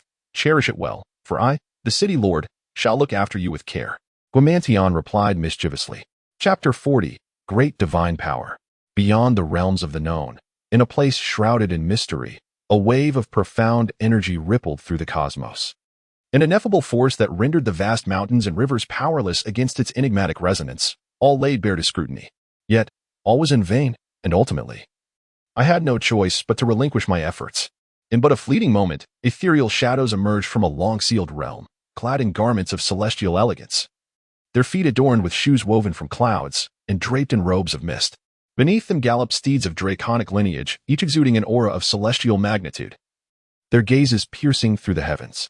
The fabric of reality trembled, as thunder roared from the nine heavens, reducing mighty mountains to mere dust, transforming the land into a desolate expanse. The leader intoned, "Conceal your presence. Our emergence is compelled by the ancestral call." Sensing the remnants of the nine-bend Yellow River's lethal formation, the magnitude of this array is colossal, and we must not err in our endeavors. Brother, this is but a tainted land. There is no need for your intervention. I alone can sweep away countless foes. Scoffed a horned figure with disdain. Move. The leader cast a glance at him and issued a command to the assembly.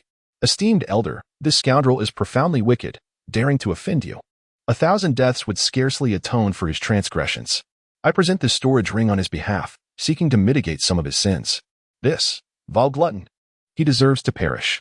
Lu Zongyuan, feeling the weight of his position as the master of a sect, was humiliated by the notion that he had laid bare half his treasury for the elder, feeling overshadowed by this gluttonous fool. Truly, it was a disgrace. Ahmedbah. Master Fahai's demeanor radiated compassion, though his eyes bore sharpness.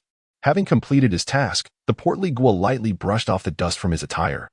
His head tilted at a 45-degree angle, swaggering past the two with an air of arrogance that was most infuriating. Oh, how could I almost forget? The new mission that the elder entrusted to me. Alas, alas. Gua the Fat captured Qin Changqing, a triumphant expression unabashedly adorning his face. Ah, the small man has achieved success. Lu Zongyuan felt a pang of jealousy in his heart. If he continued down this path, he would surely fall from grace. He had to secure his position. Lu Zongyuan strode into the Tianjia Pavilion, bowing respectfully to Qin Changqing, Sr. I have come to visit you and to discuss the sacred annihilation realm. The sacred annihilation realm? Qin Changqing slowly turned, his brows slightly raised. The communication system indicated that he had already acquired the greatest fortune of the sacred annihilation realm, yet Lu Zongyuan sought to incorporate it into the Langya Pavilion? Indeed. This answer will deduct 3,000 merit points from the host. Qin Changqing silently cursed the system for its greed and calmly remarked, "It is well known that the flower of life and death can confer sainthood. Yet the true greatest fortune lies within the sacred annihilation realm itself.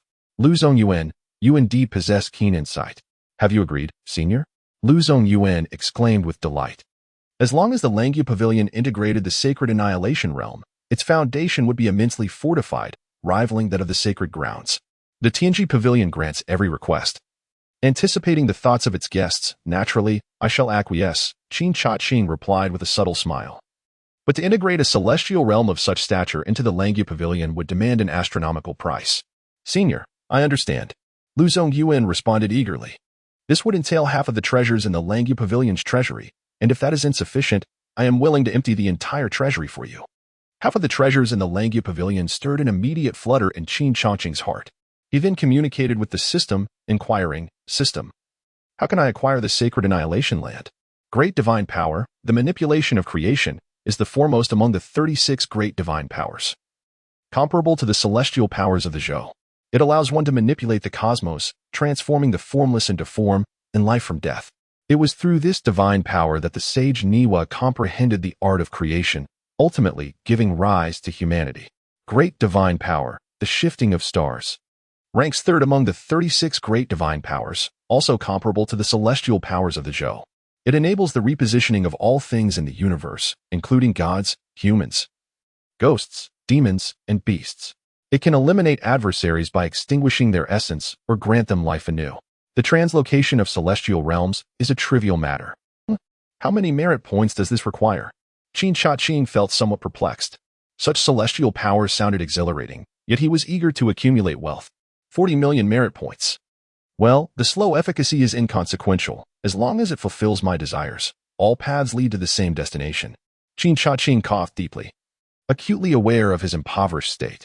Great divine power, whipping mountains and filling seas, pushing mountains and surpassing oceans, can also relocate celestial realms.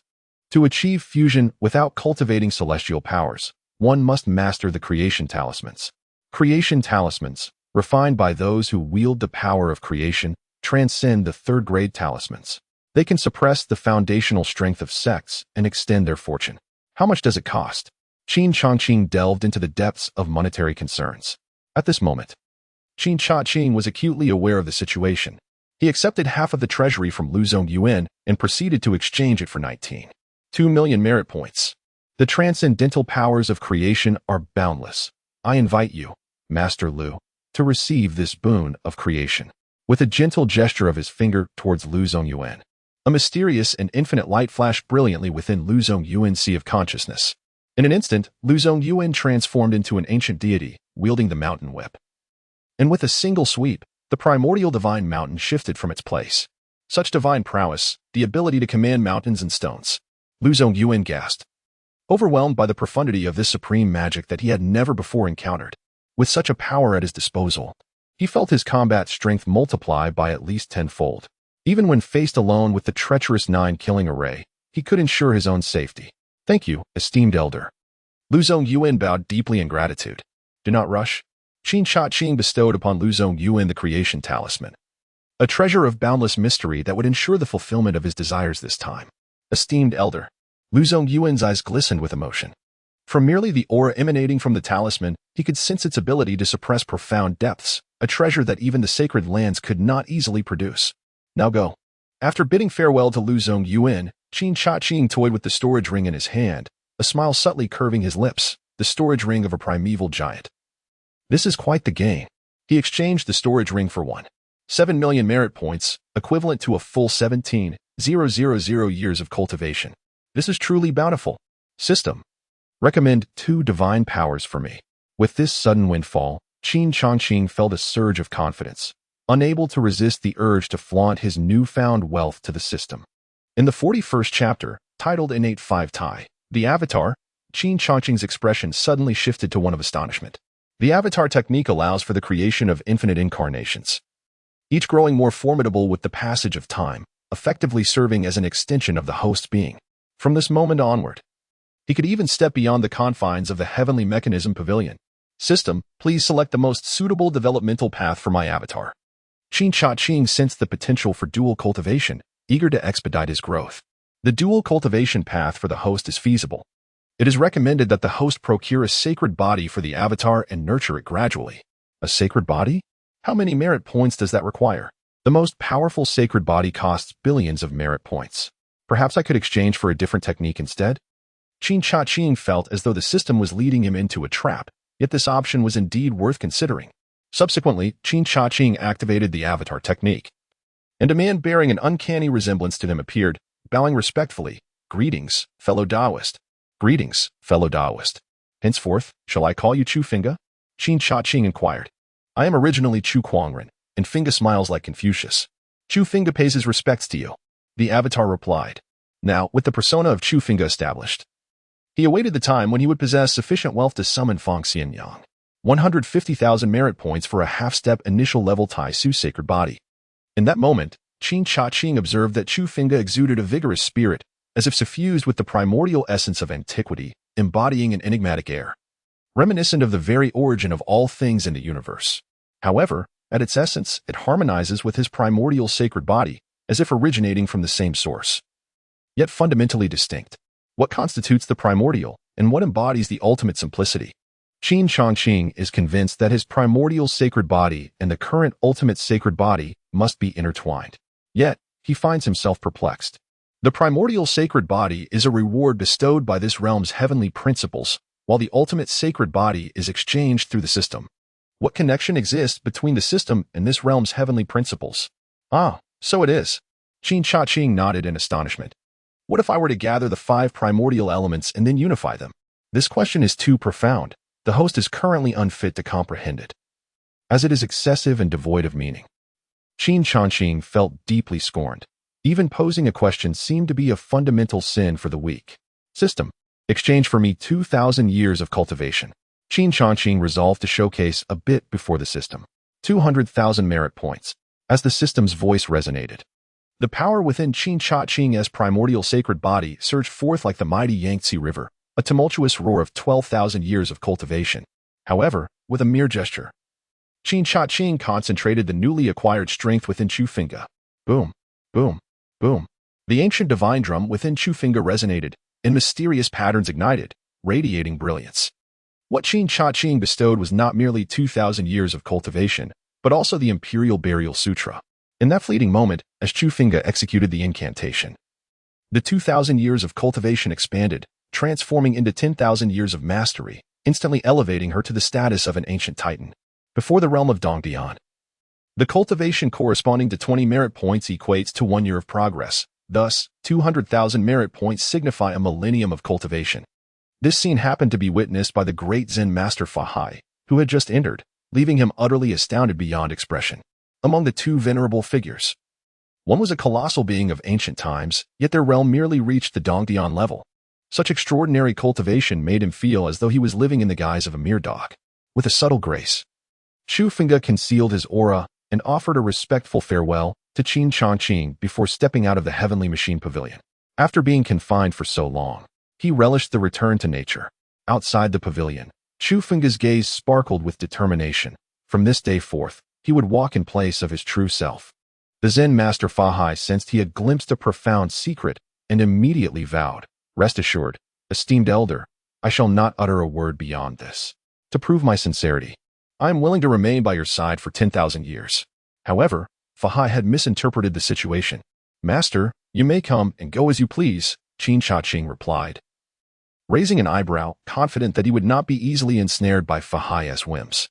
Fahai was momentarily taken aback, suddenly transcending into a realm of enlightenment. He appeared as a rudderless boat, adrift yet undeterred by obstacles, his heart embodying the essence of tranquility. What harm is there in enduring trials if one maintains a pure heart?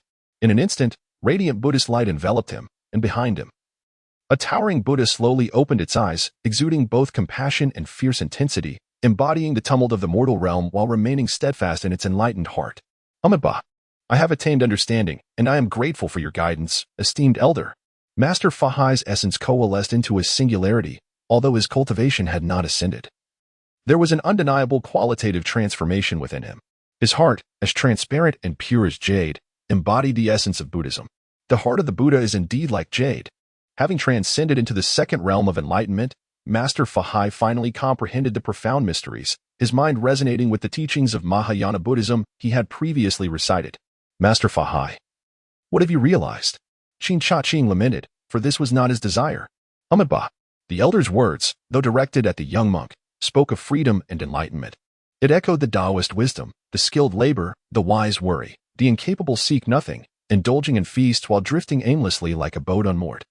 The elder was using the Tao to illustrate the Buddhist teachings. His intentions were sincere, and the younger monk grasped this truth with profound gratitude. Master Fahai felt an overwhelming urge to dance in reverence for Qin Changqing, realizing that he was indeed the favorite disciple of the elder. As long as you find joy. Farewell.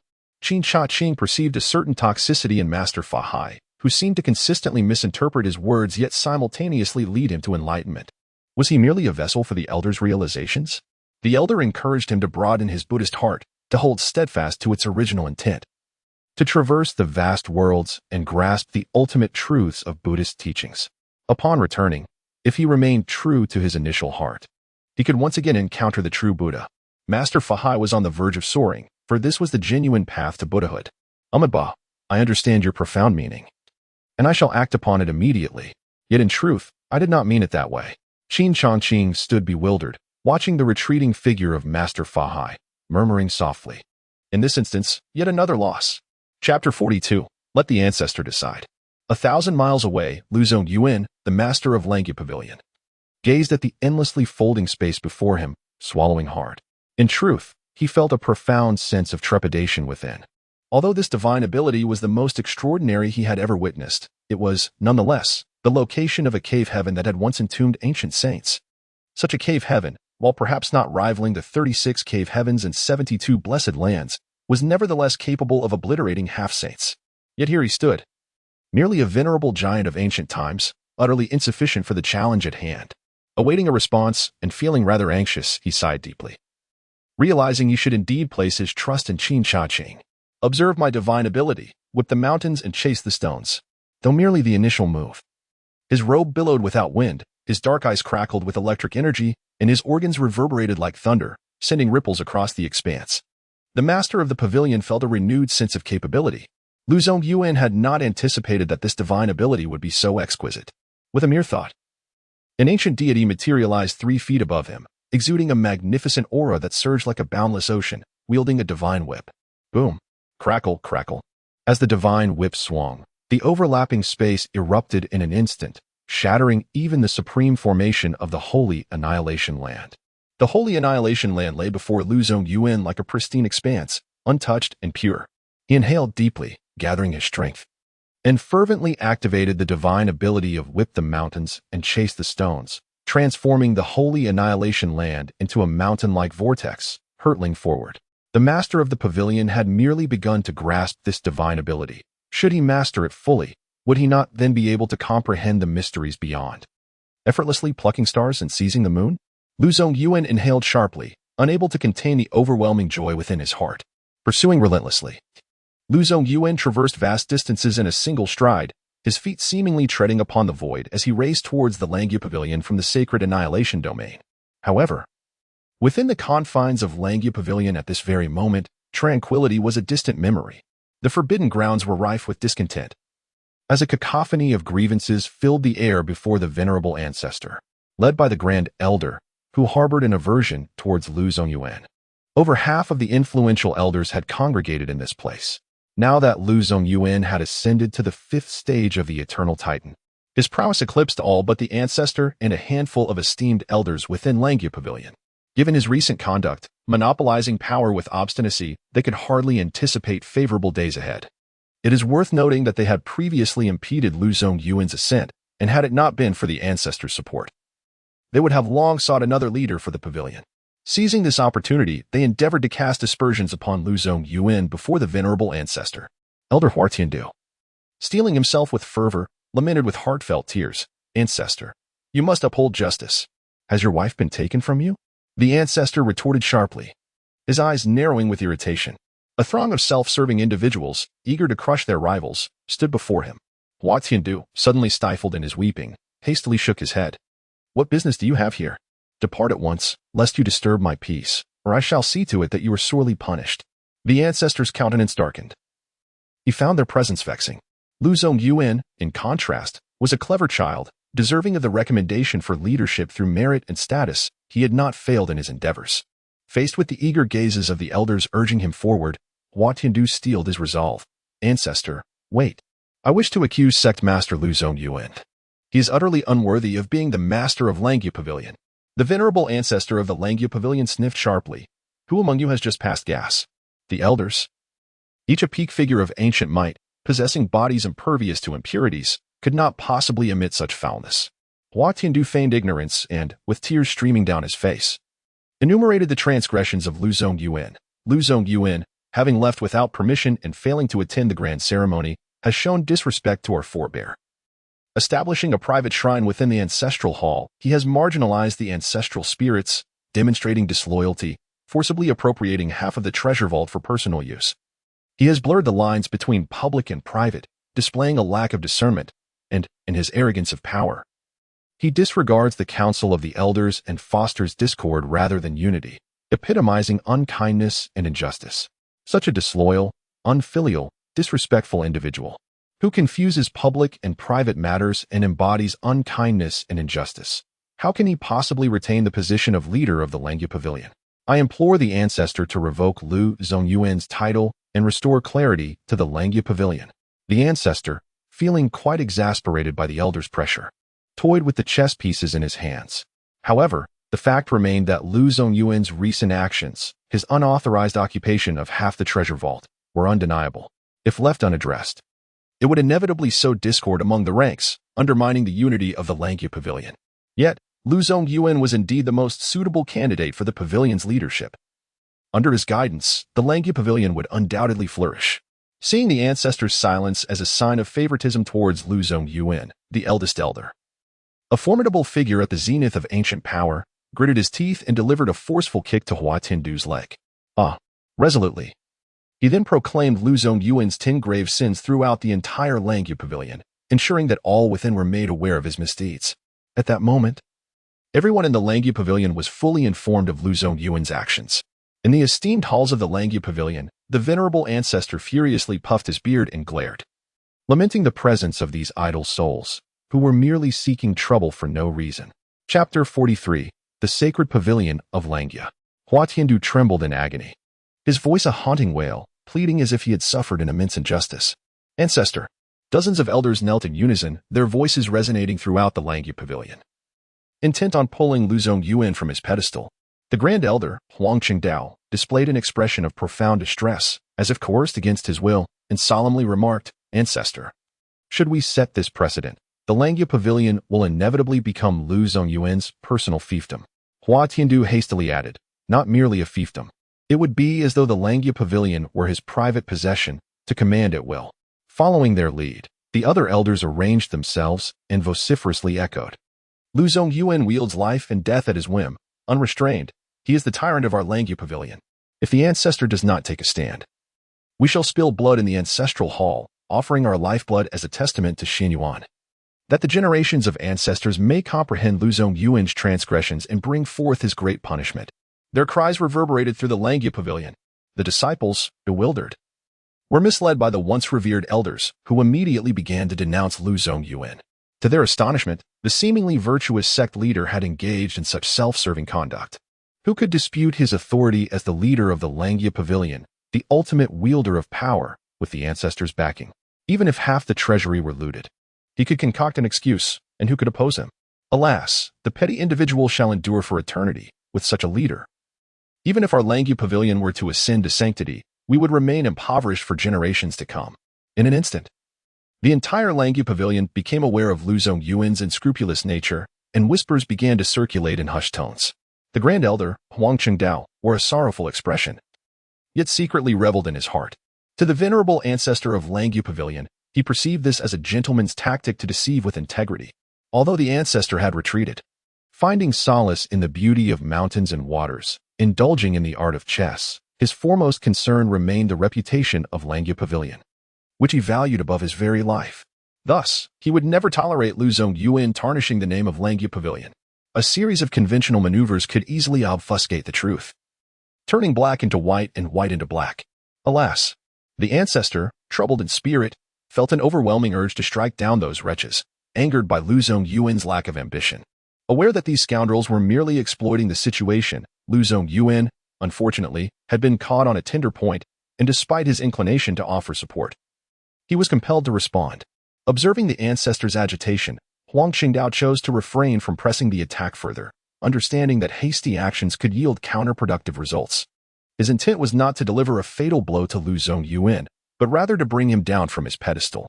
The hearts of the people within Langya Pavilion were in turmoil, all awaiting the final outcome.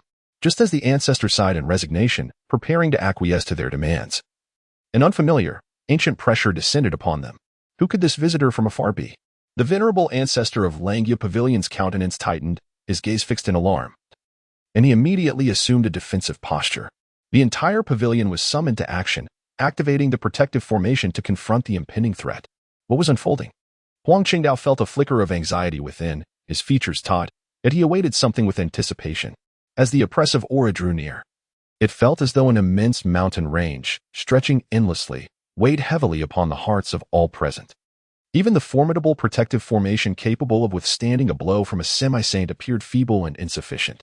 What manner of power could this be? Could it be? The elder of Langya Pavilion felt a chill in his heart. He had once encountered references in ancient texts about a mysterious and malevolent force that commanded an unparalleled realm, notorious for its acts of plunder.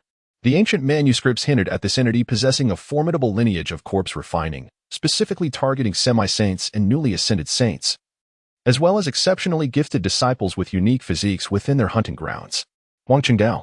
The elder of Langya Pavilion's expression grew grave as he fixed his gaze upon Huang Qingdao. Elder.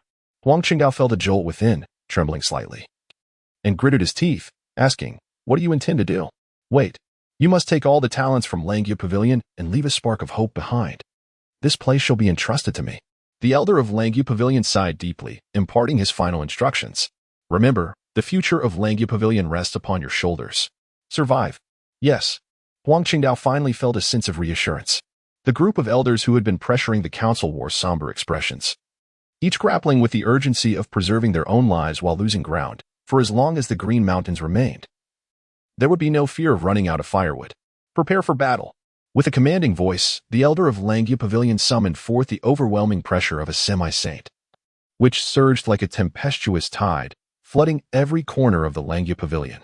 The fate of Langya Pavilion was intertwined with this force. United, the members of Langya Pavilion roared in unison, their voices echoing with indomitable might. The oppressive force grew increasingly formidable. Initially, the realm appeared as diminutive as a sphere, but soon expanded to an immense scale. Merely relying on this weight could obliterate the Langya Pavilion. How could one possibly contend with such a force? There was no need for battle. This overwhelming momentum descended upon the realm, and unless the ancestral masters of Langya Pavilion intervened, its entirety would be reduced to ruins, with no one left alive. At the command of Langya Pavilion, the protective mountain array was activated. Just as preparations for a desperate struggle were underway, Lu Zongyuan emerged like an ancient deity, wielding the earth and sky with a single hand, driving forth from the sacred annihilation realm. Clad in flowing white robes, he traversed the void, riding the winds with an ethereal grace, his presence transcending all realms.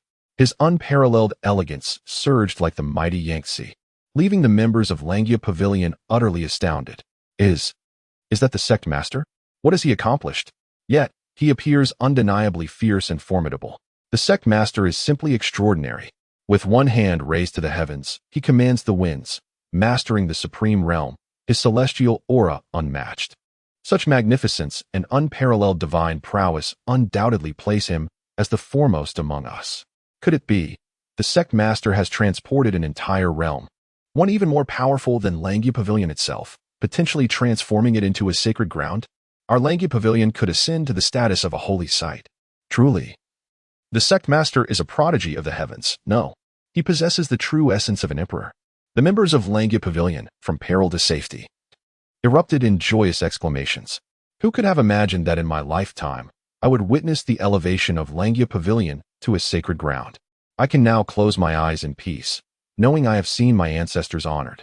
The venerable ancestor of Langya Pavilion, brimming with exuberance, proclaimed loudly, "From this moment forth, our Langya Pavilion shall be renamed Langya Sacred Pavilion." The entire Langia Sacred Pavilion extends a warm welcome to our revitalizing sect leader, Lu Zongyuan, upon his return. Welcome, sect leader, back. Welcome, sect leader, back. Welcome, sect leader, back. Some individuals were so overwhelmed with emotion that their bodies flushed with blood, yet their spirits soared even higher. Others were so taut with anticipation that they bore wounds unbeknownst to them, reveling in immense joy. They all shared a common sentiment, the joyous reception of their beloved leader's return. Haha, at this moment, the cautious Lu Zongyuan could not help but burst into hearty laughter, reflecting inwardly that all of this was due to the grace of his predecessors. Henceforth, the Langia Sacred Pavilion shall undoubtedly look to the guidance of our forebears, aligning our needs with those of our esteemed predecessors.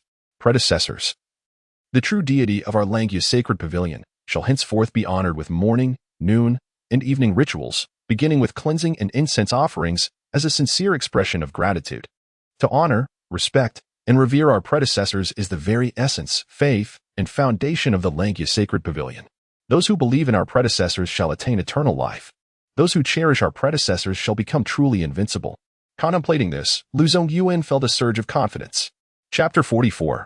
All is as anticipated before the grand formation. Lu Zongyuan stood in stillness, one hand supporting the sacred land of obliteration, while the ancient cave heavens exerted a pressure as profound as a chasm or a prison. The crowd, filled with admiration, willingly submitted to Lu Zongyuan, fully recognizing his authority. Even in silence, with his hand raised to uphold the sacred land of obliteration, he effortlessly quelled the murmurs of the multitude, and none dared to oppose him. Hua Tiandu and the other elders were filled with resentment and unwillingness. Yet they dared not lift their gazes to meet Lu Zongyuan's eyes, their hearts heavy with concern over his potential reckoning after the autumn. At that moment, they would be reduced to mere pariahs, their reputations utterly tarnished. The ancestral elder of the Langia Pavilion felt a surge of satisfaction within. Clearing his throat softly to support Lu Zongyuan, he addressed the group of elders who had conspired against him, saying, "Do you still have words to say regarding Lu Pavilion Master taking half of the treasury?" Instantly, the elders, flushed with embarrassment, rendered speechless. Wishing they could vanish into the cracks of the ground, realizing that the true petty individuals were themselves, Huang Chengdao harbored deep resentment but dared not act rashly. Left utterly at a loss for words, in a bid to salvage the last remnants of goodwill, Huang Chengdao bravely took responsibility, proclaiming, "All faults lie solely with me. My first error was rallying the elders without understanding the situation, thus involving the ancestral elder. My second error was lacking faith in the Pavilion Master. I should have believed in him regardless of the circumstances. My third error was failing to stabilize the hearts of the troops during the Pavilion Master's absence, allowing turmoil to engulf the entire pavilion. I, Huang Qingdao, am willing to relinquish my position as the Grand Elder and accept punishment from both the Ancestral Elder and the Pavilion Master, without a word of complaint." With just a few words, Huang Qingdao attributed all blame to himself, downplaying the coup as a misunderstanding, transforming a grave matter into a trivial one. Witnessing Huang Qingdao stepping forth to bear the brunt of the consequences, the others felt immense gratitude towards him, while their resentment towards Lu Zongyuan only deepened. Lu Zongyuan, perceptive to Huang Qingdao's intentions after years of leading the pavilion, proclaimed loudly, "The Grand Elder's unwavering dedication to the sect truly humbles me as its Pavilion Master. It was all a misunderstanding. Let this matter be put to rest, and from this day forth, no one is permitted to speak of it again. Otherwise, it would be deemed as sowing discord and undermining my relationship with the elders, punishable as a grave act of treachery against the sect. The Lord of the Pavilion is indeed wise. All arrangements have been dismantled by Lu Zongyuan, and Huang Chengdao feels a deeper resentment within. Yet he cannot help but feel grateful, even to the point of revulsion towards himself. The Lord of the Pavilion is indeed wise." The entirety of the Langia Sacred Pavilion bows in submission, henceforth aligning their hearts with Lu Zongyuan. This ancient cave, the burial ground of the ancient great sage, embodies sacred might within. When fully awakened, it equates to a sage's defense. This cave was procured by the Pavilion Master at the cost of half the treasury, to serve as the foundation of the Langia Sacred Pavilion. Lu Zongyuan lightly tossed the sacred ground of annihilation from his palm upwards, and the sacred might rumbled. All beings bowed in reverence, daring not to raise their heads to gaze. The cave is the true essence of a sect. More formidable than the 36 caverns and 72 blessed lands, it creates its own world, suppressing unparalleled fortune, serving as the foundation for emperors, truly a realm of supreme significance. The small cave of Langia gathers the fortune of the pavilion, consolidating the collective fortune of its members. In tens of thousands of years, not a single half-sage has emerged, underscoring the cave's importance. Now, a cave that has buried saints stands before all, and the reactions of the crowd are readily imaginable. The sovereign's divine might is invincible, holding the heavens and extinguishing the sun, endowed with the potential of an emperor. Huang Qingdao immediately responded, transforming into a devoted disciple of Lu Zongyuan. His grievances intensified beyond measure.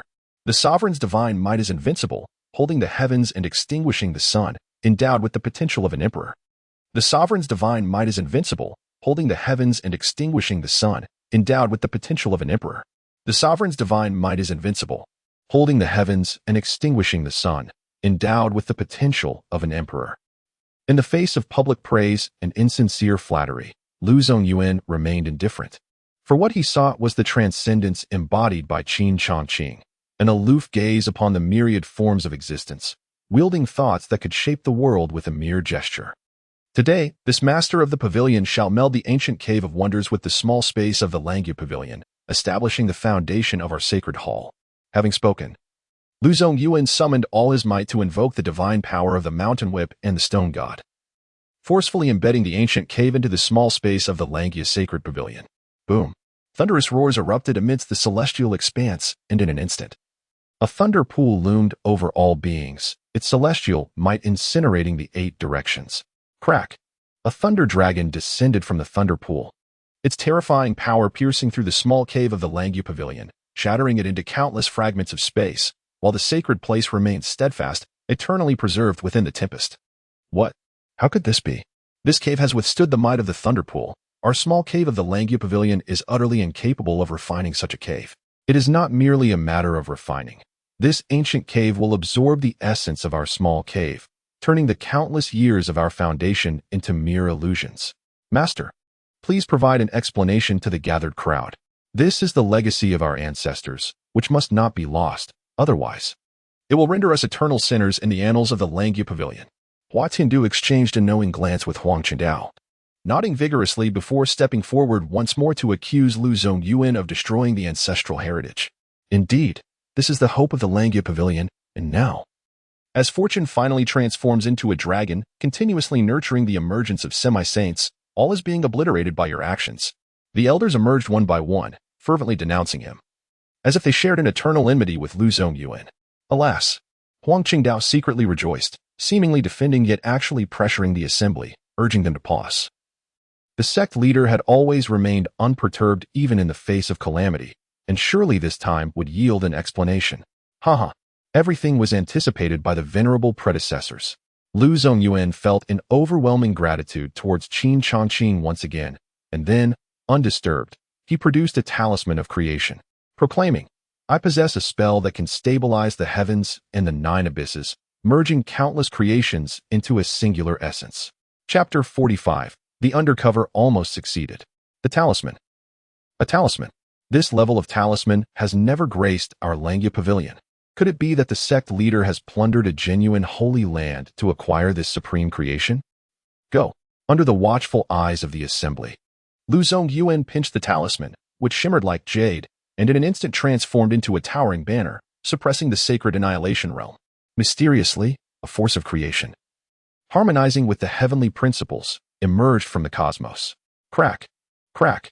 The thunder pool roiled, and bolts of thunderous dragons descended, nurturing vitality amidst the cataclysm.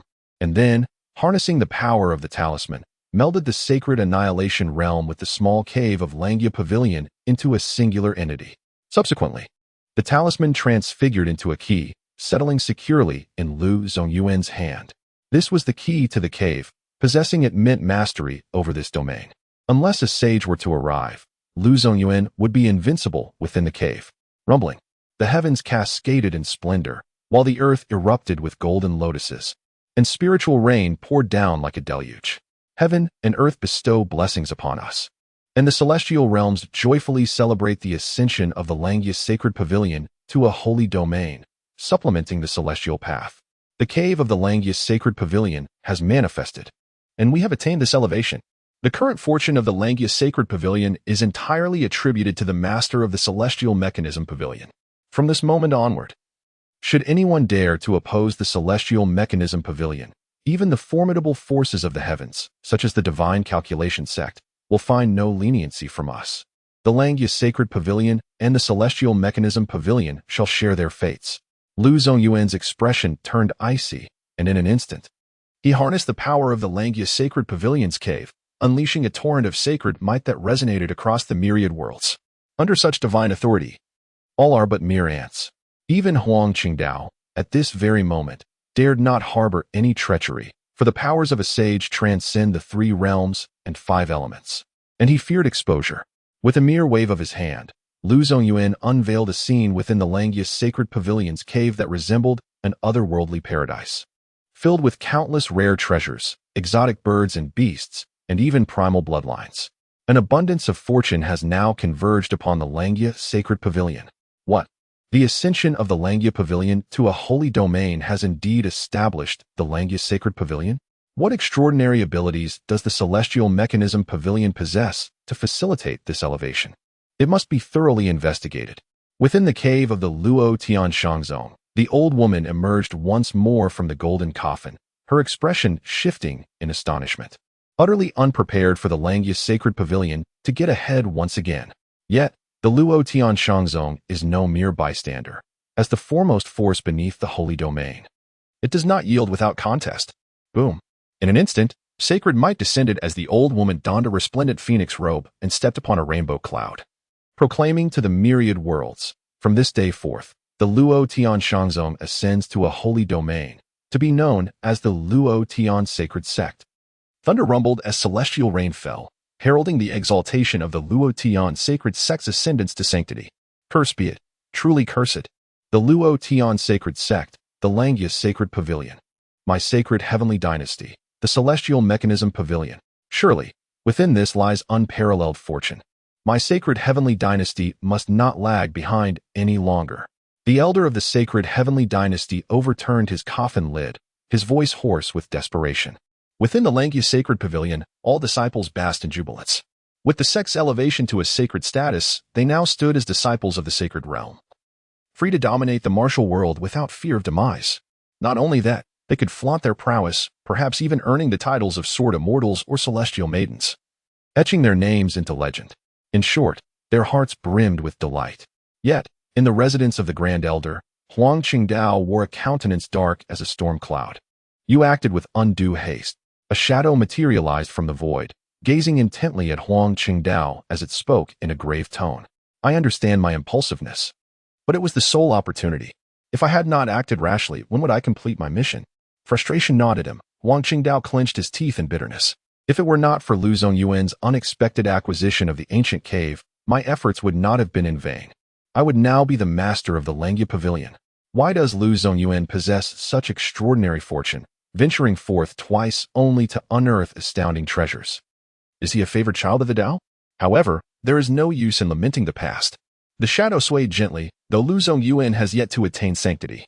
He wields the might of a sage, now beyond our reach. No, I refuse to accept this. Huang Qingdao, in a fit of hysteria, lamented his thousands of years of enduring hardships. Just as he was on the brink of commanding the Langya Pavilion, all his efforts were in vain. Though he had yet to reveal himself, he resolved to continue concealing his true identity. He could not fathom that he had been left with no opportunities. The Tower of Heavenly Secrets. Clenching his fists tightly, he declared that if Lu Zongyuan could attain great fortune from the Tower of Heavenly Secrets, then he, Huang Qingdao, was equally capable. With that, he shattered the illusion with a single punch. If he did not succeed, he would perish. Chapter 46, A Modest Request from an Elder at Midnight. Within the Tower of Heavenly Secrets, Qin Changqing gazed at the stars, observing the flickering constellations. Yet his heart remained troubled. Beside him, Ling Hongxue, having completed her cultivation, delicately poured tea and remarked, "With your abilities, what do you have to worry about? Surely, it must be comparable to the creation of the heavens. Life is fraught with worries. To desire is to invite troubles. And to harbor concerns is also a source of distress. Few exist without a care in the world. You jest, esteemed elder. Your knowledge encompasses heaven and earth. And you are aware of all things within the 3 realms and 5 elements. What you seek, you shall undoubtedly obtain.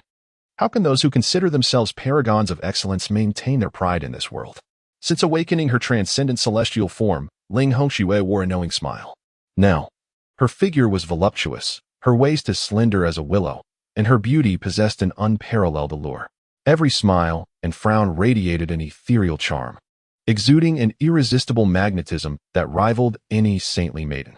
With a blush gracing her cheeks, she added, "If the esteemed elder truly harbors concerns, I know of a hidden paradise where you may find solace from the world."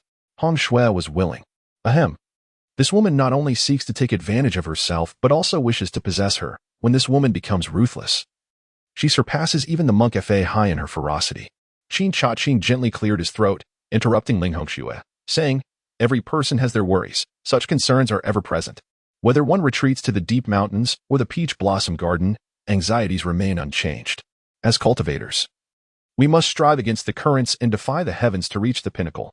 Fair Ling, what troubles me is merely the absence of a companion to discuss philosophy and appreciate the scenery." After these words were spoken, Ling Hongshui felt a deep sense of shame in facing Qin Changqing. Though she had not yet reached the summit of her cultivation, her heart began to waver.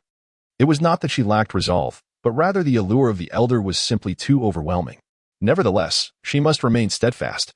"Elder, please be assured that Hong Shui will strive diligently in her cultivation and become a companion with whom you can share philosophical discussions and enjoy the beauty of the world." Ling Hongshui took a deep breath, now recognizing that the elder's intentions were not to reject her, but rather that her own realm was too inferior to be worthy of him. Thus, she must work even harder in her cultivation, aspiring to walk hand in hand with the elder to explore the wonders of the world. Indeed, Qin Changqing nodded slightly, feeling a sense of relief wash over him, grateful to have avoided a calamity. Hong Shui comprehended everything, with a gaze filled with emotions. Ling Hongshui wished to look upon him, yet felt too bashful to do so openly. Her cheeks flushed a deep crimson, and ultimately, unable to bear it any longer, she turned on her heel and left. She had finally departed. The stone-hearted Qin Changqing took a deep breath and once again gazed into the heavens, his thoughts occupied by the divine calculation sect. The principle of reciprocity dictates that one must not be a gentleman if they do not return kindness. The calculating sect has repeatedly sought discomfort for itself, thus it is time for action. Subsequently, the communication system inquired, "System, how many merit points are required to investigate the calculating sect?" The heavenly mechanism strategy is an unparalleled imperial weapon, capable of obscuring the heavenly secrets. And even the will of the heavens can be impotent at times. Should the host desire a thorough investigation, a staggering sum of 100 million merit points is necessary. A requirement of 100 million merit points is indeed a terrifying prospect for such an imperial weapon. Qin Changqing understood the gravity of the situation. And what of investigating the subchapters and branches? Within the branch, the heavenly mechanism strategy exerts a suppressive force over fortune, requiring a total of 188,000 merit points. The master of the subchapter has obtained a remarkable treasure, although it lacks the ability to conceal heavenly secrets. It is extraordinary in itself, also amounting to 188,000 merit points. Commence the investigation of the subchapter. Qin Changqing exclaimed with fervor. Upon deducting 188,000 merit points, the master of the calculating sect, Qin Changqing, has acquired a ray of the origin of heaven and earth. An extraordinary artifact that can replenish the source, theoretically capable of mending any injuries to the great paths. How much of this origin ray has been harvested? Qin Changqing inquired, sensing the exceptional nature of the item merely by its title. Free strands. Qin Changqing, in his endeavor to collect the ray of heaven and earth, sustained grave injuries and intends to retreat for a period before consuming the ray to facilitate his transformation. Thus, it is indeed a wounded treasure trove. Qin Changqing deliberated on whom to send forth. Could it be a clone? Suddenly, 3 rhythmic knocks resonated at the door, akin to a coded signal. With a decisive wave of his hand, Qin Changqing opened the door, envisioning the appearance of Emperor Li Bai. Upon encountering Li Bai, Qin Changqing felt a discreet thrill of joy. Li Bai was a discarded disciple, oppressed by the calculating sect, and he could be easily persuaded to act. Maintaining an air of calmness, he inquired, "Esteemed Li, what brings you to me at such an unearthly hour?" Li Bai, caught off guard by this inquiry, initially reacted with astonishment, but soon relaxed. He reflected, "The elder knows the answer, yet feigns ignorance, undoubtedly assessing my character and confidence. Indeed, the elder is wise. As those who glimpse the celestial mysteries draw closer to the truth, they must tread with utmost caution. I have learned this lesson well." With a graceful flourish of his long robe and a smile illuminating his face, he bowed respectfully and said, when the elder bestowed 3 gentle taps upon my shoulder, "It was a clear indication for me to seek you out 3 days hence, at the stroke of midnight. I humbly request your guidance." However, after speaking, Li Bai felt his approach was too abrupt and lacked the decorum befitting the situation, failing to convey his sincerity. Resolutely, he bit his lip and presented all his life savings to Qin Changqing, saying, "Esteemed elder, please accept this humble offering. Your kindness would be immensely appreciated." Qin Changqing paused.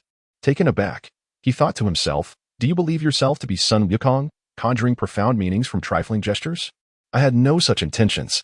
Yet, when a business opportunity presented itself so readily, it would be unwise to decline." He accepted Li Bai's entire savings and exchanged them for 230,000 merit points, a modest profit indeed.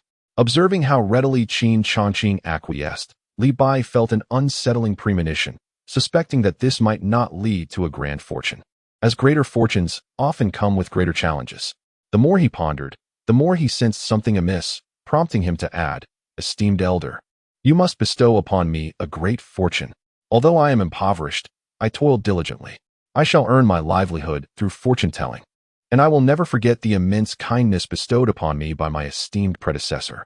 Please, esteemed elder." Qin Changqing pursed his lips, acknowledging the brilliance of this imaginative mind. "Esteemed elder." Li Bai was on the verge of tears, yet the outcome of his musings revealed that the more arduous Qin Changqing's circumstances became, the greater his fortune would be. Qin Changqing, filled with insight, feigned deep contemplation, wiping the sweat from his brow, appearing to struggle intensely, which brought a sense of relief to Li Bai. Given the elder's capabilities, such hardship must signify an extraordinary fortune. I had previously misjudged the elder. With a resolute gaze, Li Bai breathed a sigh of relief, vowing to strive diligently in the pursuit of wealth, to repay the elder's profound grace. I shall manipulate the heavenly mechanisms, defy the yin and yang, and investigate the causal relationships surrounding you. To my astonishment, you possess the rare constitution of a fateful star. Yet alas, your essence is lacking. Henceforth, it will be increasingly difficult to attain great fortune." Qin Changqing feigned sorrow, his expression a mixture of regret and deep sympathy for Li Bai. "Esteemed elder, you." Li Bai could hardly fathom that Qin Changqing was so unfathomably profound, despite the absence of his fateful star's essence. The very nature of the star was intricately woven into his flesh and bones, serving to obscure the heavenly mechanisms. "Esteemed elder, please teach me, in this lifetime. I am willing to serve you with unwavering loyalty." Li Bai, without the luxury of further contemplation, prostrated himself before Qin Changqing, utterly devoted, declaring his enmity with the fortune-teller sect, which also harbored grievances against the esteemed elder. "In this life and this world, I, Li Bai, solemnly vow to overthrow the Divine Calculation Sect, making it my mission to procure its imperial weapon, the Celestial Strategy, and present it to my esteemed predecessors. Rise swiftly. Why linger in despair? Heaven possesses a benevolent nature towards life. Among the 50 who have evaded fate, there remains a glimmer of hope." Qin Changqing assisted Li Bai to his feet, speaking earnestly. "I possess a remarkable opportunity, and whether you seize it hinges upon your willingness to risk your very life. Should you succeed, while I cannot guarantee your ascendance to greatness, I can assure you the rebirth of your fated star, awakening the sacred body of your destiny. Once fully realized, with mere flesh, you shall obscure the supreme heavenly secrets, manifesting the sacred path of destiny, transcending the sufferings of the 3 realms and 5 elements, breaking free from shackles, and existing beyond the mundane." Upon hearing these words, Li Bai's face flushed with excitement. He could no longer contain his overwhelming joy. Tears streamed down his face, and his admiration for Qin Changqing surged like an unstoppable river. Chapter 47. The Hall Master possesses the qualities of an emperor esteemed predecessor. I humbly seek your guidance. Li Bai bowed slightly, addressing Qin Changqing. "Are you acquainted with Qi Jinxin, the Hall Master of the Divine Calculation Sect?" Qin Changqing inquired. "Qi Jinxin?" Li Bai sprang up, fists clenched, teeth gritted. "Not only am I acquainted, but we are also old acquaintances. In the past, within the Divine Calculation Sect, Qi Jinxin often sought to curry favor with my adversary, leveraging his superior skills to bully me. Esteemed predecessor, could it be that my current fortune is linked to him?"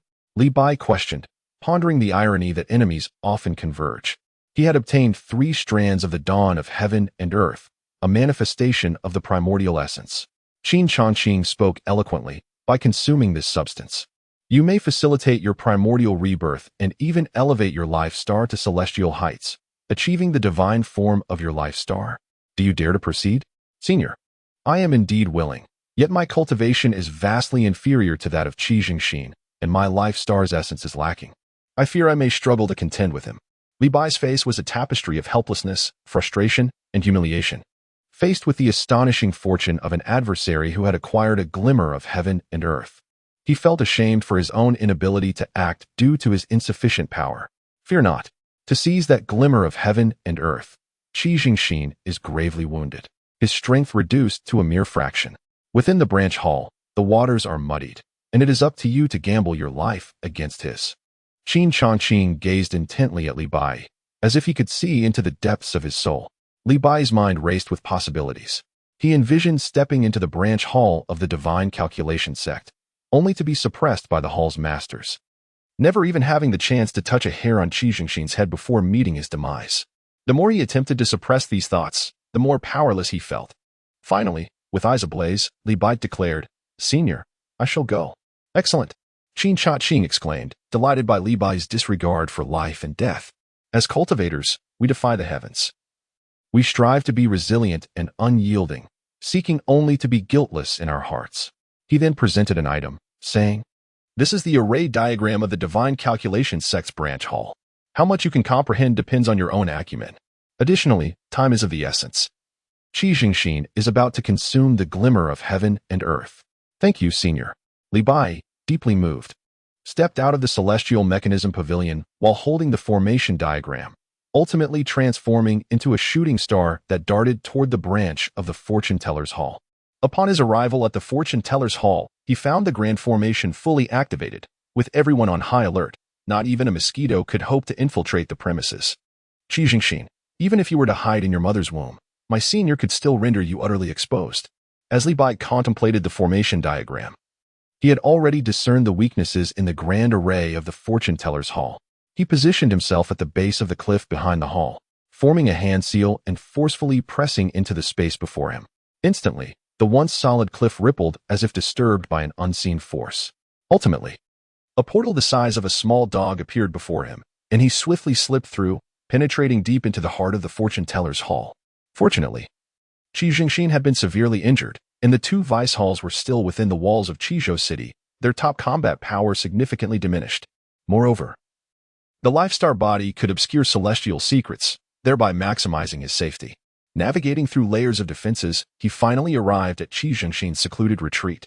With a sigh, Qi Jinxin slowly opened his eyes, gazing at the three swirling auras of profound yellow before him, his expression brimming with ecstasy, the essence of the world's origin. Such a divine object surely blesses me to reclaim my place among the prodigies of the Fortune Teller's Hall. In this life, I, Qi Jinxin, shall become an emperor. Yet, just as he uttered these words, a mocking voice echoed down, and Li Bai's figure appeared before Qi Jinxin like a specter. "Li Bai." Qi Jinxin's heart raced in a frenzy. How could you possibly be here? My senior not only divined the essence of the world's origin, but even the precise quantity. Truly, it is an unparalleled strategy. Indeed, a divine being. Ignoring the dying Qi Jinxin, Li Bai exclaimed in heartfelt admiration. "It is impossible, absolutely impossible." At this moment, Qi Jinxin felt numb. "You speak too much." Li Bai's expression darkened, his face filled with murderous intent as he glared at Qi Jinxin, then decisively made his move.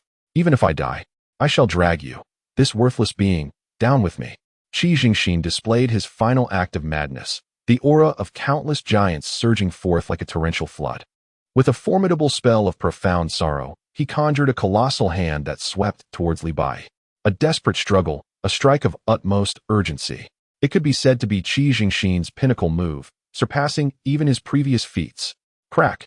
In an instant, on the brink of death, Qi Jinxin achieved a moment of clarity. A more terrifying energy erupted from within him, as the gates of countless giants were flung open. Haha.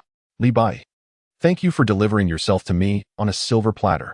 Without you, this master would not have easily comprehended the essence of the ancient giants. In gratitude, today, I shall reduce you to ashes.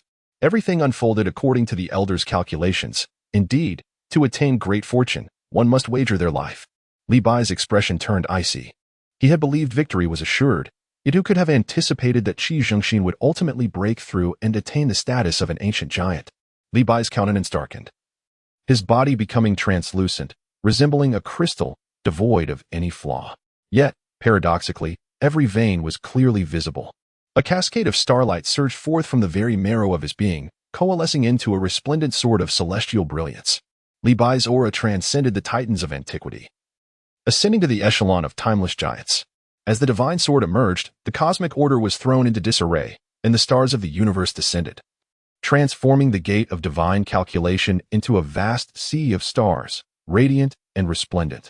The fatal star sword. Li Bai's countenance bore neither sorrow nor joy. He embodied the divine being wielding dominion over heaven and earth, striking downward with his blade. The stars erupted as if a colossal meteor had plummeted. The fatal star sword did not cleave flesh nor spirit, but rather severed the very essence of life. Boom! With steadfast resolve, he countered Qin Changqing's profound handprint technique with a single stroke of his sword. The fatal star sword passed through Qin Changqing, inflicting no physical harm. Yet his vitality evaporated like steam from boiling water, dissipating into nothingness. The life star body, impossible, your origin, this master of the hall cannot accept. Qin Changqing, in astonishment, found himself helpless against the relentless decay of his life force. His fingers slowly pointing toward the primordial essence of heaven and earth, yet he could not muster the strength to lift it. In that moment, Qin Changqing met his demise. Cough. Li Bai spat blood, his body nearly reduced to a pulp. I have won. A grim smile spread across Li Bai's face. Severely wounded, escape was beyond his reach, so he fixed his gaze upon the primordial essence of heaven and earth, gritting his teeth and swallowing a strand of that essence. Boom. Boom. The primordial essence, seemingly as light as mist, possessed the power to compress ancient divine mountains. This terrifying force surged within Li Bai like a tempestuous ocean, transforming his very being into a sieve. Yet, an enigmatic force binds the life imprint, ensuring the immortality of his soul and the steadfastness of his corporeal form. As the two engage in a battle of magical prowess, a tumultuous uproar ensues. The disciples of the Divination Sect, witnessing this spectacle, cannot contain their astonishment. Indeed, the master is truly the master, effortlessly stepping into the realm of ancient giants. He possesses the qualities of a great emperor. Thereafter, he becomes an eternal being, transcending into the celestial realm. Chapter 48. The Celestial Body of Destiny in the secluded sanctum of the Divination Sect. The master resides in seclusion. Li Bai seizes the moment, taking advantage of vulnerability to slay and seize treasures. His physique glistens like jade, the lost essence burgeoning within him as if springing forth after a rain. Mystical energies swirl within, and shimmering golden light emanates from his being, distorting the heavenly mechanisms around him. Unless one possesses overwhelming strength, it is nearly impossible to glean even a fraction of his essence. O celestial body of destiny, return to me. Li Bai feels the torrent of power surging within him, a smile gracing his lips. Now, the celestial body of destiny awakens anew, its strength magnified manifold compared to before. In mere moments, he ascends to the pinnacle of the ancient giant's 8th transformation, only a moment of enlightenment away from the 9th. Even if he were to wield the fatal celestial star sword again, he would no longer need to wager his life. At that very moment, within the Temple of Destiny, one of the 12 grand sanctuaries of the Divination Sect, a remarkably handsome man closes his eyes, gazing into the celestial river to comprehend the supreme mysteries. Suddenly, a tremor resonates within him, prompting him to open his eyes. In an instant, the Milky Way erupts, and countless stars shatter, as if the entire cosmos were on the brink of annihilation. Sensing the anomaly, the man's brow is etched with lightning-like patterns, and after a brief moment, a chill emerges at the corner of his mouth. So it is you. The essence of the celestial body of destiny has been utterly lost. Yet you can awaken once more. Truly, the tenacity of life is remarkable. Yet, an ant shall always remain an ant, no matter how resilient life may be. It cannot escape the shackles of a humble fate. You shall ultimately weave a bridal garment for me in this lifetime. Subsequently, the man transformed into a tempest, enveloped in unparalleled divine might, surged forth, propelled by the energy of the fateful star. It is the young master, evolving thunder and lightning, commanding the very essence of the storm. It appears the young master has internalized the tempest, truly grasping the vitality that emerges post-great annihilation. This is an ineffable profundity that even the most powerful ancient beings would struggle to comprehend throughout their lifetimes. Some perceptive individuals gazed with a mix of reverence and envy. Who among them does not long to be reborn as a dragon or phoenix? Yet, it is insufficient. I have not yet met the expectations of my esteemed predecessor. The Venerable One has expended immeasurable resources to unravel the mysteries of fate for me. And it is surely not merely to aid me in reclaiming my essence and awakening the fateful star. My predecessor must harbor greater and loftier hopes for me. I cannot allow them to be disappointed. Thus, my ambition is to attain the divine body of the fateful star. At this very moment, Li Bai envisions a scene where Qin Changqing, the immortal, gently caresses his head, bestowing upon him the gift of longevity, and his resolve to grow stronger intensifies. The fateful star, shatter for me. Without hesitation, Li Bai instantaneously shattered the fateful star. However, under the rejuvenating essence of the world's origin, the fateful star repaired itself once more, yet the soul-rending agony left Li Bai yearning for transcendence. Each time he neared the brink of surrender, he conjured the image of Qin Changqing's earnest gaze filled with hope, juxtaposed with the disappointment in his eyes upon realizing Li Bai's retreat due to pain. Thus, he gritted his teeth and persevered through the torment. In an endless cycle of destruction and renewal, amidst annihilation, one finds rebirth. Li Bai sensed the metamorphosis of his life star body, as strands of dark golden energy clung to his life star body's innate mark, rendering it increasingly indomitable. As the innate mark underwent transformation, Li Bai gradually transcended the confines of the life star body, embarking upon the path toward the divine body of the life star. Like an insatiable black hole, he voraciously absorbed all the celestial and earthly energies from the branch of the fortune teller's sect, causing the very air within a 3-mile radius to become dense and heavy as if weighed down by the depths of the abyss. Were it not for the profound heritage of the fortune teller's sect, akin to a formidable sect in its own right, it would have been utterly impossible to sustain Li Bai's overwhelming consumption. Alarmingly, the celestial and earthly energies within the branch were on the verge of depletion. What on earth was transpiring? No, this was a transformation of the sect leader. What divine skill or mystical power was the leader cultivating to surpass ancient titans and devour such terrifying celestial energies? Regardless of the circumstances, in this critical moment, we must contribute our utmost, uniting the entire sect as strength to support our leader, urging him to consume with even greater fervor.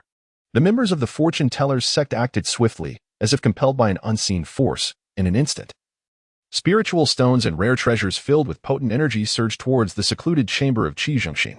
They sought to ensure that their esteemed leader felt the boundless, selfless love emanating from them. As long as the leader could break through, as long as he could be satisfied and joyful, was their sacrifice truly a sacrifice? No, it was a manifestation of their love. Thus, they offered their nurturing devotion to the leader, feeling a wave of intensified celestial and earthly power. Li Bai was overwhelmed with emotion, and then he devoted himself entirely to the act of absorption, shattering and mending anew, until the entire mark undergoes a complete transformation. Chapter 49, Not a Trace Left Behind. Boom. Li Bai erupted like a roaring furnace, his aura surging exponentially, instantly shattering barriers to become a titan of the ages. His fated divine body contained its breath, appearing as usual, yet capable of isolating heavenly secrets from prying eyes, untouched by causality. Finally, he has succeeded. A smile graced Li Bai's lips as he leaped forth, materializing before the crowd. Who are you? Why have you appeared from our leader's secluded abode? What has become of our leader? Quickly return him, or you shall not escape death. A stranger's sudden appearance startled the onlookers. Qin Changqing, is it?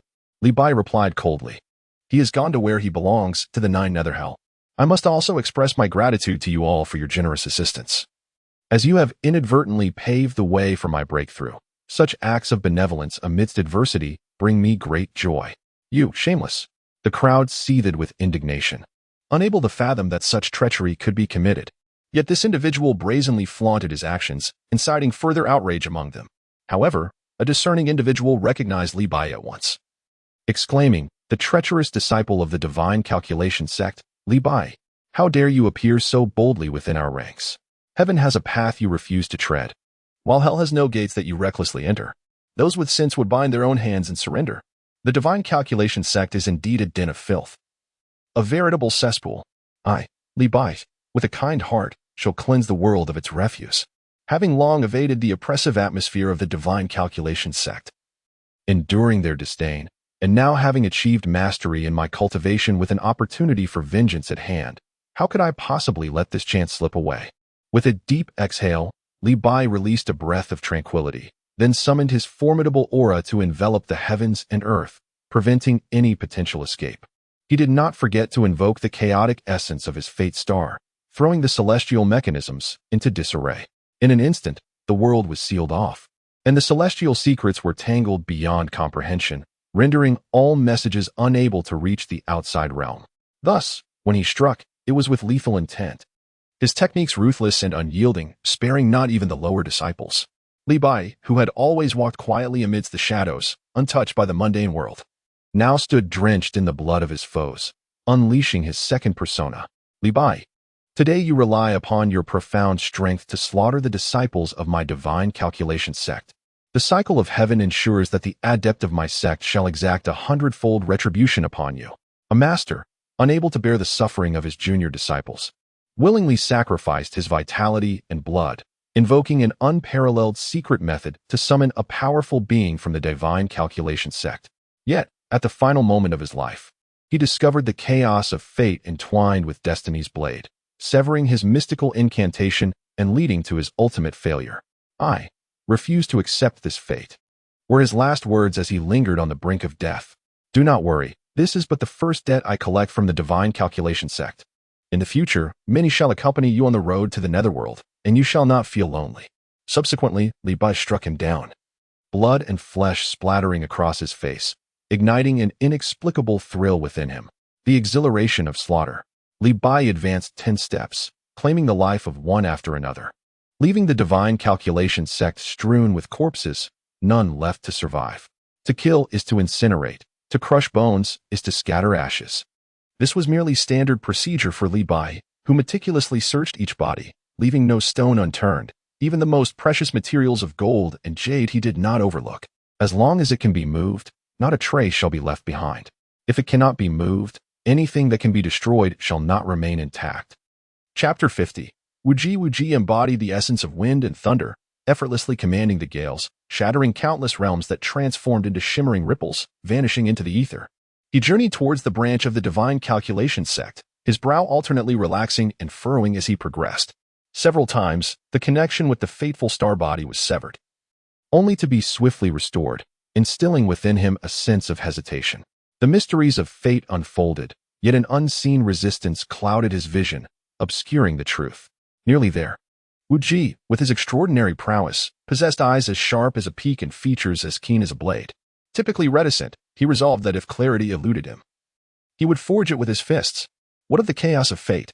His name, Wuji, signifies the intention to establish boundless martial prowess. Heralding a new era through his own martial way, this is the profound essence of his title. Boom. In a flash, Wuji surged forward, his aura rippling with intensity, tearing apart the grand formation of the divine calculation sect branch. What? Before him lay a scene of devastation, with bodies strewn across the ground. The branch of the divine calculation sect reduced to ruins. Above him, lightning crackled and thunder roared, a spectral image of an ancient thunder pool manifested in the heavens. Born of his wrath, sensing the familiar aura of the fateful star body, a cold smile crept upon Wuji's lips, adding a chill to the cosmos. Little insect, you did this intentionally. I shall capture you. He had identified the perpetrator, the distinctive aura left deliberately behind, one he could never forget. However, a flicker of doubt lingered, for this aura differed from his own.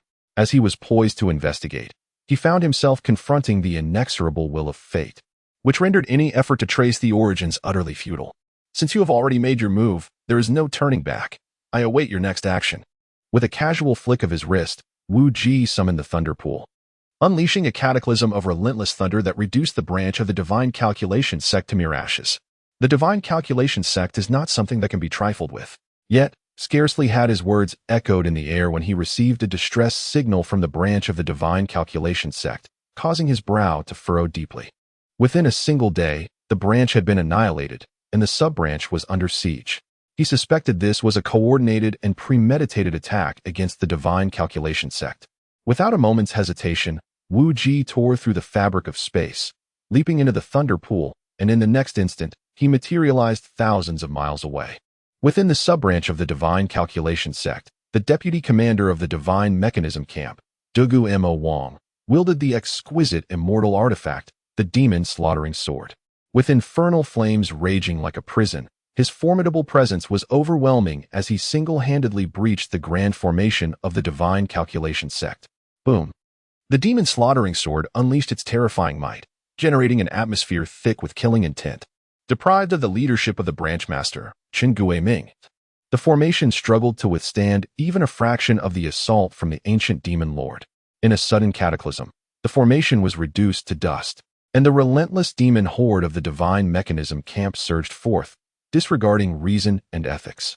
The Divine Calculation Sect, not being a premier combat sect, housed many frail disciples. Faced with the overwhelming onslaught of the demon army, they disintegrated into a scattering of helplessness, with no avenue for escape. Dugu Mo Wang decimated the sub-branch of the Divine Calculation Sect, and yet he did not forget to proclaim loudly, his voice resonating for 3 days. Revealing the depth of his power, the one who slays you, Divine Calculation Sect, is the Divine Mechanism Camp. What concern is it of the master of the Heavenly Mechanism Pavilion? If the Divine Calculation Sect truly possesses strength, let them seek vengeance from my Divine Mechanism Camp. Should you dare to harass the Tower of Heavenly Secrets once more, I, Dugu Moang, shall lay waste to your branch. With that, Dugu Moang commanded his men to cleanse the battlefield. By the time Wuj arrives, the branch of the Divine Calculation Sect has already been reduced to ruins, with even the corpses having been taken away by the Divine Mechanism Battalion. Their end is but to become mere zombies or be transformed into magical treasures for sustenance. The Tower of Heavenly Secrets? Again, the Tower of Heavenly Secrets. I am keen to uncover the true nature of this establishment that commands such reverence from both the righteous and the wicked. With that, Wuj left in anger, heading directly towards the Tower of Heavenly Secrets. Chapter 51. The Chief Steward of the First Floor Senior. Li Bai knelt before Qin Changqing, expressing his gratitude for your guidance. The junior has returned successfully. Here are 2 strands of the essence of heaven and earth. I humbly ask you to accept them. Indeed, a smile curled at the corner of Qin Changqing's mouth, taken aback by Li Bai's earnestness, as he retained the 2 strands of essence in his hand. This item can nourish the root. The Taizu's sacred body has yet to awaken, making it particularly useful, and my own Taichu's sacred body covets it greatly. Senior, I have one more humble request. I seek your understanding. Li Bai hesitated for a moment before speaking again. What is it? Qin Changqing was not surprised. After all, Li Bai harbored deep-seated enmity against the Divine Calculation Sect, having seized their fortune and nearly annihilated their branch. It was inevitable that the sect would launch a counterattack against Li Bai.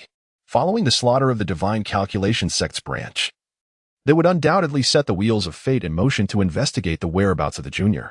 Though the younger generation has awakened the divine body of the fateful star, he remains unable to rival the prowess of the divination sect at this moment. Li Bai furtively glanced at Qin Changqing and presented a storage ring, continuing, I am aware of your esteemed customs. This contains all the treasures of the divination sect's branch. I humbly request your guidance. Qin Changqing, in turn, exchanged the treasures of the divination sect's branch for 800,000 merit points, then communicated with the system within his mind what merit points are required to ensure Li Bai's safety, to obscure Li Bai's fateful secrets, rendering him impervious to the divination sect's scrutiny forever. 30 million merit points. Such an exorbitant sum. Qin Changqing's fingers trembled slightly as he pondered. What if I were to guarantee he remains undiscovered by the divination sect for 3 years? Or, is there a method to avert disaster? Ultimately, he decided to devise a solution himself. Changing his mind, Qin Changqing turned to Li Bai and said, the celestial mechanism is a supreme, divine weapon. Rare is the secret of heaven that can conceal itself from its gaze. It is the very foundation of the divination sect, suppressing fate for countless millennia. Therefore, this is insufficient. Li Bai felt a chill permeate his heart as he envisioned himself besieged by the masters of the divination sect, ultimately becoming mere fodder for them. Stripped of his divine body of the fateful star, a searing pain erupted in his head. Without a moment's hesitation, he knelt again. Esteemed elder, I have no way to repay your grace for my enlightenment. Should you ensure my safety this time, I shall toil like an ox or horse, serving you faithfully. Seeing his earnestness, Qin Changqing replied, since you possess such sincerity, I am in need of a steward for the Celestial Mechanism Pavilion. From henceforth, you shall be the steward of the first floor of my celestial mechanism pavilion. Qin Changqing, possessing a mind both intricate and profound, found it exceedingly arduous to safeguard Li Bai in the outer realm. Yet, within the confines of the Tianji Pavilion, the course of action could be dictated solely by his own will. It was inconceivable, utterly inconceivable. Who could have anticipated that Li Bai would voice his opposition with such fervor? Proclaiming that the Divine Calculation Sect, though not renowned for its martial prowess, was a formidable force among the celestial powers? The younger generation was acutely aware of the terror that the sect embodied.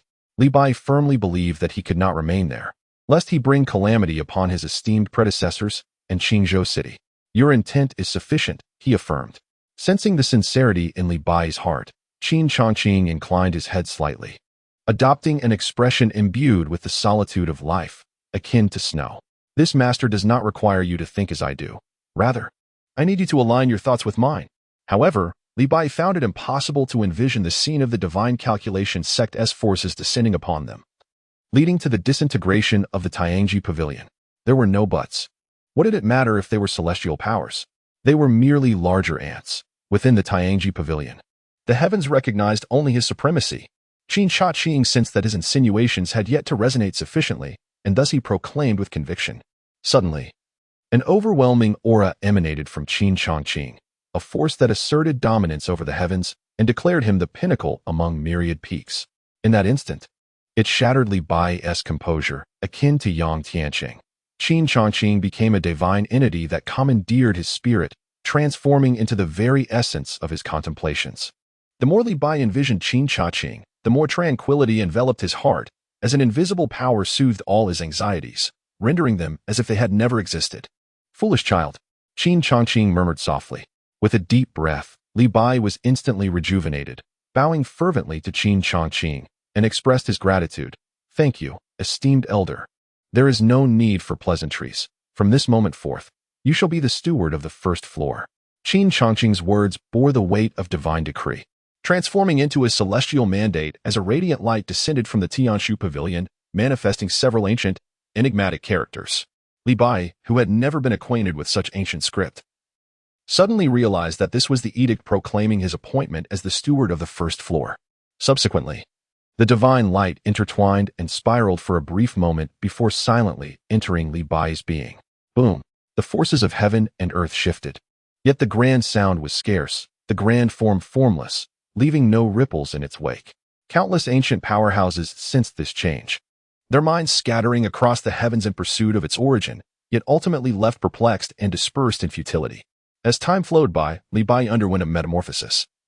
This transformation was astonishingly more formidable than his previous awakening of the celestial body through the essence of heaven and earth. He was not merely a demigod, he surpassed one. The magnitude of his newfound strength seemed to dwell solely within the Tianji Pavilion. Outside, there lay even greater potential for advancement, extending to the realm of myriad formidable titans.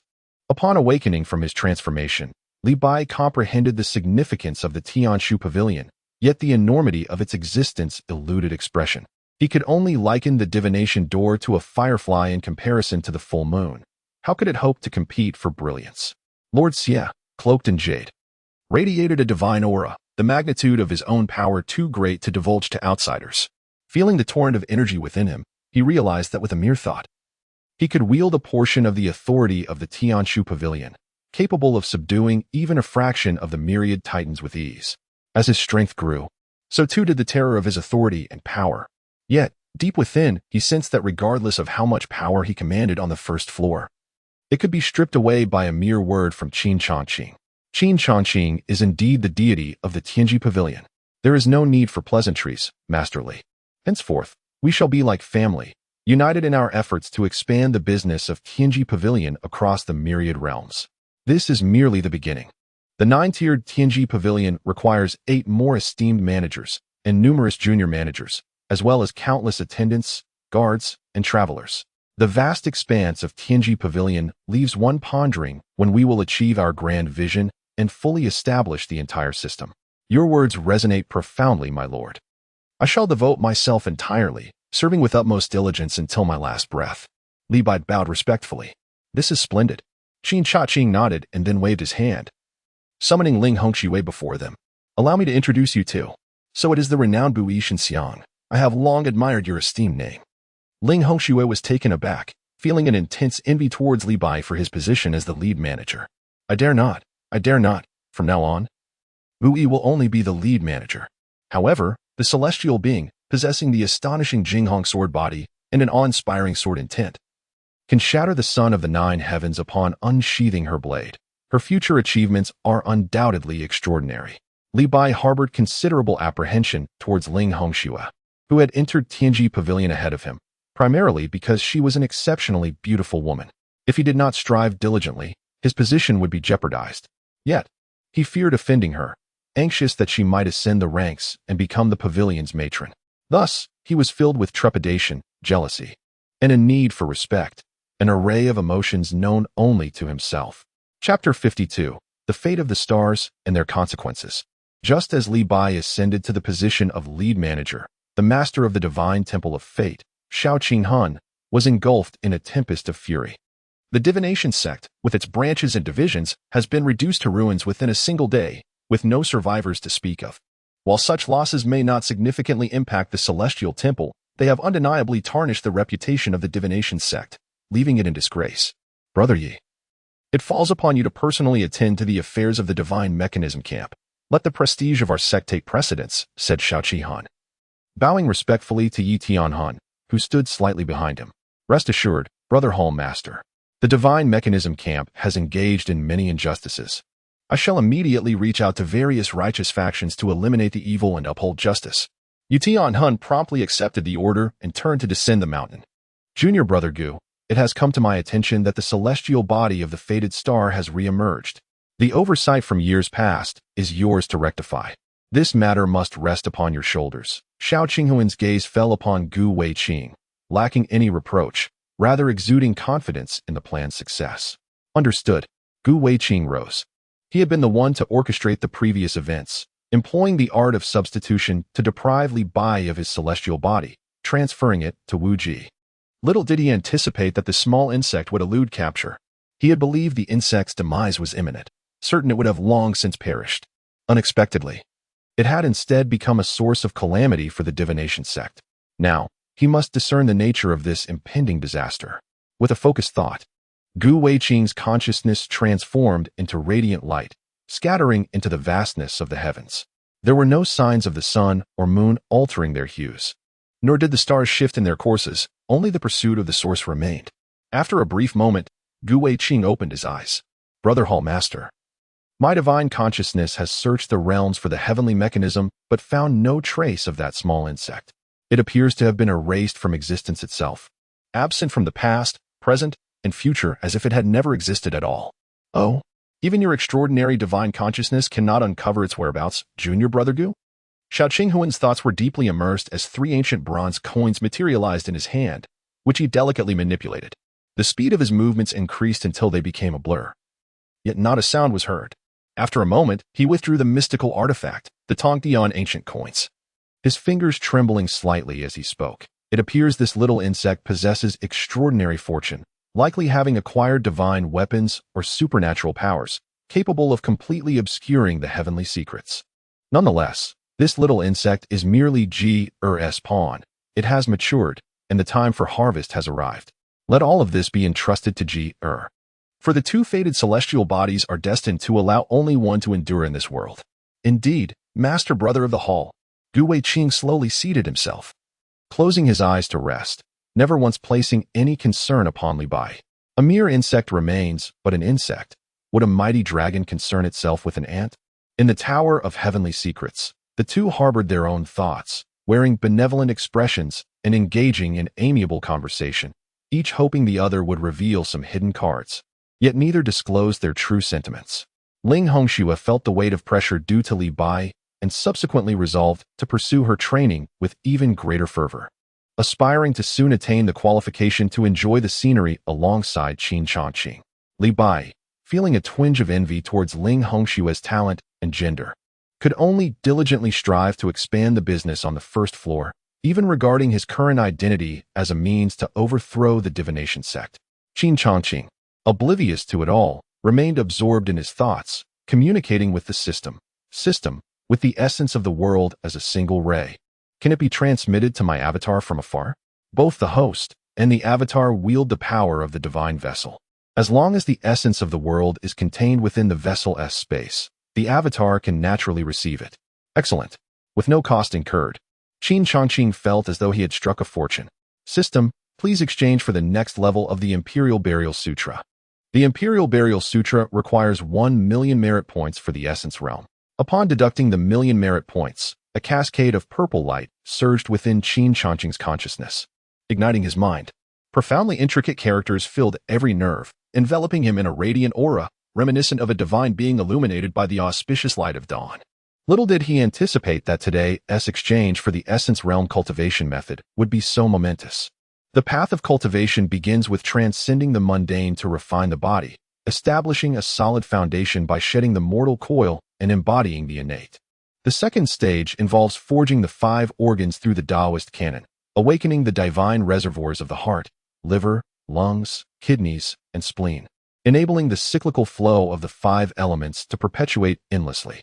The third stage entails the evolution of internal energy, transforming the body into a celestial realm that accommodates this energy. The more expansive the celestial realms, the more formidable the internal energy contained within. In summary, the first 3 stages focus on transforming emptiness into energy. The Essence Realm, however, signifies the transformation of energy into essence, the embodiment of the innate, the forging of the 5 elements, and the opening of internal celestial realms. To awaken the 7 divine souls, each representing aspects such as heavenly ascent, spiritual wisdom, energy, strength, centrality, essence, and valor, one must refine essence into spirit. Qin Changqing consumed a sliver of the primordial essence of heaven and earth, then expended an additional 500,000 merit points to exchange for 5 millennia of cultivation. Boom. As he silently recited the profound techniques of the Imperial Burial Sutra, his body transformed into an abyss, merging with the celestial depths, reaching the pinnacle of energy refinement, and opening the celestial realms, sinking deep within his dantian.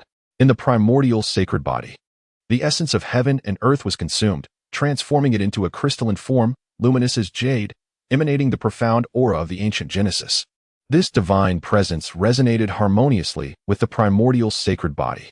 In an instant, the azure dragon soared into the heavens, the phoenix took flight, the black tortoise exhaled auspiciousness, and the white tiger reclined upon the mountains.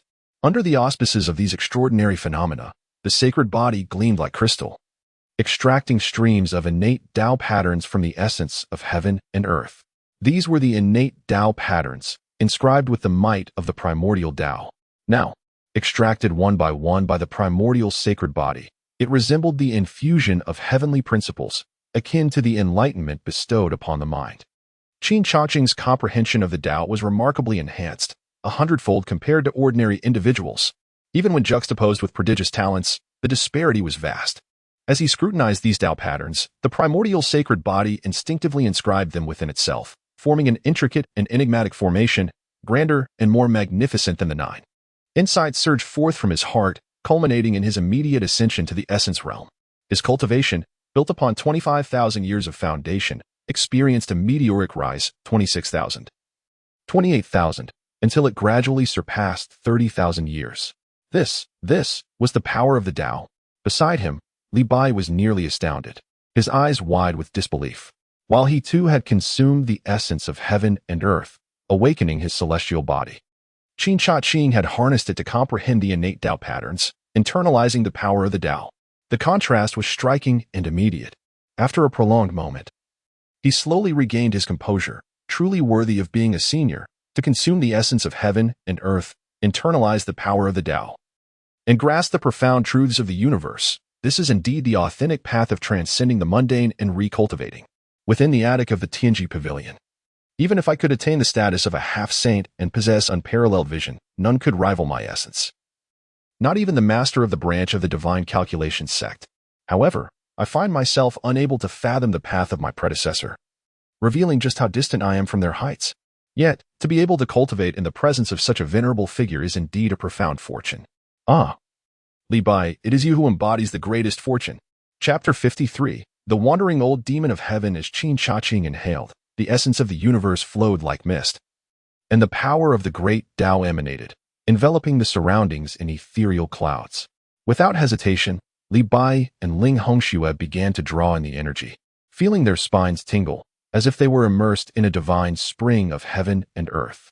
The power of the great Tao nurtured them, causing their souls to emit glimmers of essence, signaling a transformation.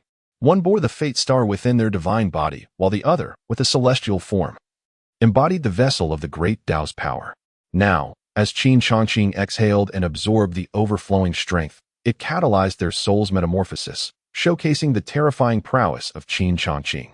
Meanwhile, the wandering Chu Finga, sensing a shift, focused his thoughts on the Kuti space and beheld a wisp of mysterious yellow energy radiating with a brilliant hue. Such goodness! He praised, but did not hasten to absorb the primal essence of heaven and earth.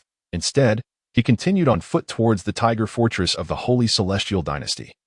Merely a few miles away, as he traversed the vast wilderness, measuring the expanse of the world, Chu Funga remained unperturbed, devoid of joy or sorrow. Brave men, this is merely a toll for passage. I beseech you, noble heroes, to exercise restraint. From afar, a voice of plea resonated. Begone! Such a meager sum of spirit stones. Do you take us for beggars? All shall be taken by this chieftain. Those who obstruct shall face death. A fierce voice resonated, its presence palpable even before its source was revealed, exuding an aura of menace. No, please, this is the hope of our entire village. Noble heroes, spare us. The villagers, rugged mountain dwellers who relied on hunting and gathering in the forests, exchanged their meager provisions for supplies at the Tiger Fortress. If these bandits were to seize their scant resources, how could their village endure the harshness of the winter? Take them away.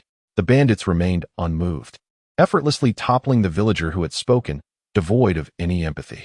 Soon, a group of bandits unleashed a brutal assault, kicking and punching the villagers. Those who attempted to defend their goods had their heads severed without hesitation. The leader of the bandits, consumed by rage, ordered the massacre of all present, exhibiting a complete absence of humanity. Before the Tiger Fortress, Prince 13 could not bear to witness the atrocity. General Hua, heaven is merciful. The mountain folk are innocent. I implore you to send troops for their rescue. Your Highness, I am the guardian of the Tiger Fortress. It is my duty to protect it. The mountain folk are but a swarm of ants to me. Their lives are of no concern. General Hua Qishan retorted coldly, his demeanor unyielding. You, Prince 13's companion, Yi Tingsheng, was nearly consumed by fury but was silenced by a glance from the prince, who then realized the futility of his anger and withdrew quietly. Outside the Tiger Fortress, Chu Finga contemplated intervening, only to be met by a fearsome creature that blotted out the sun. This monstrous bird, its scales and feathers as large as banana leaves, shimmered with a dark golden radiance, emanating a chilling aura. Its massive talons, sharp as swords, dripped with fresh blood, while a single jade horn atop its head pulsated with a crimson light. A sound reminiscent of a phoenix's cry echoed through the air as a fierce bird swooped down. Upon its back, an elderly man and a young boy engaged in a steady game of chess. Moments later, the ferocious creature descended, indiscriminately attacking, devouring the mountain bandits and villagers in a single gulp. With a powerful flap of its wings, it ascended, creating a tumultuous whirlwind that uprooted ancient trees and sent dust and stones flying, shrouding the sky in a murky hue. Master, you did not deceive me. The celestial phoenix can indeed consume 100 people in one bite. How exhilarating! Exclaimed the 14 or 15-year-old boy, casting aside his chess pieces, his eyes gleaming with excitement as he clapped in delight atop the celestial phoenix. There are so many people. Celestial phoenix, go and devour them again. The more you consume, the more thrilling it becomes. The elder, noticing the radiant crimson light emanating from the phoenix's jade horns, was momentarily taken aback. Disciple, I have urgent matters to attend to.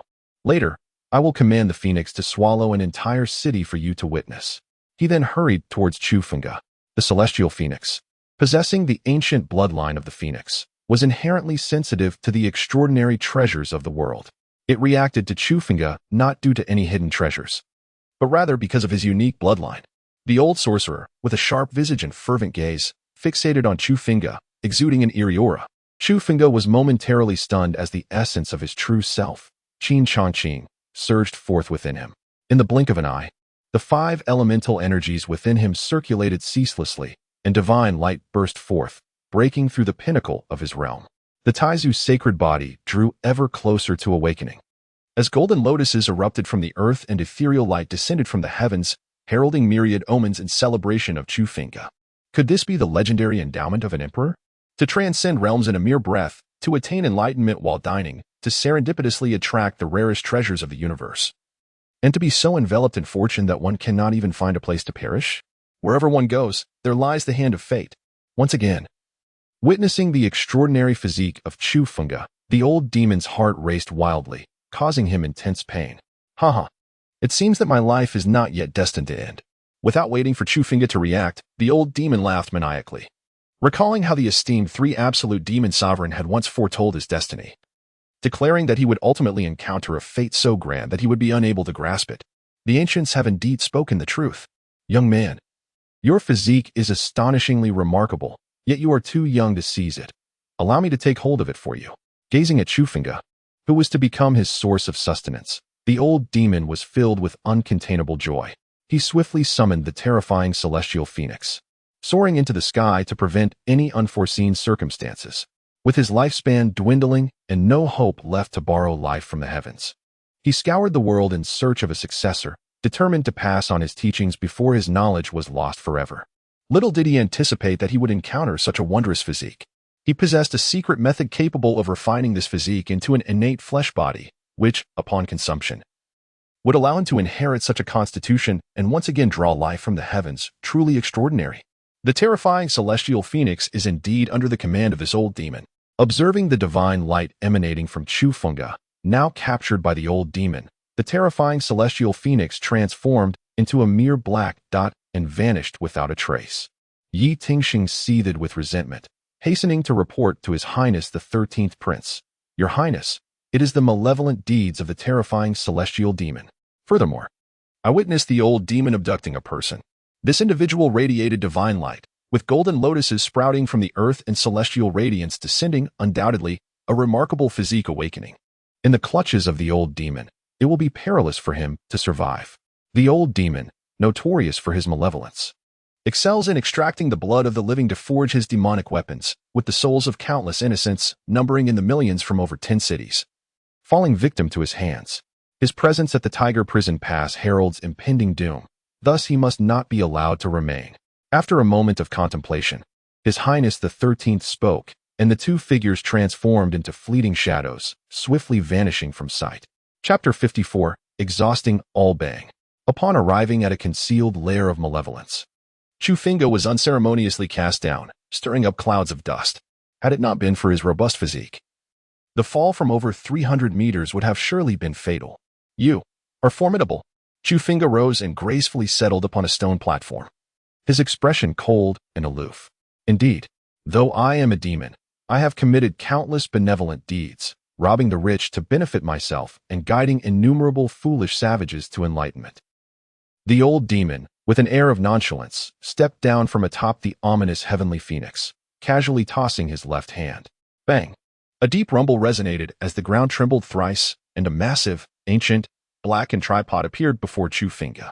The tripod, rusted and weathered, exuded an aura of antiquity and craftsmanship, and a rich medicinal fragrance wafted from its crevices, sending a shiver through those nearby.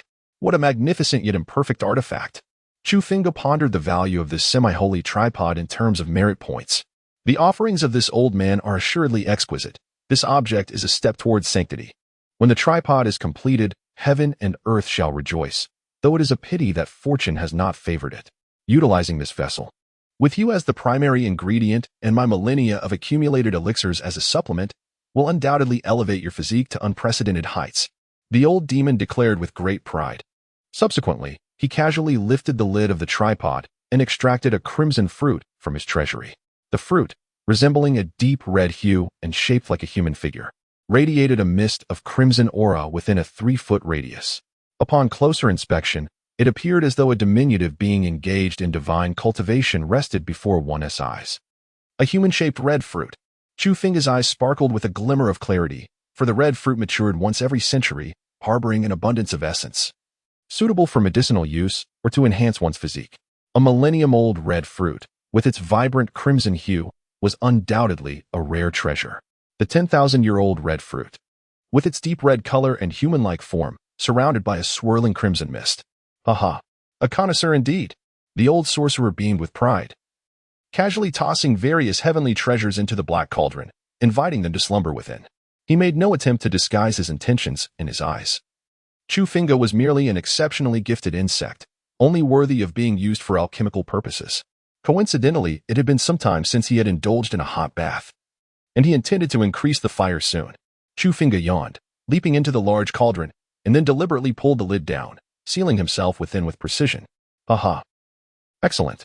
The old sorcerer laughed heartily, thoroughly pleased with Chufinga's cooperation. The self-important old sorcerer, with a slight smirk. Chufinga reveled amidst a trove of celestial materials, subsequently consuming the human-shaped red fruit, crushing it within his stomach in a few bites. Delightful, it tasted of bananas. An overwhelming essence surged through his body, resembling a ferocious tide bursting forth, unleashing a torrent of medicinal power that resonated like crashing waves. As the waves erupted, the heavens roared, and spiritual energy converged, transforming into torrents of spiritual rain that cascaded down in an overwhelming deluge. Haha, such a magnificent spectacle. This time, I shall surely succeed. Upon witnessing the scene, the old sorcerer felt an exuberant joy swell within him. To elevate this trial to a higher echelon, he resolutely bit down, retrieving a precious handful of the legendary Nine Heavens essence soil he had cherished throughout his life. This extraordinary soil, a marvel of the vast cosmos, is said to have been employed by the ancient goddess Nuwa to mend the heavens. It is revered as one of the two primordial essences of the universe, alongside the essence of creation itself. In this endeavor, the old man was determined to solidify his status as an emperor. He cast the Nine Heavens essence soil into the obsidian cauldron, accompanied by an abundance of potent herbs, meticulously aligning with the celestial principles of the Nine Heavens in the 8 trigrams. Anticipation surged within him. This was indeed the Nine Heavens essence soil. A tremor coursed through Chufinga's heart. She had not anticipated that the old sorcerer possessed such an enigmatic treasure. With the two primordial essences at play, her awakening of the Supreme Taisu's sacred body seemed assured. Outside the cauldron, the old sorcerer, brimming with impatience, swiftly executed a series of incantations to summon the Gusha divine fire. The crimson-black flames emitted no light, yet their malevolent aura coalesced, unleashing a chilling gale of sinister energy. Moments later, Chufinga radiated an infinite divine brilliance, illuminating the entire obsidian cauldron. Secretly, she manipulated the medicinal forces to lay a robust foundation for her awakening of the Supreme Taisu's sacred body. Yet, it was still insufficient. Dissatisfied, Chufinga bellowed, "Old sorcerer, is this all you possess? I have yet to fully absorb it, and your concoction is already on the verge of becoming dross. You insolent child, witness how I will craft you anew." The old sorcerer, recalling the cauldron's essence, clenched his teeth and added the source of the spiritual spring he had tirelessly sought. With the vital energy of the living spring cleansing the medicinal residue, a formless cycle began to coalesce within the cauldron, ensuring that Chufinga would be forged anew in both body and spirit. As the spiritual spring surged forth, an overwhelming tide of spiritual energy erupted within the black cauldron, crystallizing the essence of both spiritual and medicinal forces into unique spiritual gems. Chufinga nodded in satisfaction, then consumed the two primordial sources of heaven and earth. Boom! The convergence of these primordial sources summoned forth an extraordinary spectacle, with 10,000-foot divine radiance illuminating the heavens, while the immense waves of spiritual energy surged forth, echoing like the sounds of rolling waters. The primordial sources of heaven and earth coalesced into one, and the chaotic essence of the universe ascended, as if returning to the dawn of creation, filling the atmosphere with a sense of vastness and profundity. This, such an extraordinary phenomenon. Is this body a divine elixir? It must be. Who would have thought that I, in my old age, would experience such immense fortune, able to forge such a physique? The heavens truly do not treat me poorly. The old demon laughed maniacally, tears streaming down his face. Once a man on the brink of death, now on the verge of demise, he found himself bestowed with such extraordinary fortune, causing him to weep tears of joy. Chapter 55, The Absolute Good Man. The semi-holy cauldron refined countless great medicines as its auxiliary, with the two primordial sources of heaven and earth as the foundation. Chufinga formed a seal with his hands, harnessing the power of the universe, exhaling and inhaling with unmatched vigor. The shackles of the Taisu holy body shattered instantaneously and simultaneously. The limits of the cave heaven realm were breached, while the essence realm was attained in but a breath. Within the black cauldron, brilliance transformed into a silken ribbon, holy and unparalleled. The dark cauldron was instantly imbued with a myriad of divine hues, as though a celestial entity, capable of astonishing the heavens and moving the spirits, was about to be born. Boom. The essence of heaven and earth underwent a sudden transformation as a thunderous pool materialized, with vibrant lightning swirling and rising within, enveloping the realm in an ancient, boundless aura. Is this the ancient elixir tribulation? In ancient legends, it is said that only when the supreme elixir, imbued with the essence of the primordial Tao, descends upon the world will the ancient tribulations of alchemy arise. Upon consumption, one can instantly attain the realm of a half-saint, becoming an invincible being of extraordinary prowess. Ha ha, ha ha ha ha. The old sorcerer, overwhelmed with joy, weeps profusely, never expecting to refine an unparalleled elixir of invincibility. This is truly a magnificent stroke of fate. Boom. Multicolored lightning pierces the void, striking fiercely upon the cauldron. Buzz. In that instant, the black cauldron devours the vibrant lightning, its surface shedding layers of rust, revealing ancient Tao patterns that leap forth. This transformation renders the cauldron increasingly mystical, as if a sacred artifact were on the verge of awakening. Haha. Heaven is aiding me, indeed. The old sorcerer finds it difficult to articulate his fortune. The black cauldron, which he had inadvertently seized, proves to be a sacred vessel, now shedding its tarnish to become a divine tool. Could it be that I am the favored child of destiny? Perhaps my late-blooming greatness will manifest in a grand enterprise that astounds both heaven and earth. As these thoughts crossed his mind, the old sorcerer felt an overwhelming sense of elation, yearning to embrace the grand cauldron at once.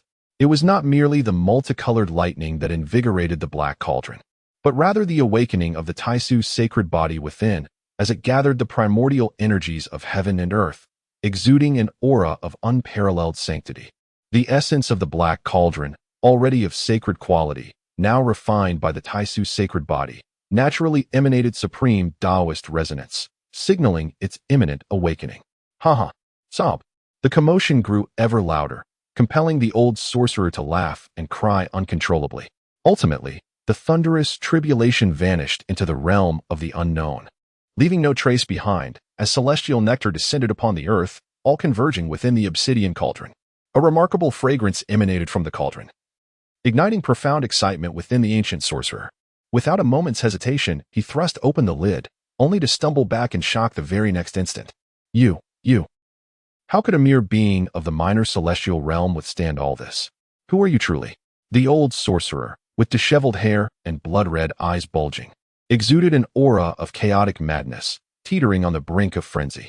Chufinga, having just begun to manifest the primordial sacred body, contained a divine aura that rendered him akin to a precious jade, imbued with an ineffable quality that gathered around his spirit, absorbing the essence of the world as nourishment, and refining his own being through alchemical methods. He was destined to become a body of supreme sanctity.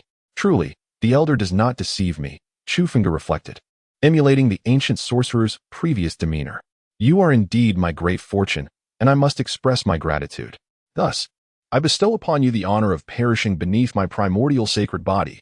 This shall be your unparalleled glory. Humph. The old sorcerer gasped, his voice steady yet filled with disdain. You are merely a brash youth, having just begun to form your corporeal existence.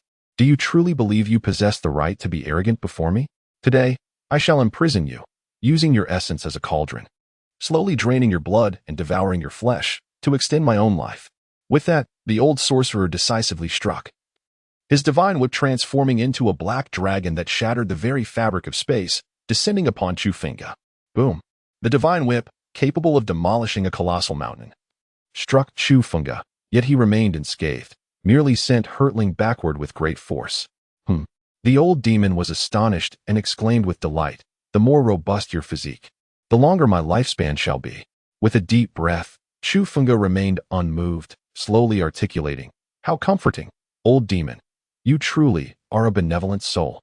You have devoted a lifetime to refining my sacred body, and now you even sacrifice your own lifespan to further enhance it. This selfless dedication to my advancement is indeed a model for our kind. Henceforth, should anyone dare to claim that you lack humanity, I shall be the first to defend you. You. The old demon felt as though his heart were being torn asunder. You dare to insult me. I will not rest until we are at odds. The old demon, notorious for his eccentricity and countless misdeeds, regarded the insults of others as his greatest achievements. Yet now, faced with repeated setbacks and the depletion of his already scant lifespan, Chufinga's unexpected words only deepened his sense of humiliation. No. Allow me to explain. Was what I said not the truth? The old demon could scarcely believe that such a selfless individual existed in the world, one who performed good deeds without desiring recognition. From this day forth, I shall chronicle your story, spreading the word of your noble acts far and wide, bringing shame upon those who share your dark reputation. Chufinga spoke with unwavering conviction, his words devoid of any artifice, to the point that even he began to believe in his own fanciful declarations. The old demon, who had never endured such humiliation, found himself powerless to retaliate, unable to strike back or counter the insults, having unwittingly orchestrated this most awkward situation. Chufinga had become his waking nightmare. The old demon was suddenly consumed by madness, his breath in disarray, inner demons surging forth, and his divine power flowing backward within him, causing his organs to shatter, resulting in a spout of old blood. His already limited lifespan rapidly deteriorated, his visage withering and frail, resembling that of an impending decay. Had it not been for his profound cultivation, he would have perished long ago. Is the old demon on the brink of death? I had thought I had elevated you highly, yet I still underestimated you. Who would have imagined that you are a selfless individual willing to sacrifice your own life for the greater good? Such a state of mind is far beyond my own. Chufinga spoke earnestly, his tone rising and falling with emotion, akin to a devoted student praising a predecessor in a previous life. With a splutter, the old demon expelled 2 more mouthfuls of blood, unable to endure the humiliation. He channeled the last 300 years of his lifespan as a medium, gathering all his fleshly power and resentment, summoning his life's magic treasure, the soul-slaying whip, intending to perish alongside Chufinga. How could I bring myself to slay such a noble person? Chufinga wore a mask of heartfelt sorrow, yet he acted decisively, condensing the power of 2 millennia of the Taisu sacred body into a single, forceful punch. Boom. In an instant, a golden light blazed forth like a comet, as if the land within 1,000 miles had been plowed from beneath, rendering even towering mountains fragile. Under the force of this blow, the old demon was utterly obliterated. With the assurance of his character, Chufinga believed that such a virtuous individual would not suffer pain. Certainly, a single punch would suffice. In the next moment, the 13th prince appeared, exclaiming in praise, divinely extraordinary, transcending all realms. Chapter 56. Injustice to the wrongfully perished. A master and servant floated gracefully into view, particularly the formidable golden fist radiating from Chufinga, which, devoid of any intricate technique, was a simple yet extraordinary strike, bordering on the realm of the Tao. With an essence of the Tao manifesting and profound mystery surging forth, this resplendent punch was an indelible memory for them. Chufinga slowly withdrew his fist, observing the 13th prince, who exuded an air of scholarly elegance, his garments billowing in the wind. Every gesture he made was like a gentle spring rain, embodying the laws of heaven and earth, infused with an innate vitality, his demeanor strikingly transcendent. Excessive flattery. Chufinga smiled, his eyes betraying no hint of emotion. Then, before their very eyes, he began to collect the old devil's treasures one by one. Be they the astonishingly demonic artifacts or the celestial treasures suffused with the essence of the Tao, all were gathered into the expansive void of his sleeves. The innate spatial divine ability. Yitingxing was utterly astonished, although Chufinga had just entered the essence realm. His ability to command such precious divine powers clearly indicated a prodigious talent, coupled with that earth-shattering punch. Such brilliance and combat prowess evoked a sense of envy in Yitingxing. Merely a trivial skill, Chufinga modestly remarked, before his gaze settled upon the black cauldron, now transformed into a semi-holy artifact. Buzz. The black cauldron responded, immediately emanating a luminous aura, with Tao patterns intricately etched upon its surface. Waves of sacred intent surged towards Chufinga, as if the celestial laws themselves were infusing his being. However, upon sensing the presence of the pure holy body, the sacred intent humbly bowed, hovering just inches before him, unwilling to descend into Chufinga's form. The 13th prince and Yitingxing were nearly rendered speechless. When did the sacred intent of a heavy artifact become so submissive? Could it be an innate holy body? The 13th prince, possessing profound knowledge and extraordinary intellect, gazed intently at Chufinga, whose demeanor remained unperturbed by the imposing presence of the two. With a mere breath, the flow of energy shattered the sanctified essence that stood before him. A low, mournful hum echoed as the heavy artifact, met with rejection, quivered incessantly, emitting a sorrowful sound akin to the weeping of a child. In that fleeting moment, the heavens wept and the earth trembled, as if doomsday had abruptly descended upon them. Simultaneously, blood-red clouds gathered in the celestial sphere, signaling an impending deluge of crimson rain. The semi-holy artifact, born of the cosmic energies, resonated with the profound sorrow of the universe, reflecting the shared grief of heaven and earth.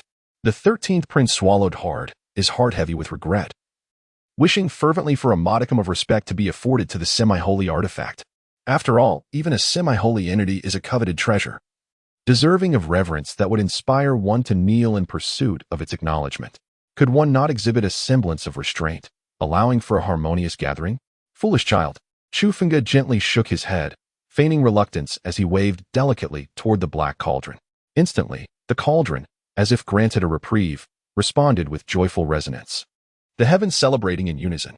A magnificent rainbow arched across the vast sky, resembling a divine bridge connecting infinite worlds. Subsequently, the cauldron diminished in size, transforming into a miniature vessel that nestled in the palm of Chufunga's hand. He removed a hair tie from atop his head, skillfully twisting it into a cord that threaded through the cauldron's ears and hung around his neck, before continuing his quest for the relics of the ancient demon. It seemed that among the treasures left behind, there existed something even more precious than the semi-holy artifact.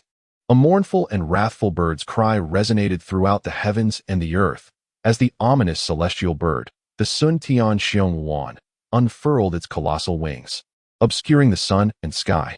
Its massive form resembled a ship, radiating an unparalleled malevolence, as it advanced to engulf Chufunga in its insatiable hunger. The Sun Tian Xiong Wan, a formidable beast, bore the ancient bloodlines of the devouring heaven eagle and the divine Qing Wan, both capable of consuming great saints. Although the bloodline of the Sun Tian Xiong Wan had thinned over time, its fearsome power remained undiminished. Through diligence, one can find a path up the mountain of knowledge. Through hardship, one can traverse the boundless sea of learning.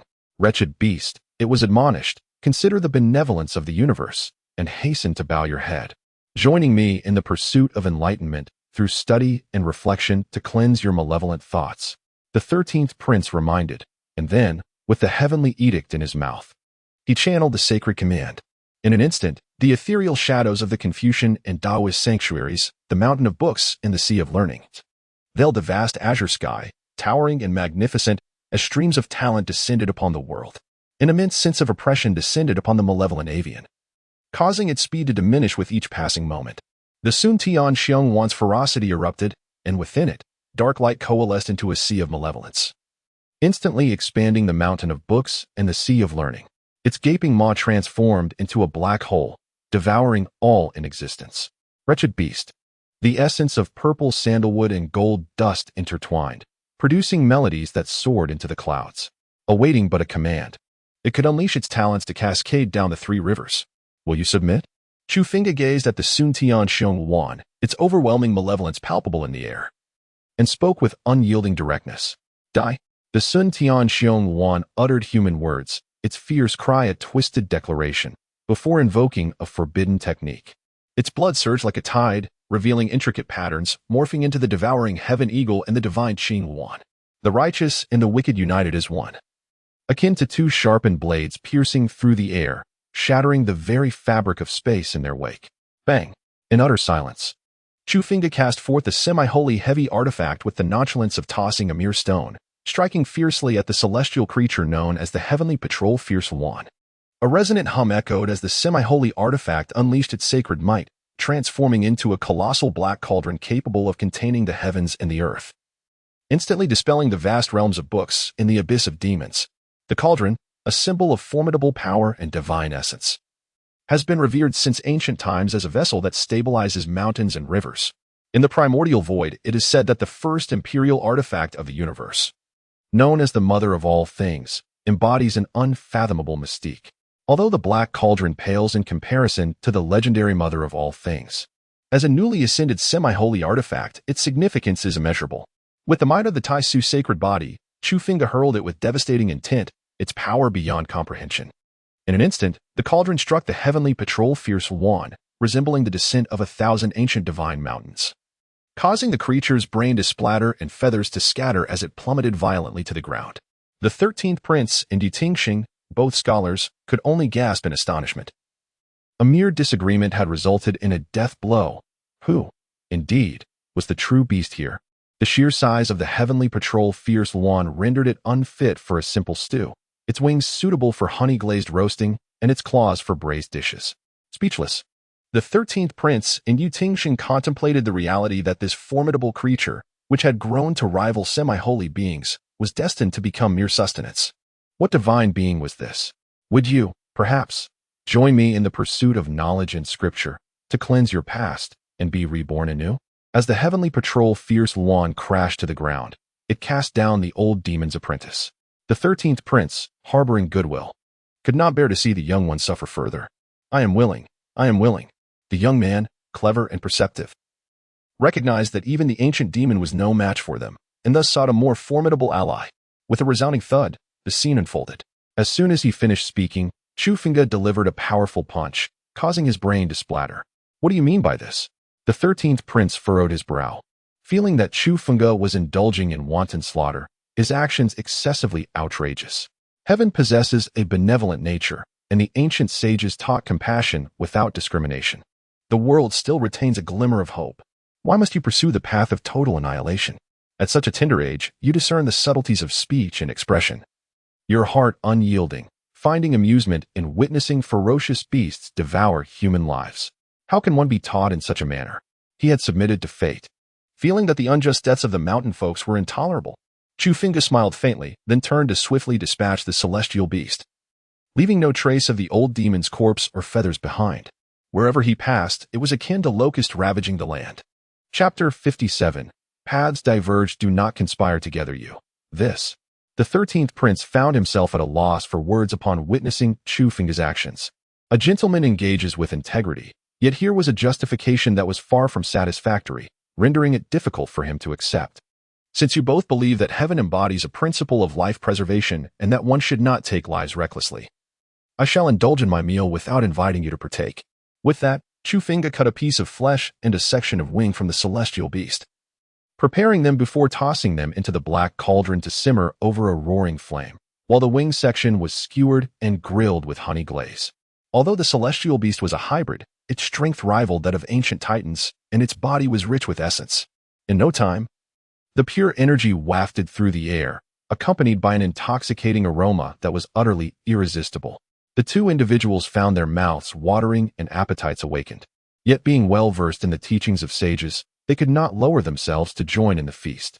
My dear brother, as he was about to depart, His Highness the 13th spoke, asserting that justice and fairness cannot be dictated by the whims of a single individual.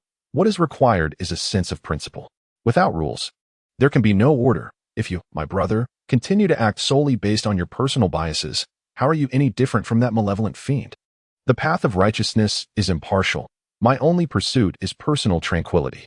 Whether one succumbs to darkness or not is of little consequence. If the celestial way is merely a facade of deceit and treachery, then falling into demonic realms is but a trivial matter. Heaven and hell are but two sides of the same coin, shaped by nature's own inclinations. As a mere projection, he possesses his own consciousness, yet fundamentally, he is but a fragment of the original self. Thus, in the realm of commerce, be it celestial or demonic, Qin Changqing is merely a businessman. Truly, heaven and hell are but one. The inclinations of good and evil stem from nature itself. The 13th prince felt a surge of indignation at Chufinga's audacious remarks, declaring that their paths diverged, and took his leave. However, after taking a few steps, he halted once more, saying, "Brother, your formidable artifact of semi-holy status is not to be taken lightly. Exercise caution in its safeguarding to avoid attracting unwanted attention and unnecessary conflict. Should all sins be concealed, hidden from the public, while under the guise of peace and order, the undercurrents would still be rife with vile intrigues and malevolent forces." Chufinga smiled faintly, pondering the profound injustice towards those who are truly virtuous. You ought to concern yourself with your own fate, my brother. Being within the royal family, you are bound by circumstances. Even if you manage to escape momentarily, can you truly evade your destiny for a lifetime? Brothers quarrel within the walls, and animosity brews between fathers and sons. Ancestral grievances linger in the shadows. While the teachings of sages may govern the realm, they cannot mend the human heart. Chu Fengge continued, as images of the information panel from the Heavenly Machine Pavilion surfaced in his mind. Life, Qi Tianxiao faction, Sacred Heavenly Dynasty, strength, pinnacle of the ancient giant 6th stage, physique, literary star body, an extraordinary talent, well-versed in the classics, profoundly influenced by Confucianism.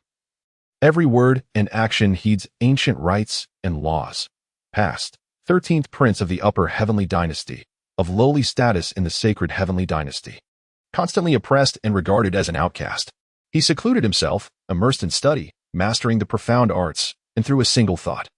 The literary star body could manipulate the talents of heaven and earth, his strength unfathomable.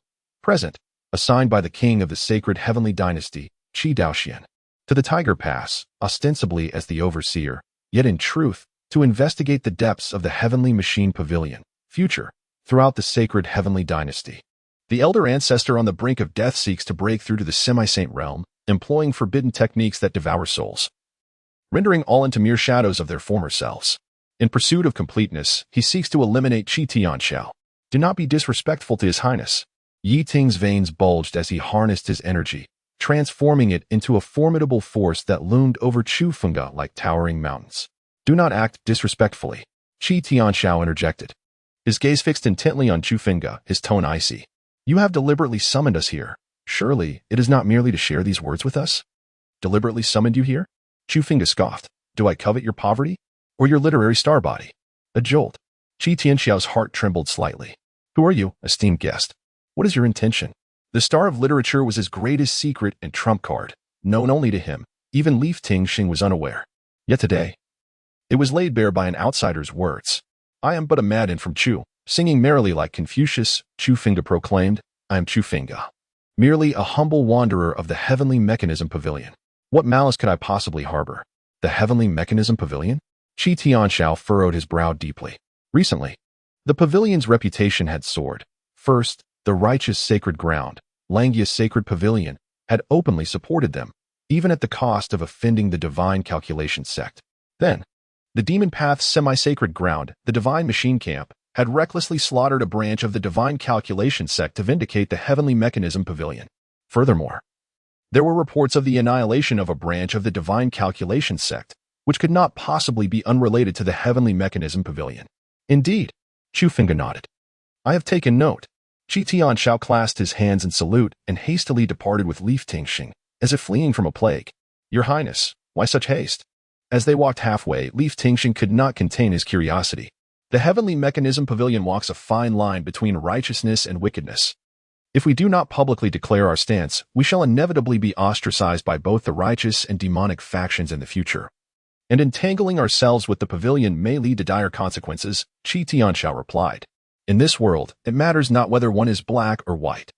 As long as there are allies to rally a united front, one can survive. What is to be feared is the blurring of these lines. For one will ultimately find oneself rejected by both sides. Yet, the words of Chu Fengge earlier carry a deeper meaning, Li Tingxing remarked.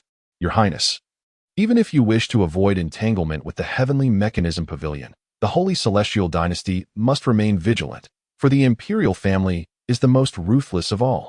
Very well, I have a clear understanding. Let us not speak of this any further. Qi Daoxian is steadfast in his belief that the sovereign is to be revered by the subject and the father by the son. How could he easily waver in his literary spirit and resolve? Indeed, observing Qi Tianxiao's change in demeanor, Yi Tingxing realized that the former would be unguarded. Yet it was futile to speak further at this moment. Thus he resolved to remain vigilant in silence. Upon returning to Hulao Pass, the two beheld a eunuch adorned in a resplendent crimson robe with golden flying fish embroidery, crowned with a round hat and clad in black boots. Seated in the main hall, from a distance, as Qi Tianxiao approached, the eunuch lay languidly in the hall, unmoved, and upon Qi Tianxiao's near arrival, he spoke in a tone both mocking and peculiar. Your Highness the 13th, this humble servant bears a decree. Pray accept it swiftly, lest you delay the divine command. Qi Tianxiao gradually knelt. Tianxiao receives the decree. The decree from the Celestial Mechanism Pavilion, shrouded in mystery, promises to elevate one to greatness. By royal edict, the 13th prince is commanded to seek fortune within the Celestial Mechanism Pavilion without fail. The eunuch's voice, sharp and piercing, cast a sideways glance at Qi Tianxiao, urging, "Your Highness the 13th, do receive the decree." Indeed, Tianxiao receives the decree.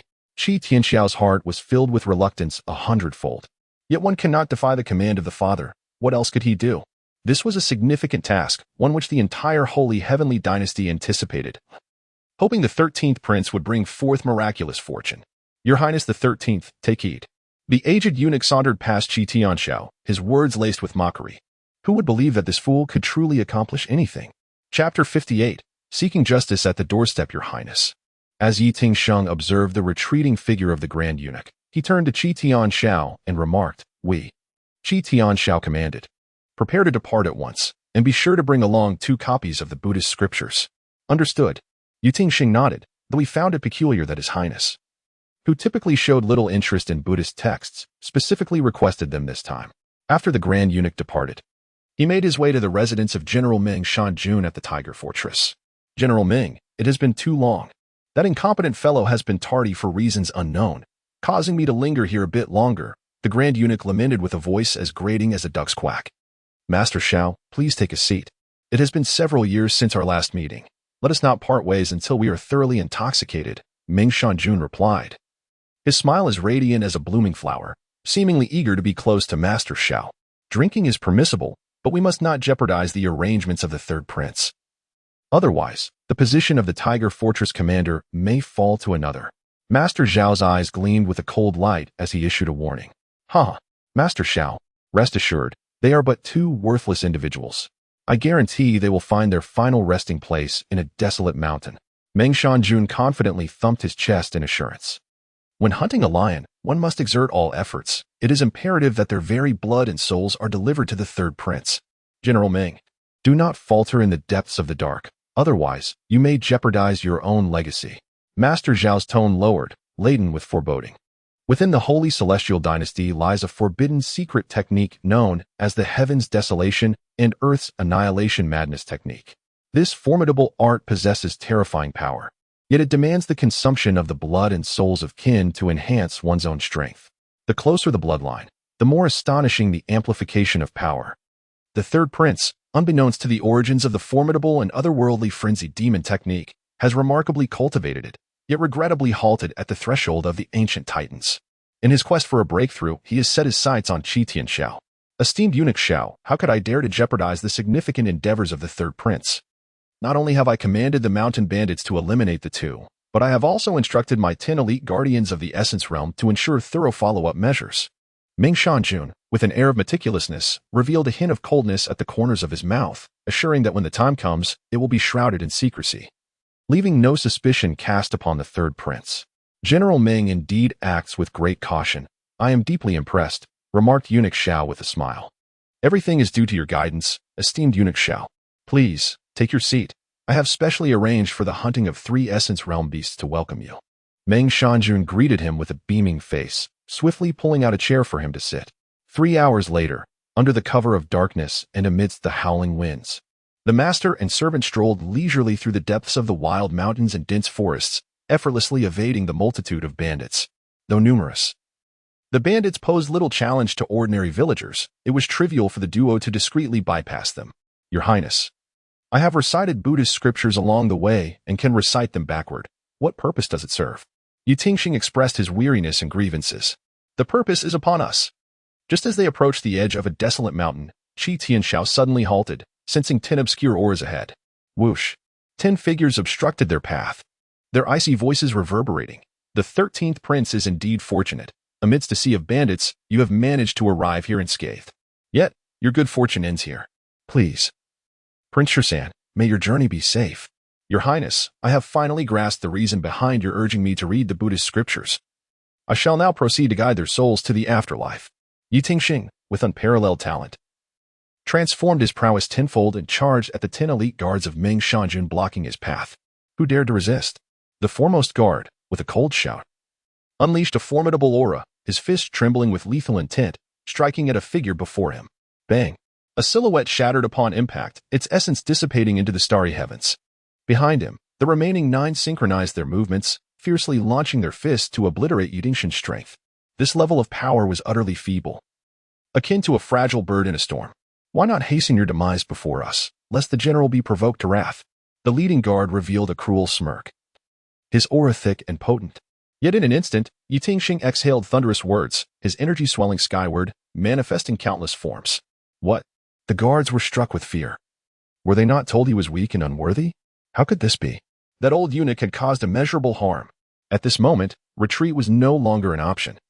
They could only draw their blades and advance to break through the myriad of energy surrounding them. Bang, bang. One by one, the figure shattered. Yet the 10 elite guards, drained of strength, could no longer wield their weapons, succumbing to the relentless assault of the remaining manifestations. After completing this, Qin Changqing's voice began to recite the sutras for the departed. At this moment, Qi Tianxiao could not help but draw in a sharp breath, his mind echoing the words of Chu Finga: brothers may quarrel fiercely, fathers and sons may harbor grievances, and ancestral ties may conceal dark channels. Could it be that all of these would unfold before his very eyes? The cruelty of it all overwhelmed Qi Tianxiao, leaving him with a burning sensation in his eyes.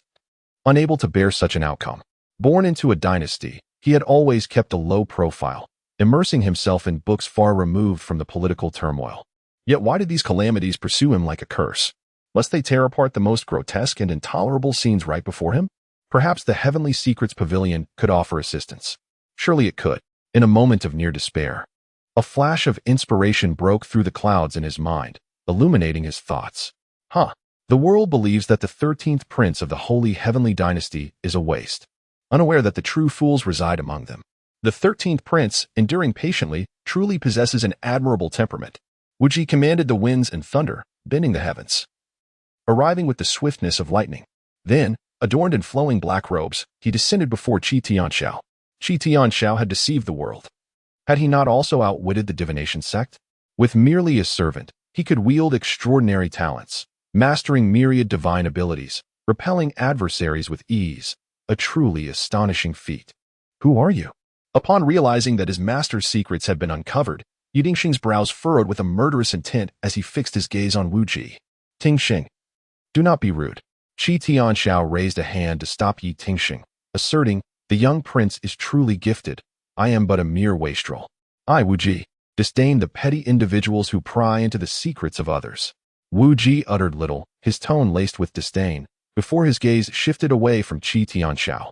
Though Qi Tianxiao possessed extraordinary talent, in Wu Ji's eyes, he was merely a reclusive scholar, blindly immersed in books. Even if he were to attain the wisdom of Confucian sages, he would still be unworthy as a rival. What value is there in possessing supreme strength if one lacks the martial spirit of relentless progress? Wu Ji's words grew slightly colder than before as he commanded the winds and thunder, propelling himself forward with astonishing speed, executing his movements with decisive precision. The young master's prowess was profound, making it difficult for his peers to contend with him. However, he must remember that deities reside just above, and thus should harbor a sense of reverence. Qi Tianxiao cautioned, pondering the formidable strength of someone like Chu Funga, who roamed the halls of the heavenly Mechanism Pavilion. Against such a figure, not only Wu Ji but even his father, the master of the Divine Calculation Sect, would find it challenging to gain the upper hand. Deities? I, Wu Ji, am a deity in my own right. I, Wu Ji, shall forge a new era through martial prowess, determined to bring down those so-called deities with my own fists. Wu Ji held an air of arrogance, unwilling to heed even the slightest counsel.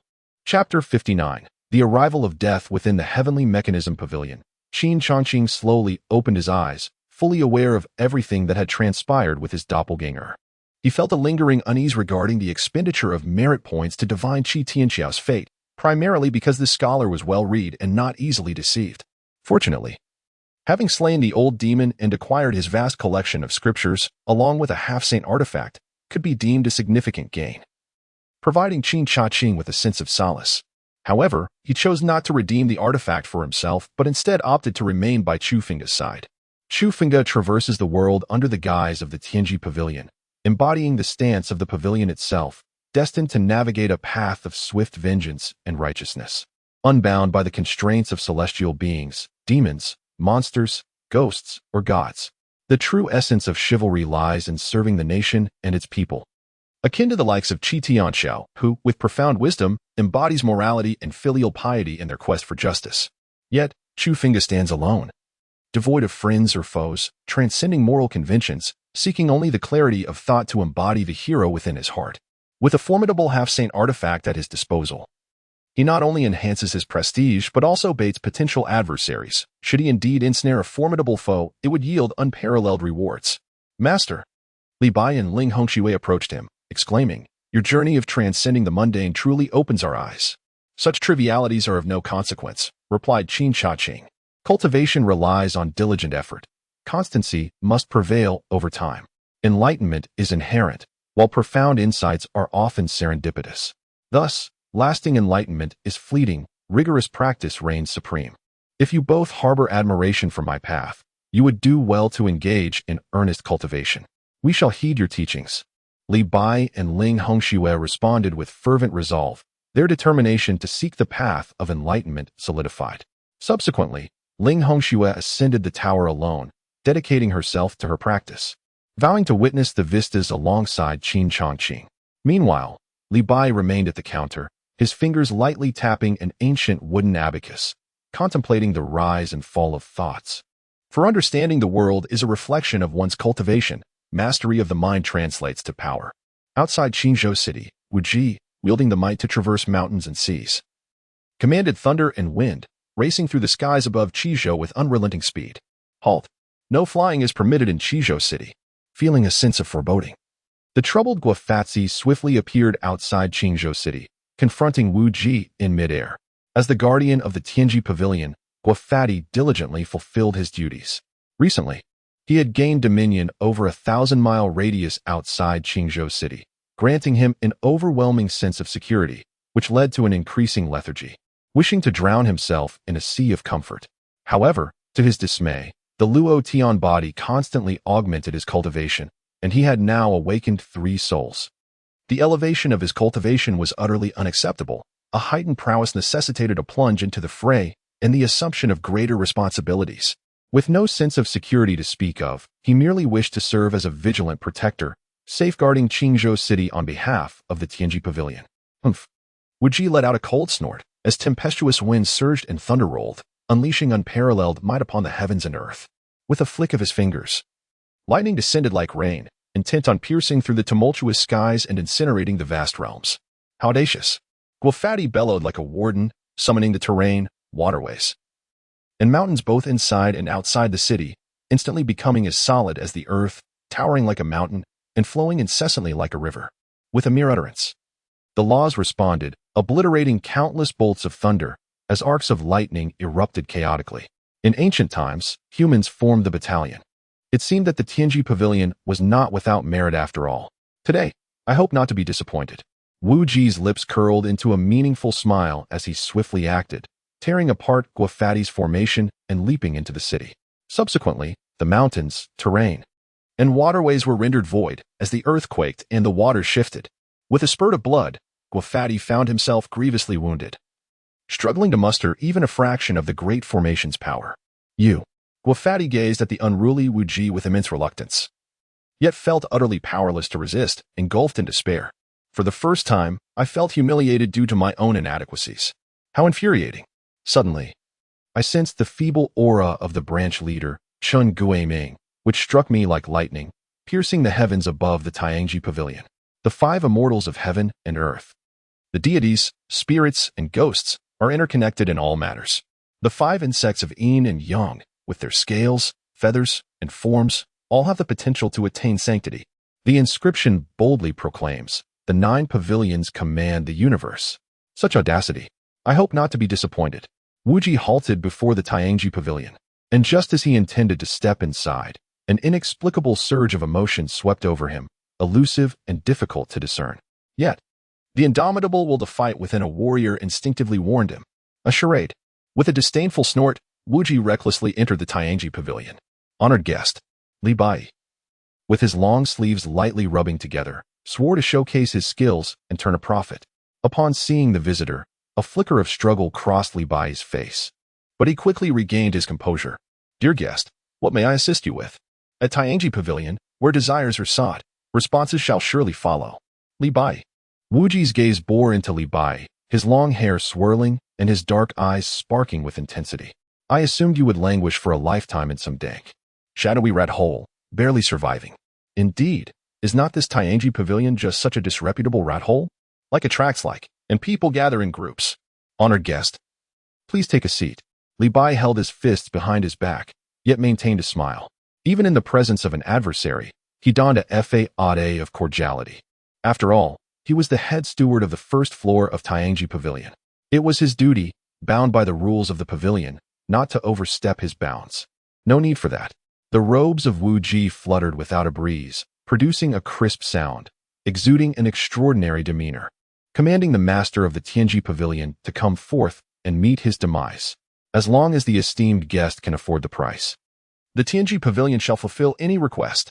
Li Bai, with a smile like the gentle wind, had truly inherited the profound teachings of Qin Changqing. Do you dare to toy with me? Wu Ji's brow furrowed slightly, and a flicker of thunderous energy crackled, his ink-black attire emanating a palpable killing intent that seemed to roll back the mountains and rivers. The esteemed guest jested, at Tianji Pavilion, the customer is paramount. How could one dare to jest with the guest? I speak only the truth. Li Bai chuckled softly, his gaze peculiarly fixed on Wu Ji. While his heart raced with anticipation for Wu Ji to strike, to be subsequently turned into a mere pulp upon the wall. Under Li Bai's stare, Wu Ji felt an unusual chill run down his spine, deciding to play his cards close to his chest and adopt an air of mystique. To summon the master of the Tianji Pavilion for his reckoning, what price must one pay? That is beyond my authority. I shall report this to my esteemed master. Li Bai's eyes betrayed a hint of disappointment as he ascended the stairs to meet Qin Changqing. Odd, peculiar, exceedingly strange. Wu Ji pondered the unusual behavior of Li Bai, eager to observe how the master of the Tianji Pavilion would respond. Haha, to summon me is one thing. To demand my demise carries a hefty price.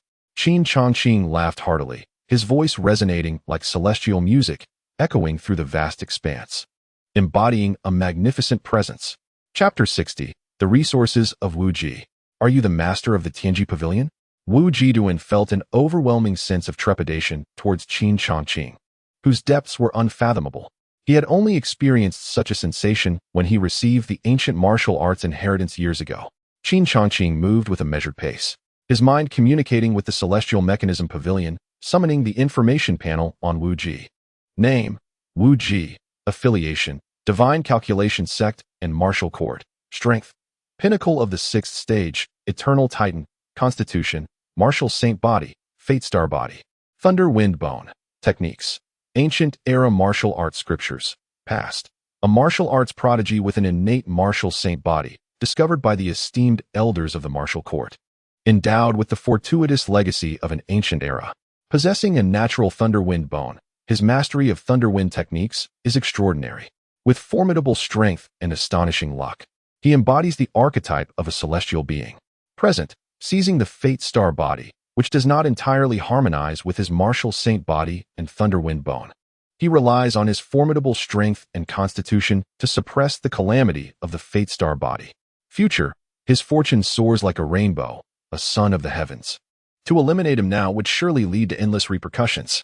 Is this the super luxurious version of a second-generation martial artist? Upon reading the series of descriptions about Wu Ji, Qin Changqing felt a pang of bitterness. He couldn't help but glance at Li Bai, contemplating how exceptionally difficult it would be for this individual to seek vengeance in the future. Indeed, beyond challenging. With a slight immersion of thought, Qin Changqing closed his folding fan and cast a smile at Wu Ji, as if to say, "Is it you who summoned me here to meet my demise?" In that instant, Wu Ji's pupils constricted. He felt as though Qin Changqing had transformed into the heavens and the earth, embodying an overwhelming force that rendered him insignificantly small, even ignoble. Wu Ji retreated 3 steps, his complexion paling, for he had never before experienced such an overwhelming pressure. With a deep breath, Wu Ji concentrated the essence of martial Tao within himself, his indomitable spirit blazing fiercely like a raging inferno. He exuded a formidable aura, and above his head, the vision of the previous era manifested, showcasing the grandeur of martial arts as if he were a deity capable of shattering mountains and extinguishing realms.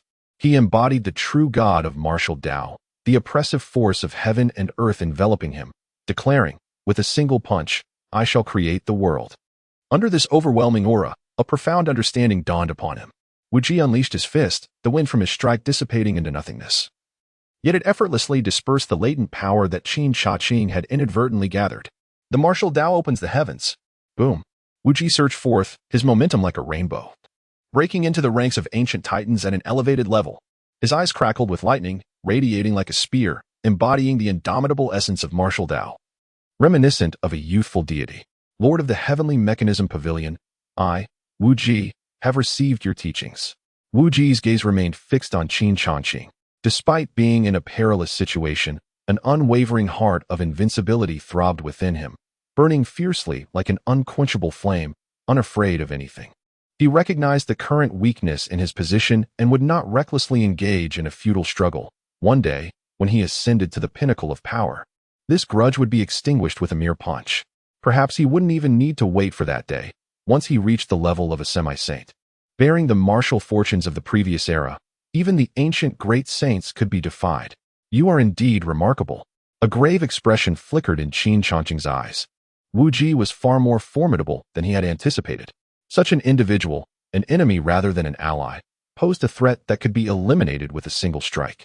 Regrettably, Wu Ji carried the martial fortunes left by the previous era, and slaying him would invite misfortune. Farewell, Lord, are you truly letting him leave just like that?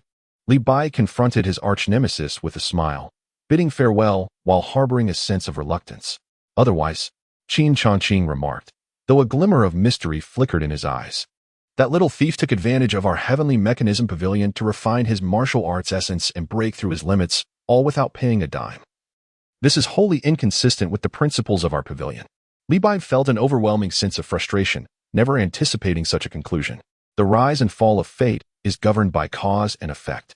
Qin Changqing enigmatically stated that the ties forged with Wu Ji were entirely within his expectations. How could the benefits of the heavenly Mechanism Pavilion be so easily exploited? Today, the pavilion grants its fortune, and one day, it shall be repaid 100-fold. Fear not the weight of cause and effect, but rather the inability of the other party to bear it. In an instant, Li Bai envisioned Qin Changqing as a master strategist, deftly maneuvering pieces upon a grand chessboard, seemingly casual yet orchestrating an astonishing scheme. The grandeur of using the universe as a chessboard, life as the game, and all beings as mere pieces nearly overwhelmed Li Bai's mind, sending chills through him while his blood surged with fervor. Clap. Unaware of Li Bai's musings, Qin Changqing gently swatted him on the head with a fan. Have you completed today's tasks? Have you made greater progress today than yesterday? Have you surpassed yourself? The esteemed master, Wu Ji, bears the destiny of martial arts from the previous epoch, known as Wu Ji, sharing a connection with the limitless. Possessing the body of a martial saint and the bones of wind and thunder, he is destined to reign over an era through the resurgence of martial arts. In comparison to him, you strive hard, young man, lest you emerge from this tower of heavenly secrets only to be vanquished by a mere breath. Qin Changqing sternly addressed Li Bai, his words devoid of exaggeration. Wu Ji is undoubtedly extraordinary. Indeed, master. Li Bai swallowed hard, his mind racing with comparisons between himself and Wu Ji, his gaze aflame with fervor and tinged with disdain. What if Wu Ji carries the fortune of martial arts from an entire epoch? I am the chief steward of the first floor of the Tower of Heavenly Secrets. What if Wu Ji possesses the body of a martial saint and the bones of wind and thunder? I am still the chief steward of the first floor of the Tower of Heavenly Secrets. Regardless of Wu Ji's attributes, I am the chief steward. Energized as if fueled by a potent elixir, he vowed to surpass Wu Ji. Reclining on a bamboo chair, Qin Changqing communicated with the system, inquiring about his cultivation system. Although I have entered the essence realm, I have yet to awaken the 7 spirits. The essence realm transforms Qi into essence, cultivating Qi into essence. The first spirit is heavenly surge, the second is spiritual wisdom, the third pertains to Qi, the fourth to strength, the fifth is the core, the sixth represents essence, and the seventh embodies heroism. Subsequently, one refines essence into spirit, transcending into the soul realm. The 3 souls and 7 spirits are vital to one's existence, marking an exceedingly significant threshold. Host, to awaken the 7 spirits, it is imperative to purchase the awakening method. Therefore, does it mean that even if I spend 1,000,000 merits to exchange for the Emperor's Burial Sutra of the Essence Realm, I must also acquire the awakening method? Qin Changqing felt ensnared by the system, yet found himself compelled to tread down a singular path. How many merit points would it take? Indeed, only with monetary investment could one attain strength. A method of awakening. cheaper than lesser divine abilities, costs 200,000 merit points. I require 800,000 merit points. Qin Changqing expended the entirety of the 800,000 merit points he had painstakingly accumulated through the exchange with the celestial demon, and in an instant, the 4 great methods for cultivating and awakening the 7 souls materialized in his mind, leaving him invigorated. Before he could commence his training, 2 figures reappeared within the Tower of Destiny. Chapter 61, Child of Fortune Li Bai, upon noticing guests at the door, promptly prepared to extend his hospitality, only to receive a message from Qin Changqing. Remain calm. Qin Changqing's lips twitched slightly as his thoughts raced. Given the extreme cautiousness of the master and servant, Qi Tianxiao, they would surely avoid the Tower of Destiny at all costs. However, their arrival at this moment could not be coincidental. It was likely that the Holy Heavenly Dynasty was probing for information. A strategy must be devised to entice the Holy Heavenly Dynasty into the fray, ensuring substantial profit. After a brief moment, a barely perceptible smile graced Qin Changqing's lips. He feigned ignorance towards the 2 individuals, leaving them to the side as he directly communicated with the system, investigate the future of the martial era. Host. The martial era is imbued with the fortunes of a previous epoch, flourishing with luck, and its future is shrouded in enigma. To ascertain its general direction will require 3 million merit points. Ahem. Qin Changqing suddenly felt as though he were in an upscale establishment, brandishing a mere $100 while claiming to seek the most exquisite company, an utterly mortifying scenario. System, do you require an update? I sought to delve into the recent developments surrounding Wu Ji's fortunes. Qin Changqing felt invigorated, exuding an imposing aura. Having expended 100,000 merit points, he learned that today Wu Ji inadvertently stumbled upon the ancient abode of the monkey sage, acquiring the method to cultivate the 9 transformations of the monkey god. Mastery of this technique would enable one to contend with behemoths of the ages and challenge semi-saints. Could he truly be the fated child of destiny? Qin Changqing pondered, reflecting that if one could attain such legacies merely by venturing forth, then a fall from a cliff might very well lead to immediate sanctification. In a fit of indignation, Qin Changqing asserted with conviction, System, I shall ensure that Wu Ji gains nothing. 50,000 merit points, I was merely jesting. How could we engage in such a thankless endeavor, harming others for our own gain? What do you take me for? Qin Changqing felt that one must not act impulsively. For impulsivity is a devil that brings harm to oneself and others, and incurs unnecessary expense. One ought to exhibit greater magnanimity. Host. During the expedition to the monkey sage's abode, Yang Tianqing shall become the 2nd greatest beneficiary. System, how could you do this? I suspect you are tempting me. Let me clarify, Qin Changqing is not one to waver. I detest those who are fickle. I demand that you convey a dream to Yang Tianqing at once. I wish to inform him personally that his fortune approaches. Qin Changqing declared with righteous seriousness. As the system's voice faded, in a realm of ambiguity, Qin Changqing appeared within Yang Tianqing's dream. Even as Yang Tianqing was engaged in the teachings within the Taoist hall of the Luo Tianshangzong. Since Yang Tianqing entered into a 10-year wager with Li Tianyang, it seems that fortune has smiled upon him. He has caught the attention of the enigmatic higher echelons and has successfully ascended through 2 realms, achieving the transformation of a divine king. All of this can be attributed to Qin Changqing, for whom he feels immense gratitude, contemplating the figure of Qin Changqing daily. Senior, you have manifested. Upon witnessing Qin Changqing's divine presence in his dreams, Yang Tianqing was overwhelmed with excitement. I knew it. Daily contemplation of my senior must yield great fortune. He felt even more assured. My senior would not forget me. You once spoke of looking upon the world's splendor together. Ahem. Qin Changqing suddenly felt a pang of reluctance to deceive Yang Tianqing. This child was unwaveringly resolute to an almost stubborn degree. Yet, he continued to exude an extraordinary presence.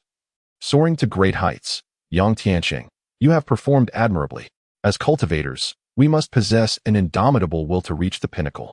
I, the head of this sect, have been moved by your sincerity and have come to grant you a boon. Do you wish to accept it? Yes. I, the junior, am willing. Yang Tianqing was overwhelmed with joy, deeply moved. I truly am the most cherished of seniors. I alone savor all your kindness. Even if you must endure countless trials? Qin Changqing's voice resonated like a mighty bell, deafening in its clarity. I fear not. Yang Tianqing's eyes burned with fervor. Even if it costs you your life? What joy is there in life, And what fear in death! My senior has cared for me so greatly. A man is willing to give his life for one who understands him.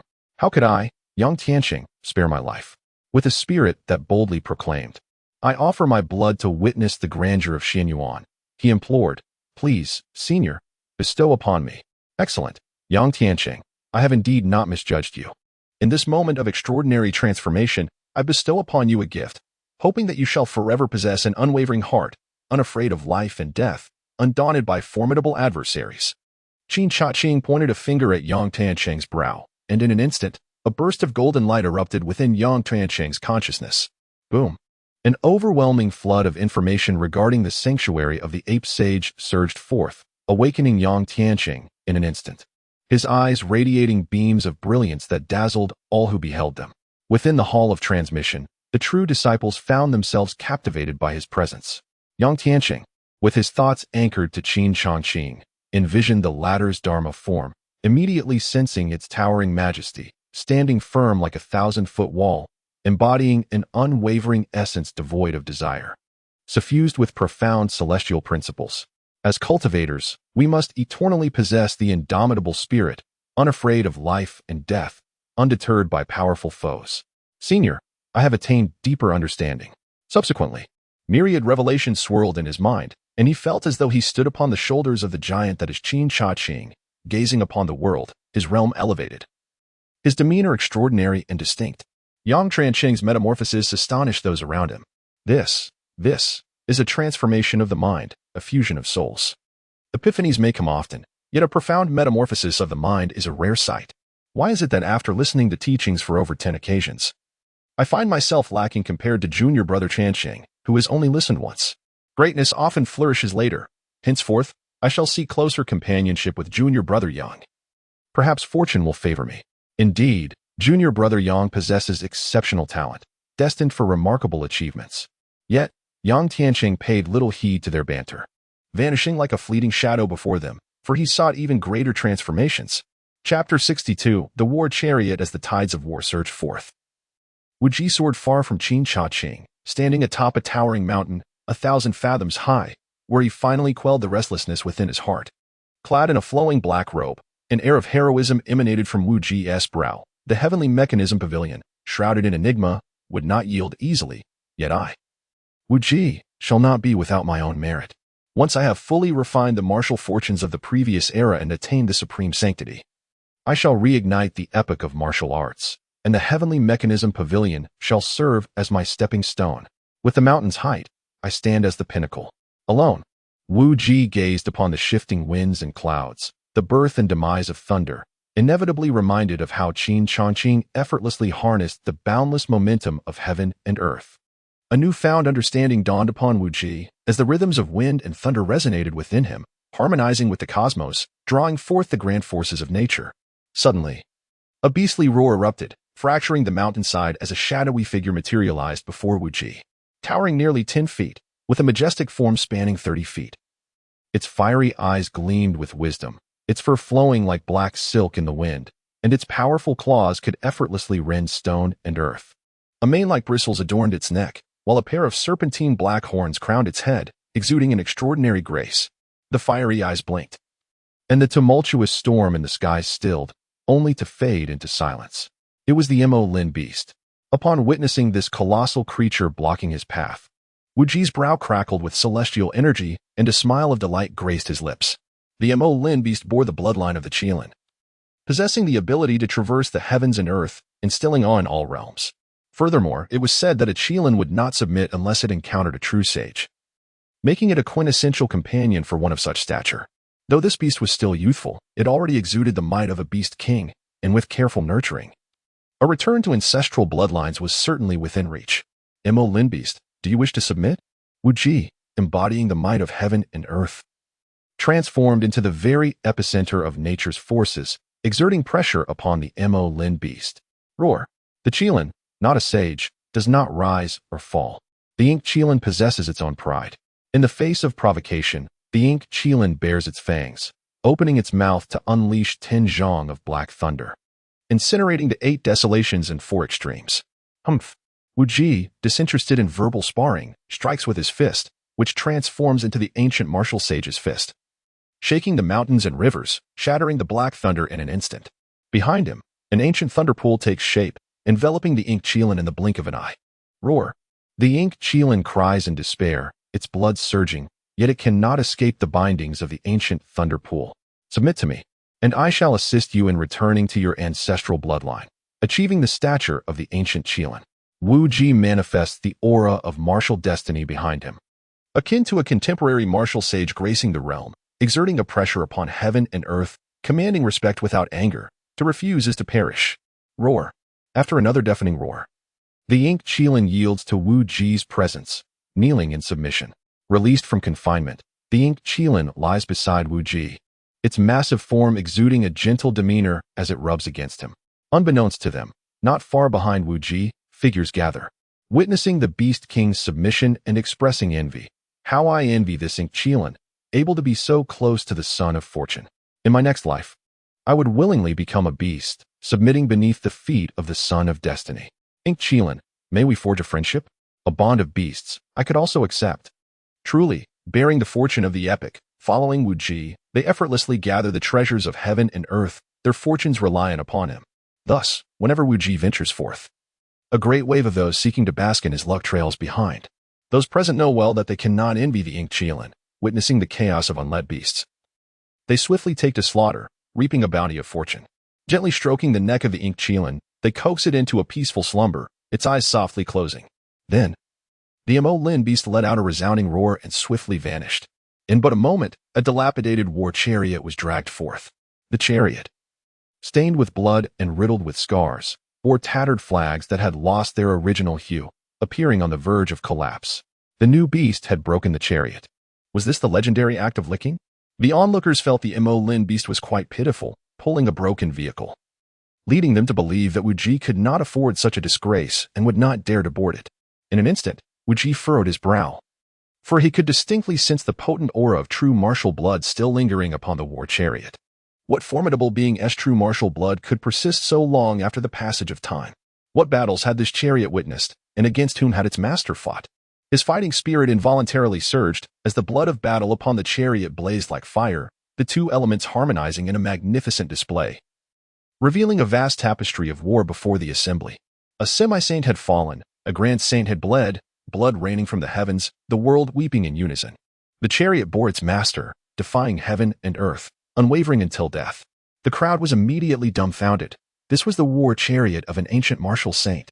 Having been bathed in the blood of countless saints, even in its decrepit state, it had achieved the extraordinary, rivaling that of a semi-saint's treasured artifact.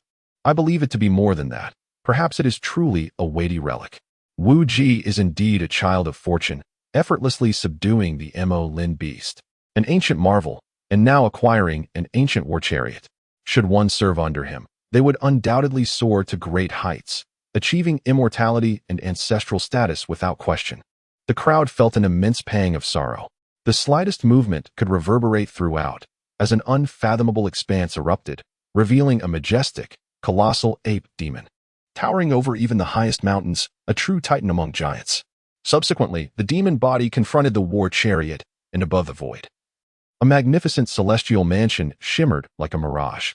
Yet, all present understood that this was no mere illusion, but the fabled abode of the ape sage manifesting in reality.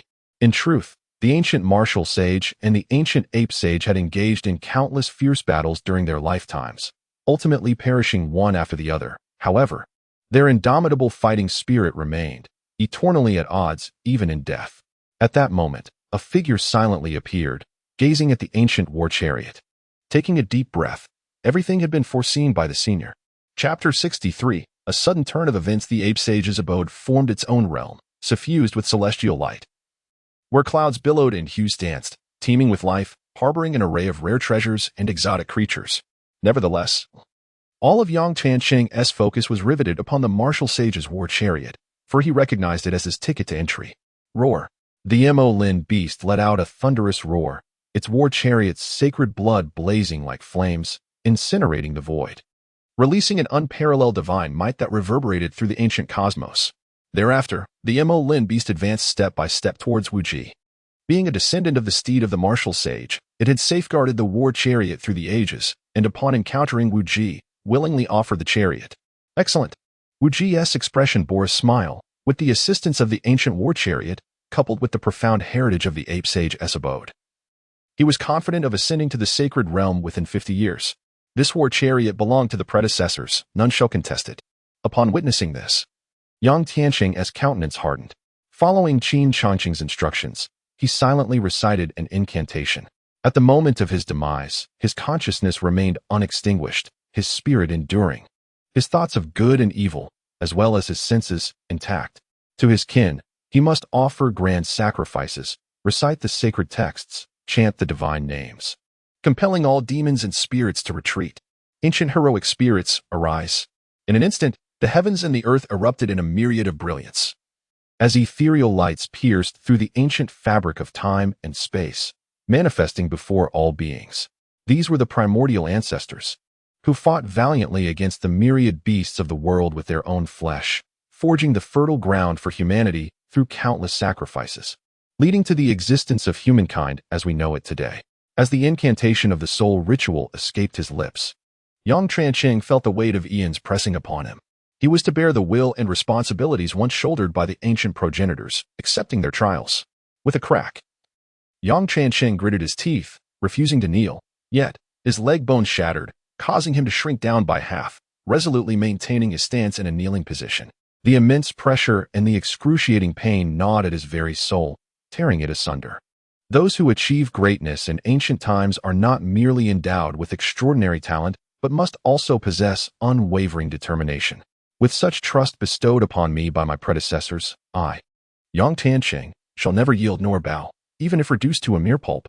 Subsequently, Yang Tianqing immersed himself in contemplation, envisioning Qin Changqing, absorbing the essence of his path to counter the external onslaught. Thunder roared as countless bolts of lightning descended like swords, piercing through him. He forged his body with this divine light, his true spirit unyielding, even as supreme ferocious beasts roared and devoured the rivers and seas. Yang Tianqing appeared to be but a minuscule drop in the vast ocean, insignificant in comparison.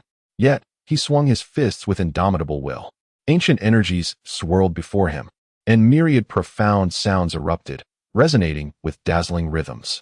At that moment, the chariot of the ancients broke free from thee and descended before Yang Tianqing, a radiant light enveloping him as he was drawn into the chariot. At that moment, Yang Tianqing realized his momentous success, a smile gracing his lips as he spoke. Senior, I have lived up to your expectations. I am grateful for your support. Is this the war saint chariot actively choosing its master? No. This is akin to extracting a tooth from a tiger's mouth. The duck that was already within Wu Ji's grasp has now taken flight. Who is this rogue? Daring enough to act in such a manner? I must approach and forge a connection. No, this presents an opportunity, yet it is fraught with peril. The consequences are too monumental for you to grasp. Allow me to take charge. Meanwhile, Wu Ji's expression darkened. He had always been the one seizing opportunities from others, never expecting someone would dare to stroke his beard. This individual must perish. Chapter 64. Pork and chive filling faced with such a precious treasure. Wu Ji could not remain indifferent. Immediately, the essence of martial arts erupted forth, intertwining with the martial destiny of the previous era, both resonating in a brilliant display. A formidable force surged like a tide, intertwining with the sacred blood on the war saint chariot. He intended to use this to draw the war saint chariot back under his command. But the war saint chariot remained unresponsive, clearly having fully accepted Yang Tianqing at this moment. The rhythm of martial arts resonated melodiously, echoing in Yang Tianqing's ears. Is this the enlightening essence of martial arts? Wu Ji's expression darkened, and within his chest, thunderous energies coalesced, merging the essence of martial arts into an indomitable force, while the stellar body radiated residual brilliance, stirring the heavenly mechanisms. Here it comes. Wu Ji consolidated the thunder into a singular entity, advancing alongside the true essence of martial arts, delivering a punch. Wherever the shadow of his fist traveled, the heavens shattered, leaving no refuge. Having inherited the martial destiny of the previous era, he was determined to reopen the era through martial arts. How could he tolerate anyone encroaching upon his rightful martial fortune? Boom. As the shadow of the fist descended, it swiftly enveloped the war saint chariot, seeking to disrupt its lineage and subsequently refine Yang Tianqing into a pill for consumption. However, The war saint chariot resonated with a powerful clang, and from its summit erupted an ancient war chariot, as myriad clansmen surged forth, undeterred by life or death. Their collective will coalescing into a singular force that shattered the overwhelming might of the strike, comparable to the pinnacle of countless titans. The war saint chariot remained utterly unmoved. Wu Ji furrowed his brow, his black robe billowing as he envisioned Qin Changqing standing between heaven and earth, embodying the grand momentum of the universe. As he moved, his fleshly fist shone with a brilliance akin to crystal jade. With a resounding impact, the imprint of his fist struck the war saint chariot, unleashing the full force of Wu Ji, which forcefully rocked the chariot. Buzz, buzz, buzz, the war saint chariot vibrated, compelled to momentarily defer its enlightenment for Yang Tianqing. As its body rolled back with boundless radiance, and the unfurling runes revealed an unparalleled divine aura. Finally, the war chariot's battered form erupted with divine power, delivering a crushing blow to Wu Ji, inflicting considerable damage upon him. Was this chariot's summit truly compatible? Merely radiating divine resonance and unleashing divine might in a vulnerable state was enough to overwhelm Wu Ji. As for the interior of the chariot, its peak was excessively ostentatious, bordering on impropriety. Ahem, your driving skills are indeed fit for the charioteer of the war saint chariot. Yet, this time, Wu Ji suffered a significant loss. Could it be that prosperity inevitably leads to decline? Upon uttering this, the crowd regarded Wu Ji with varied expressions, hoping to discern some celestial insight to reevaluate their bets. Alas, Wu Ji remained shrouded from the heavens, rendering their attempts akin to peering through a fog. Crack! At that moment, the seal of the ape saint's legacy shattered, fully revealing itself before the onlookers, with a deep entrance leading into a winding path cloaked in mystery. Wu Ji understood that it was difficult to seize the Wu Sheng battle chariot at this moment. Upon witnessing the opening of the entrance to the Yuan Sheng's legacy, he gazed at Yang Tianqing for a moment, then turned and mounted the Mo Lin beast, being the first to plunge into the cave. Missing the Wu Sheng battle chariot was unacceptable. He could not afford to miss the Yuan Sheng's legacy. The ancient divine ape was immensely powerful, its divine strength unmatched. Capable of moving mountains and crossing seas, its sacred body was forged through countless tribulations, becoming eternally indestructible. Its mystical abilities pierced the boundless void and traversed the realms of the underworld, descending into the yellow springs and ascending to the azure skies, marking it as one of the pinnacle great saints of the world. Thus, the Yuan Sheng's legacy was something he must obtain without fail. There was no room for error. Quickly, swiftly, you shall follow this newly favored child of fortune. Out of nostalgia, I shall grant you this splendid opportunity. With that, he transformed into a fleeting shadow and entered the celestial realm. Why is it that the new always holds allure, while I am not so fortunate? Seeing someone take the lead, a group followed closely behind, eager not to be left behind. As they stepped into the Yuan Sheng's legacy, a profound aura of desolation enveloped them. To the outside world, it appeared as a mere speck, yet within, it was vast and immense. With mountains piled upon mountains and the heavens' secrets tangled like a web, rendering divination ineffective.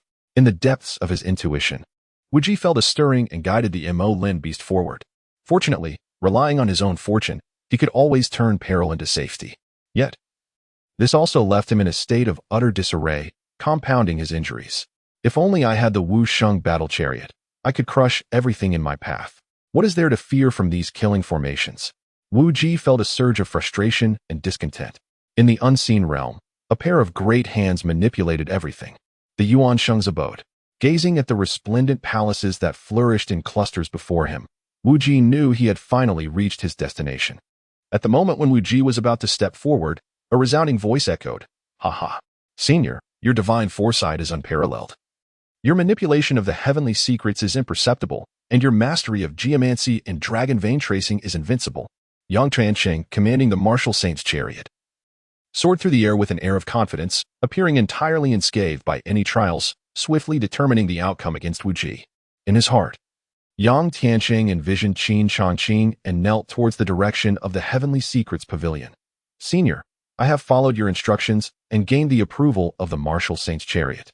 Arriving at the abode of the ape saint, next, I shall seek the hidden treasures of the ape saint's residence." What? Wu Ji's heart quaked with astonishment.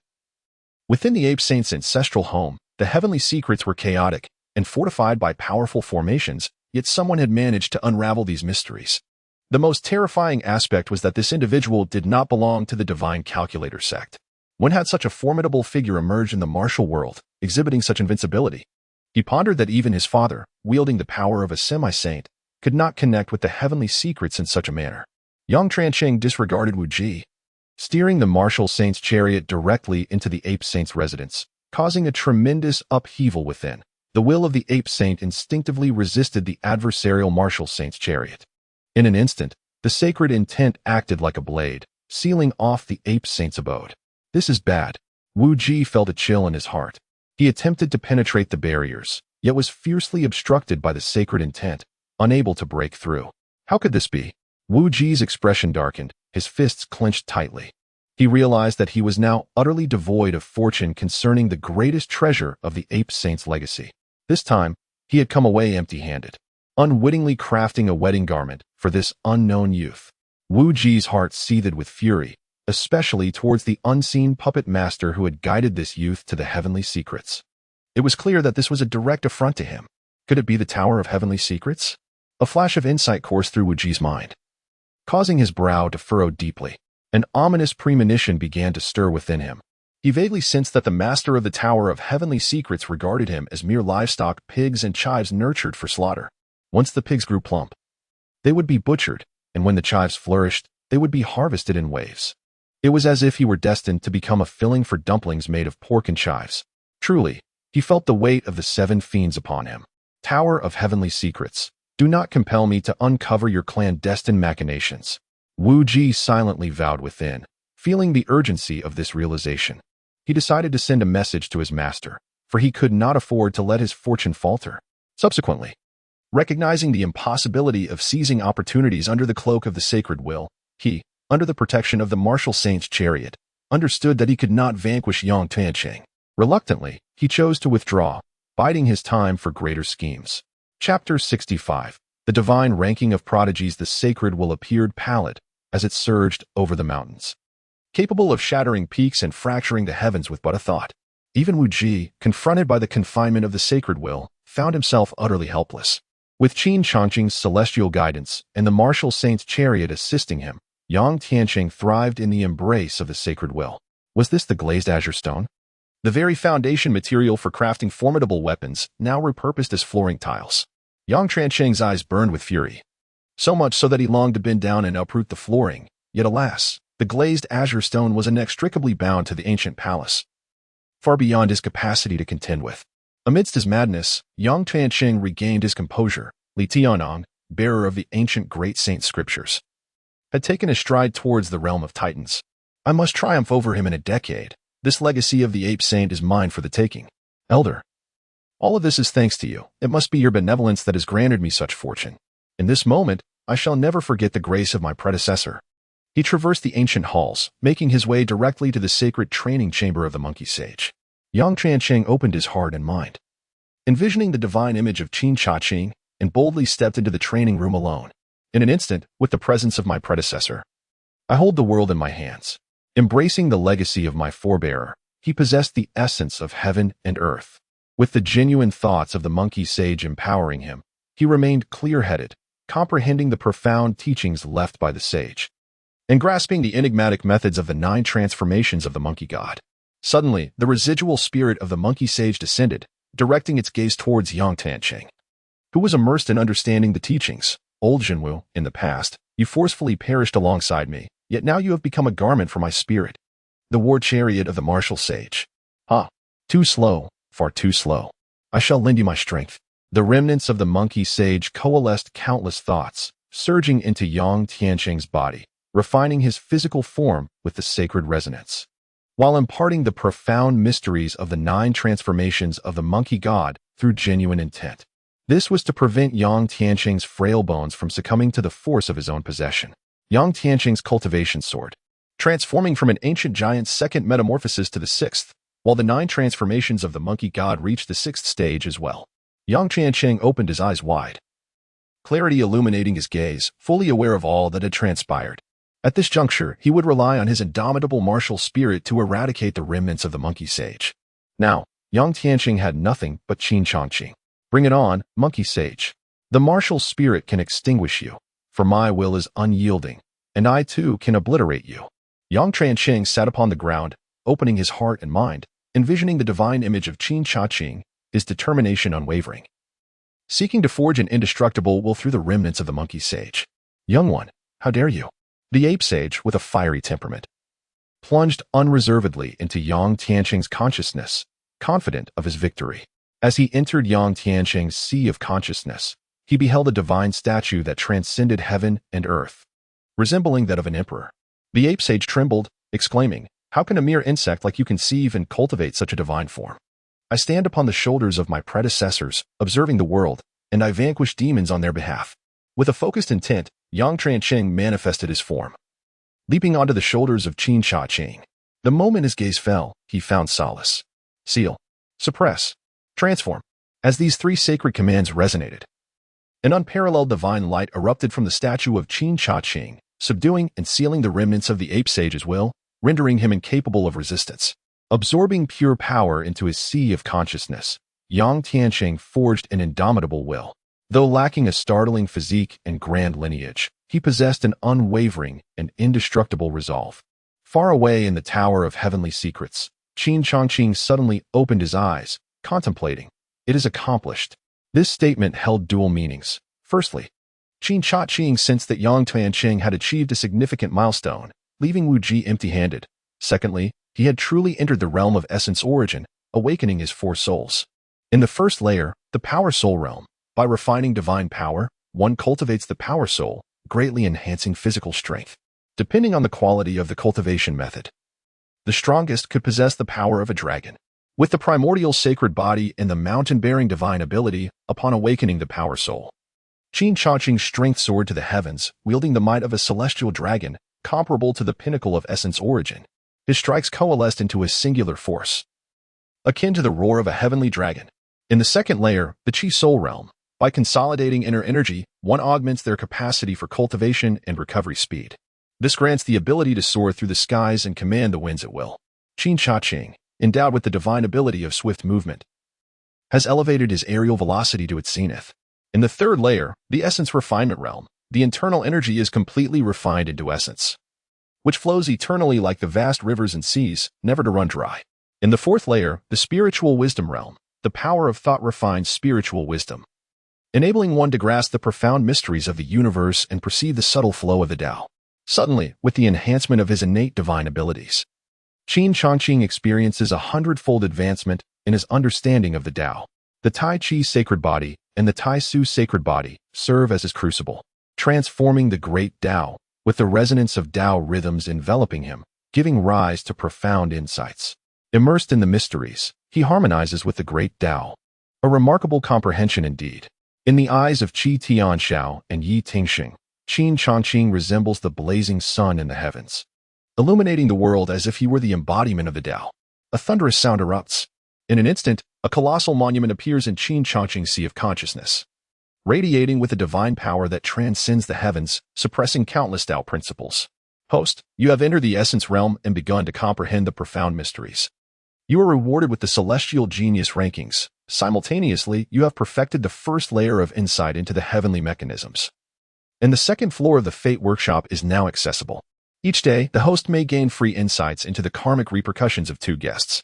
With another thunderous sound, the Celestial Mechanism Pavilion reverberates, embedding numerous principles within its structure.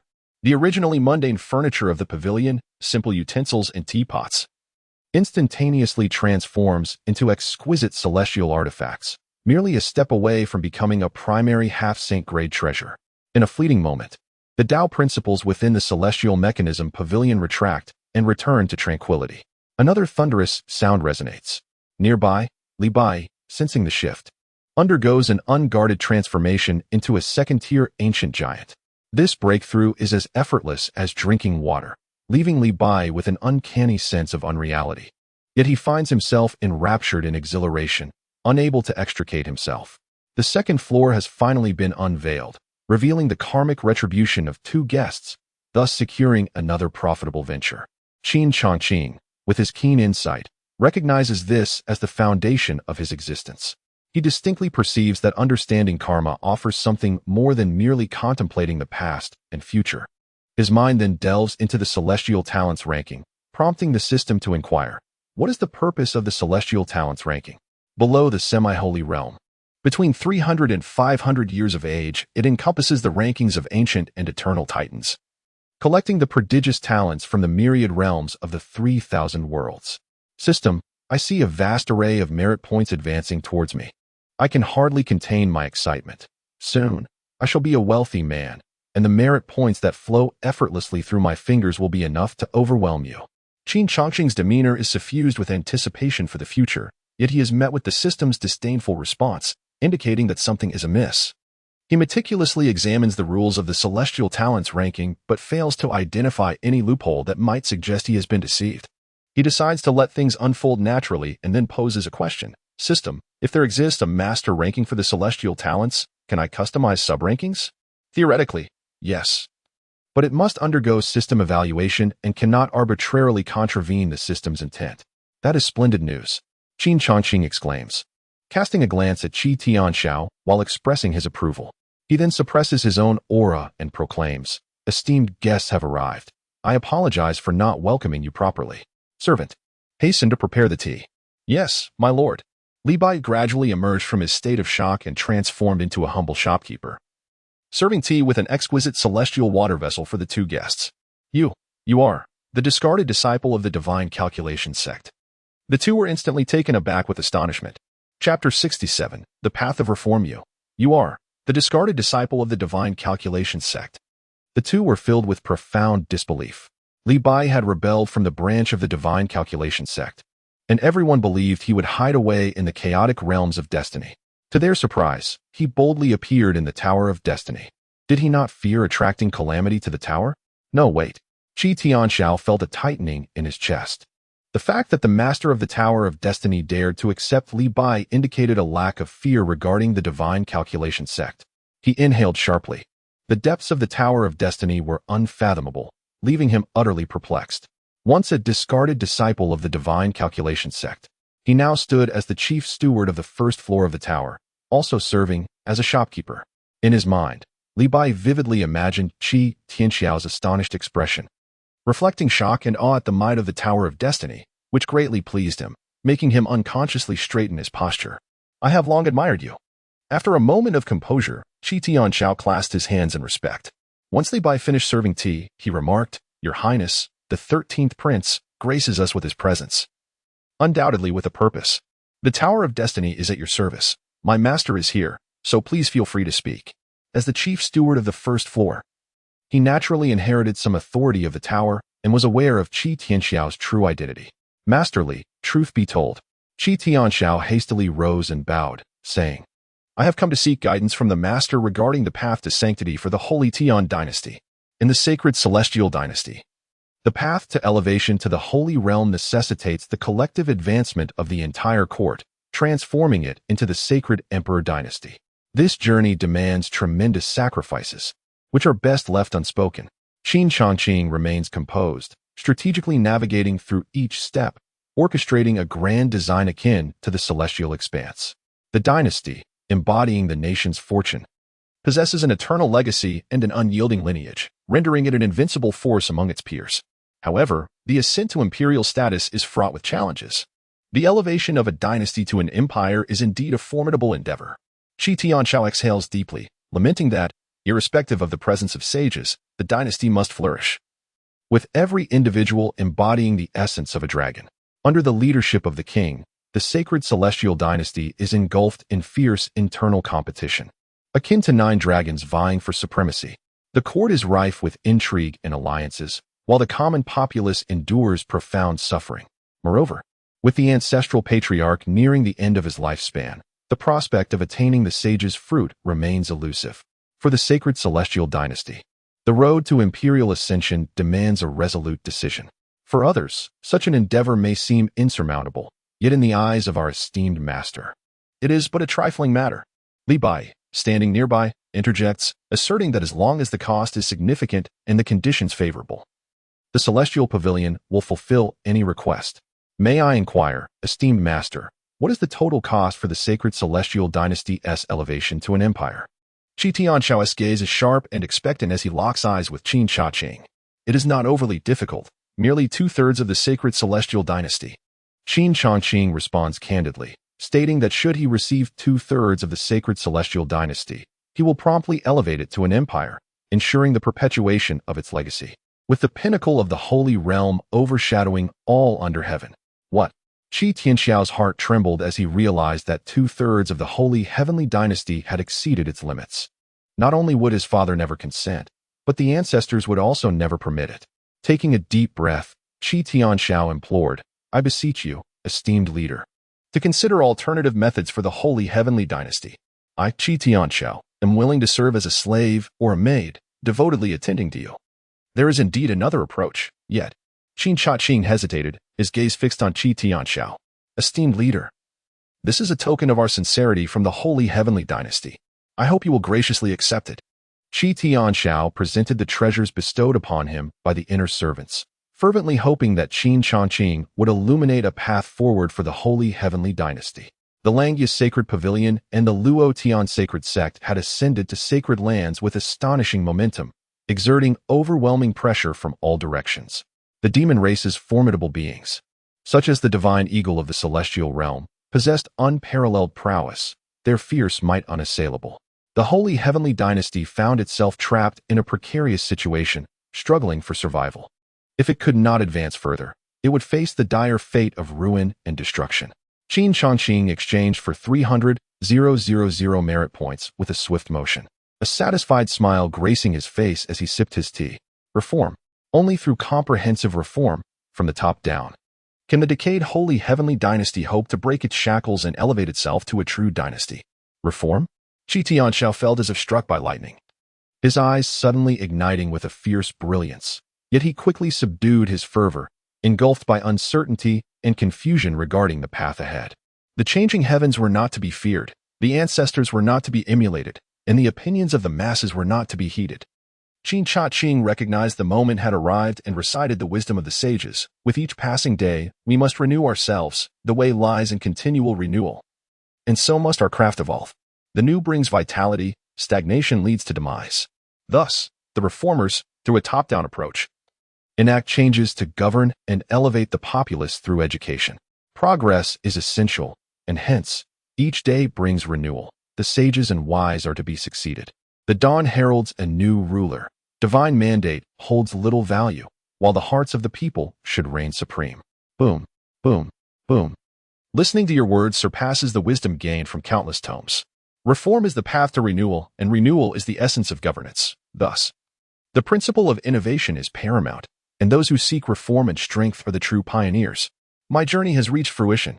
Qi Tianxiao pierced through the endless dense clouds, revealing a clear vista, instantly stepping into the realm of Confucian and Taoist discourse, rapidly ascending in understanding, and in a mere moment, he transcended into the ranks of ancient titans at the 9th level. Marvelous, truly marvelous. Qin Changqing nearly revered him with awe, yet ultimately restrained himself, unwilling to relinquish the persona he had painstakingly maintained, responding instead with a commendation of marvelous. His countenance bore a smile, but internally, he felt a tumult of emotions. Possessing talent is admirable, but what does one think of themselves? They frequently encounter their own flaws, seeking breakthroughs through their own means. The crux of the matter is, they do not offer immediate rewards. Beside him, Li Bai was rendered speechless, filled only with envy. This is truly extraordinary. To hear a single discourse and consecutively advance to higher realms is easier than drinking water. Who am I to argue? Senior, please accept my humble bow. Qi Tianxiao knelt directly before Qin Changqing, expressing profound gratitude for this great path. The achievements of today shall be repaid with utmost dedication. The path of reform is paved with blood. Qin Changqing sighed, reflecting, do you not see the resplendent Soviet Republic, birthed from the bloodshed of the October Revolution, defying the divine mandate? Behold, the grand celestial empire of China, having endured the Taiping Rebellion, the 100 Days Reform, and the Northern Expedition, has soaked the earth in blood and shrouded the sky in sorrow, thus achieving the greatness of the celestial dynasty. Do you not see, Your Highness? Although you have expressed your thoughts, the revolution has yet to succeed. Relentless effort is still required. if one does not emerge to establish their fate. Words are but reflections in a mirror, flowers in water, or castles in the air. Esteemed elder, Qin Changqing stood in a daze. Unable to fathom the magnitude of upheaval his emergence might provoke, it could very well destabilize the foundation of the holy dynasty. Destiny, indeed, is in the hands of His Highness. Failure to rise and establish one's fate will inevitably lead to strife among brothers and discord between father and son within the holy dynasty. Before Qin Changqing could finish speaking, Qin Changqing's expression turned sorrowful. Esteemed elder, I fear. A flicker of struggle appeared in his gaze, and ultimately, he deeply cupped his fists and bowed to Qin Changqing, slowly retreating from the Hall of Heavenly Secrets alongside Yi Tingxing. Master of the Hall, are we truly allowing them to depart just like that? A monumental figure, at such a high realm, is dismissed with a mere declaration? This is an outrageous bargain. Li Bai felt a sense of injustice, believing he had suffered a great loss. The cause has been set, and the decree of destiny cannot be evaded by mere avoidance. Qin Changqing spoke calmly. Henceforth, the divine list of heroes shall be revealed. The divine list of heroes? Li Bai's eyes widened with intrigue, his ears perked up. What sort of list is this? Could it be akin to the Celestial Strategy list of the Divine Calculation Sect? The Divine Calculation Gate's Celestial Strategy rankings, utilizing the Emperor weapon, the Heavenly Mechanism strategy, encompass the essence of celestial knowledge, forging the three esteemed lists of humanity: the Heavenly list for the saints, the Earthly list for the eternal titans, and the Human list for the legendary figures. These three illustrious rankings can be regarded as the very foundation of the Divine Calculation Gate. With a subtle smile, Qin Changqing gently cast his palm outward, and an ancient steel materialized in midair. The steel reached from the heavens to the earth, encapsulating the past and present, embracing the myriad realms. The heavens shifted in hue, and all celestial secrets were gathered within the steel. Crack, crack, crack, crack. The four bolts of heavenly punishment struck without yielding an inch as divine radiance surged forth, revealing the four characters of the celestial hero list, resonating melodiously, their sound echoing throughout the Kanglan ancient domain. In that moment, all forces within the Kanglan ancient domain were captivated by the essence of the celestial hero list. Qin Changqing's voice reverberated through the ages. Today, the Heavenly Mechanism Pavilion acts on behalf of the heavens to forge the celestial hero list. This list spans the heavens and the earth, encompassing all that has transpired across the myriad realms. Now, I announce the Human Emperor list and the Human King list. These two lists encompass every significant figure and legendary titan who falls within the age range of 300 to 500 years, without exception. Boom. At this moment, the crowd witnessed the celestial hero list pulsating, with the Human Emperor list appearing first. First place, Ancient Heavenly Path, the young leader of the Kanglan ancient clan, having reached maturity, stands at the pinnacle of the great titans, forging a body that defies the ancient gods. Second place, Song Shui, a solitary cultivator in his prime, stands at the apex of the great titans, carrying immense fortune, wielding the weight of celestial artifacts, embodying the ascending dragon body, defying the saints, and achieving boundless potential. Third place, Qi Tianxiao, the 13th prince of the Holy Heavenly Dynasty, at the age of 29, a pinnacle of ancient giants, achieved enlightenment and established Confucian doctrines in a single moment. Fourth place, Wu Ji, the vice master of the Divine Fate Temple of the Kanglan ancient domain, in his 30s. A 7th-tier ancient giant, bearing the martial destiny of the previous era, embodying the essence of invincible martial arts, a naturally gifted martial body, with a tempestuous spirit, however. Due to forcibly seizing another's life star, the 5 elements within him have yet to harmonize completely. Fifth place, 100th place. A divine emperor's ranking encompasses all prodigies of the human race within the Kanglan ancient domain, detailing their ages, combat prowess, and even artifacts, all meticulously listed. As long as one dwells within the Kanglan ancient domain, there is no escape or concealment, unless one possesses a treasure that obscures the heavenly secrets, capable of evading the scrutiny of the prodigy rankings. However, from the list, it is evident that all, from the young patriarchs of ancient clans to the princes of dynasties, and even the independent practitioners bearing significant treasures, are included, illustrating the scope of this ranking. Moreover, this ranking is more comprehensive than the Divine Strategy ranking of the Divine Fate Temple. To outsiders, it may appear merely a matter of detail versus simplicity, but to the discerning, it signifies a profound disparity in heavenly secrets. Within the Divine Fate Temple, The master Xiao Qinghuan's expression was icy. The Tower of Heavenly Secrets is exceedingly arrogant. The Divine Fate Temple utilizes the imperial weapon, the heavenly strategy, as a medium, and the divine strategy ranking as its foundation, encompassing the world's extraordinary talents and cataloging innumerable treasures, reaping vast benefits. Yet now, the Tower of Heavenly Secrets has resorted to malicious actions, introducing such a ranking to rival the Divine Fate Temple. Should it prove inferior to the Divine Fate Temple, all would rejoice, allowing for reconciliation and the elevation of the younger generation. Yet, the Prodigy ranking has directly surpassed the Divine Strategy ranking, leaving the Divine Fate Temple a colossal force among the heavens, with no face to maintain. What is most infuriating is that on the Celestial Strategy list, his son, Wu Ji, ranks first, enjoying the fortune of the younger generation in the Kanglan ancient domain. Yet, he has now been cast down from his pedestal by the Talented One's divine list, now languishing in fourth place. Furthermore, in the presence of the Talented One's divine list, he shamelessly flaunts his son, having forcibly seized another's life star, resulting in a discordance of the five elements. This is akin to desecrating the ancestral grave of Xiao Qinghuan. This enmity will endure endlessly, a feud that cannot be reconciled. Junior brother, summon forth the Celestial Strategy list. Xiao Qinghuan, in a position of great power, uttered these words in a fit of fury, causing the very space before him to collapse. Thunderous arcs flickered ominously in the heavens, exuding a formidable presence. Yes, master. Even at this pivotal moment when the Celestial Strategy list is undergoing transformation beyond the nine heavens, Gu Weiqing did not hesitate, casting forth a stone tablet and then deftly forming an intricate seal with his fingers. Before one's eyes, a list appeared within the cave realm, connecting to the boundless void. This list, though unadorned, trembled subtly with the residual winds of the nine heavens. These winds, alongside the legendary nine nether phoenix, are known as the two ultimate destructive winds, annihilating all in their path. Yet they could not shake the list. The Celestial Strategy list, classified as a semi-holy relic, has endured countless years of refinement within the heavenly Decree Divine Hall, successively melding the nine refinements of Void Stone, true silk of the Divine Silkworm, the hide of the Void Divine Beast, and the bones of the heavenly Mechanism Divine Beast to forge its foundation, tempered for innumerable years by the winds of the nine heavens. Thus, upon the emergence of the Celestial Strategy list, the heavenly mechanisms trembled, and boundless celestial secrets were absorbed into it. The Celestial Strategy list resembled an ancient colossal beast, tirelessly absorbing the essence of heaven and earth. This signifies the manifestation of a holy relic. A smile graced Xiao Qinghuan's face, his heart swelling with pride.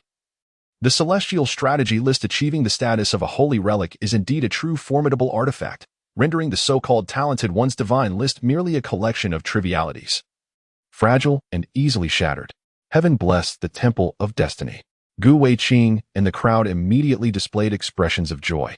The emergence of the heavenly strategy list would surely sweep through the realms. Haha. The secrets lie within my Temple of Destiny.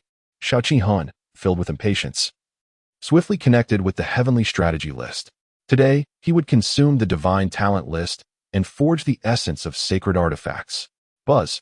The heavenly strategy list transformed into a radiant arc.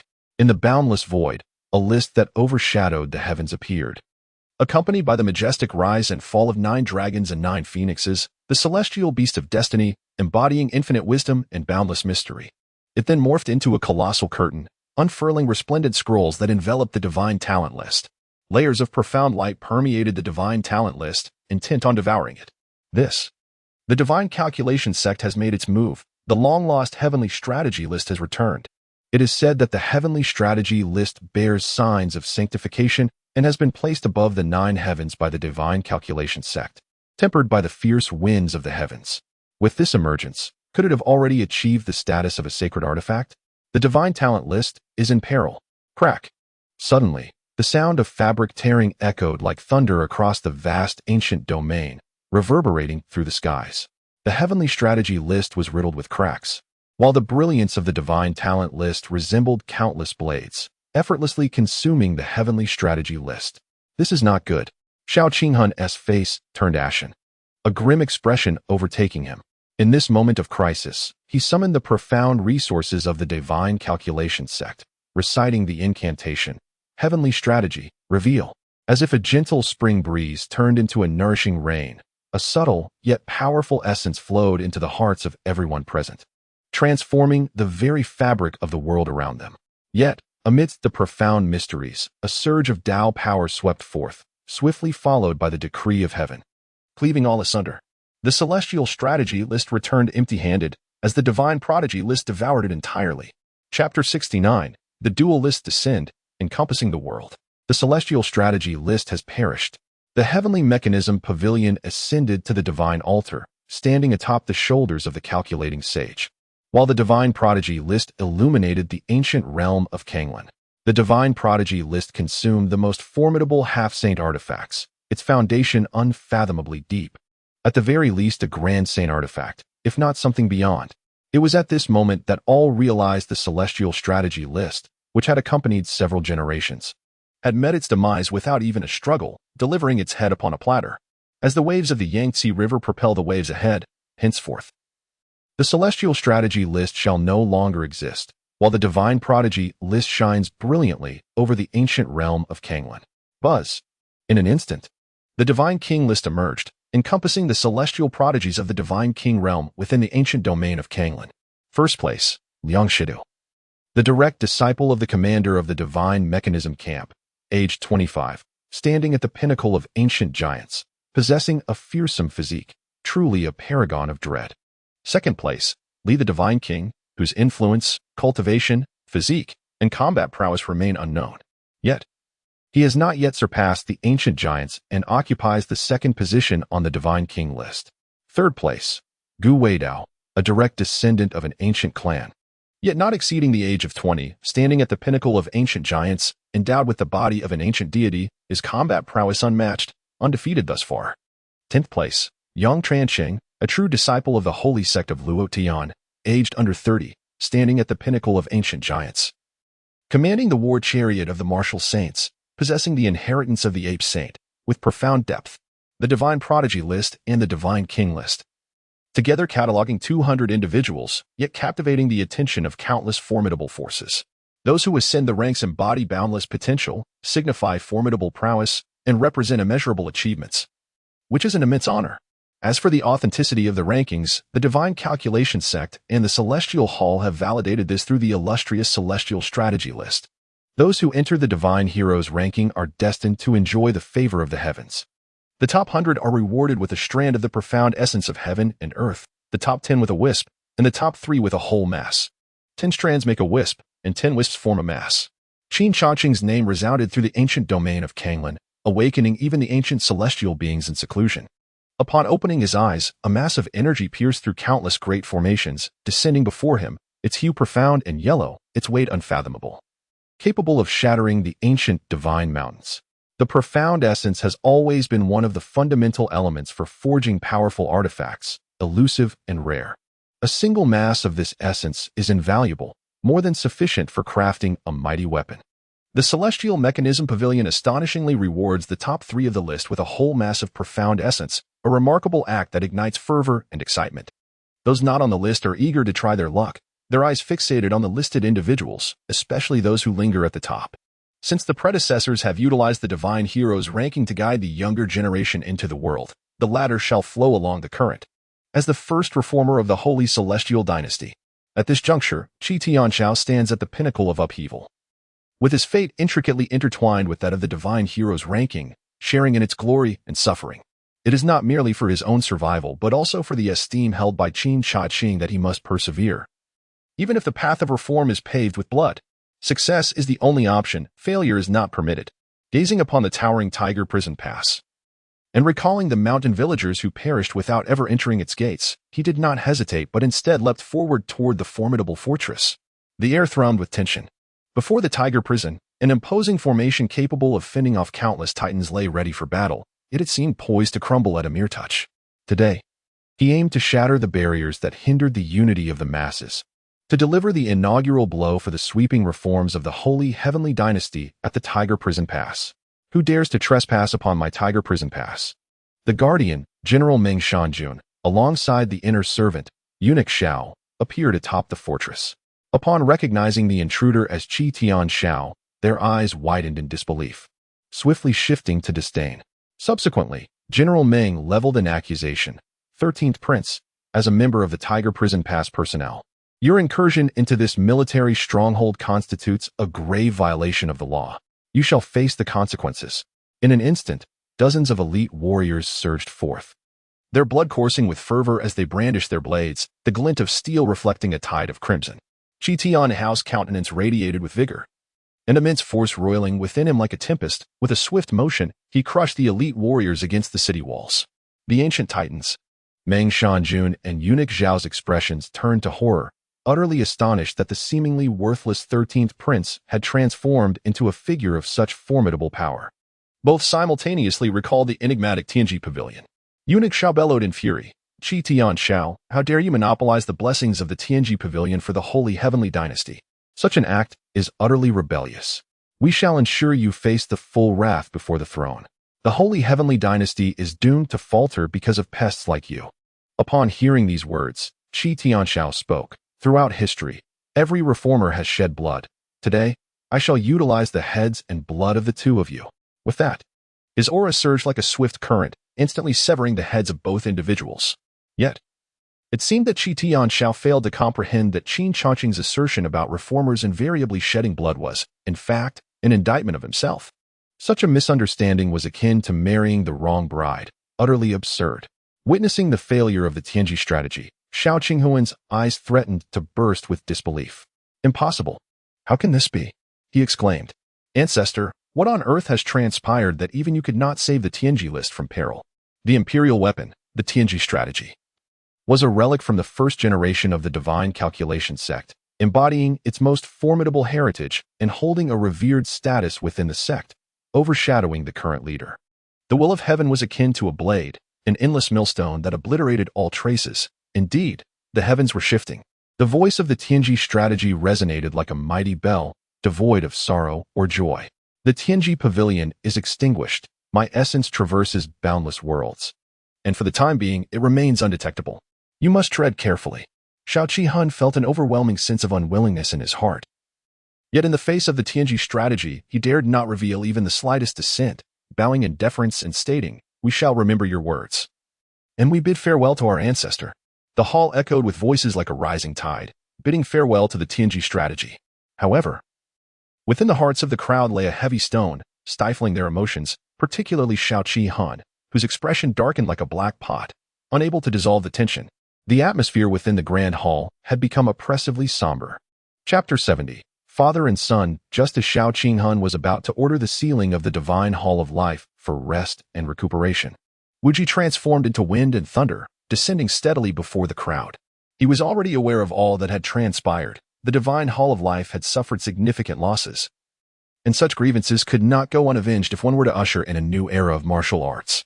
Particularly vexing was the fact that the likes of Qi Tianxiao, a mere waste, ranked above him, an affront to his dignity. Father, issue a challenge on my behalf. I wish to confront Qi Tianxiao, the Holy Celestial Dynasty, Wuji declared with resolute determination. My son, the winds are turbulent, and the celestial mechanisms are in disarray. The esteemed ancestor of the celestial mechanism has mandated that we remain vigilant, Xiao Qihun replied, fully aware of his son's unparalleled prowess and relentless pursuit of martial truth, which could not allow him to dwell in the shadows of others. The ancient clans remain aloof from worldly affairs, and the masses are oblivious. The solitary cultivator, Songshi, possesses formidable artifacts, severing the celestial calculations from the divine gate scrutiny. Only Qi Tianxiao remains within reach. No matter, the Celestial Mechanism Pavilion is a bastion of injustice, merely a facade for deception and thievery. Wu Ji articulated his thoughts clearly, recalling his previous encounter with Qi Tianxiao during his passage through the Celestial Mechanism Pavilion. This individual was but a fifth-tier ancient giant, and the gap to the Confucian realm of discourse was insurmountable.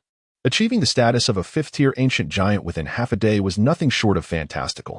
The Celestial Mechanism Pavilion distorts the truth, suppresses dissenters, and forcibly alters reality. I shall expose their wolfish ambitions to the world. My son, you truly embody the Son of Destiny. The Divine Hall of Life will surely flourish under your guidance. Upon hearing these words, Xiao Qihun revealed a contented smile, the warmth of a father. For your sake, I shall issue the challenge in the name of the Divine Gate, unveiling the misdeeds of the Celestial Mechanism Pavilion to all. Having spoken, Xiao Qihun instructed his men to proceed to the Holy Tianwang dynasty and then dismissed everyone. leaving only the two of them, father and son. With a stern expression devoid of luster, Xiao Qihun gazed at Wu Ji and declared, "My son, I shall temporarily safeguard that strand of Xian Wang energy for you. The enigmatic and unpredictable Tianji Pavilion might conspire against you. Given your status as the child of destiny, it is prudent to guard against potential treachery that may arise at a critical juncture. Yet, with that strand of Xian Wang energy assisting you, your pivotal artifact could advance further, allowing you to traverse the crucial chasm and attain the stature of a true sage. Father, the Tianji Pavilion intends to humiliate me. I, Wu Ji, am inherently exceptional. I shall not tolerate further indignities through Xian Wang energy." Wu Ji's countenance was cold and resolute. "Ah, my son possesses great wisdom." Xiao Qinghuan's facial muscles twitched slightly, wishing he could reprimand this ungrateful child. How could one who had never managed a household understand the value of basic necessities? Nevertheless, as both a father and a lord, he could not allow his anger to surface. Indeed, today was a stroke of ill fortune, having not only lost his wife but also his troops. Even the fortune he had grasped slipped away. "Father, I must retreat to seclusion. I bid you farewell for now." Wu Ji remained indifferent to Xiao Qinghuan's unusual demeanor and turned to his cultivation chamber. He gently opened his palm, revealing a radiant strand of Xian Wang energy. Subsequently, he absorbed the Xian Wang energy into his body, refining it within the body of the martial sage, tempering his wind and thunder physique, and suppressing the anomalies within his life star's essence.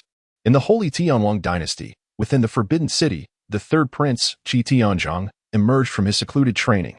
Upon observing a strand of Xian Wang energy before him, his expression transformed into one of great delight. Astonished to find such fortune at the tail end of the Divine King rankings. However, this joy was swiftly overshadowed by an overwhelming sense of crisis. Upon his emergence, he sought his father, the king, in order to summon a master craftsman to infuse a trace of the profound yellow energy into his innate Dao artifact, thereby significantly enhancing his combat prowess. Your Highness, congratulations on securing the 98th position on the Divine King ranking. You stand as the 98th among all the prodigies of the entire Kanglan ancient domain, and your future accomplishments are boundless. Upon seeing the third prince, the attendant promptly knelt in reverence. My aspirations lie beyond this. The third prince felt a surge of satisfaction within yet feigned indifference, for his path was clearly illuminated. Lofty and resplendent, the mere Divine King ranking was but a confined dragon's pool. He was destined to soar to great heights. Once he finished his facade, he frowned slightly and inquired, "Why do so many unfamiliar powerful presences linger within the Forbidden City? Are they seeking to challenge me?" His expression shifted to one of astonishment. Fearing for his position, "Send a decree, regardless of who visits, I shall not meet with anyone. Quickly, disguise me. I must secretly journey to the royal city to seek an audience with my father. Your Highness." The attendant hesitated, unsure of how to articulate his thoughts. "Is there a problem?" he pressed. "Could it be that this group of intruders has surrounded my residence? I shall not engage in combat." The third prince had scarcely warmed his seat on the Divine King ranking and would not willingly relinquish it. "It is the 13th prince. Those individuals are coming for him." The attendant gritted his teeth, for the 13th prince had inexplicably ascended to the third position on the Divine Emperor ranking, his achievements unparalleled. "What? That worthless fool." "The third prince is greatly agitated. I must immediately seek an audience with father. This imbecile must have monopolized the fortune bestowed by the heavenly Mechanism Pavilion to attain such achievement. Curse it, this rightfully belongs to me." Within the confines of the Forbidden City, the atmosphere in the Golden Throne Hall was so heavy it could freeze the air. Qi Daoshuan's steadfast companion remained silent. Fearing the wrath of the king, the third prince requests an audience. A summons broke the oppressive silence. Taking a deep breath, King Qi's eyes flickered with fury. His son, whom he had nurtured with utmost devotion, languished at the bottom of the Divine King's list, while his typically inept son soared to the top 3 of the Divine Emperors. Was this not a testament to his lack of discernment? "Let him enter," commanded King Qi. "Father, the 13th brother has audaciously claimed the fortune granted by the heavenly Mechanism Pavilion for himself. His wolfish ambitions are glaringly apparent. If he is not severely punished, it will be impossible to uphold justice." The third prince feigned a stance of selflessness and loyalty. King Qi cast a disappointed glance at the third prince. The disillusionment was palpable. This was his most favored son, yet he would pit brother against brother for the sake of his own position. Nevertheless, he required a means to suppress the 13th brother, lest he lose his precarious seat. Thus, even if he suspected the third prince was spouting nonsense, He had no choice but to entertain it as truth. Is this truly the case? King Qi's authority loomed over the golden throne hall. Father. As for the 13th brother's abilities, outsiders may remain oblivious, but as family, we are most familiar with them. The third prince articulated his points with clarity and conviction, asserting that if the 13th brother were to rely on the dynasty to procure fortune, how could he possibly ascend to the rank of a great sage? May your majesty discern the truth and restore justice to the realm. Otherwise, I, your humble son, shall not yield. How can this be? It is truly outrageous. I placed my utmost trust in him, confiding a significant responsibility, yet he has committed such treacherous acts. The king of Qi descended the steps, seething with rage, commanding, "Issue my royal decree. Open the great array of the forbidden city and capture the traitorous son." The mention of the great array sent chills through the air.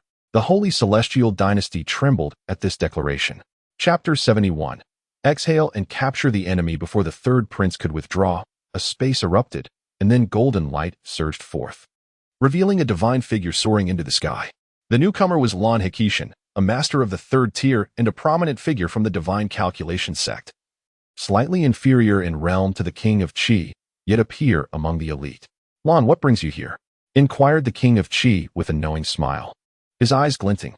As a high-ranking member of the Divine Calculation Sect, cultivating a favorable rapport would undoubtedly benefit his claim to the throne. In my humble opinion, there is no need for concern, esteemed elder. The might of the Divine Calculation Sect's heavenly temple is well known. The Celestial Dynasty has long been allied with the sect. From my father to myself, Lan Hekishan, with a solemn demeanor and an air of authority, cast a discerning glance at the self-satisfied third prince before tossing down a challenge. One day hence, the young lord shall arrive to duel the 13th prince. With that, Lan Hekishan tore through the fabric of space and vanished. The third prince, feeling a twinge of embarrassment, yet possessing great composure, remained unfazed. Pausing briefly, he clasped his hands in respectful counsel, saying, "Father, the actions of the Divine Calculation Sect seem akin to divine intervention. The young master of the Celestial Temple, a prodigious talent, regardless of victory or defeat, shall undoubtedly exhaust the 13th brother immensely. At that moment, when we strike unexpectedly, the 13th will be utterly unprepared, allowing the opportunist to reap the rewards effortlessly. Should we emerge victorious, it would add luster to our holy celestial dynasty, ensuring its fortunes flourish even further."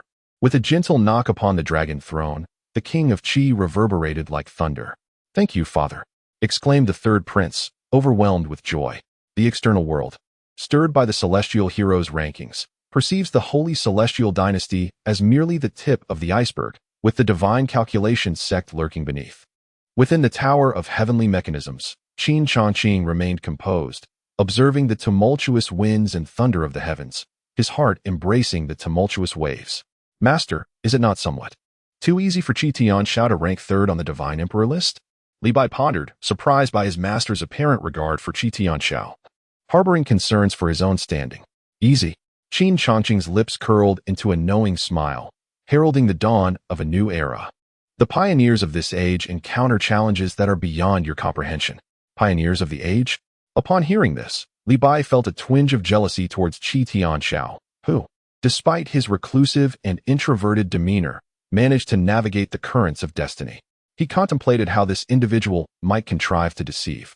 Qin Changqing, disinclined to elaborate further, shifted his focus, illuminating the path ahead for Qi Tianxiao. Beneath the setting sun, Qi Tianxiao stood outside the Forbidden City, yet had not yet entered. "Your Highness, why do you pause?" Yuting inquired, brimming with excitement throughout their journey. As they approached the city with its renewed visage, Qi Tianxiao mused about the manner in which he should enter, seeking a pose worthy of that moment. A smirk graced his lips as he spoke candidly. Yuting felt a slight blow to his spirits. "Your Highness, you have changed. You are no longer the studious prince, immersed in the teachings of sages, oblivious to the world outside." A soft cough escaped from Qi Tianxiao. "In life, one must embrace a certain flamboyance. Shall we descend from the heavens?" suggested Yuting. "That is too modest, Tingxing. Your vision is limited," Qi Tianxiao replied, shaking his head. "What I intend to do marks the dawn of the holy heavenly dynasty. It is to perpetuate the sacred teachings of our forebears and to usher in peace for the populace. The path of reform is one of renewal, grounded in virtue and compassion for the people. Thus, I shall reveal my divine purpose to the world when the auspicious winds arrive." Your Highness, you are becoming rather lofty. Yu Tingxing remarked candidly. Qi Tianxiao shook his head again. No, reform must begin with oneself. Without shedding the old self, how can one be reborn? The next day, as dawn's light dispersed across the realms, a solitary figure stood resolute atop the purple forbidden city, his aura unwavering, patiently awaiting Qi Tianxiao's arrival. How magnificent! Is that the 13th prince? Wasn't he considered useless? My uncle's cousin's mother's brother's younger brother serves at the 3rd prince's residence. It is said the 13th prince's prowess is unparalleled. He towers over the entire purple forbidden city. Silence can be powerful. When he finally speaks, it is indeed astonishing. The 13th prince is truly remarkable, and his potential is vast. Feeling the fervent aspirations of the people coalesce like flames, Qi Tianxiao sought to forge the collective will of the populace, inheriting their hearts to pave the way for an era of peace. Through the path of reform, he would embark on the journey of establishing the holy heavenly dynasty. Qi Tianxiao, come forth for a duel. At this moment, Wu Ji exuded a formidable aura, his black robe rustling ominously, while the ink-scaled beast beneath him roared fiercely. The duo surged forth to confront Qi Tianxiao with astonishing speed. Qi Tianxiao, however, remained unfazed, standing calmly atop the pinnacle of the forbidden city, welcoming his arrival. You have come, he remarked. Wu Ji, clad in black, replied with a sharp glare. Did you anticipate my coming? Qi Tianxiao, exuding an air of tranquility, responded. I did not foresee it, yet I am aware that regardless of knowing or not, you have arrived. Prepare to receive my punch, Wu Ji declared, launching his fist forward. Enveloped in a swirling essence of profound yellow energy, capable of obliterating 10 mountains with its sheer force. As Confucius once said, soaring through the void on the winds. Qi Tianxiao maneuvered through the fabric of space, traversing distances effortlessly, evading Wu Ji's strike as if transcending boundaries. Wu Ji unleashed a series of punches, their shadows intangible. Yet Qi Tianxiao deftly evaded them all with the same finesse, never allowing even a graze to touch him. Could it be that the heavenly Mechanism Pavilion merely taught you the art of retreat? Do you dare to confront me in a true battle? Wu Ji roared, shattering 100 miles of space and sending Qi Tianxiao reeling. The ink-scaled beast beneath him thundered forward, its hooves striking the heavens in pursuit of Qi Tianxiao.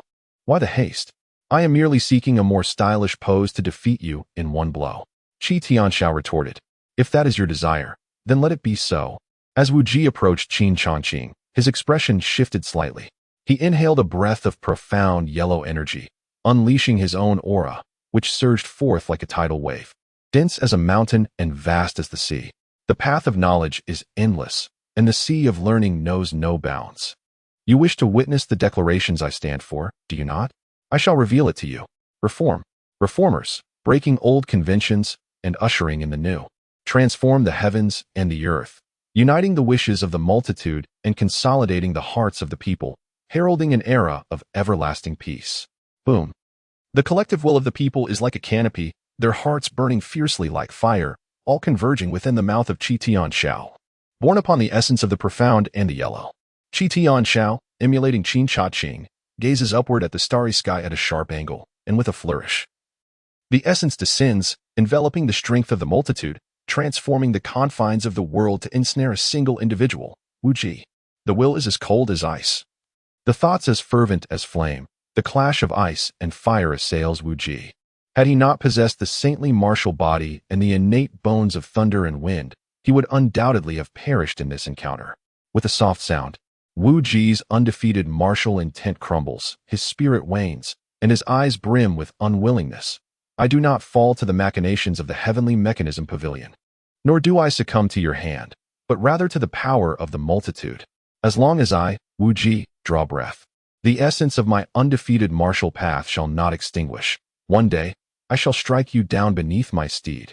Chapter 72. The Void Refining Demon Formation Defeated. The master of the heavenly deity hall, the young lord, has thus been vanquished? The crowd murmurs in disbelief, unable to fathom the reality. It was assumed that even if Wu Ji faltered, the two would engage in a fierce battle for 3 days and nights. Some even began to question the validity of the heavenly talent rankings. However, after this battle, no one dared to undermine the prestige of the heavenly Mechanism Pavilion's illustrious list. In fact, many began to contemplate preparing their utmost sincerity to seek the path to ascension at the heavenly Mechanism Pavilion, aspiring to achieve remarkable feats. You still do not understand. Qi Tianxiao cast a cold glance at Wu Ji, devoid of scorn or consolation. Humph. Wu Ji staggered, his proud spirit unyielding. In the enigmatic loft of the celestial mechanism, the five immortals of heaven and earth, along with the spirits of men and ghosts, are capable of comprehending all matters. The interplay of yin and yang, the five insects of fortune, and the myriad creatures all ascend to sanctity. The horizontal inscription reads, "The 9 pavilions stabilize the universe. Qi Tianxiao Dao, you shall come to understand this couplet in due time." With a sense of indignation, Wu Ji clasped his fists and departed. A young figure, buoyant with vigor, was held back by a companion. "Young master, the celestial mechanism is as profound as the ocean, and the divine list of talents is indeed of great merit. Although your innate gifts are unparalleled and your demonic form is astonishing, your age remains insufficient, presently. You are no match for Qi Tianxiao." Humph. The young man's hawk-like gaze shimmered with a fierce brilliance. "Why does the human race possess a divine list of talents while our demon kin do not? I shall ascend the ranks. Young master." The elderly steward clad in black interjected with a weathered voice, "The celestial mechanism is a force of the human race, and we demons. Prepare ample tributes, and let us pay a visit to the celestial mechanism. I demand the emergence of the divine list of talents for our demon race," the young man declared imperiously, dismissing any further objections. "Very well." The steward offered no more rebuttal. "Young master, let us depart swiftly. Unrest is brewing in the purple forbidden city, the holy celestial dynasty, a place rife with corruption, ultimately unworthy of harboring a true dragon." The youth settled into the war chariot as the old steward guided the vehicle into the skies. Crack. Atop the purple forbidden city, the third prince shattered the teacup in his grasp, astonished by the formidable strength of the 13th, who had proven to be a match even for Wu Ji. "Prepare the formation for me." The third prince, without hesitation, took command of the central hub, simultaneously clandestinely activating the demonic destruction technique, encroaching upon the array's core. Boom, boom, boom. A colossal formation emerged from the void, stirring the elemental forces of the forbidden city. The earth trembled and the waters roared as the winds howled through the empty space. The blade's wind cut through bone, and the rain of swords extinguished souls. Beneath the shroud of the formation, it felt as though the heavens were collapsing and the earth was sinking. This was the demonic refinement formation of the forbidden city. Qi Tianxiao furrowed his brow slightly. This was the fundamental protective array of the forbidden city, which would only be activated in the direst of times for the sacred heavenly dynasty. Since the establishment of the sacred heavenly dynasty, this array had only been activated once. Why, then, was it being unleashed now? In a moment, the void crackled with electricity as the third prince descended from the heavens, his entire being enveloped in the aura of the demonic destruction technique, resembling an ancient demonic deity. 13th brother, we share the same roots. Why the urgency to turn against one another? Why not surrender willingly? The third prince, high above in the 9 heavens, exuded an imposing presence. Brotherly strife, Qi Tianxiao murmured, recalling Qin Changqing's words, which were now manifesting one by one. To fabricate charges, what excuse could one lack? Third brother, since you believe me guilty, then do not hesitate to strike. I, your younger brother, await your esteemed arrival. Humph. The third prince snorted coldly, without further ado. He summoned the power of the demonic refinement formation, the forces of life and death coalescing in a mighty surge, sweeping away the void of heaven and earth. Pressing down upon Qi Tianxiao. Chapter 73. The sage's 3 thoughts seize the throne. Qi Tianxiao opened his mouth, an image taking shape, his delicate form transforming into an immense surge of talent, the waves of this talent morphing into a vessel sailing across the sea of knowledge.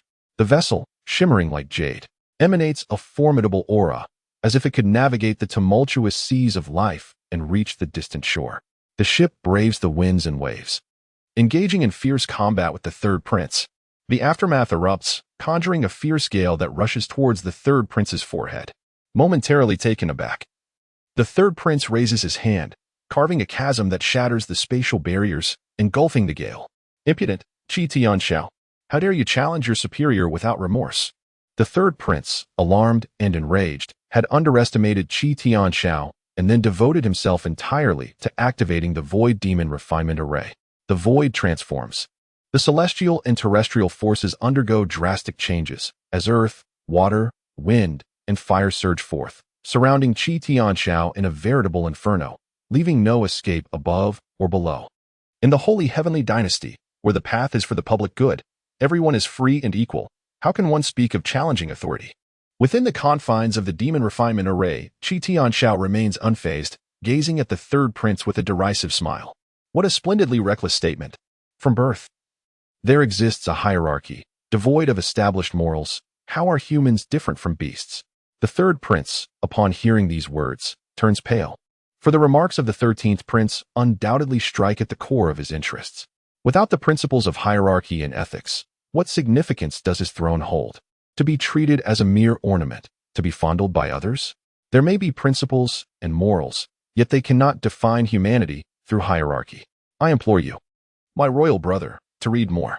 Qi Tianxiao boldly counters the third prince's fallacious reasoning. Enough of this idle talk. Today, I shall use the demon refinement array to refine you utterly, and see if you still have the audacity to speak. The third prince's hair billows as the power of the demon refinement array surges behind him, his hands casting forth to create a black hole that devours all. Alas, the discord of theories renders persuasion futile, leaving only the resolution of might to determine the victor. Thus, the one with the greater strength prevails. Third prince, I, your humble servant, dare to implore you to take your leave. With a casual flick of his wrist, the third prince unleashed a towering mountain of books that pierced through the demonic formation. The tomes cascaded from the heavens, the mountain's grandeur overwhelming, and upon closer inspection, the stones were inscribed with the sacred words of the ancient sages. The utterances of the venerable sages, each a gem of wisdom, unfolded the path of the supreme Tao. The black hole formed by the demonic formation crumbled upon contact, the array expanding with the mountain of books, ultimately collapsing. The one presiding over the formation suffered a severe backlash as the array shattered. With a spurt of blood, the third prince found himself in a state akin to being sealed by demons. The technique of heavenly annihilation rebounded upon him. I refuse to yield. You are but a worthless creature, destined to become my feast. Why do you resist? I shall see you dead. The third prince lunged forward, radiating pure demonic energy, intent on perishing alongside Qi Tianxiao. Alas, Qi Tianxiao shook his head once more, then with a simple gesture, sealed the space, eternally restraining the third prince, preventing any essence from escaping. The third prince grew increasingly frenzied, the technique of heavenly annihilation escalating in severity, ultimately shattering, dissolving into nothingness that filled the void. I had no intention of taking a life. Qi Tianxiao pondered, though prepared for the act of killing. He had not anticipated such dire circumstances would arise, leading to the demise of the third prince, though he fell victim to the backlash of his own demonic arts. The death of the third prince weighed heavily upon him. With a gaze fixed upon the swirling purple aura, gathering the essence of millennia within the royal city, he stepped forward resolutely and proclaimed, I beseech my father to abdicate and yield the throne. Unfilial son. In the grand hall, Qi Daoxian sat precariously upon the Dragon King's throne, exhaling an aura of coldness. Qi Tianxiao appeared indifferent, ascending the myriad steps with remarkable steadiness, until he stood before the Qi King. Rebellious child, do you dare to defy me? The Qi King's cold gaze flickered, piercing through the air with 1,000 icy beams. He exuded an extraordinary ferocity. Father, your son merely wishes for you to abdicate, to ascend as the Supreme King, and witness the era of peace I shall usher in. Qi Tianxiao clasped his hands in reverence, imploring the Qi King to yield his position. Such youthful arrogance! I, the solitary king, have ruled for centuries, exhausting my efforts without ever daring to claim the establishment of an everlasting peace. And you, having perused a few so-called sacred texts, presume to govern the realm? The Qi King thundered, unleashing his wrath upon Qi Tianxiao. In the past, I delved deeply into the ancient texts, seeking a path to salvation, yet alas, the sages could not save the sacred heavenly dynasty. Qi Tianxiao replied gravely, it is the heavenly Mechanism Pavilion. Ha ha ha. The Qi King laughed with a self-mocking bitterness, his mirth echoing through the hall. Yet suddenly, his expression darkened, as a palpable demonic aura surged from behind him, akin to the madness of the heaven-extinguishing demon technique. However, his aura was far more profound than that of the third prince, pitch black as ink, rendering the Qi King even more enigmatic. Today, I shall measure what fortune you have gleaned from the heavenly Mechanism Pavilion. The Qi King wielded the state-settling imperial seal, merging it with the void-refining demon array, unifying it with the entire forbidden city, creating an imposing presence that approached the threshold of the saintly path. Father, you have strayed from your path, leading the sacred heavenly dynasty astray as well. Henceforth, I beseech you to take your esteemed seat and witness the path of reform undertaken by your humble servant. Illuminating the virtues of the Moro and discerning the hearts of the multitude, Qin Changqing proclaimed, his own aura intensifying, directly amalgamating the will of the people and consolidating their strength within himself. The sages assert, virtue occupies the lofty position when virtue does not correspond to rank. One shall inevitably face reproach. Qin Changqing embodies the voice of the ancient sages with a single thought. He stripped the king of Qi of the imperial seal that safeguards the realm. The sages declare, the strong fortify themselves rather than bolster the strength of others. With another thought, he extracted the void to forge a demonic formation. The sages proclaim, evil shall not triumph over righteousness. With yet another thought, the malevolent energy enveloping the king of Qi disintegrated, as the chaotic madness of the heavenly and earthly realms receded like a flood breaking through a dam. Spiraling into uncontrollable chaos,